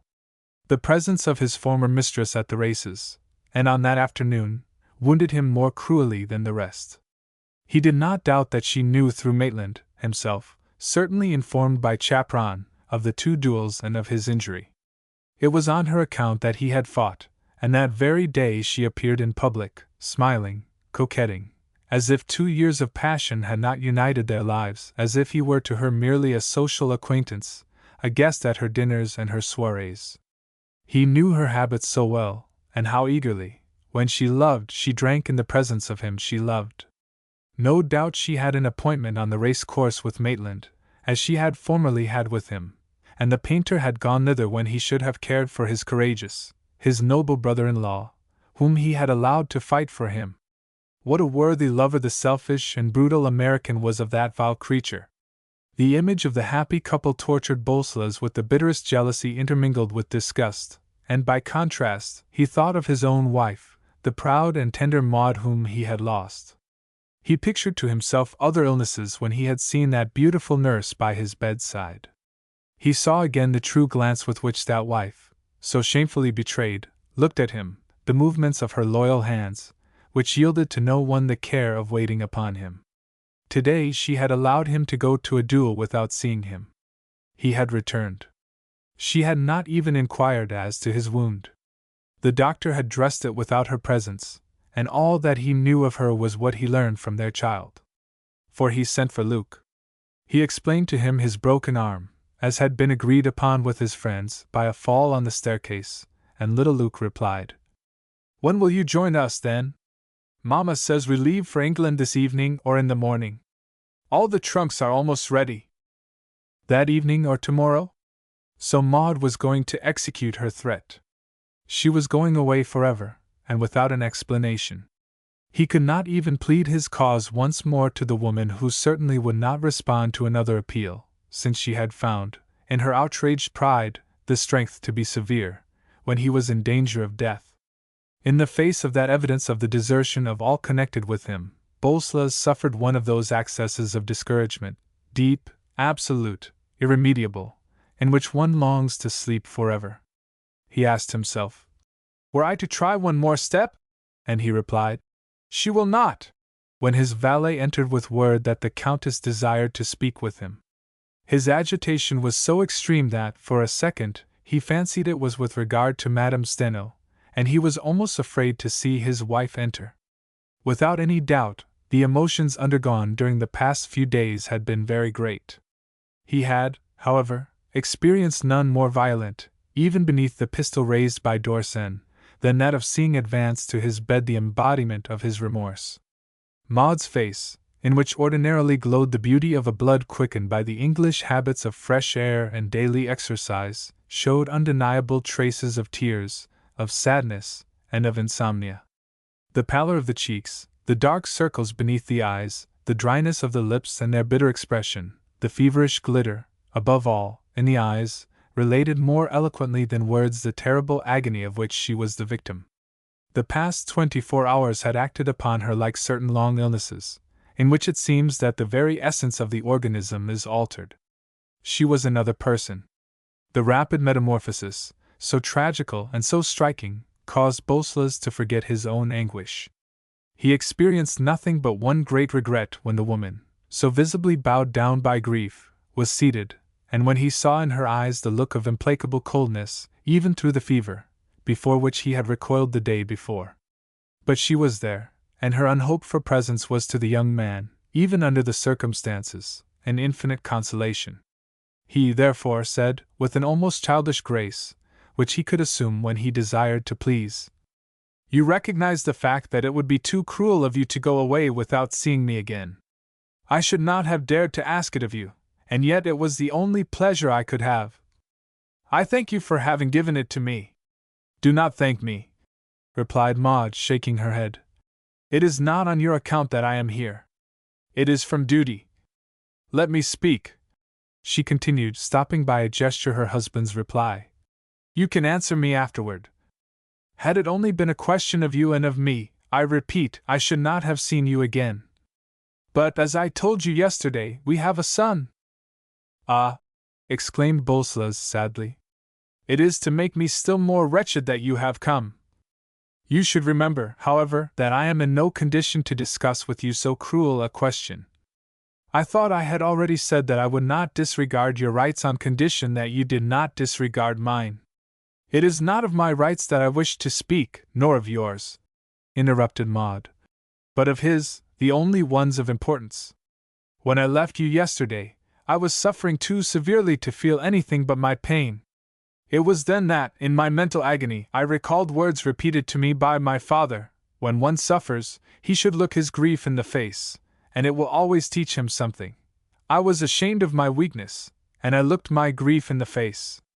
It taught me, first, to accept it as a just punishment for having married against the advice and wishes of my father. Ah, do not abjure our past, cried the young man. The past which has remained so dear to me through all. No, I do not abjure it, replied Maud. For it was on recurring to it, it was on returning to my early impressions, that I could find not an excuse, but an explanation of your conduct. I remembered what you related to me of the misfortunes of your childhood and of your youth, and how you had grown up between your father and your mother, passing 6 months with one, 6 months with the other, not caring for, not being able to judge either of them, forced to hide from one your feelings for the other. I saw for the first time that your parents' separation had the effect of saddening your heart at that epoch. It is that which perverted your character. And I read in advance Luke's history in yours. Listen, Bolslas! I speak to you as I would speak before God. My first feeling when that thought presented itself to my mind was not to resume life with you. Such a life would be henceforth too bitter. No, it was to say to myself, I will have my son to myself. He shall feel my influence alone. I saw you set out this morning, set out to insult me once more, to sacrifice me once more. If you had been truly repentant, would you have offered me that last affront? And when you returned, when they informed me that you had a broken arm, I wished to tell the little one myself that you were ill. I saw how much he loved you, I discovered what a place you already occupied in his heart, and I comprehended that, even if the law gave him to me, as I know it would, his childhood would be like yours, his youth like your youth. Then, she went on, with an accent in which emotion struggled through her pride, I did not feel justified in destroying the respect so deep, the love so true, he bears you, and I have come to say to you, you have wronged me greatly. You have killed within me something that will never come to life again. I feel that for years I shall carry a weight on my mind and on my heart at the thought that you could have betrayed me as you have. But I feel that for our boy this separation on which I had resolved is too perilous. I feel that I shall find in the certainty of avoiding a moral danger for him the strength to continue a common existence, and I will continue it. But human nature is human nature, and that strength I can have only on one condition. And that is? Asked Bolslas. Maud's speech, for it was a speech carefully reflected upon, every phrase of which had been weighed by that scrupulous conscience, contrasted strongly in its lucid reasoning with the state of nervous excitement in which he had lived for several days. He had been more pained by it than he would have been by passionate reproaches. At the same time he had been moved by the reference to his son's love for him, and he felt that if he did not become reconciled with Maud at that moment his future domestic life would be ended. There was a little of each sentiment in the few words he added to the anxiety of his question.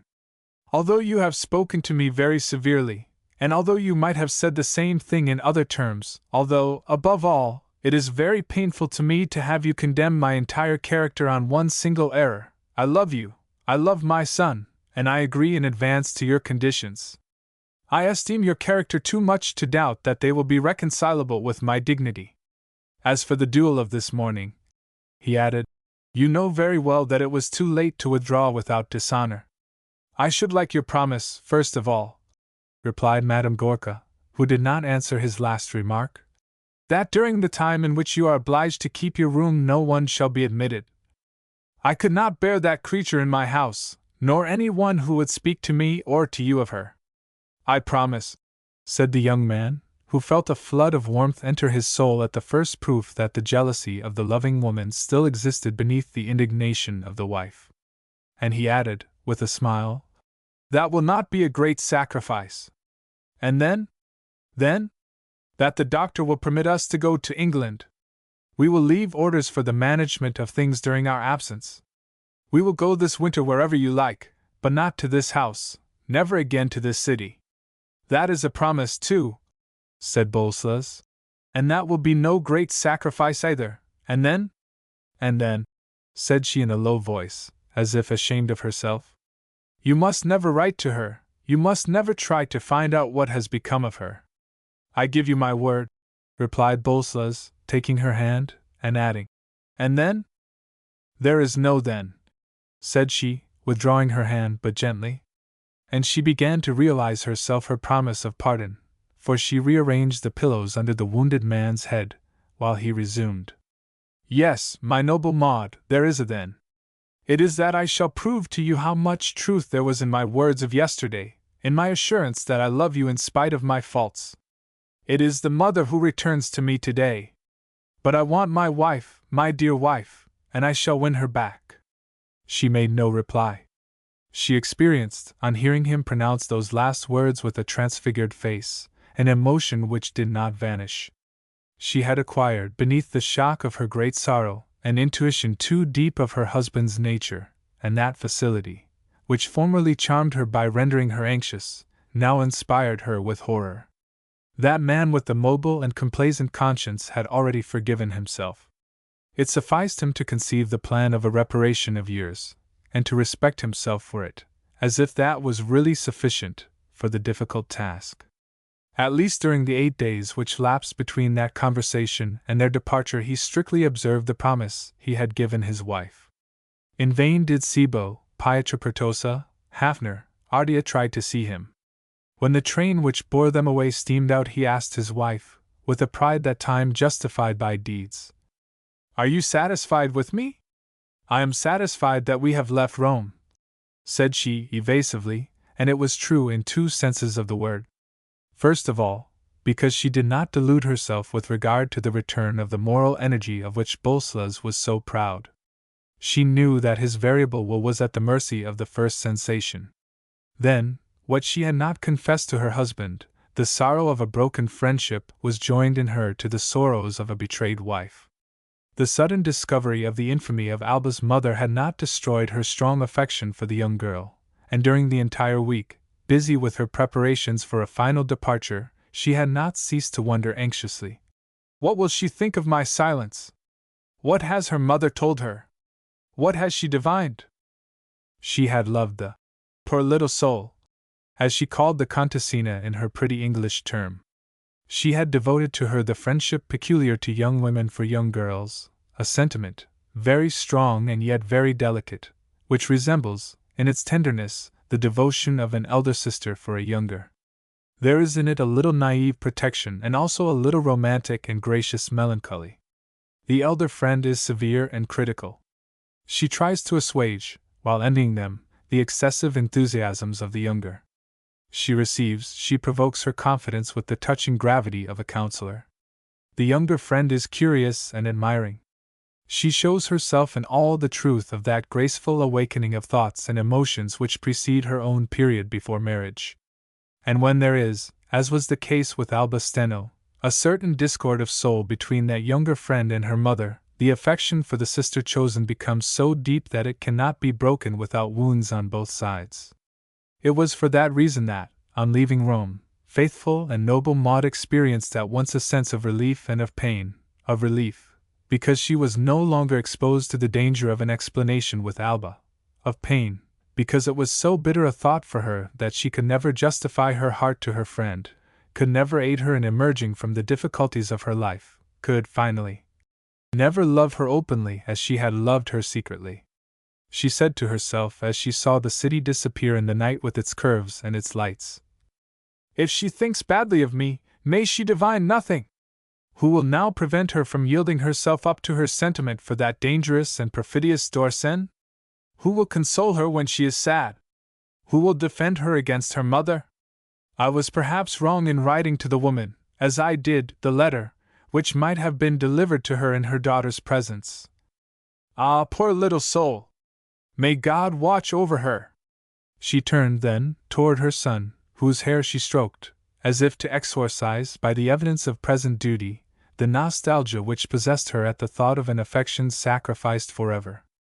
Hers was a nature too active, too habituated to the British virtue of self-control to submit to the languor of vain emotions. The two persons of whom her friendship, now impotent, had thought were, for various reasons, the two fatal instruments of the fate of the poor little soul, and the vague remorse which Maud herself felt with regard to the terrible notes sent to Madame Steno in the presence of the young girl was only too true. When the servant had given that letter to the Countess, saying that Madame Gorka excused herself on account of indisposition, Alba Steno's first impulse had been to enter her friend's room. "I will go to embrace her, and to see if she has need of anything," she said.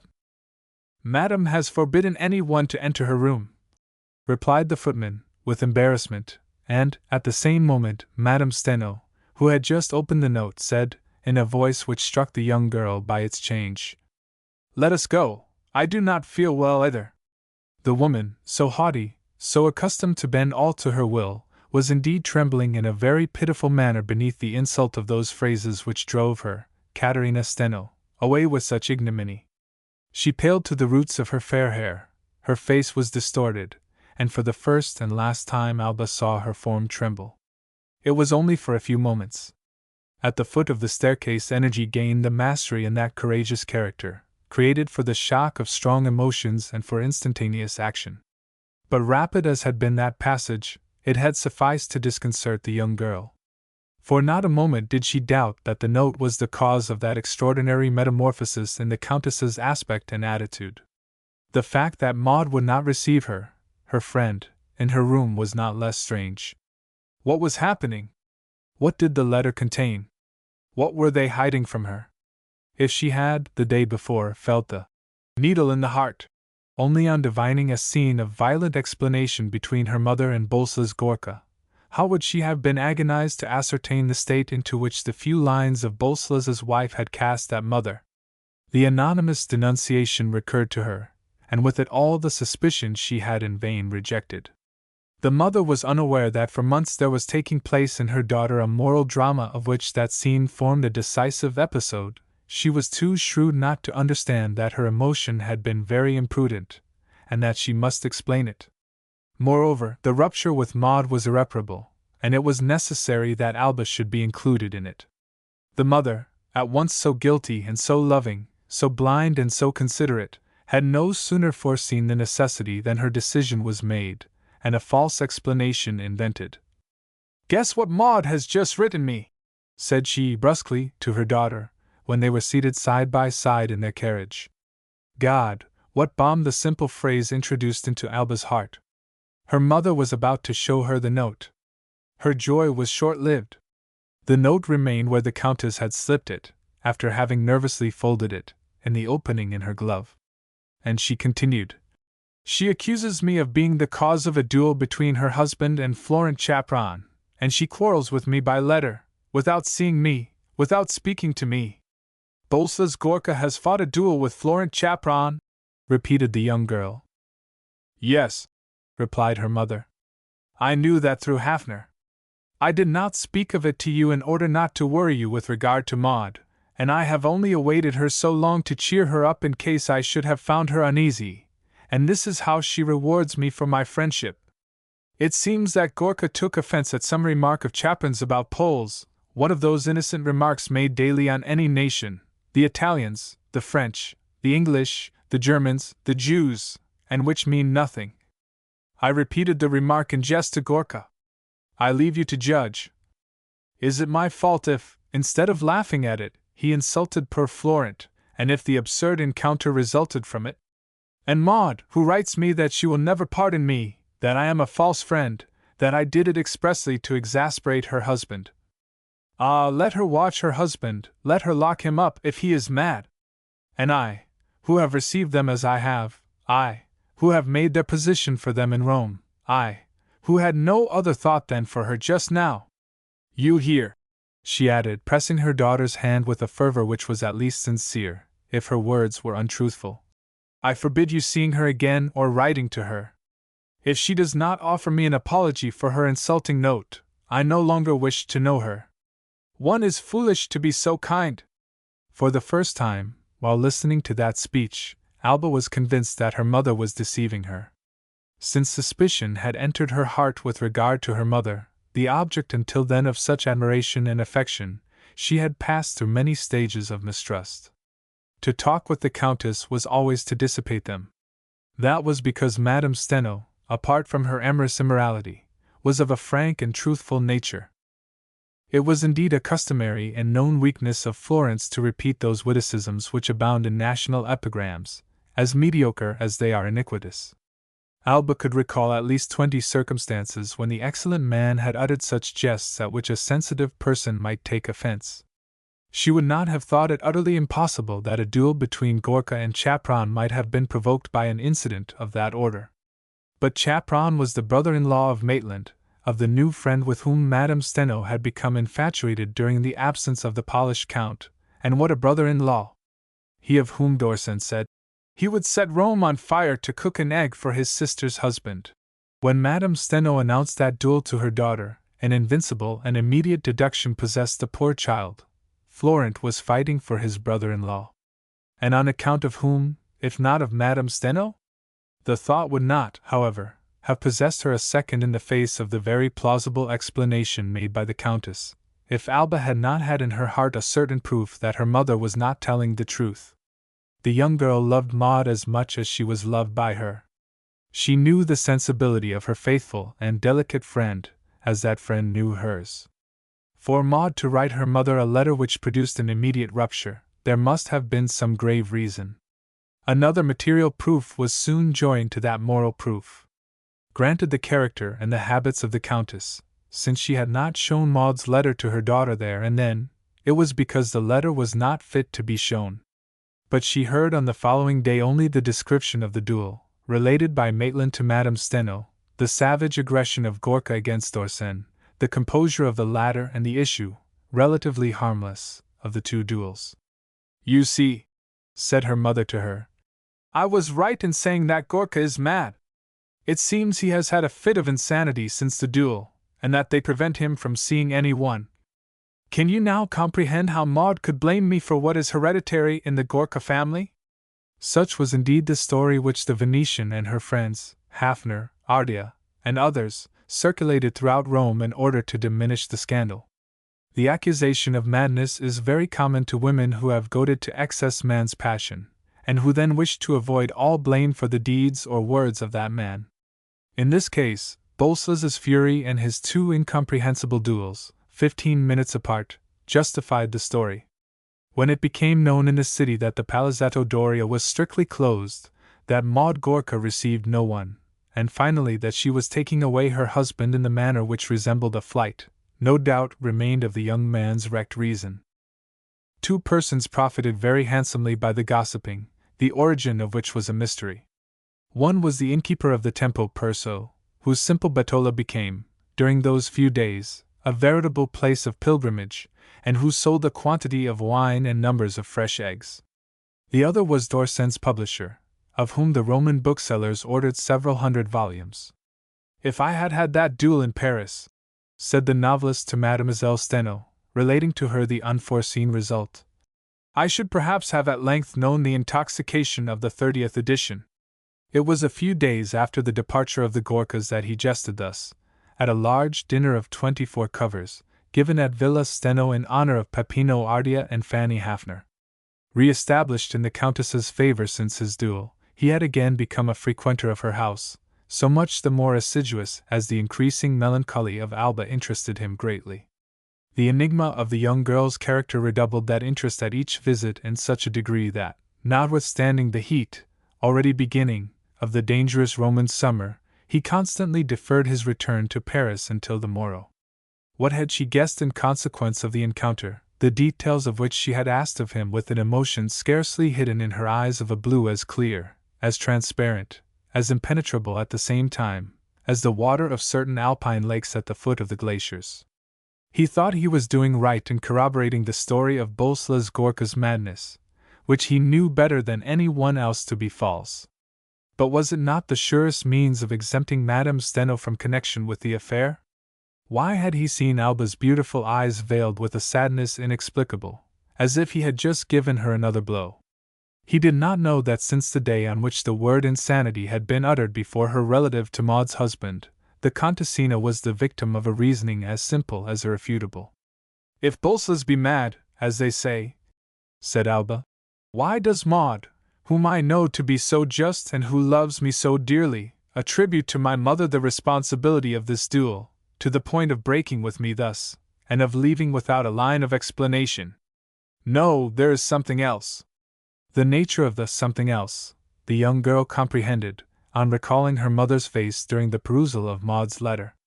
During the 10 days following that scene, she saw constantly before her that face, and the fear imprinted upon those features ordinarily so calm, so haughty. Ah, poor little soul, indeed, who could not succeed in banishing this fixed idea. "My mother is not a good woman." Idea! So much the more terrible, as Alba had no longer the ignorance of a young girl, if she had the innocence.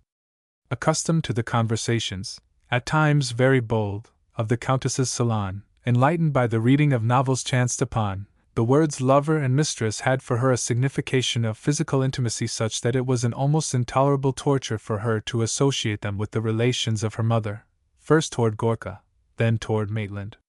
That torture she had undergone during the entire dinner, at the conclusion of which Dorsen essayed to chat gaily with her. She sat beside the painter, and the man's very breath, his gestures, the sound of his voice, his manner of eating and of drinking, the knowledge of his very proximity, had caused her such keen suffering that it was impossible for her to take anything but large glasses of iced water. Several times during that dinner, prolonged amid the sparkle of magnificent silver and Venetian crystal, amid the perfume of flowers and the gleam of jewels, she had seen Maitland's eyes fixed upon the Countess with an expression which almost caused her to cry out, so clearly did her instinct divine its impassioned sensuality, and once she thought she saw her mother respond to it. She felt with appalling clearness that which before she had uncertainly experienced, the immodest character of that mother's beauty. With the pearls in her fair hair, with neck and arms bare in a corsage the delicate green tint of which showed to advantage the incomparable splendor of her skin, with her dewy lips, with her voluptuous eyes shaded by their long lashes, the dogaress looked in the center of that table like an empress and like a courtesan. She resembled the Caterina Cornaro, the gallant queen of the island of Cyprus, painted by Titian, and whose name she worthily bore. For years Alba had been so proud of the ray of seduction cast forth by the Countess, so proud of those statuesque arms, of the superb carriage, of the face which defied the passage of time, of the bloom of opulent life the glorious creature displayed. During that dinner she was almost ashamed of it. She had been pained to see Madame Maitland seated a few paces farther on, with brow and lips contracted as if by thoughts of bitterness. She wondered, does Lydia suspect them, too?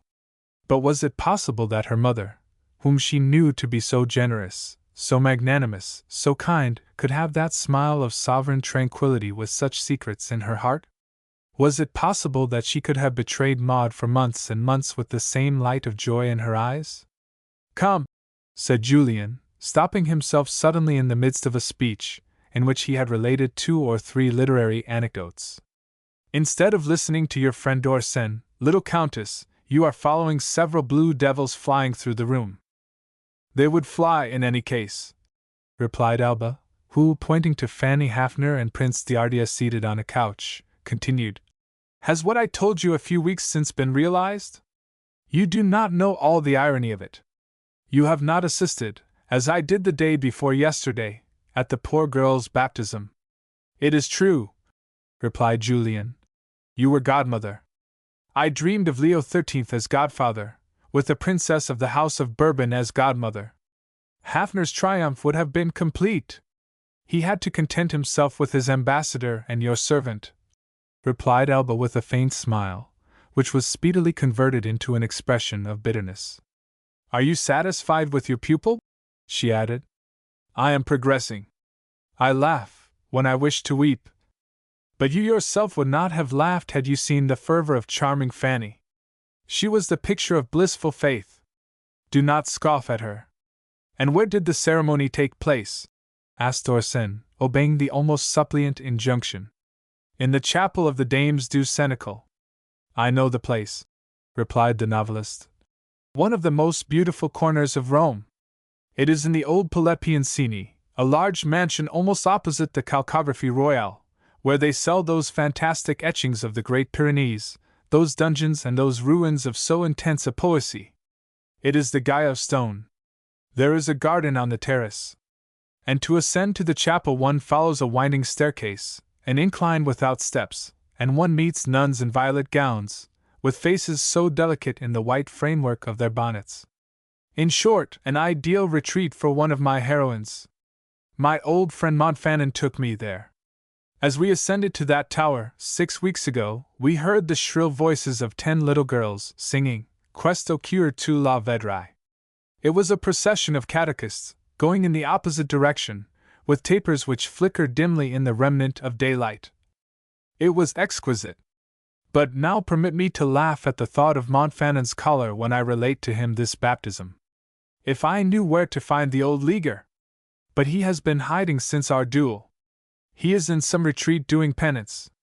As I have already told you, the world for him has not stirred since Francois de Guise. He only admits the alms of the Protestants and the Jews.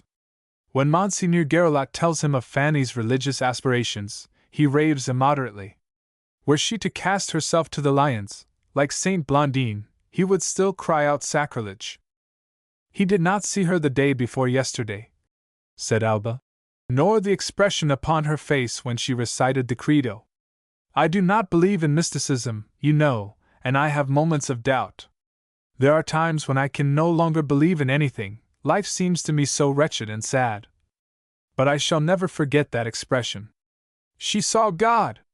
Several women were present with very touching faces, and there were many devotees. The cardinal is very venerable. All were by Fanny's side, like saints around the Madonna in the early paintings which you have taught me to like, and when the baptism had been gone through, guess what she said to me, Come, let us pray for my dear father, and for his conversion. Is not such blindness melancholy? The fact is, said Dorsen again, jocosely, that in the Father's dictionary the word has another meaning, conversion, feminine substantive, means to him income. But let us reason a little, Countess. Why do you think it sad that the daughter should see her father's character in her own light? You should, on the contrary, rejoice at it. And why do you find it melancholy that this adorable saint should be the daughter of a thief? How I wish that you were really my pupil, and that it would not be too absurd to give you here, in this corner of the hall, a lesson in intellectuality. I would say to you, when you see one of those anomalies which renders you indignant, think of the causes. It is so easy. Although Protestant, Fanny is of Jewish origin, that is to say, the descendant of a persecuted race, which in consequence has developed by the side of the inherent defects of a proscribed people the corresponding virtues, the devotion, the abnegation of the woman who feels that she is the grace of a threatened hearth, the sweet flower which perfumes the sombre prison. It is all beautiful and true, replied Alba, very seriously. She had hung upon Dorsen's lips while he spoke, with the instinctive taste for ideas of that order which proved her veritable origin. But you do not mention the sorrow. This is what one cannot do, look upon as a tapestry, as a picture, as an object, the creature who has not asked to live and who suffers. You who have feeling, what is your theory when you weep? I can very clearly foresee the day on which Fanny will feel her misfortune, continued the young girl. I do not know when she will begin to judge her father, but that she already begins to judge Ardea, alas, I am only too sure. Watch her at this moment, I pray you. Dorsen indeed looked at the couple. Fanny was listening to the prince, but with a trace of suffering upon her beautiful face, so pure in outline that the nobleness in it was ideal. He was laughing at some anecdote which he thought excellent, and which clashed with the sense of delicacy of the person to whom he was addressing himself. They were no longer the couple who, in the early days of their betrothal, had given to Julian the sentiment of a complete illusion on the part of the young girl for her future husband. You are right, Contessina, said he. The decrystallization has commenced. It is a little too soon. Yes, it is too soon, replied Alba. And yet it is too late. Would you believe that there are times when I ask myself if it would not be my duty to tell her the truth about her marriage, such as I know it, with the story of the weak man, the forced sale, and of the bargaining of Ardea? You will not do it, said Dorsen. Moreover, why? This one or another, the man who marries her will only want her money, rest assured. It is necessary that the millions be paid for here below, it is one of their ransoms. But I shall cause you to be scolded by your mother, for I am monopolizing you, and I have still 2 calls to pay this evening. Well, postpone them, said Alba. I beseech you, do not go. I must, replied Julian. It is the last Wednesday of old Duchess Pietrapertosa, and after her grandson's recent kindness. She is so ugly, said Alba. Will you sacrifice me to her? Then there is my compatriot, who goes away tomorrow and of whom I must take leave this evening, Madame de Sauve, with whom you met me at the museum. You will not say she is ugly, will you? No, responded Alba, dreamily. She is very pretty. She had another prayer upon her lips, which she did not formulate. Then, with a beseeching glance, return, at least. Promise me that you will return after your 2 visits. They will be over in an hour and a half. It will not be midnight. You know some do not ever come before 1 and sometimes 2 o'clock. You will return? If possible, yes. But at any rate, we shall meet tomorrow, at the studio, to see the portrait. Then adieu, said the young girl, in a low voice. Chapter 10. Common Misery. The Contessina's disposition was too different from her mother's for the mother to comprehend that heart, the more contracted in proportion as it was touched, while emotion was synonymous with expansion in the opulent and impulsive Venetian. That evening she had not even observed Alba's dreaminess, Dorsen once gone, and it required that Hafner should call her attention to it. To the scheming baron, if the novelist was attentive to the young girl, it was certainly with the object of capturing a considerable dowry. Julian's income of 25,000 francs meant independence. The 250,000 francs which Alba would have at her mother's death was a very large fortune.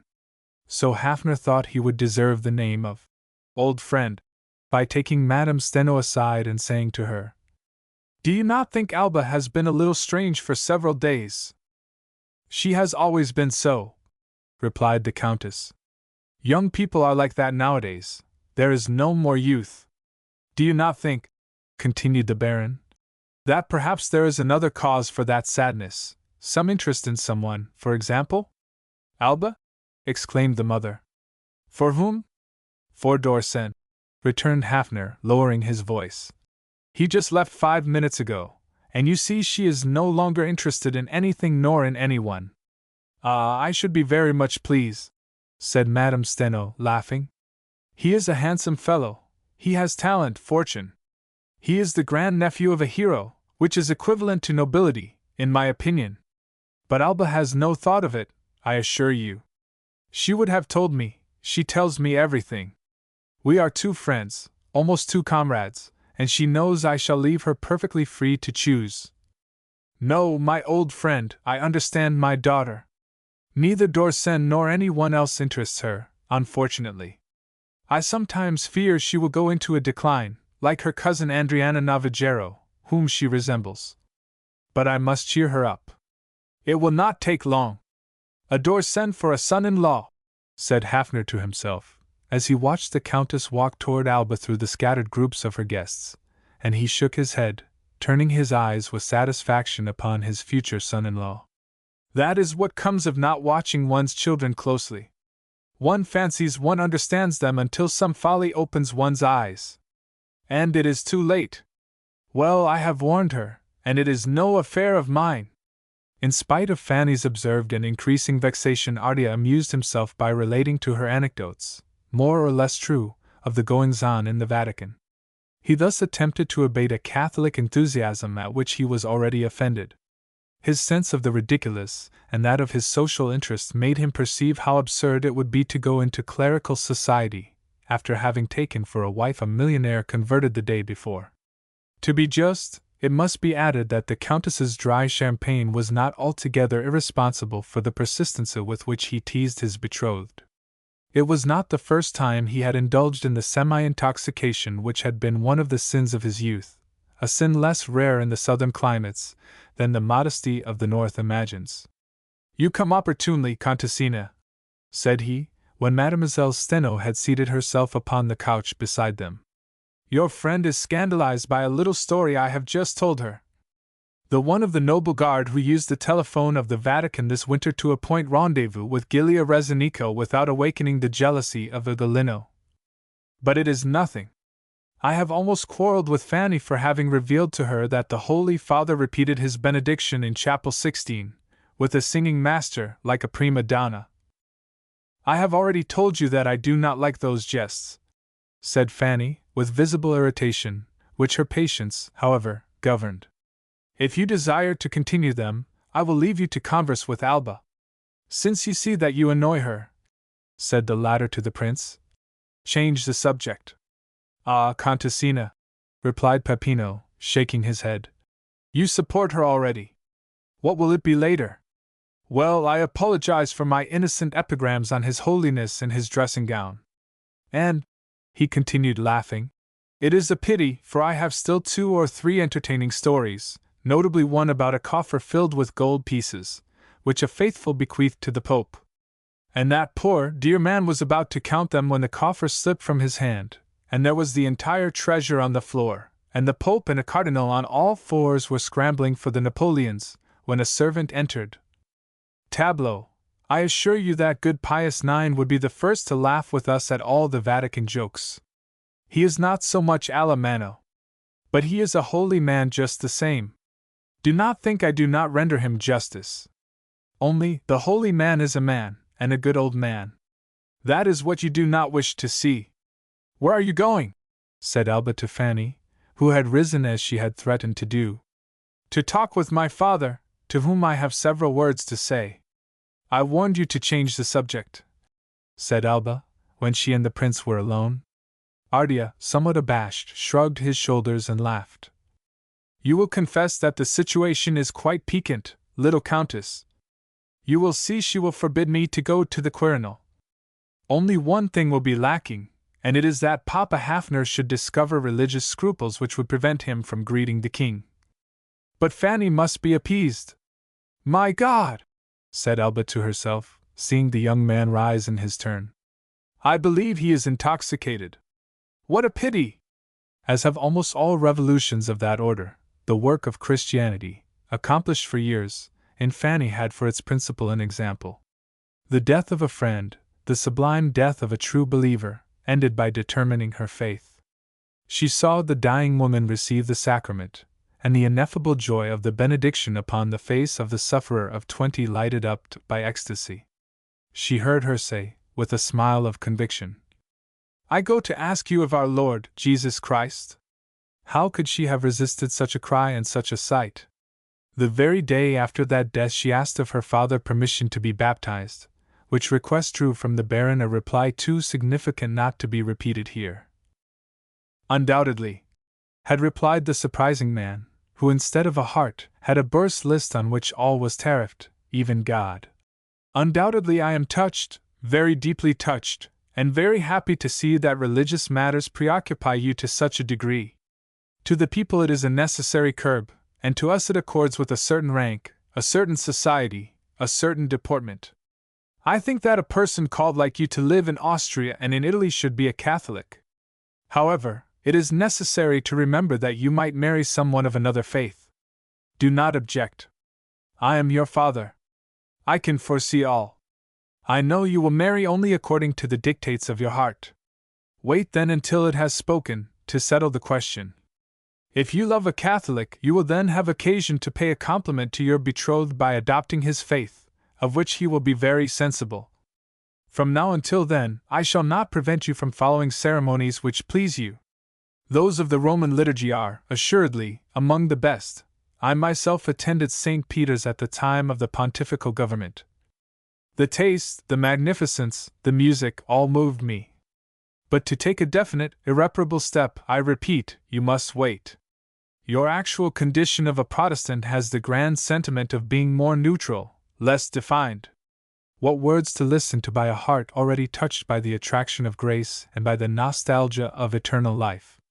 But the heart was that of a young girl very pure and very tender. To judge her father was to her impossible, and the Baron's firmness had convinced her that she must obey his wishes and pray that he be enlightened.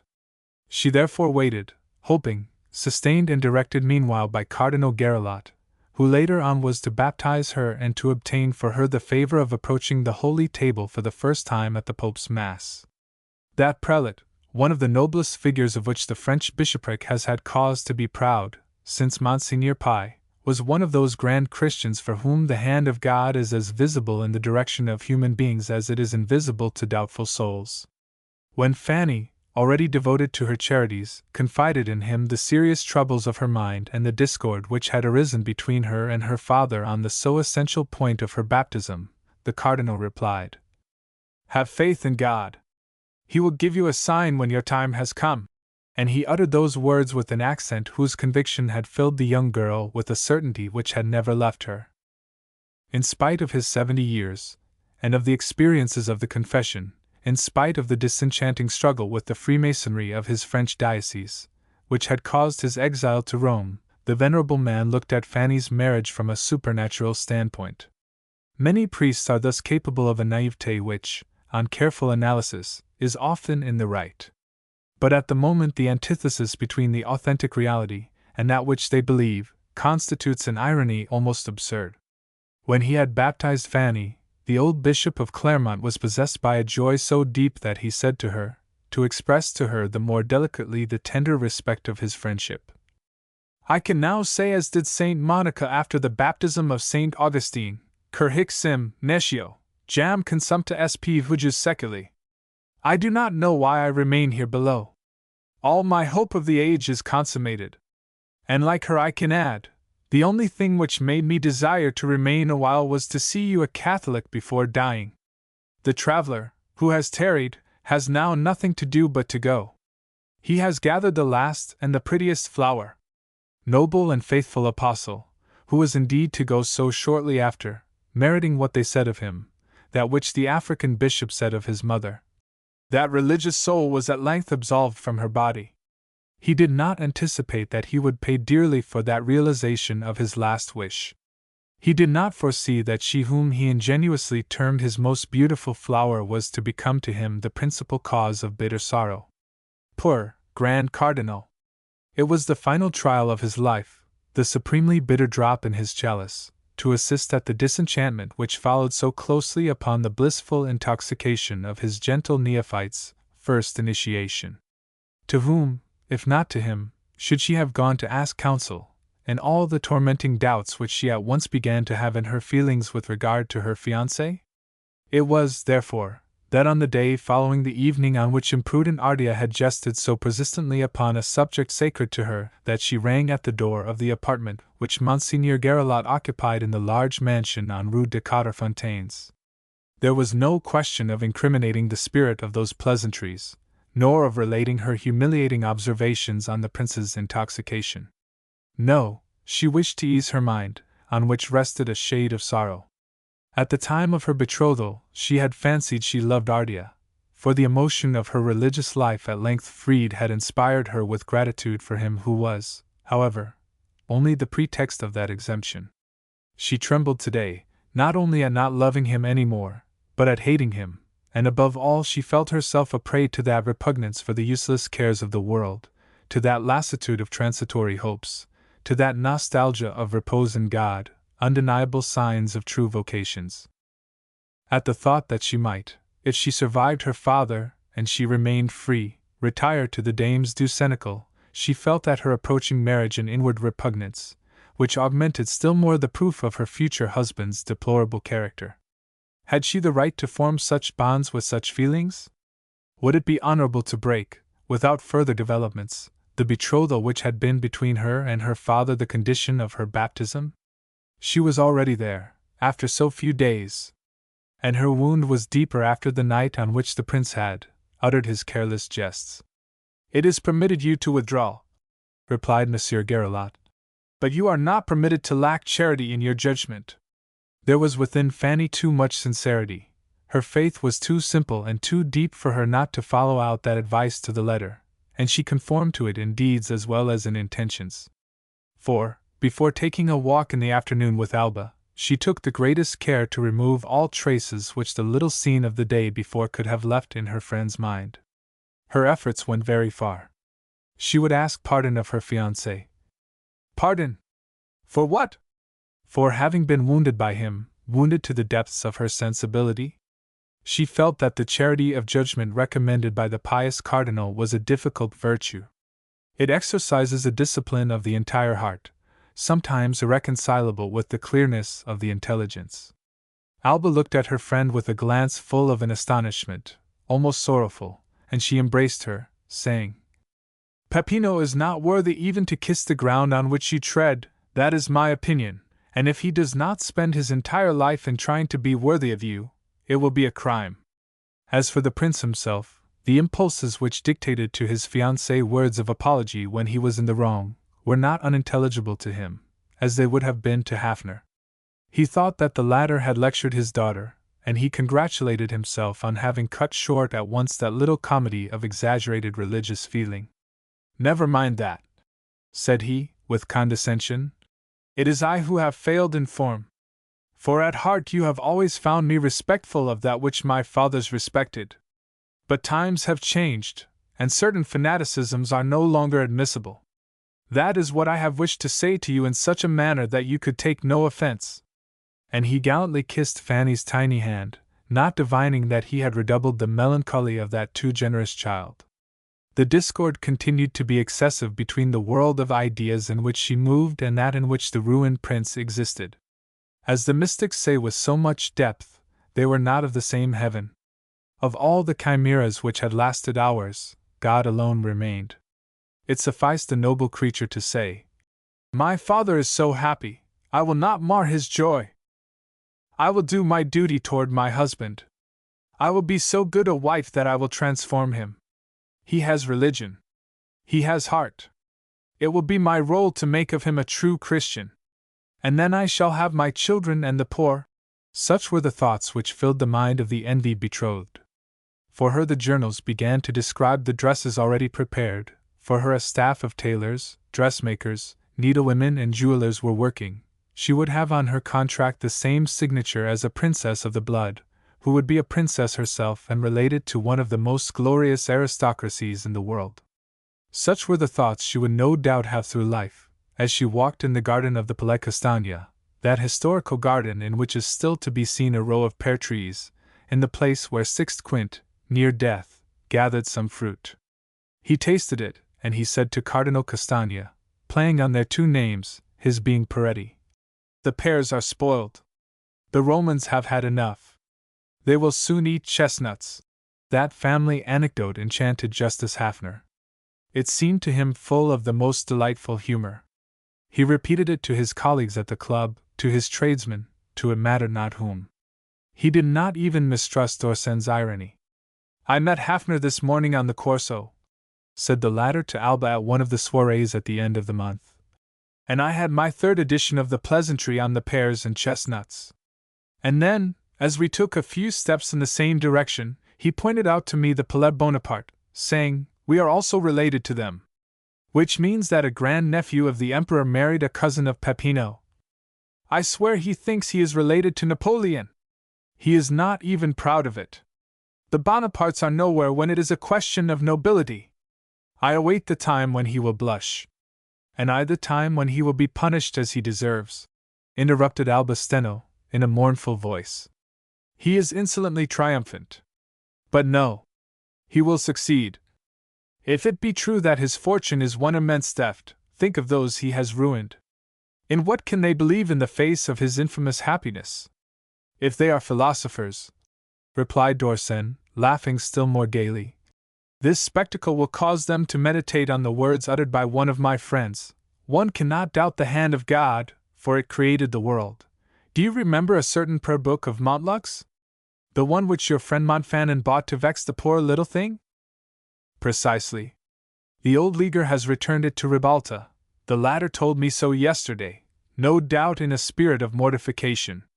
I say no doubt, for I have not seen the poor, dear man since the duel, which his impatience toward Ardea and Hafner rendered inevitable. He retired, I know not for how many days, to the convent of Mount Olivet, near Siena, where he has a friend, one Abbé de Negro, of whom he always speaks as of a saint. I learned through Ribalta that he has returned, but is invisible. I tried to force an entrance. In short, the volume is again in the shop of the curiosity seeker in the Rue Bourguignon, if Mademoiselle Hafner still wants it. What good fortune! Exclaimed Fanny, with a sparkle of delight in her eyes. I did not know what present to offer my dear Cardinal. Shall we make the purchase at once? Montluc's prayer book? Repeated old Ribalta, when the two young ladies had alighted from the carriage before his small bookshop, more dusty, more littered than ever with pamphlets, in which he still was, with his face more wrinkled, more wan and more proud, peering from beneath his broad-brimmed hat, which he did not raise. How do you know it is here? Who has told you? Are there spies everywhere? It was Monsieur d'Orsay, one of Monsieur de Montfanon's friends, said Fanny in her gentle voice. Sarah, replied the merchant with his habitual insolence, and opening the drawer of the chest in which he kept the most incongruous treasures, he drew from it the precious volume, which he held toward them, without giving it up. Then he began a speech, which reproduced the details given by Montfanon himself. Ah, it is very authentic. There is an indistinct but undeniable signature. I have compared it with that which is preserved in the archives of Siena. It is Montluc's writing, and there is his escutcheon with the turtles. Here, too, are the half-moons of the Piccolomini. This book has a history. The Marshal gave it, after the famous siege, to one of the members of that illustrious family. And it was for one of the descendants that I was commissioned to buy it. They will not give it up for less than 2,000 francs. What a cheat! Said Alba to her companion, in English. D'Orsay told me that Monsieur de Montfanon bought it for 400. Are you sure? Asked Fanny, who, on receiving a reply in the affirmative, addressed the bookseller, with the same gentleness, but with reproach in her accent. 2,000 francs, Monsieur Ribalta? But it is not a just price, since you sold it to Monsieur de Montfanon for 1/5 of that sum. Then I am a liar and a thief, roughly replied the old man. A thief and a liar, he repeated. 400 francs. You wish to have this book for 400 francs? I wish Monsieur de Montfanon was here to tell you how much I asked him for it. The old bookseller smiled cruelly as he replaced the prayer book in the drawer, the key of which he turned, and turning toward the two young girls, whose delicate beauty, heightened by their fine toilettes, contrasted so delightfully with the sordid surroundings, he enveloped them with a glance so malicious that they shuddered and instinctively drew nearer one another. Then the bookseller resumed, in a voice hoarser and deeper than ever. If you wish to spend 400 francs, I have a volume which is worth it, and which I propose to take to the Palais Savarelli one of these days. Ha ha! It must be one of the very last, for the Baron has bought them all. In uttering those enigmatical words, he opened the cupboard which formed the lower part of the chest, and took from one of the shelves a book wrapped in a newspaper. He then unfolded the journal, and, holding the volume in his enormous hand with his dirty nails, he disclosed the title to the two young girls, Hafner and his band, Some Reflections on the Scandalous Acquittal. By a shareholder. It was a pamphlet, at that date forgotten, but which created much excitement at one time in the financial circles of Paris, of London and of Berlin, having been printed at once in 3 languages, in French, in German and in English, on the day after the suit of the Credit Austro-Dalmate. The dealer's chestnut-colored eyes twinkled with a truly ferocious joy as he held out the volume and repeated, "It is worth 400 francs. Do not read that book, Fanny," said Alba quickly after having read the title of the work, and again speaking in English. "It is one of those books with which one should not even pollute one's thoughts. You may keep the book, sir," she continued, "since you have made yourself the accomplice of those who have written it, by speculating on the fear you hoped it would inspire. Mademoiselle Hafner has known of it long, and neither she nor her father will give a centime." "Very well," So much the better, so much the better, said Ribalta, wrapping up his volume again. Tell your father I will keep it at his service. Ah, the miserable man, said Alba, when Fanny and she had left the shop and re-entered the carriage. To dare to show you that. You saw, replied Fanny. I was so surprised I could not utter a word. That the man should offer me that infamous work is very impertinent. My father? You do not know his scrupulousness in business. It is the honor of his profession. There is not a sovereign in Europe who has not given him a testimonial. That impassioned protestation was so touching, the generous child's illusion was so sincere, that Alba pressed her hand with a deeper tenderness. When Alba found herself that evening with her friend Dorsen, who again dined at Madame Steno's, she took him aside to relate to him the tragical scene, and to ask him, "Have you seen that pamphlet?" "Today," said the writer. "Montfanon, whom I have found at length, has just bought one of the 2 copies which Ribalta received lately. The old leaguer believes everything, you know, when a Hafner is in the question. I am more skeptical in the bad as well as in the good. It was only the account given by the trial which produced any impression on me, for that is truth. But he was acquitted." "Yes," replied Dorsen, "though it is none the less true that he ruined hundreds and hundreds of persons." "Then, by the account given you of the case, it is clear to you that he is dishonest," interrupted Alba. "As clear as that you are here, Contessina," replied Dorsen, "if to steal means to plunder one's neighbors and to escape justice. But that would be nothing. The sinister corner in this affair is the suicide of one Schroeder, a brave citizen of Vienna, who knew our Baron intimately, and who invested, on the advice of his excellent friend, his entire fortune, 300,000 florins, in the scheme. He lost them, and in despair killed himself, his wife, and their 3 children." "My God!" cried Alba, clasping her hands. "And Fanny might have read that letter in the book." "Yes," continued Julian, "and all the rest with proof in support of it. But rest assured, she shall not have the volume. I will go to that anarchist of a Ribalta tomorrow and I will buy the last copy, if Hafner has not already bought it." Notwithstanding his constant affectation of irony, and notwithstanding his assumption of intellectual egotism, Julian was obliging. He never hesitated to render any one a service. He had not told his little friend an untruth when he promised her to buy the dangerous work, and the following morning he turned toward the Rue Bourguignon, furnished with the 20 louis demanded by the bookseller. Imagine his feelings when the latter said to him, "It is too late, Monsieur Dorsen. The young lady was here last night. She pretended not to prefer one volume to the other. It was to bargain, no doubt. Ha ha! But she had to pay the price. I would have asked the father more. One owes some consideration to a young girl." "Wretch!" exclaimed the novelist. "And you can jest after having committed that Judas-like act! To inform a child of her father's misdeeds, when she is ignorant of them! Never, do you hear, never any more will Monsieur de Montfanon and I set foot in your shop, nor Monseigneur Garelot, nor any of the persons of my acquaintance. I will tell the whole world of your infamy. I will write it, and it shall appear in all the journals of Rome. I will ruin you, I will force you to close this dusty old shop." During the entire day, Dorsen vainly tried to shake off the weight of melancholy which that visit to the brigand of the Rue Bourguignon had left upon his heart. On crossing, at 9 o'clock, the threshold of the Villa Steno to give an account of his mission to the Contessina, he was singularly moved. There was no one there but the Maitlands, 2 tourists and 2 English diplomatists, on their way to posts in the East. "I was awaiting you," said Alba to her friend, as soon as she could speak with him in a corner of the salon. "I need your advice. Last night a tragical incident took place at the Hafners." "Probably," replied Dorsen. "Fanny has bought Ribalta's book." "She has bought the book," said Alba, changing color and trembling. "Ah, the unhappy girl! The other thing was not sufficient." "What other thing?" questioned Julian.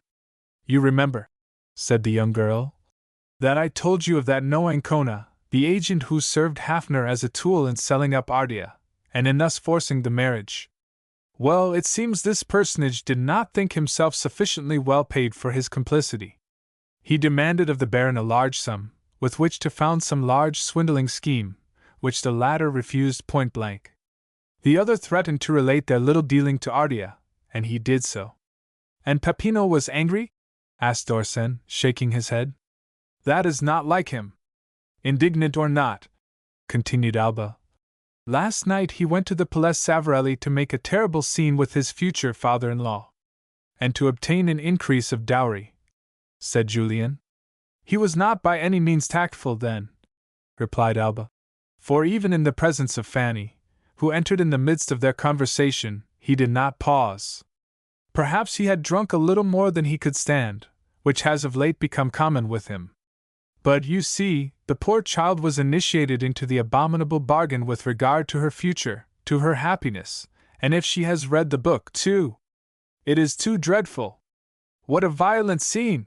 Exclaimed Dorsen. So the engagement has been broken off? Not officially. Fanny is ill in bed from the excitement. Ardea came this morning to see my mother, who has also seen Hafner. She has reconciled them by proving to them, which she thinks true, that they have a common interest in avoiding all scandal, and arranging matters. But it rests with the poor little one. Mamma wished me to go, this afternoon, to beseech her to reconsider her resolution. For she has told her father she never wishes to hear the prince's voice again. I have refused. Mamma insists. Am I not right? Who knows? Replied Julian. What would be her life alone with her father, now that her illusions with regard to him have been swept away?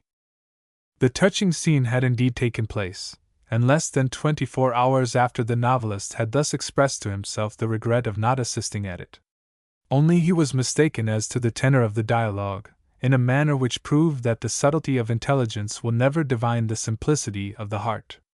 The most dolorous of all moral tragedies knit and unknit the most often in silence. It was in the afternoon, towards 6 o'clock, that a servant came to announce Mademoiselle Hafner's visit to the Contessina, busy at that moment reading for the 10th time the Eglogue Mondaine, that delicate story by Dorsen. When Fanny entered the room, Alba could see what a trial her charming goddaughter of the past week had sustained, by the surprising and rapid alteration in that expressive and noble visage. She took her hand at first without speaking to her, as if she was entirely ignorant of the cause of her friend's real indisposition. She then said, "How pleased I am to see you! Are you better?" "I have never been ill," replied Fanny, who did not know how to tell an untruth. "I have had pain, that is all." Looking at Alba, as if to beg her to ask no question, she added, "I have come to bid you adieu." "You are going away?" asked the Contessina. "Yes," said Fanny. "I am going to spend the summer at one of our estates in Styria." And in a low voice, "Has your mother told you that my engagement is broken?" "Yes," replied Alba, and both were again silent. After several moments Fanny was the first to ask, "And how shall you spend your summer?" "We shall go to Pyove, as usual," was Alba's answer. "Perhaps Dorsen will be there, and the Maitlands will surely be." A third pause ensued. They gazed at one another, and without uttering another word, they distinctly read one another's hearts. The martyrdom they suffered was so similar, they both knew it to be so like, that they felt the same pity possess them at the same moment. Forced to condemn with the most irrevocable condemnation, the one her father, the other, her mother, each felt attracted toward the friend, like her, unhappy, and falling into one another's arms, they both sobbed. Chapter 11. The Lake di Porto. Her friend's tears had relieved sad Alba's heart, while she held that friend in her arms, quivering with sorrow and pity. But when she was gone, and Madame Steno's daughter was alone, face to face with her thoughts, a greater distress seized her. The pity which her companion in misery had shown for her, was it not one more proof that she was right in mistrusting her mother? Alas! The miserable child did not know that while she was plunged in despair, there was in Rome and in her immediate vicinity a creature bent upon realizing a mad vow. And that creature was the same who had not recoiled before the infamy of an anonymous letter, pretty and sinister Lydia Maitland, that delicate, that silent young woman with the large brown eyes, always smiling, always impenetrable in the midst of that dull complexion which no emotion, it seemed, had ever tinged. The failure of her first attempt had exasperated her hatred against her husband and against the Countess to the verge of fury, but a concentrated fury, which was waiting for another occasion to strike, for weeks, patiently, obscurely. She had thought to wreak her vengeance by the return of Gorka, and in what had it ended? In freeing Lincoln from a dangerous rival and in imperiling the life of the only being for whom she cared. The sojourn at the country seat of her husband's mistress exasperated Lydia's hidden anger. She suffered so that she cried aloud, like an imprisoned animal beating against the bars, when she pictured to herself the happiness which the two lovers would enjoy in the intimacy of the villa, with the beauties of the Venetian scenery surrounding them. No doubt the wife could provoke a scandal and obtain a divorce, thanks to proofs as indisputable as those with which she had overwhelmed Maud. It would be sufficient to carry to a lawyer the correspondence in the Spanish escritoire. But of what use? She would not be avenged on her husband, to whom a divorce would be a matter of indifference now that he earned as much money as he required, and she would lose her brother. In vain Lydia told herself that, warned as Alba had been by her letter, her doubt of Madame Steno's misconduct would no longer be impossible. She was convinced by innumerable trifling signs that the Contessina still doubted, and then she concluded. It is there that the blow must be struck. But how? Yes. How? There was at the service of hatred in that delicate woman, in appearance oblivious of worldliness, that masculine energy and decision which is to be found in all families of truly military origin. The blood of Colonel Chapron stirred within her and gave her the desire to act. By dint of pondering upon those reasonings, Lydia ended by elaborating one of those plans of a simplicity really infernal, in which she revealed what must be called the genius of evil, for there was so much clearness in the conception and of villainy in the execution. She assured herself that it was unnecessary to seek any other stage than the studio for the scene she meditated.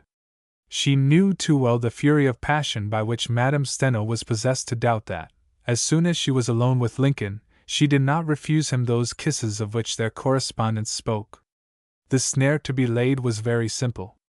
It required that Alba and Lydia should be in some post of observation, while the lovers believed themselves alone, were it only for a moment. The position of the places furnished the formidable woman with the means of obtaining the place of espionage in all security. Situated on the second floor, the studio occupied most of the depth of the house. The wall, which separated it from the side of the apartments, ended in a partition formed of colored glass, through which it was impossible to see. That glass lighted a dark corridor adjoining the linen room. Lydia employed several hours of several nights in cutting with a diamond a hole, the size of a 50-centime piece, in one of those unpolished squares. Her preparations had been completed several days when, notwithstanding her absence of scruple in the satiating of her hatred, she still hesitated to employ that mode of vengeance, so much atrocious cruelty was there in causing a daughter to spy upon her mother. It was Alba herself who kindled the last spark of humanity with which that dark conscience was lighted up, and that by the most innocent of conversations. It was the very evening of the afternoon on which she had exchanged that sad adieu with Fanny Hafner. She was more unnerved than usual, and she was conversing with Dorsen in that corner of the long hall. They did not heed the fact that Lydia drew near them, by a simple change of seat which permitted her, while herself conversing with some guests, to lend an ear to the words uttered by the Contessina. It was Florent who was the subject of their conversation, and she said to Dorsen, who was praising him, "What would you have? It is true I almost feel repulsion toward him. He is to me like a being of another species." "His friendship for his brother-in-law?" "Yes. It is very beautiful, very touching, but it does not touch me. It is a devotion which is not human. It is too instinctive and too blind. Indeed, I know that I am wrong. There is that prejudice of race which I can never entirely overcome." Dorsen touched her fingers at that moment, under the pretext of taking from her fan, in reality to warn her, and he said, in a very low voice that time, "Let us go a little farther on. Lydia Maitland is too near." He fancied he surprised a start on the part of Florent's sister, at whom he accidentally glanced, while his too sensible interlocutor no longer watched her. But as the pretty, clear laugh of Lydia rang out at the same moment, imprudent Alba replied, "Fortunately, she has heard nothing. And see how one can speak of trouble without mistrusting it. I have just been wicked," she continued, "for it is not their fault, either Florence nor hers, if there is a little Negro blood in their veins, so much the more so as it is connected by the blood of a hero, and they are both perfectly educated, and what is better, perfectly good, and then I know very well that if there is a grand thought in this age it is to have proclaimed that truly all men are brothers." She had spoken in a lower voice, but too late. Moreover, even if Florence's sister could have heard those words, they would not have sufficed to heal the wound which the first ones had made in the most sensitive part of her amour propre. "And I hesitated," said she to herself. "I thought of sparing her." The following morning, toward noon, she found herself at the atelier, seated beside Madame Steno, while Lincoln gave to the portrait the last touches, and while Alba posed in the large armchair, absent and pale as usual. Florent Chapron, after having assisted at part of the sitting, left the room, leaning upon the crutch, which he still used. His withdrawal seemed so propitious to Lydia that she resolved immediately not to allow such an opportunity to escape, and as if fatality interfered to render her work of infamy more easy, Madame Steno aided her by suddenly interrupting the work of the painter who, after hard working without speaking for half an hour, paused to wipe his forehead, on which were large drops of perspiration, so great was his excitement. "Come, my little Linko," said she, with the affectionate solicitude of an old mistress. "You must rest. For 2 hours you have not ceased painting, and such minute details. It tires me merely to watch you."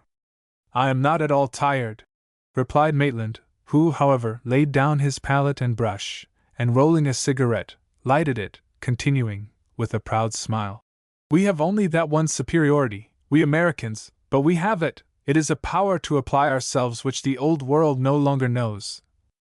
It is for that reason that there are professions in which we have no rivals." "But see," replied Lydia, "you have taken Alba for a Bostonian or a New Yorker, and you have made her pose so long that she is pale. She must have a change. Come with me, dear, I will show you the costume they have sent me from Paris, and which I shall wear this afternoon to the garden party at the English Embassy." She forced Alba Steno to rise from the armchair as she uttered those words, then she entwined her arms about her waist to draw her away and kissed her. Ah, if ever a caress merited being compared to the hideous flattery of Iscariot, it was that, and the young girl might have replied with the sublime words, "Friend, why hast thou betrayed me by a kiss?" Alas! She believed in it, in the sincerity of that proof of affection, and she returned her false friend's kiss with a gratitude which did not soften that heart saturated with hatred, for 5 minutes had not passed ere Lydia had put into execution her hideous project. Under the pretext of reaching the liner room more quickly, she took a servant's staircase, which led to that lobby with the glass partition, in which was the opening through which to look into the atelier. "This is very strange," said she, pausing suddenly. And pointing out to her innocent companion the round spot, she said, "Probably some servant who has wished to eavesdrop. But what for? You, who are tall, look and see how it has been done, and what it looks on. If it is a hole cut purposely, I shall discover the culprit, and he shall go." Alba obeyed the perfidious request absently, and applied her eye to the aperture. The author of the anonymous letters had chosen her moment only too well. As soon as the door of the studio was closed, the Countess rose to approach Lincoln. She entwined around the young man's neck her arms, which gleamed through the transparent sleeves of her summer gown, and she kissed with greedy lips his eyes and mouth. Lydia, who had retained one of the girl's hands in hers, felt that hand tremble convulsively. A hunter who hears rustle the foliage of the thicket through which should pass the game he is awaiting, does not experience a joy more complete. Her snare was successful. She said to her unhappy victim, "What ails you? How you tremble!" And she essayed to push her away in order to put herself in her place. Alba, whom the sight of her mother embracing Lincoln with those passionate kisses inspired at that moment with an inexplicable horror, had, however, enough presence of mind in the midst of her suffering to understand the danger of that mother whom she had surprised thus, clasping in the arms of a guilty mistress, whom, the husband of the very woman speaking to her, who asked her why she trembled with fear. Who would look through that same hole to see that same tableau? In order to prevent what she believed would be to Lydia a terrible revelation, the courageous child had one of those desperate thoughts such as immediate peril inspires. With her free hand she struck the glass so violently that it was shivered into atoms, cutting her fingers and her wrist. Lydia exclaimed angrily, "Miserable girl, you did that purposely!" The fierce creature, as she uttered these words, rushed toward the large hole now made in the panel. Too late. She only saw Lincoln erect in the center of the studio, looking toward the broken window, while the Countess, standing a few paces from him, exclaimed, "My daughter! What has happened to my daughter?" I recognized her voice. "Do not alarm yourself," replied Lydia, with atrocious sarcasm. "Alba broke the pane to give you a warning." "But is she hurt?" asked the mother. "Very slightly," replied the implacable woman with the same accent of irony, and she turned again toward the Contessina with a glance of such rancor that, even in the state of confusion in which the latter was plunged by that which she had surprised, that glance paralyzed her with fear. She felt the same shudder which had possessed her dear friend Maud, in that same studio, in the face of the sinister depths of that dark soul, suddenly exposed.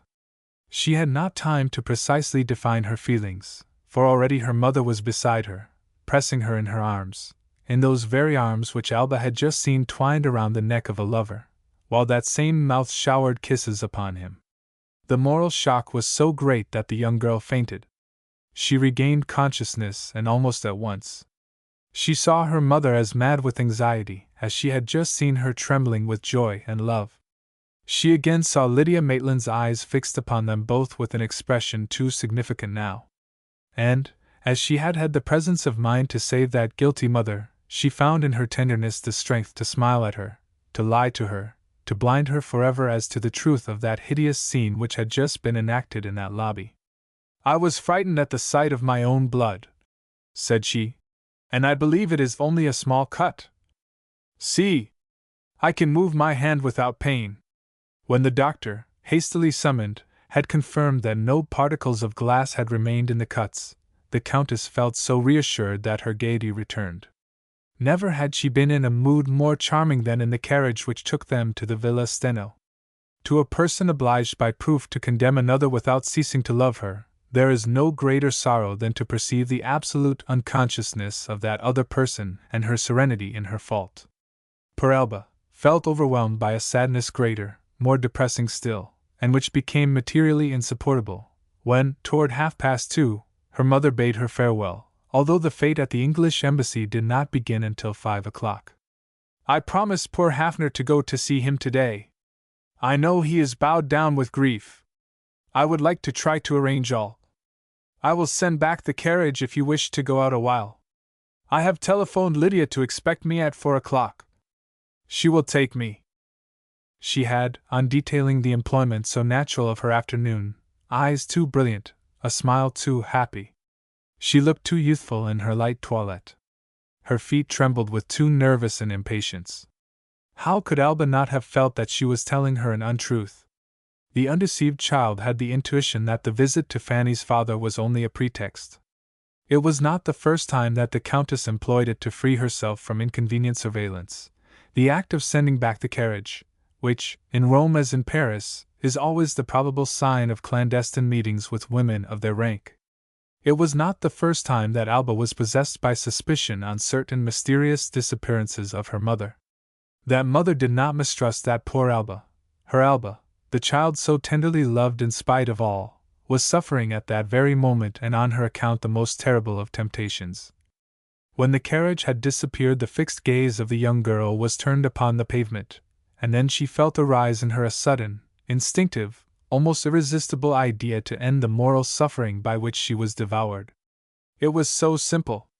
It was sufficient to end life. One movement which she could make, one single movement, she could lean over the balustrade, against which her arm rested, in a certain manner, so, a little more forward, a little more, and that suffering would be terminated. Yes, it would be so very simple. She saw herself lying upon the pavement, her limbs broken, her head crushed, dead, freed. She leaned forward and was about to leap, when her eyes fell upon a person who was walking below, the sight of whom suddenly aroused her from the folly, the strange charm of which had just laid hold so powerfully upon her. She drew back. She rubbed her eyes with her hands, and she, who was accustomed to mystical enthusiasm, said aloud, "My God! You send him to me! I am saved!" And she summoned the footman to tell him that if M. d'Orsay asked for her, he should be shown into Madame Steno's small salon. "I am not at home to anyone else," she added. It was indeed Julien, whom she had seen approach the house at the very instant when she was only separated from the abyss by that last tremor of animal repugnance, which is found even in suicide of the most ardent kind. Do not madmen themselves choose to die in one manner rather than in another? She paused several moments in order to collect herself. "Yes," said she at length to herself, "it is the only solution. I will find out if he loves me truly. And if he does not?" She again looked toward the window, in order to assure herself that, in case that conversation did not end as she desired, the tragical and simple means remained at her service by which to free herself from that infamous life which she surely could not bear. Julien began the conversation in his tone of sentimental raillery, so speedily to be transformed into one of drama.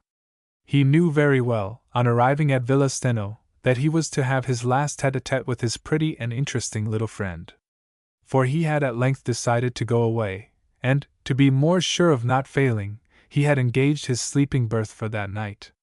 He had jested so much with love that he entered upon that conversation with a jest, when, having tried to take Alba's hand to press a kiss upon it, he saw that it was bandaged.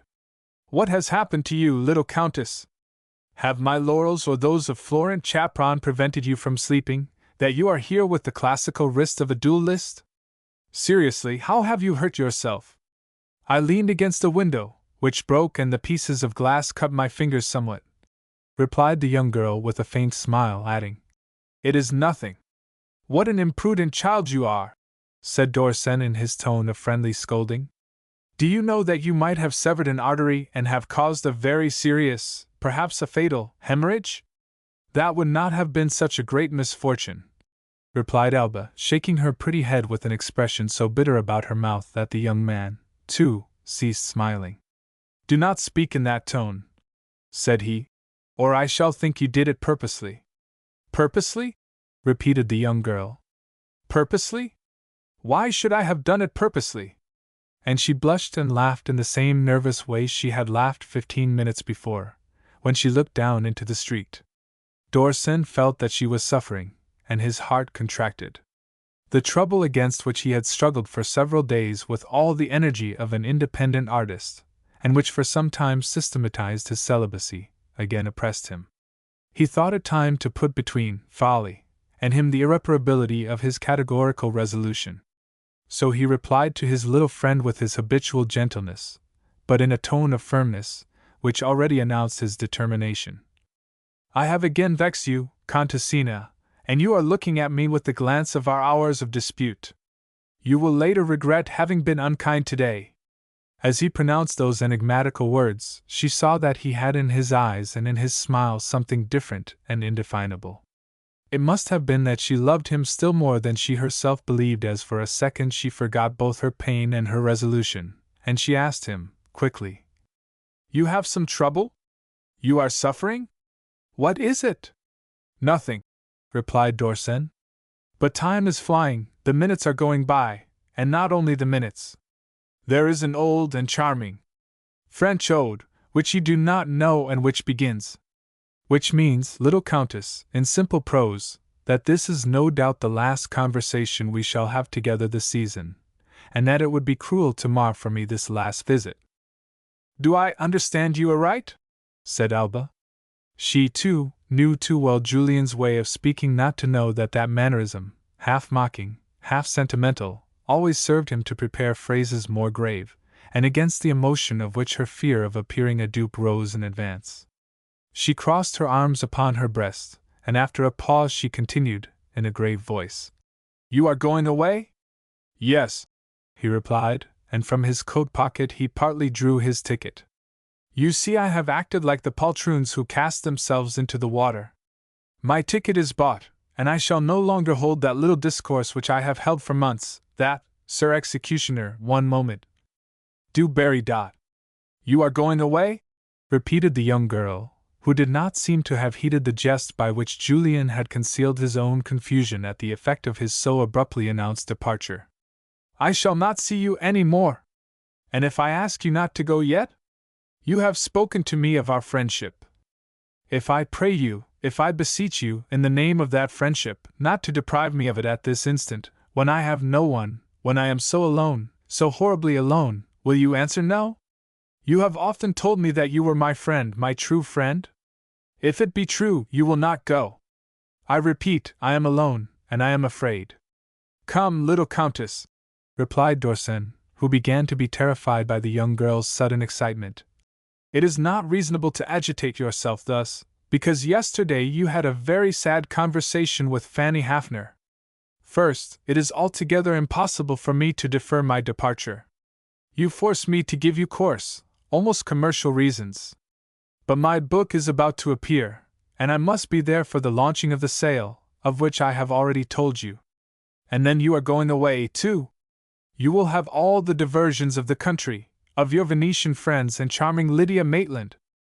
Do not mention that name, interrupted Alba, whose face became discomposed at the allusion to the sojourn at Pyove. You do not know how you pain me, nor what that woman is, what a monster of cruelty and of perfidy. Ask me no more. I shall tell you nothing. But, the Contessina that time clasping her hands, her poor, thin hands, which trembled with the anguish of the words she dared to utter. Do you not comprehend that if I speak to you as I do, it is because I have need of you in order to live? Then in a low voice, choked by emotion. It is because I love you. All the modesty natural to a child of 20 mounted to her pale face in a flood of purple, when she had uttered that avowal. Yes, I love you, she repeated, in an accent as deep, but more firm. It is not, however, so common a thing to find real devotion, a being who only asks to serve you, to be useful to you, to live in your shadow. And you will understand that to have the right of giving you my life, to bear your name, to be your wife, to follow you, I felt very vividly in your presence at the moment I was about to lose you. You will pardon my lack of modesty for the last time. I have suffered too much. She ceased. Never had the absolute purity of the charming creature, born and bred in an atmosphere of corruption, and remaining in the same so intact, so noble, so frank, flashed out as at that moment. All that virgin and unhappy soul was in her eyes which implored Julian, on her lips which trembled at having spoken thus, on her brow around which floated, like an aureole, the fair hair stirred by the breeze which entered the open window. She had found the means of daring that prodigious step, the boldest a woman can permit herself, still more so a young girl, with so chaste a simplicity that at that moment Dorsen would not have dared to touch even the hand of that child who confided herself to him so madly, so loyally. Dorsen was undoubtedly greatly interested in her, with a curiosity, without enthusiasm, and against which a reaction had already set in. That touching speech, in which trembled a distress so tender and each word of which later on made him weep with regret, produced upon him at that moment an impression of fear rather than love or pity. When at length he broke the cruel silence, the sound of his voice revealed to the unhappy girl the uselessness of that supreme appeal addressed by her to life. She had only kept, to exorcise the demon of suicide, her hope in the heart of that man, and that heart, toward which she turned in so immoderate a transport, drew back instead of responding. Calm yourself, I beseech you, said he to her. You can understand that I am very much moved, very much surprised, at what I have heard. I did not suspect it. My God! How troubled you are! And yet, he continued with more firmness, I should despise myself were I to lie to you. You have been so loyal toward me. To marry you? Ah, it would be the most delightful dream of happiness if that dream were not prevented by honesty. Poor child! And his voice sounded almost bitter. You do not know me. You do not know what a writer of my order is, and that to unite your destiny to mine would be for you martyrdom more severe than your moral solitude of today. You see, I came to your home with so much joy, because I was free, because each time I could say to myself that I need not return again. Such a confession is not romantic. But it is thus.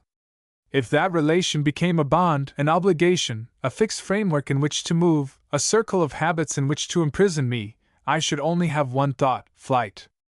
An engagement for my entire life? No, no, I could not bear it. There are souls of passage as well as birds of passage, and I am one. You will understand it tomorrow, now, and you will remember that I have spoken to you as a man of honor, who would be miserable if he thought he had augmented, involuntarily, the sorrows of your life when his only desire was to assuage them. My God! What is to be done? He cried, on seeing. As he spoke, tears gushed from the young girl's eyes, which she did not wipe away. Go away, she replied. Leave me. I do not want you. I am grateful to you for not having deceived me. But your presence is too cruel. I am ashamed of having spoken to you, now that I know you do not love me. I have been mad, do not punish me by remaining longer. After the conversation we have just had, my honor will not permit us to talk longer. You are right, said Julian, after another pause. He took his hat, which he had placed upon a table at the beginning of that visit, so rapidly and abruptly terminated by a confession of sentiments so strange. He said, Then farewell. She inclined her fair head without replying. The door was closed. Alba Steno was again alone. Half an hour later, when the footman entered to ask for orders relative to the carriage sent back by the Countess, he found her standing motionless at the window from which she had watched Dorsen depart. There she had once more been seized by the temptation of suicide. She had again felt with an irresistible force the magnetic attraction of death. Life appeared to her once more as something too vile, too useless, too insupportable to be borne. The carriage was at her disposal. By way of the Portese Gate and along the Tiber, with the Countess's horses, it would take an hour and a half to reach the Lake di Porto. She had, too, this pretext, to avoid the curiosity of the servants. One of the Roman noblewomen of her acquaintance, Princess Torlonia, owned an isolated villa on the border of that lake. She ascended hastily to don her hat. And without writing a word of farewell to anyone, without even casting a glance at the objects among which she had lived and suffered, she descended the staircase and gave the coachman the name of the villa, adding, Drive quickly, I am late now. The Lake di Porto is only, as its name indicates, the port of the ancient Tiber. The road which leads from Trastevere runs along the river, which rolls through a plain strewn with ruins and indented with barren hills, its brackish water discolored from the sand and mud of the Apennines. Here groups of eucalyptus, there groups of pine parasols above some ruined walls, were all the vegetation which met Alba Steno's eye. But the scene accorded so well with the moral devastation she bore within her that the barrenness around her in her last walk was pleasant to her. The feeling that she was nearing eternal peace, final sleep in which she should suffer no more, augmented when she alighted from the carriage, and having passed the garden of Villa Torlonia, she found herself facing the small lake, so grandiose in its smallness by the wildness of its surroundings, and motionless, surprised in even that supreme moment by the magic of that hidden sight.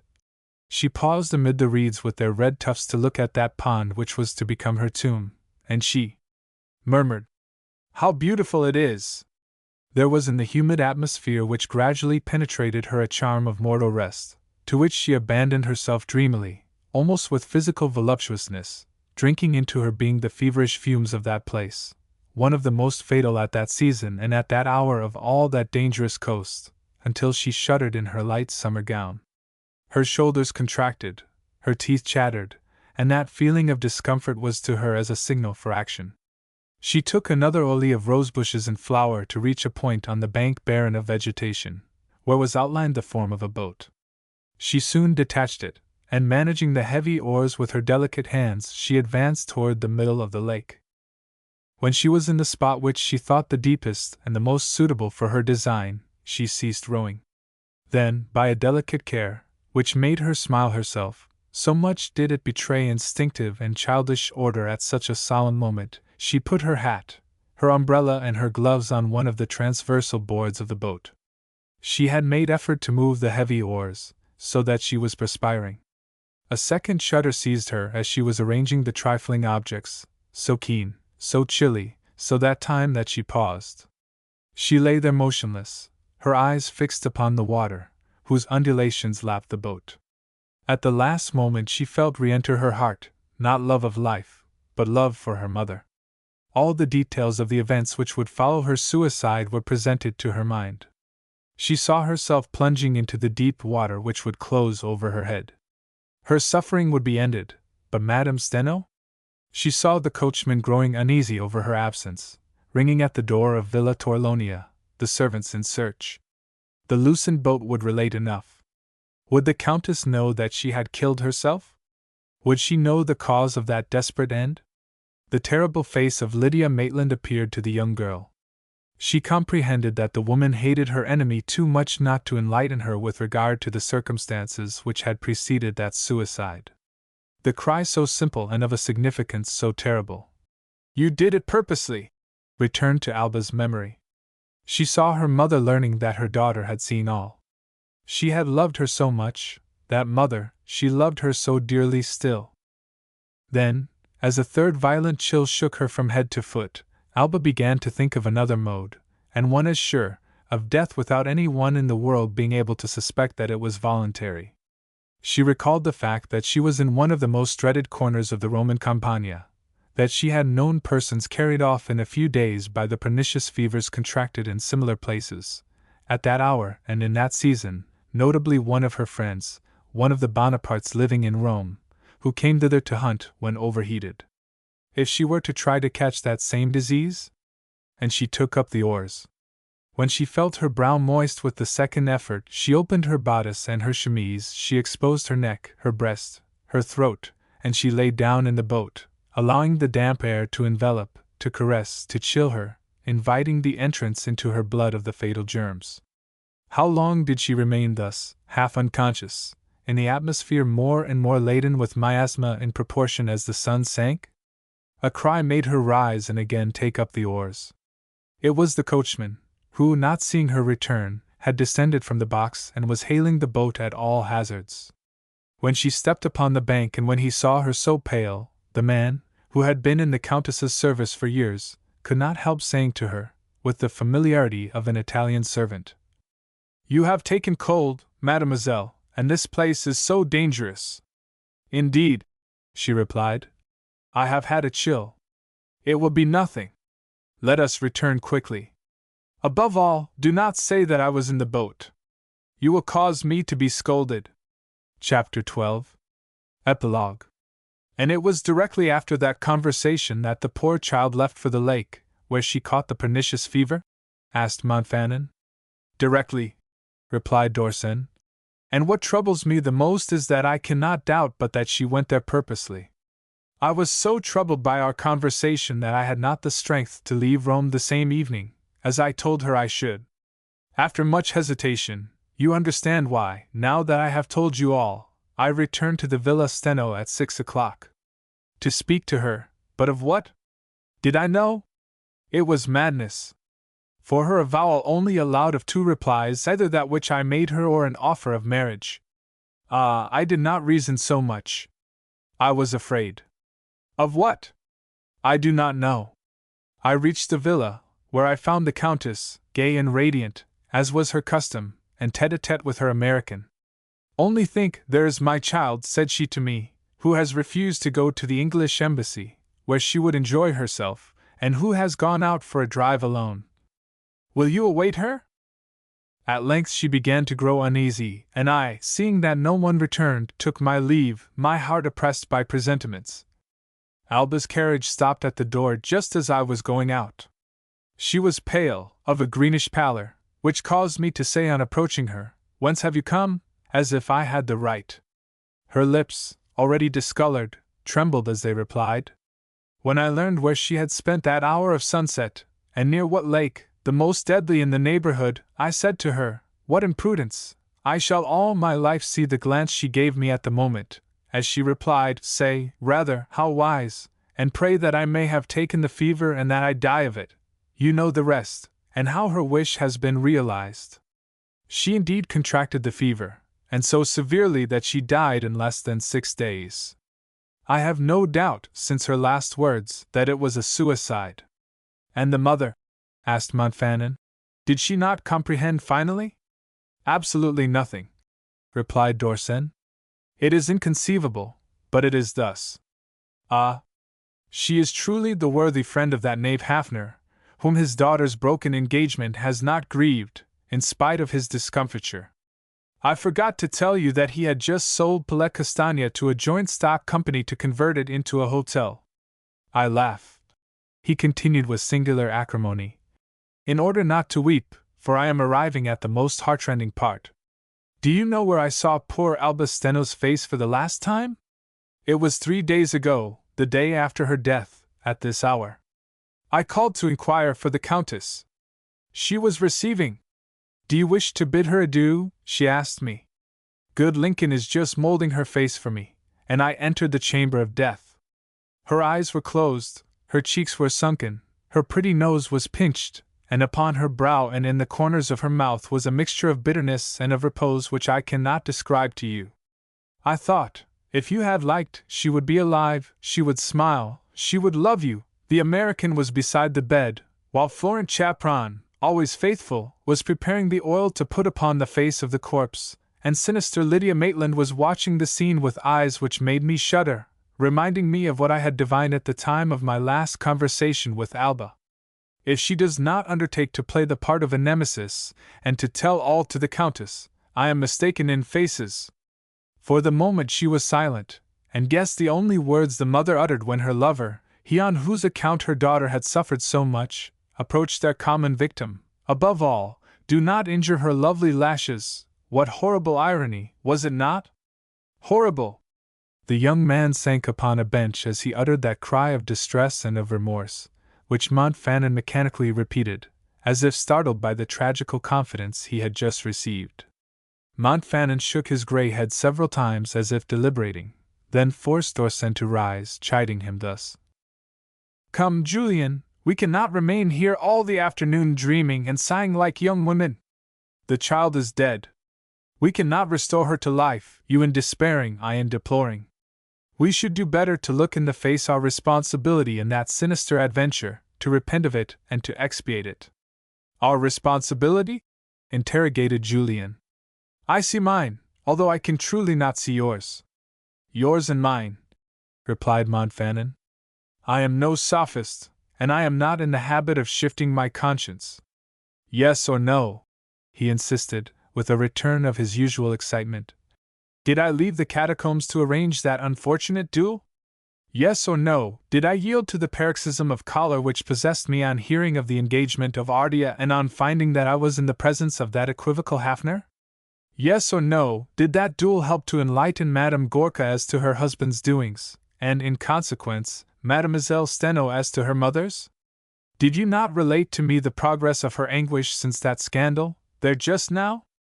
And if I have been startled, as I have been, by the news of that suicide, know it has been for this reason especially, because a voice has said to me, a few of the tears of that dead girl are laid to your account. But, my poor friend, interrupted Dorsen, whence such reasoning?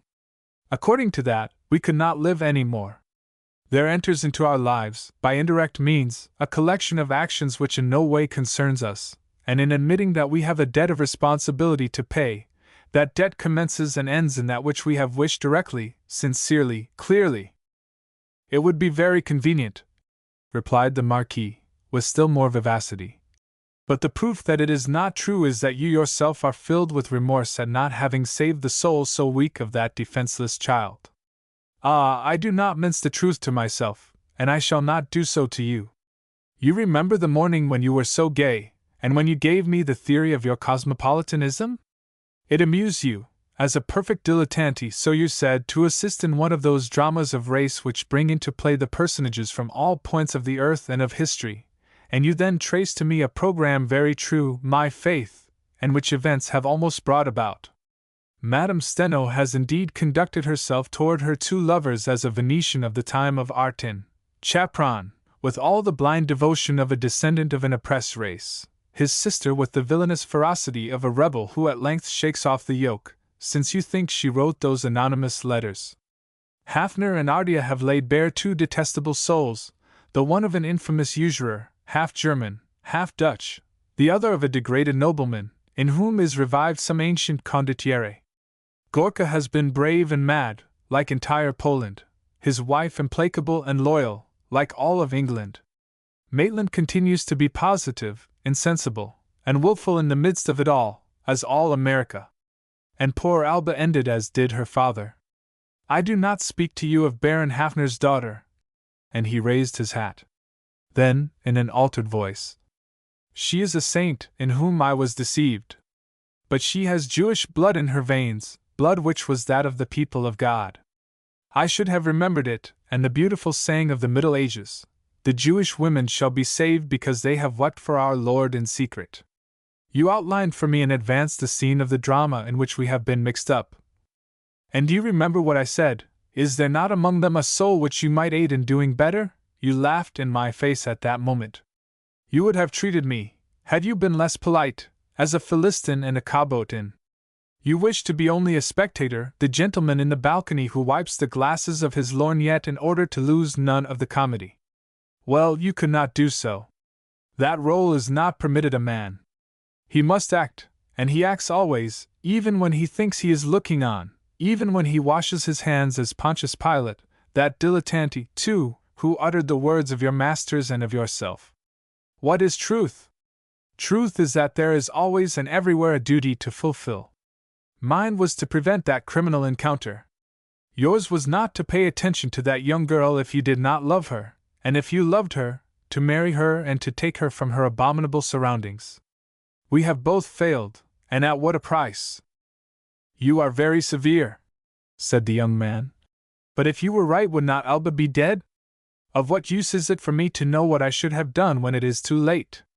First, never to do so again, said the Marquis. Then to judge yourself and your life. There is truth in what you say, replied Dorsen. But you are mistaken if you think that the most intellectual men of our age have not suffered, too, from that abuse of thought. What is to be done? Ah, it is the disease of a century too cultivated, and there is no cure. There is one, interrupted Montfanon, which you do not wish to see. You will not deny that Balzac was the boldest of our modern writers. Is it necessary for me, an ignorant man, to recite to you the phrase which governs his work? Thought, principle of evil and of good, can only be prepared, subdued, directed by religion. See, he continued, suddenly taking his companion by the arm and forcing him to look into a transversal alley through the copse. There he is, the doctor who holds the remedy for that malady of the soul as for all the others. Do not show yourself. They will have forgotten our presence. But look, ah, what a meeting! The personage who appeared suddenly in that melancholy, deserted garden, and in a manner almost supernatural, so much did his presence form a living commentary to the discourse of the impassioned nobleman, was no other than the Holy Father himself, on the point of entering his carriage for his usual drive. Dorsen, who only knew Leo XIII from his portraits, saw an old man, bent, bowed, whose white cassock gleamed beneath the red mantle, and who leaned on one side upon a prelate of his court, on the other upon one of his officers. In drawing back, as Montfanon had advised, in order not to bring a reprimand upon the keepers, he could study at his leisure the delicate face of the sovereign pontiff, who paused at a bed of roses to converse familiarly with a kneeling gardener. He saw the infinitely indulgent smile of that spirituelle mouth.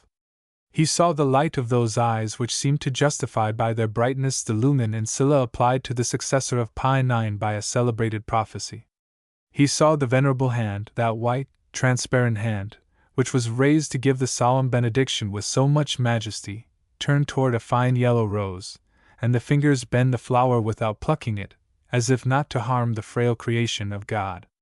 The old Pope for a second inhaled its perfume, and then resumed his walk toward the carriage, vaguely to be seen between the trunks of the green oaks.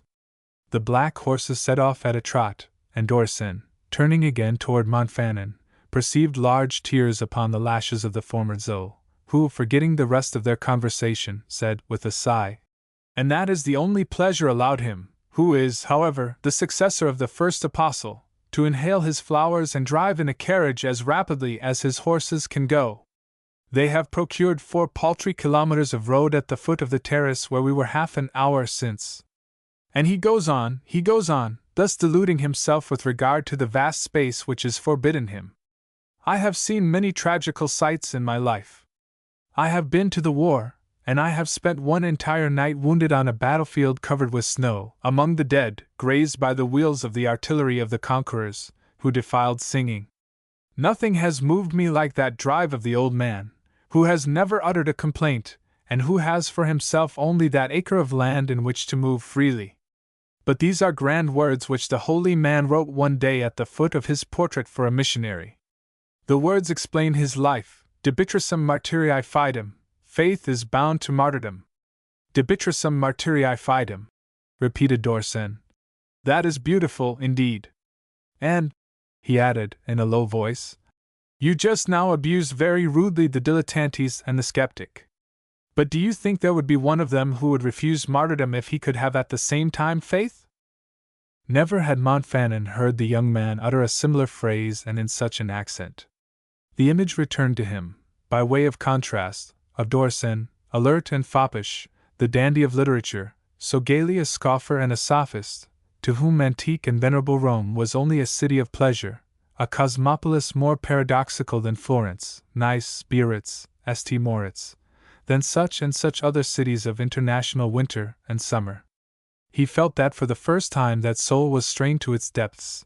The tragical death of poor Alba had become in the mind of the writer the point of remorse around which revolved the moral life of the superior and incomplete being, exiled from simple humanity by the most invincible pride of mind.